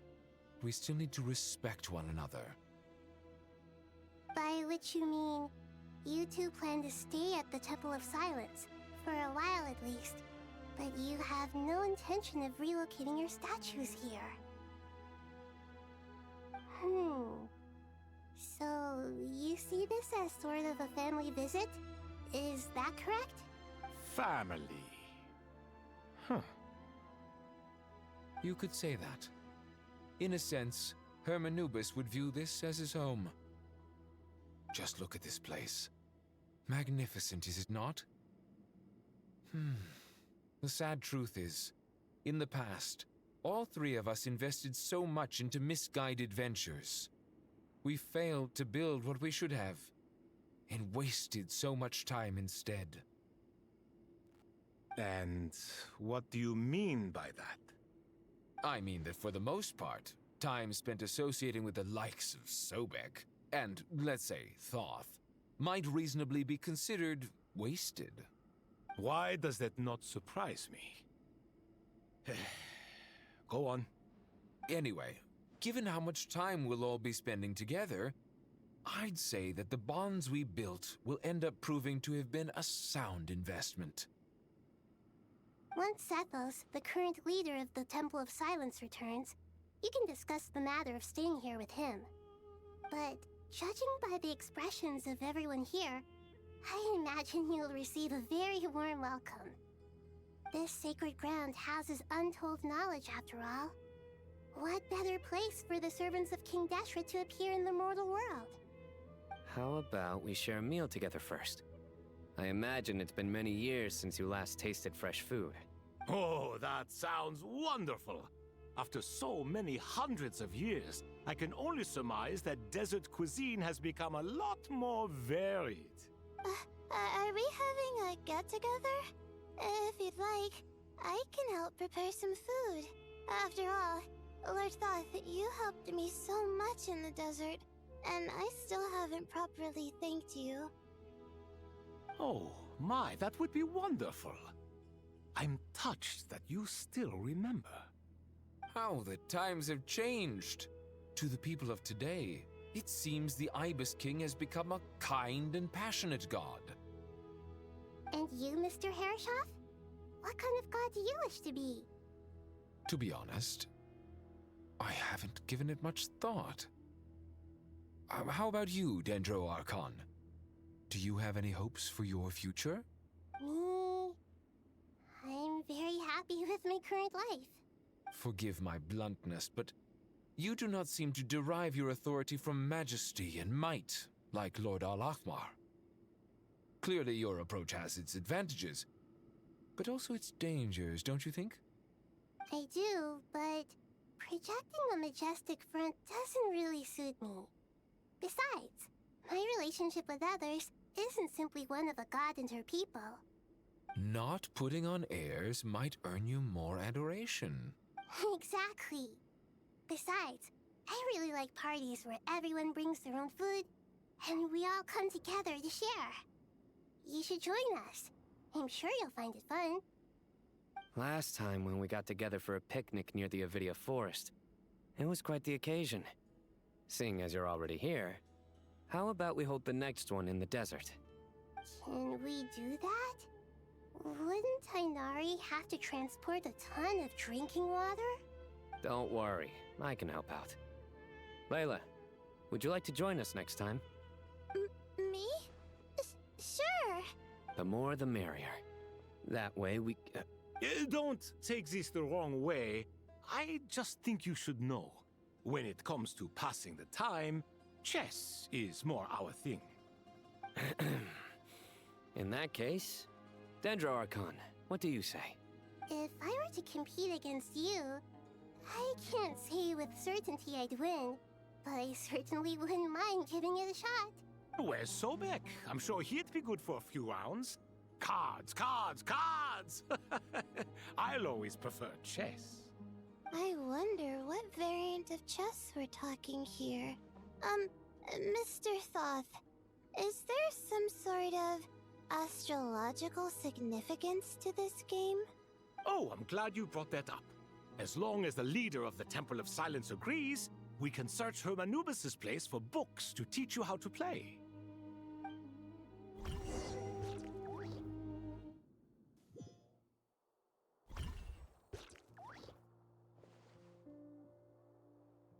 Such devastation visited on Sumeru City. So many houses destroyed or damaged in the fighting. Who could have foreseen this? Look at all of this. It's going to take me forever to tidy up. I suppose living below the academia doesn't always work out to your advantage. I would have thought a little appreciation of my sincerity and effort in helping to clean up this mess might be in order. Helping? Effort? This is your house! Of course you should be putting in the effort! If anything, I'm the one who's helping! So you see yourself as just a helper in this situation. I must admit, I'm rather shocked. If you're trying to say that since I live here too, I have an obligation to tidy up, fine, I suppose I do. Wait a second, stop changing the subject! Nevertheless, in the wake of a great storm, a missing roof is a predictable inconvenience. can you stop making it seem like I care more about this house than you do? Doesn't it upset you at all to see your home in this state? I won't pretend it's ideal, but that's no reason to be upset. This is the roof over your head, your shelter from the cold. The furniture is scattered, the paintings have fallen off the walls, the windows are shattered. Don't you feel even a little disheartened? The way I see it, these problems are easily solved. Ugh, this is precisely why I hate talking to you about sentimental things. It's like banging my head against a wall. You simply don't understand just how much work goes into making a proper home. It sounds like this is causing you a lot of anguish. You mean the house or the paintings? I mean your sentimentality. Oh, well, yes.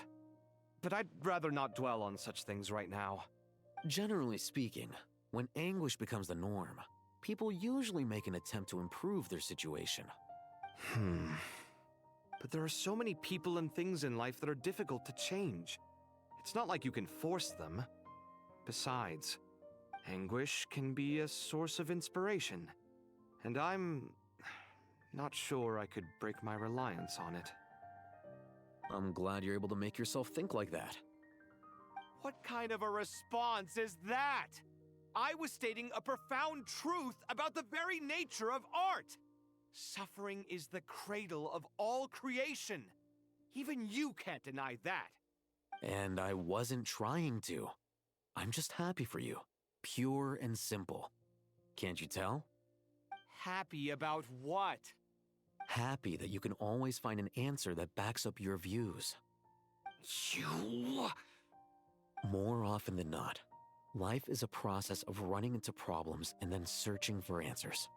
Yours more than most. Not everyone's so good at justifying things to themselves. It's something that you've been steadily mastering. Huh. What about you, then? What skills have you been mastering lately? Pass me that box. Huh? Okay. You may consider this my progress on the path to mastery. What? Wait a second. Isn't that box mine? Hey, it is! It must have fallen off that shelf. I'll hate them. Those are my paints and inks. Would you like me to put it in your bedroom for you? Huh? I mean, sure, if you don't mind. What kind of progress is this? Does he think he can bribe me? Not that giving me back my own things is much of a bribe. These books on the floor, they're a complete mess. And this one, didn't he say it was an out-of-print collectible? It's completely covered in dust. And some of its pages have even fallen out. Ugh, guess I should help him repair it. This one too. And this one.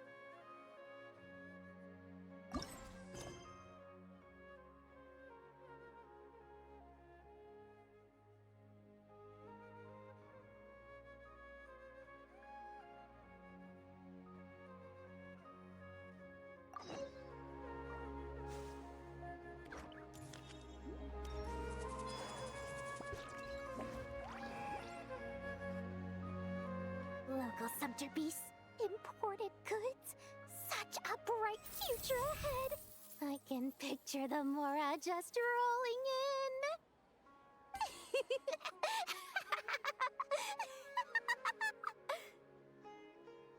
in. You do realize you sound like a choking cow?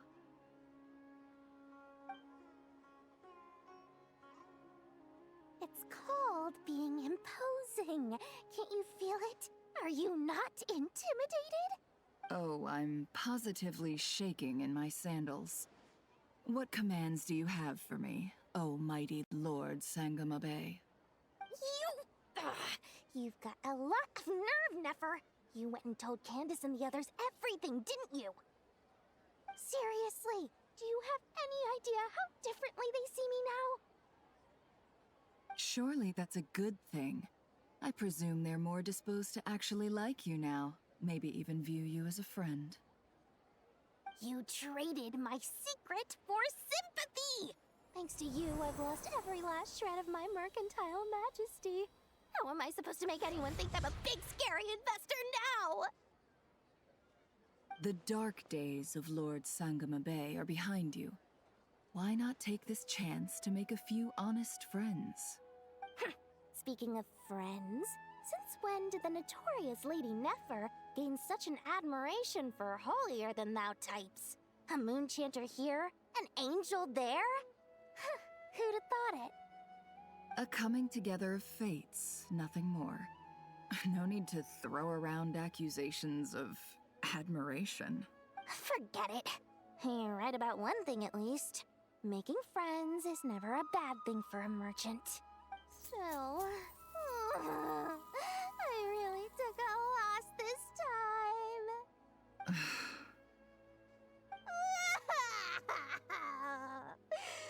What are you looking at? I'm trying to see if you're really crying or if those are just crocodile tears. A little birdie told me that when Lord Sangama Bay makes money, the tears flow from the center of her eyes. But when she loses it, they flow from the corners. Which is it this time? You are so annoying. I'm not talking to you anymore. Nefer! Thank goodness you're here. I've been looking everywhere for you. Huh? Oh. If it isn't the House of Dana's very own librarian. What can I offer you today, Miss Katayun? Oh, no. I'm not here to buy. I'm here to bring Lady Nefer a book, and a fascinating one at that. We agreed to meet at the entrance to the mausoleum of King Deshret. One more thing. I bought this copy with my own money. It's not borrowed. Reasoning knows not time of day, but suspense always follows a blizzard. That's quite the mouthful. Huh? Isn't that the one that... It was all the rage for a while. People throughout the city were clamoring to get their hands on a copy. The names inside were all circled. Everyone thought it was a riddle. Don't bring up that book in my presence. I don't even want to hear its name. That thing was nothing but a scam! Surprisingly enough, I've actually heard of this book, though it doesn't seem of much consequence. So, what truth lies behind it? You're from the Vahumana and you're asking me what the truth is? I'd say the actual truth was about the least important part of the whole episode.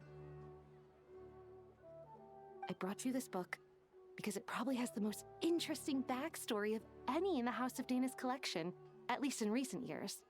As for its quality, well, you can judge that for yourself. Don't tell me it's actually any good. You may not know this, Lord Sangamabe, but Lady Nefer has a fondness for books with... how should I put this? Mixed reviews? No eye for good literature, huh? Perhaps she feels that bad books hide interesting secrets? But I shouldn't put words in her mouth.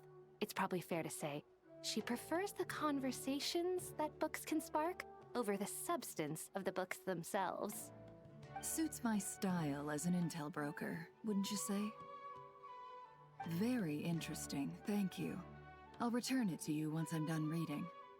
And as it happens, I have something for you, too. Incense? I imagine you've already used up the incense I gave you last time. Here's some more. This batch is from Nodcry, so the scent won't be quite the same. Well, actually, I've been saving the incense you gave me. I couldn't bring myself to waste it without a special occasion. But I'll gladly accept this, too. And I promise I'll use it this time. Katayun, you haven't changed a bit.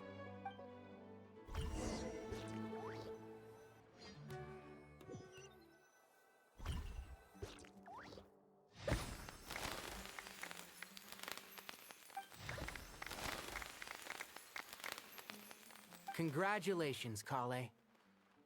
Well done, Kale. After studying for so long, you finally become a full-fledged ranger. Sure hasn't been easy for you, huh? This really is fantastic news. All grown up. No longer a trainee, but an official forest ranger. Oh, the next step is to secure tenure in the academia. Thanks, everyone. It's true. I'm an official forest ranger now. Master Tainari, thank you for your guidance and support. I wish Mr. Sino were here so I could thank him too. Sino had a matter to attend to at the Temple of Silence. I don't imagine he'll be back for some time. But don't worry, we can celebrate together once he's finished. I'm afraid the party will have to wait. Kale still has some matters to attend to first. Kale? Is everything all right? No, it's not what you think. There's nothing wrong with my health. I just have a few things I need to deal with. I've made plans with the Traveler and Paimon to visit Mondstadt. Master Tainari and Mr. Sino will be accompanying us too. Well, that's a relief. Let's get together when everyone's back. I'm sure you'll be doing even better by then. Of course. I have a feeling you're right.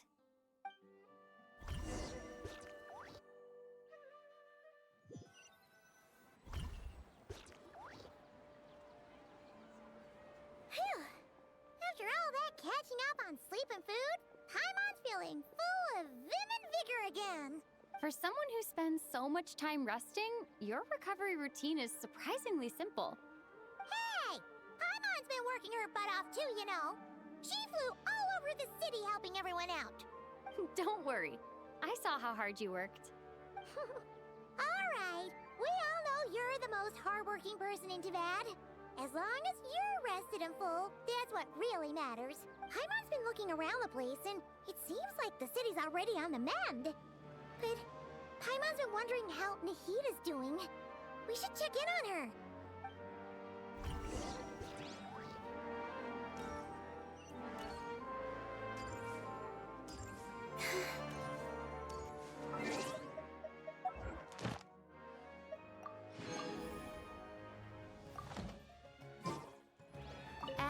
extra. Thank you for completing.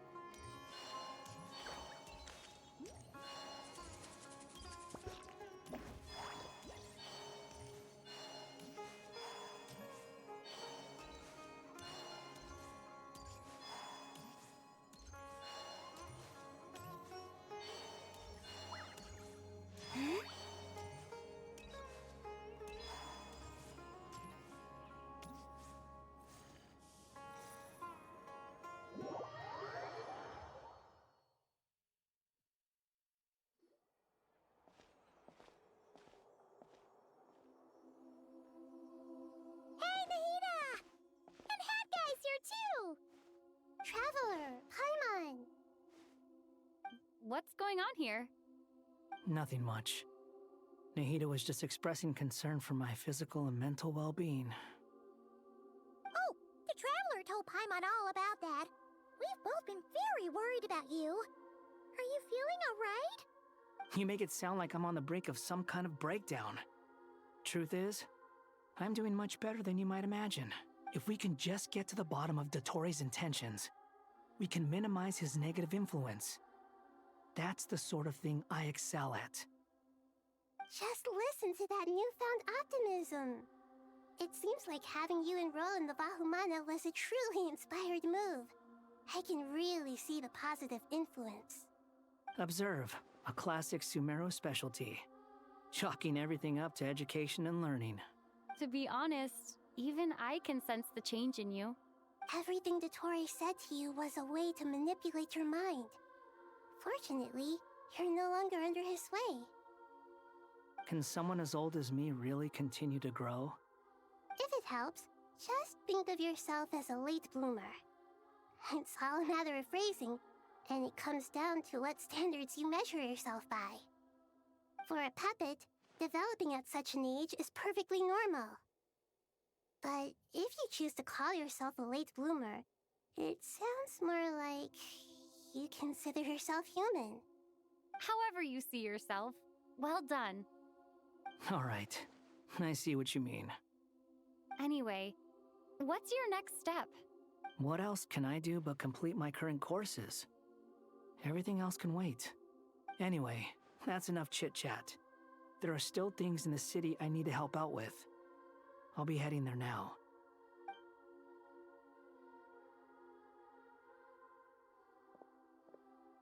I'm so happy that Hat Guy is doing better than we thought. But what about you, Nahida? How are you holding up? The pyronosis burned down the corrupted Irminsul. The flames blazed for 7 days and 7 nights before they finally subsided. All that was left were the parts underground. Now, Aru shoulders the responsibilities that once belonged to Irminsul. The situation was contained before it got out of hand, so Tevat's most vital information has largely been preserved. Irminsul has a strong influence over you, doesn't it? How will you cope now that it's gone? There's no need to worry. Thanks to Nicole's extraordinary talents, my connection to Irminsul has been severed and transposed onto Aru. Angels can do things like that? They can. Such abilities are precisely what makes them so powerful. The goddess of flowers, Nabu Malikata, once claimed that she too could perform feats beyond the reach of mere mortals.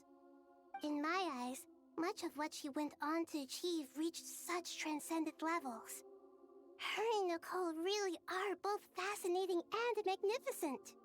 So, does that mean your situation is stable now? Correct. Just imagine that Aru has become the new Irminsul, and the essence of my existence has been bound to it.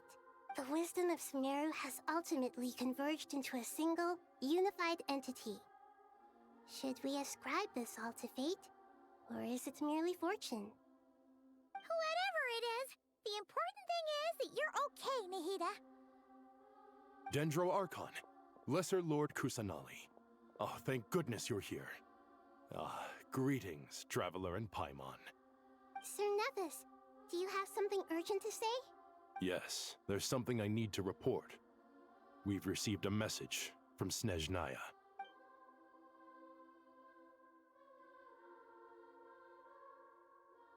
The Fatui Harbinger, the Rooster, sends us his sympathies, along with all the usual pleasantries. His stance is that, following the unrest in Nodcry, Dottore was subjected to internal censure. This madness was the act of a rogue element, one who cannot be seen to represent the Zapoliarni Palace.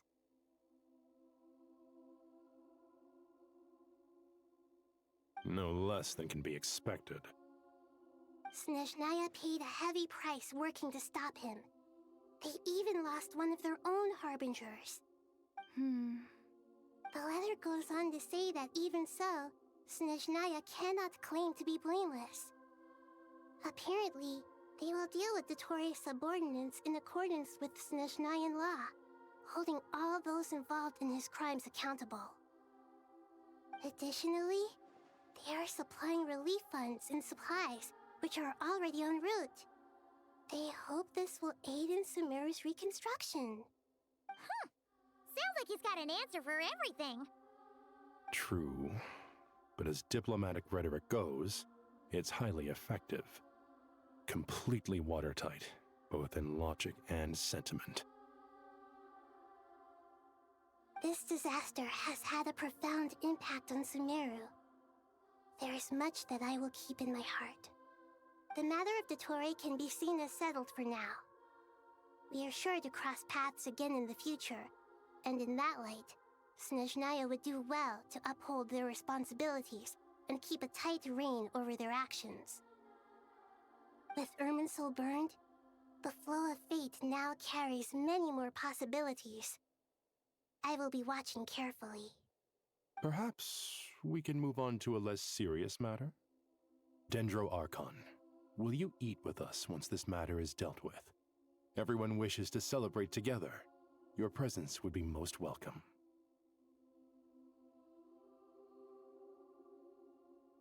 Of course! Junior Zod, Sino, and Hypatia all told me the same thing. If there isn't enough room for everyone, we can arrange back-to-back feasts. What a wonderful idea.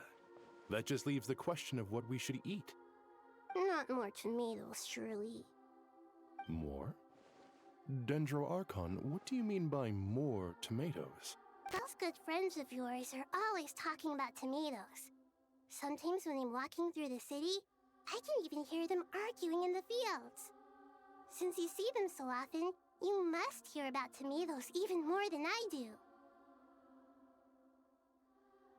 Tomatoes. Tomatoes. The word has a certain magic to it. Like the autumn fur of a sumpter beast swirling in the wind, sometimes flying up my nose. Tomatoes. What can we make with tomatoes?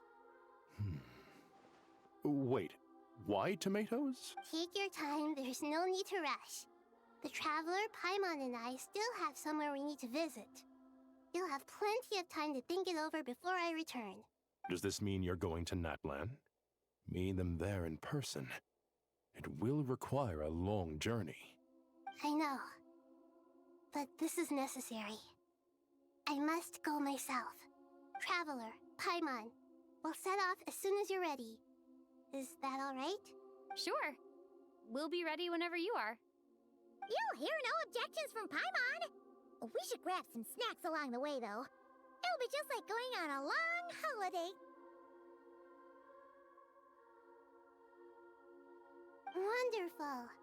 I'm looking forward to this so much.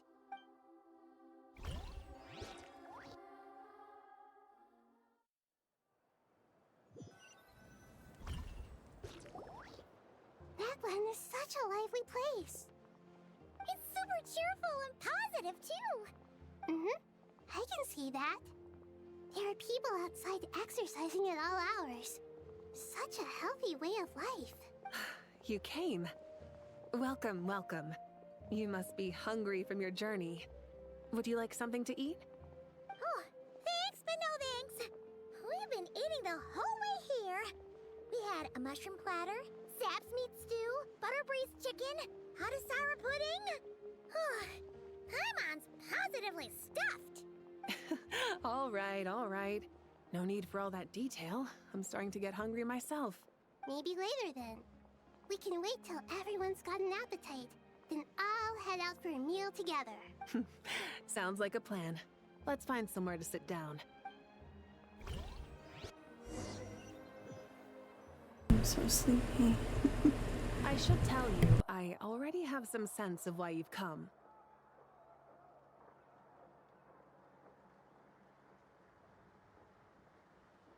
Why's that, Malika? To say thank you. Your senses are spot on. But on top of that, we also feel guilty. Because the pyronosis has vanished? I sensed its loss. Despite scouring through the remnants of Irminsul, we couldn't find any sign of the pyronosis. Not even any trace of it burning to ash. That's certainly unusual. Still, the potential fallout from Irminsul's loss is significant, to say the least. Perhaps the pyronosis's disappearance is simply a knock-on effect of the impact it's had on a certain strand of fate. There's no need to feel guilty. We were clear that this time, there was to be no returning, only giving. Pure and simple.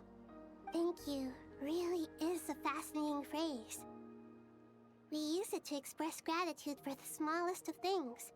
Yet, when faced with a kindness too immense to describe, we use exactly the same words. It's not that we lack other means of expression.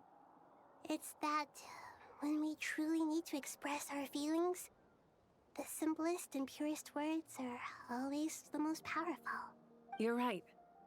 In Natlan, we prefer simple expressions too. Companionship, friendship, support. They might not sound fancy, but the sentiment behind them is sincere. That's wonderful to hear. Sincere feelings are often a vehicle for the deepest wisdom of all. Irminsul's destruction doesn't seem to have done you much harm. I'm glad to see you're doing well. There's still a lot of work to do, but before we begin, we felt it was important to come here and speak with you. Partly to express our gratitude, but also because we felt that seeing you, in a sense, is like basking in warm sunlight.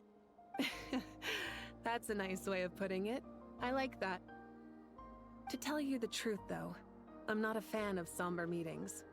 So, since there's nothing more to say, why don't we go bask in some actual sunlight? The weather's beautiful today. What a great idea! Paimon's gonna lie back and soak up some rays.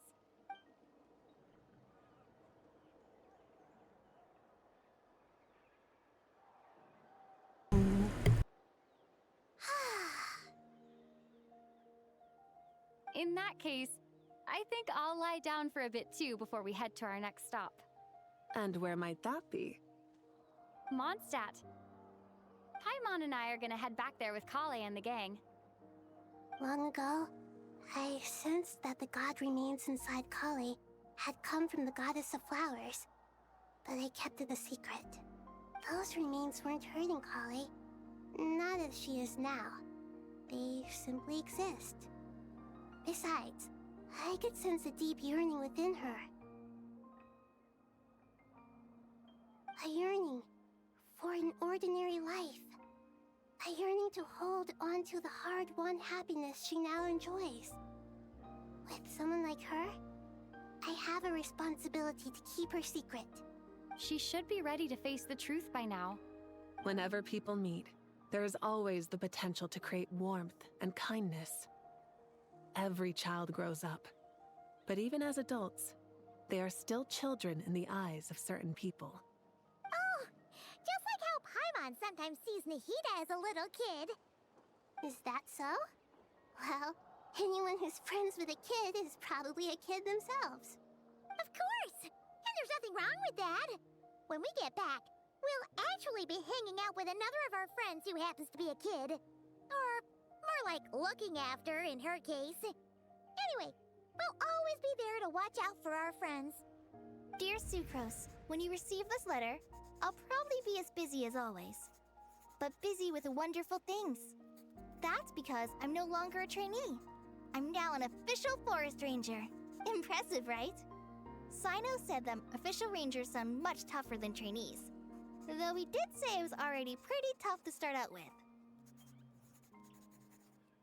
You probably heard that something big happened in Sumeru recently. Don't worry, it's all been taken care of. We're heading to Mondstadt soon, so if you're free, maybe we could meet up?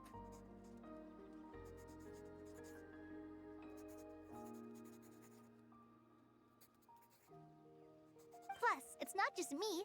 A few of us are going. Hey, do you still remember that time we all got together? You know, when we all...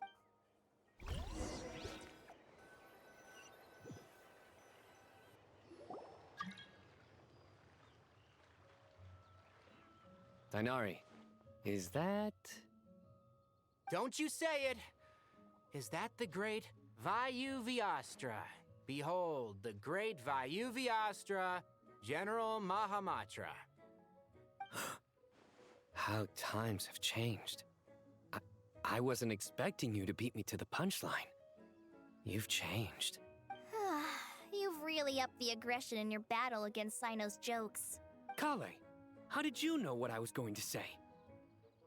For the love of... Traveler! Paimon, you're right on time! I hope we haven't kept you waiting. Kale! Sucrose! It's been so long! How have you been? I've been well. Everything's going great. What about you? Are you still busy? Not at the moment. Oh, right! That juicer you gave us works amazing! Farzan loves it! Seriously? That's wonderful. I don't suppose you drew a detailed test report. Oh, what fruits did you use? How's the texture of the final product? Sucrose, you might want to try asking your questions one at a time. Albedo! Paimon didn't see you there! It's been a while since all of us were together like this. How about we follow the same plan as last time? Good idea, my friend. You never disappoint. So, what are your identities this time? Don't remind him. First things first. Allow me to introduce our very own official Forest Ranger Kale. The rest of us are simply her humble travel companions. This sounds like one of those mushy stories that gets people hooked on some corny, heartwarming premise. Oh, is our story not heartwarming? If I recall correctly, there was even a scene like this in King of Invocations. Besides being heartwarming, our story's also about tough, impressive-sounding job titles. At least that's what I think.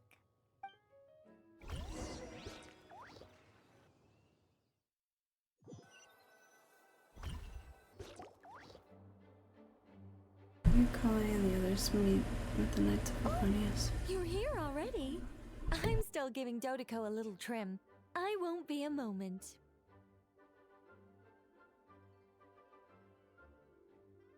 A trim? Does Dodoko need haircuts too? Of course! It's important to know how to take loving care of the apples of your eye. All of these trivial matters get left to me. It's because I'm an angel, and angels are, in a way, the guardians of all Teyvat. Oh, right! Well, that's definitely an impressive sounding job title.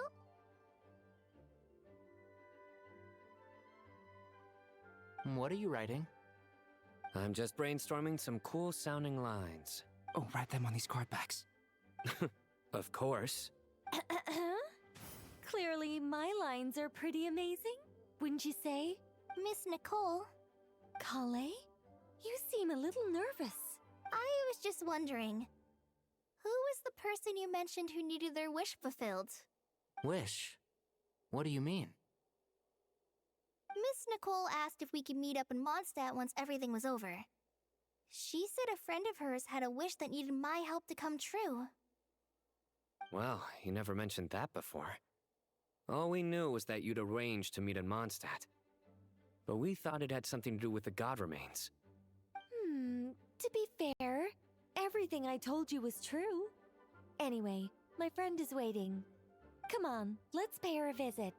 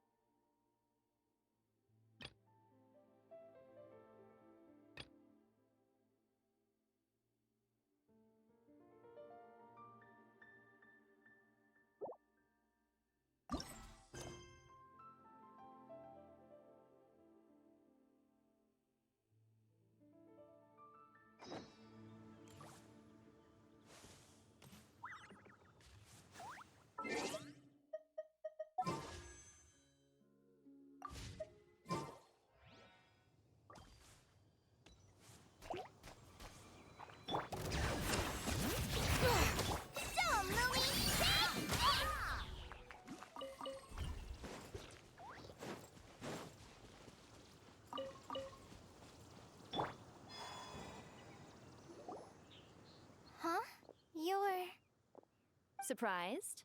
I bet you weren't expecting to meet a woman like me beneath this beautiful tree in a faraway land.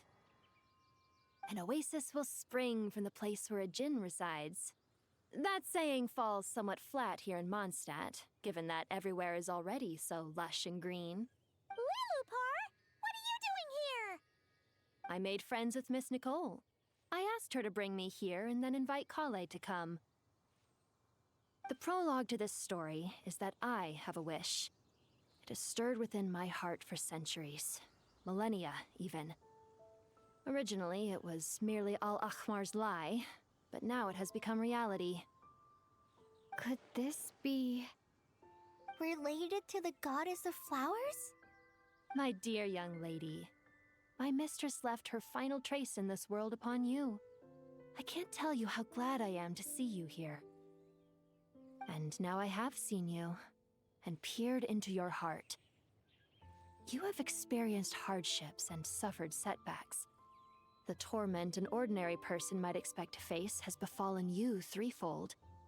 This is the source of your resilience. But beneath all this, I've witnessed the seeds of desire. You yearn to return to the simple life you once knew, do you not? I do. I want to throw away everything that isn't mine. But how do you decide what is yours? The scars that others carve into your flesh? The kindness and love they inscribe? Are these things not yours as well? They are. This is something I've talked about with Miss Nicole. Miss Nicole said I should learn how to adjust my standards. I just want to live as an ordinary human. Anything beyond that isn't mine. Don't you want anything from the remains of the goddess of flowers? She gave me a revelation once. I think that's already more than enough. In the past, you would not have possessed such a rich heart. Your brief life has taught you to hold on to everything good, to home in on kindness. How fascinating. You're nothing like Nabu Malikata, and you're certainly not her. Of course not. I'm not some great and powerful being, Miss Lilopar. Yet I am a Djinn. We exist because of the Lord of Flowers. We revere and love her. My wish is to see her one last time, to give everything for her. Kale, can you do this for me? But her remains won't be easy to remove. Are you sure this is what you want? That's beside the point. First, I need to know. Are you willing to do something for the soul of this lonely, wandering woman? I'm willing. But look, you know nothing about me. Even if you have heard the stories about me, all you would know is that I was rightly punished for the many evil deeds I committed.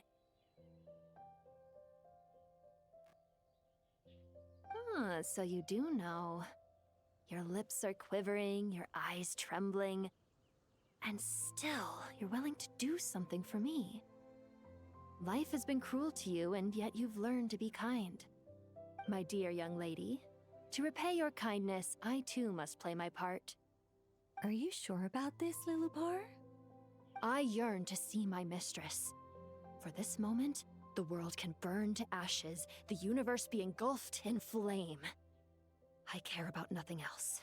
And you, Kale, I can give you a gift. You'll become just another ordinary human. But Miss Lilopar, what will happen to you? My wish will be fulfilled, and I can die happy. Why would you wish for that? A long, unending life might seem desirable for one who has never possessed it, yet it brings torment to one who has.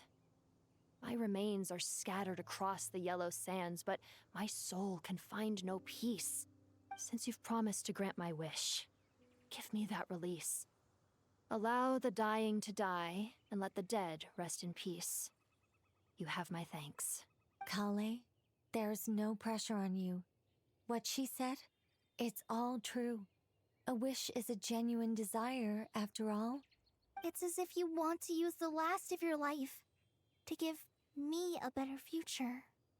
Nothing so selfless. We'll be using our futures to fulfill each other's wishes. This is a noble act, a beautiful and secret transaction between two women. I understand. Miss Lilopar, I'm ready. Close your eyes, Kale. Then open your soul. From there, I will embrace my mistress. The downpour of flowers is your touch, like returning to the very beginning. like surrendering to your grace, my mistress. People say that devotion is beautiful, yet filled with pain. How foolish of them.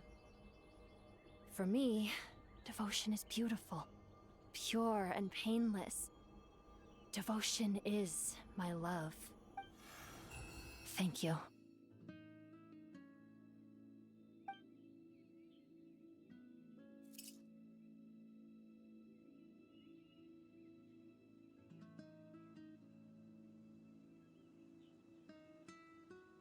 Lillipore!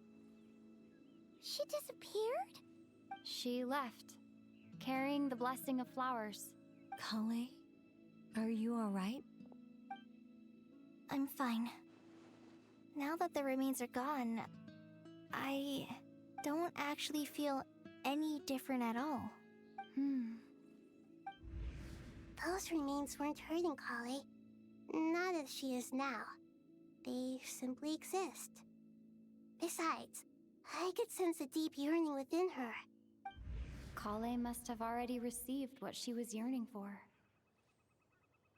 I'm doing fine. I feel relaxed. There's really no need to worry. Then my wish has come true, too. To become ordinary? That's just one of my wishes. Actually, I have a few more. For instance, I want to protect the people I meet and help them find happiness.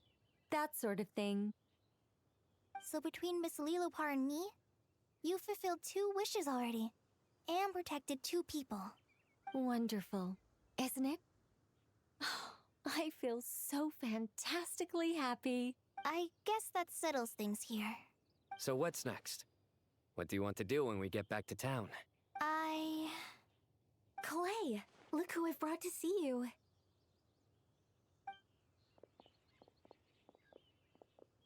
Hey, Kale!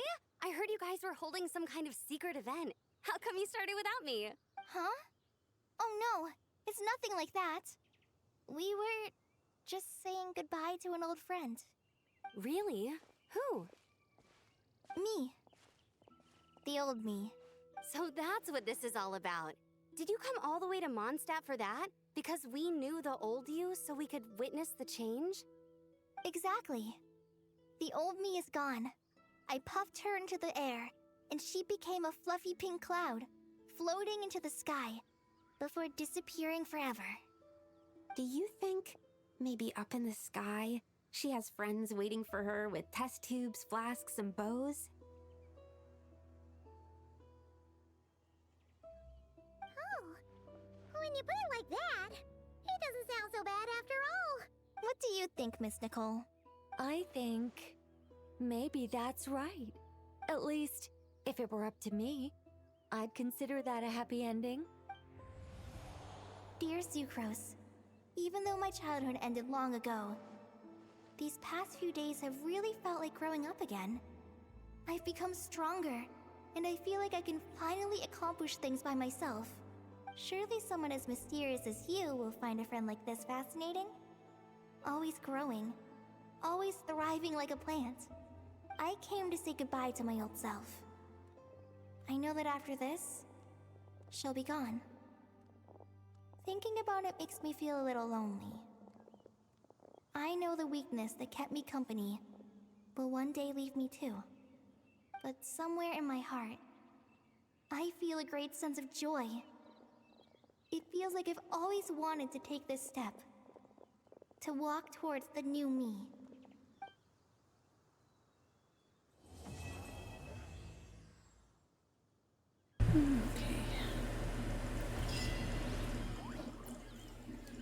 Yay.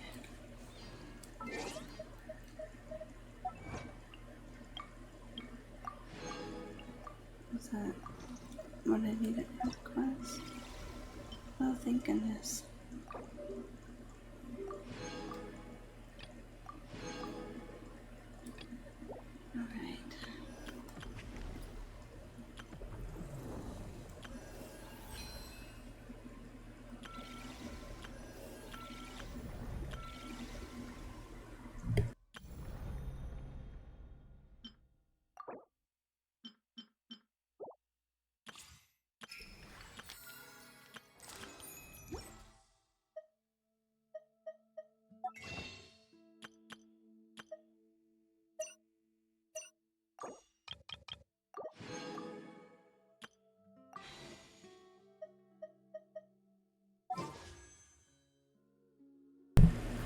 gosh, this is vertical.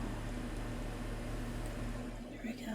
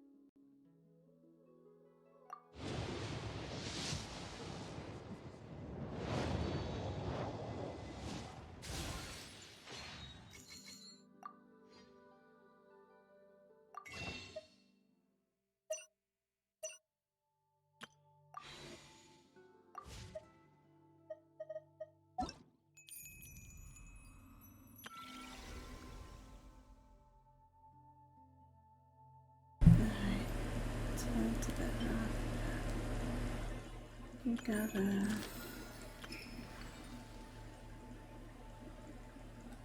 your time.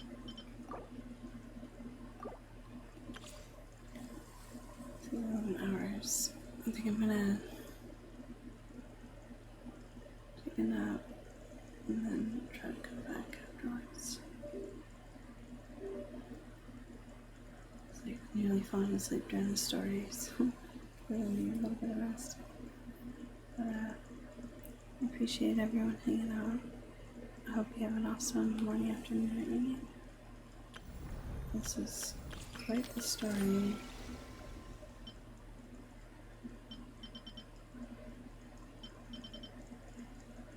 Definitely longer than I thought it would be. It's a good story.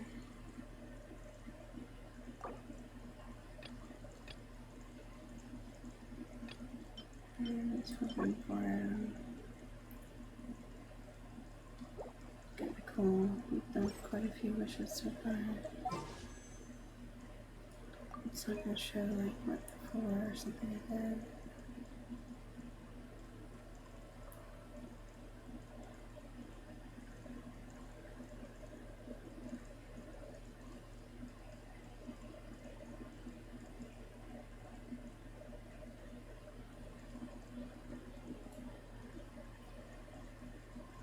So it's basically 68 wishes.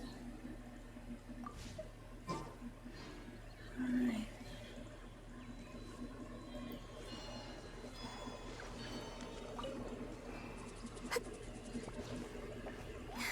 I'll see you guys afterwards. Thank you again, and